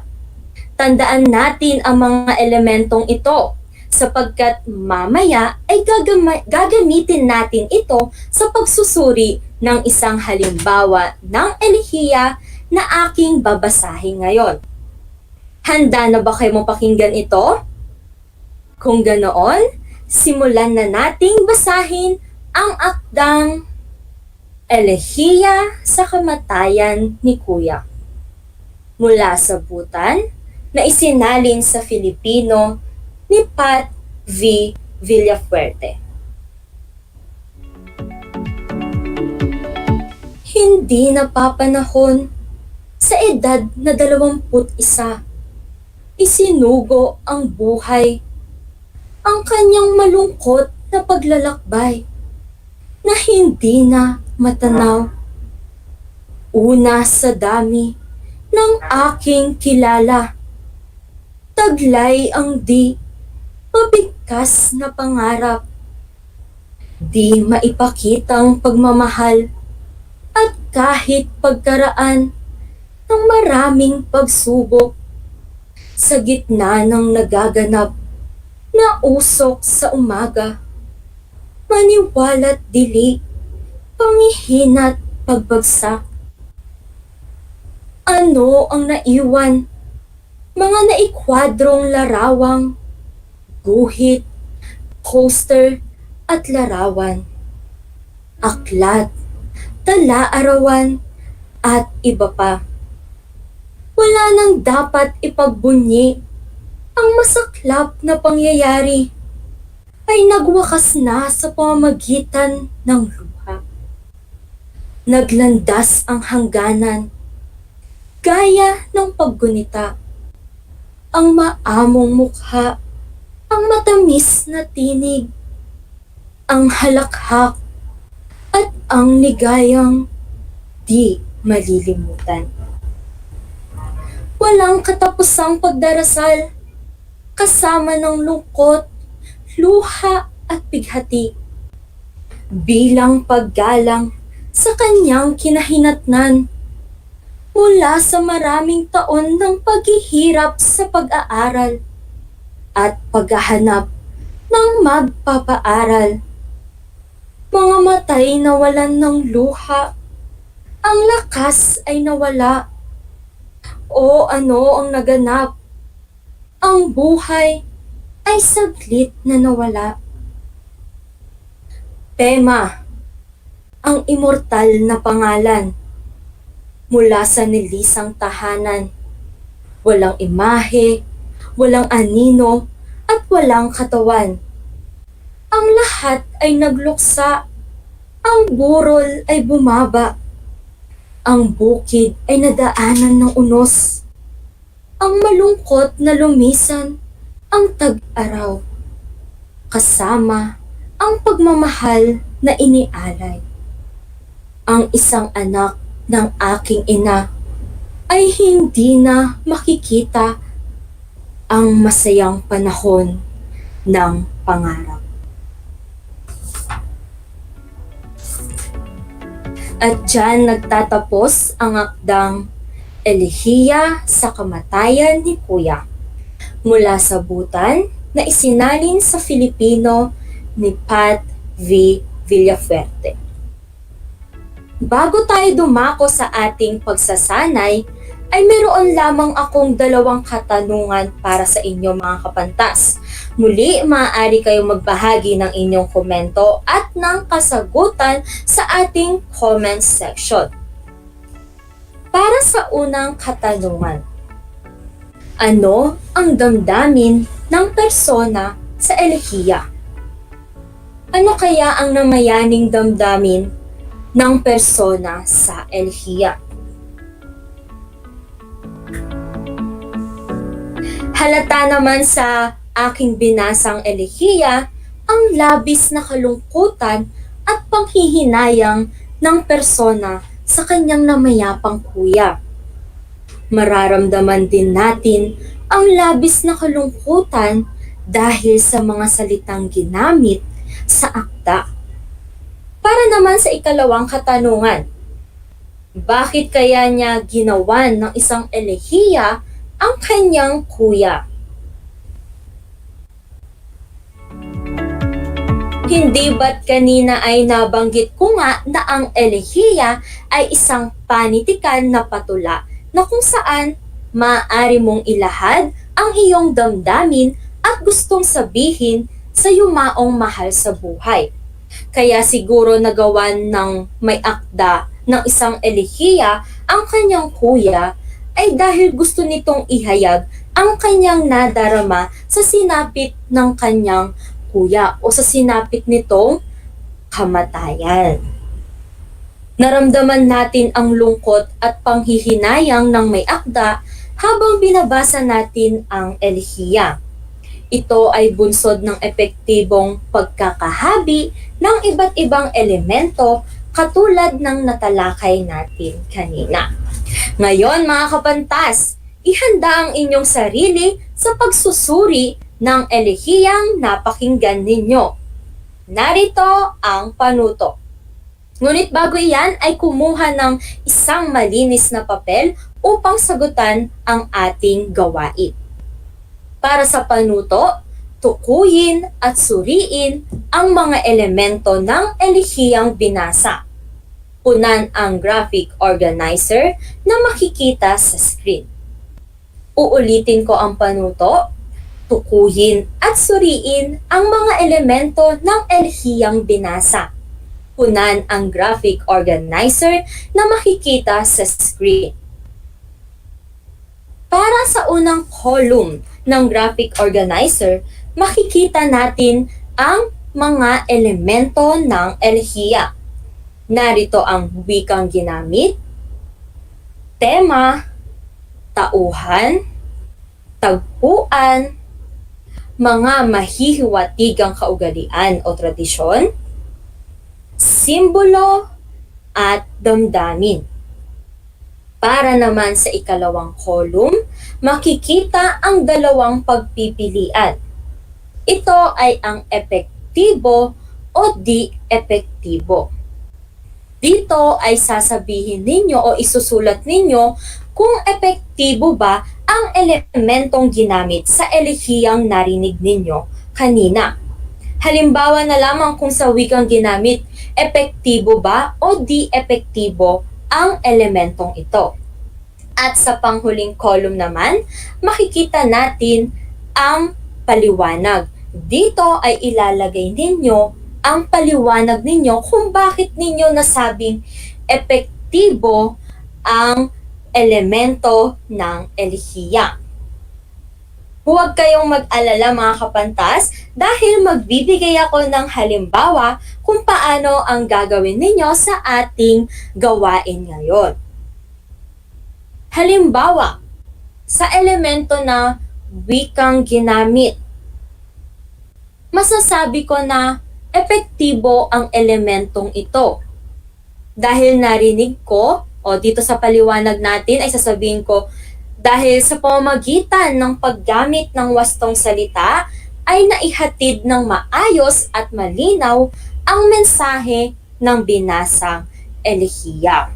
Sa paliwanag natin, kailangan maipakita natin kung bakit ba epektibo o di epektibo ang elemento ng elehiya. Dito nabanggit ko na epektibo ang wikang ginamit dahil gumamit ang may akda ng wastong salita na upang maging maayos ang pagpapadala ng kanyang mensahe sa elehiyang ginawa niya.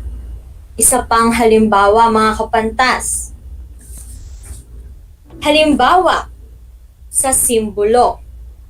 Masasabi kong epektibo ang elementong simbolo. Bakit?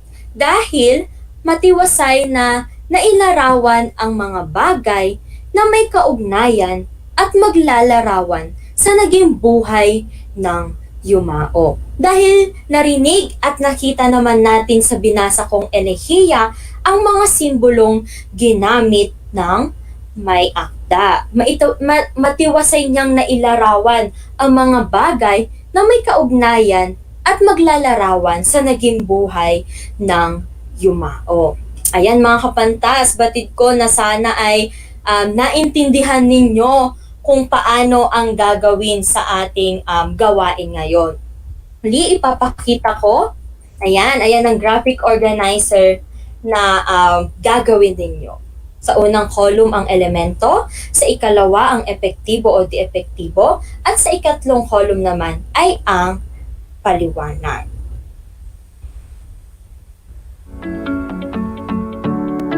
Uli mga kapantas, uulitin ko na ang elehiya ay isang malungkot na tula.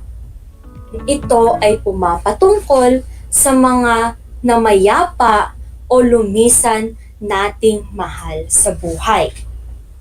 Ang elehiya rin ay isang tulang liriko.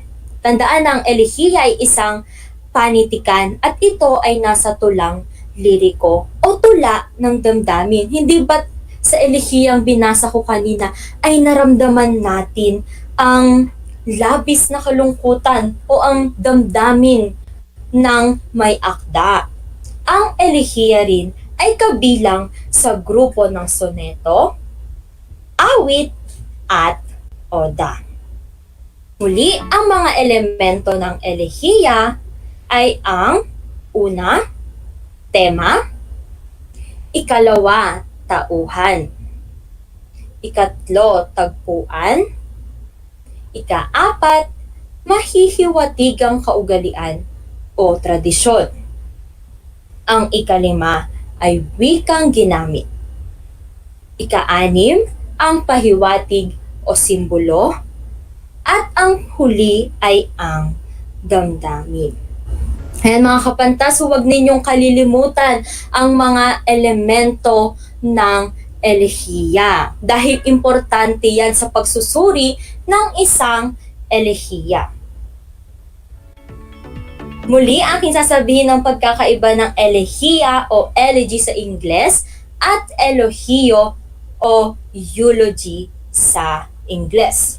Elehiya, tatandaan natin na ito ay patula. At ang elohiyo naman, ito ay sa paraan ng talumpati. Ayan mga kapantas. At dyan nagtatapos ang talakayan natin ngayon. Naway ang lahat ng aral na napulot ninyo ay maisagawa at maibahagi sa iba. Lagi ninyong tatandaan mga kapantas na maaari ninyong ibahagi ang inyong nararamdaman kung kayo ay malungkot o nawalan ng mahal sa buhay sa pamamagitan ng pagsulat ng elehiya. Muli, inaasahan ko na kayo ay natuto sa ating aralin ngayong araw. Muli, ako si Ma'am Kate, ang inyong guro sa Filipino ikasyam na baitang. Laging tandaan mga kapantas, walang ligaya sa lupa na hindi dinilig ng luha. Ang pag-aaral ng mabuti ang susi sa ating magandang kinabukasan. Hanggang sa muli!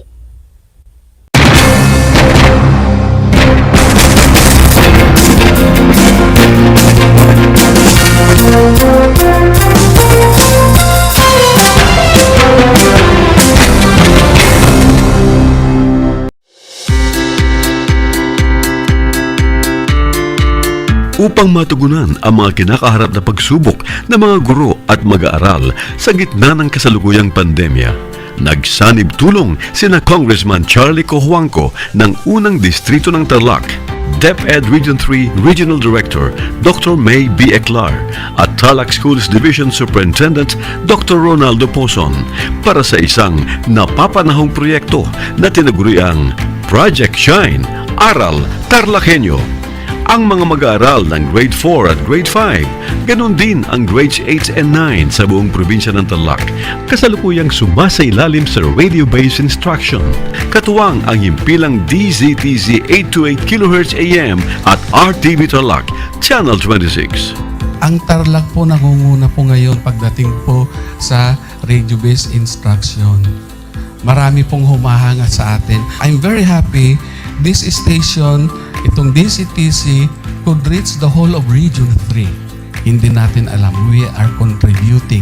We are creating a very big dent in the history of Philippine education.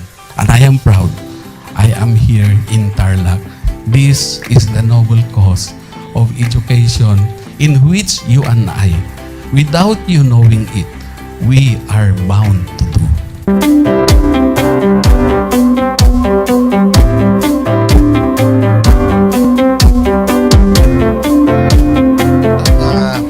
Project natin na Project Shine is a natural consequence dahil sa nangyari sa buong mundo. Let's continue to work together. I think it's very Filipino to practice bayanihan in anything or most of the things that we do. And this is a manifestation of that. No? We have private sector, we have DEPED, we have local government, all working together. And I hope the parents of some of these children, especially the parents that did not graduate from school or hindi nakapag-aral nung sila ay bata, sana naman gamitin na nila itong opportunity na mag-schooling na rin sila kasama ng mga anak nila para mag-bonding pati ang mga magulang sa mga bata. I look at this as doing God's work. Diba? So if you do God's work, it feels right. It's righteous. It's for good, not for evil. Good morning and happy learning, grade 4. Welcome to Aral TarlakHenyo here on RTV Tarlac, Channel 26. Simulcast over DZTZ 828. Radio Filipino Tarlac. I am Teacher Mercy Pacheco Bognot. This is Alistair Aidatu. I am Marie Josephine B. Andrade. I am Teacher Princess Marie Andueñas, and I will be your teacher broadcaster for today.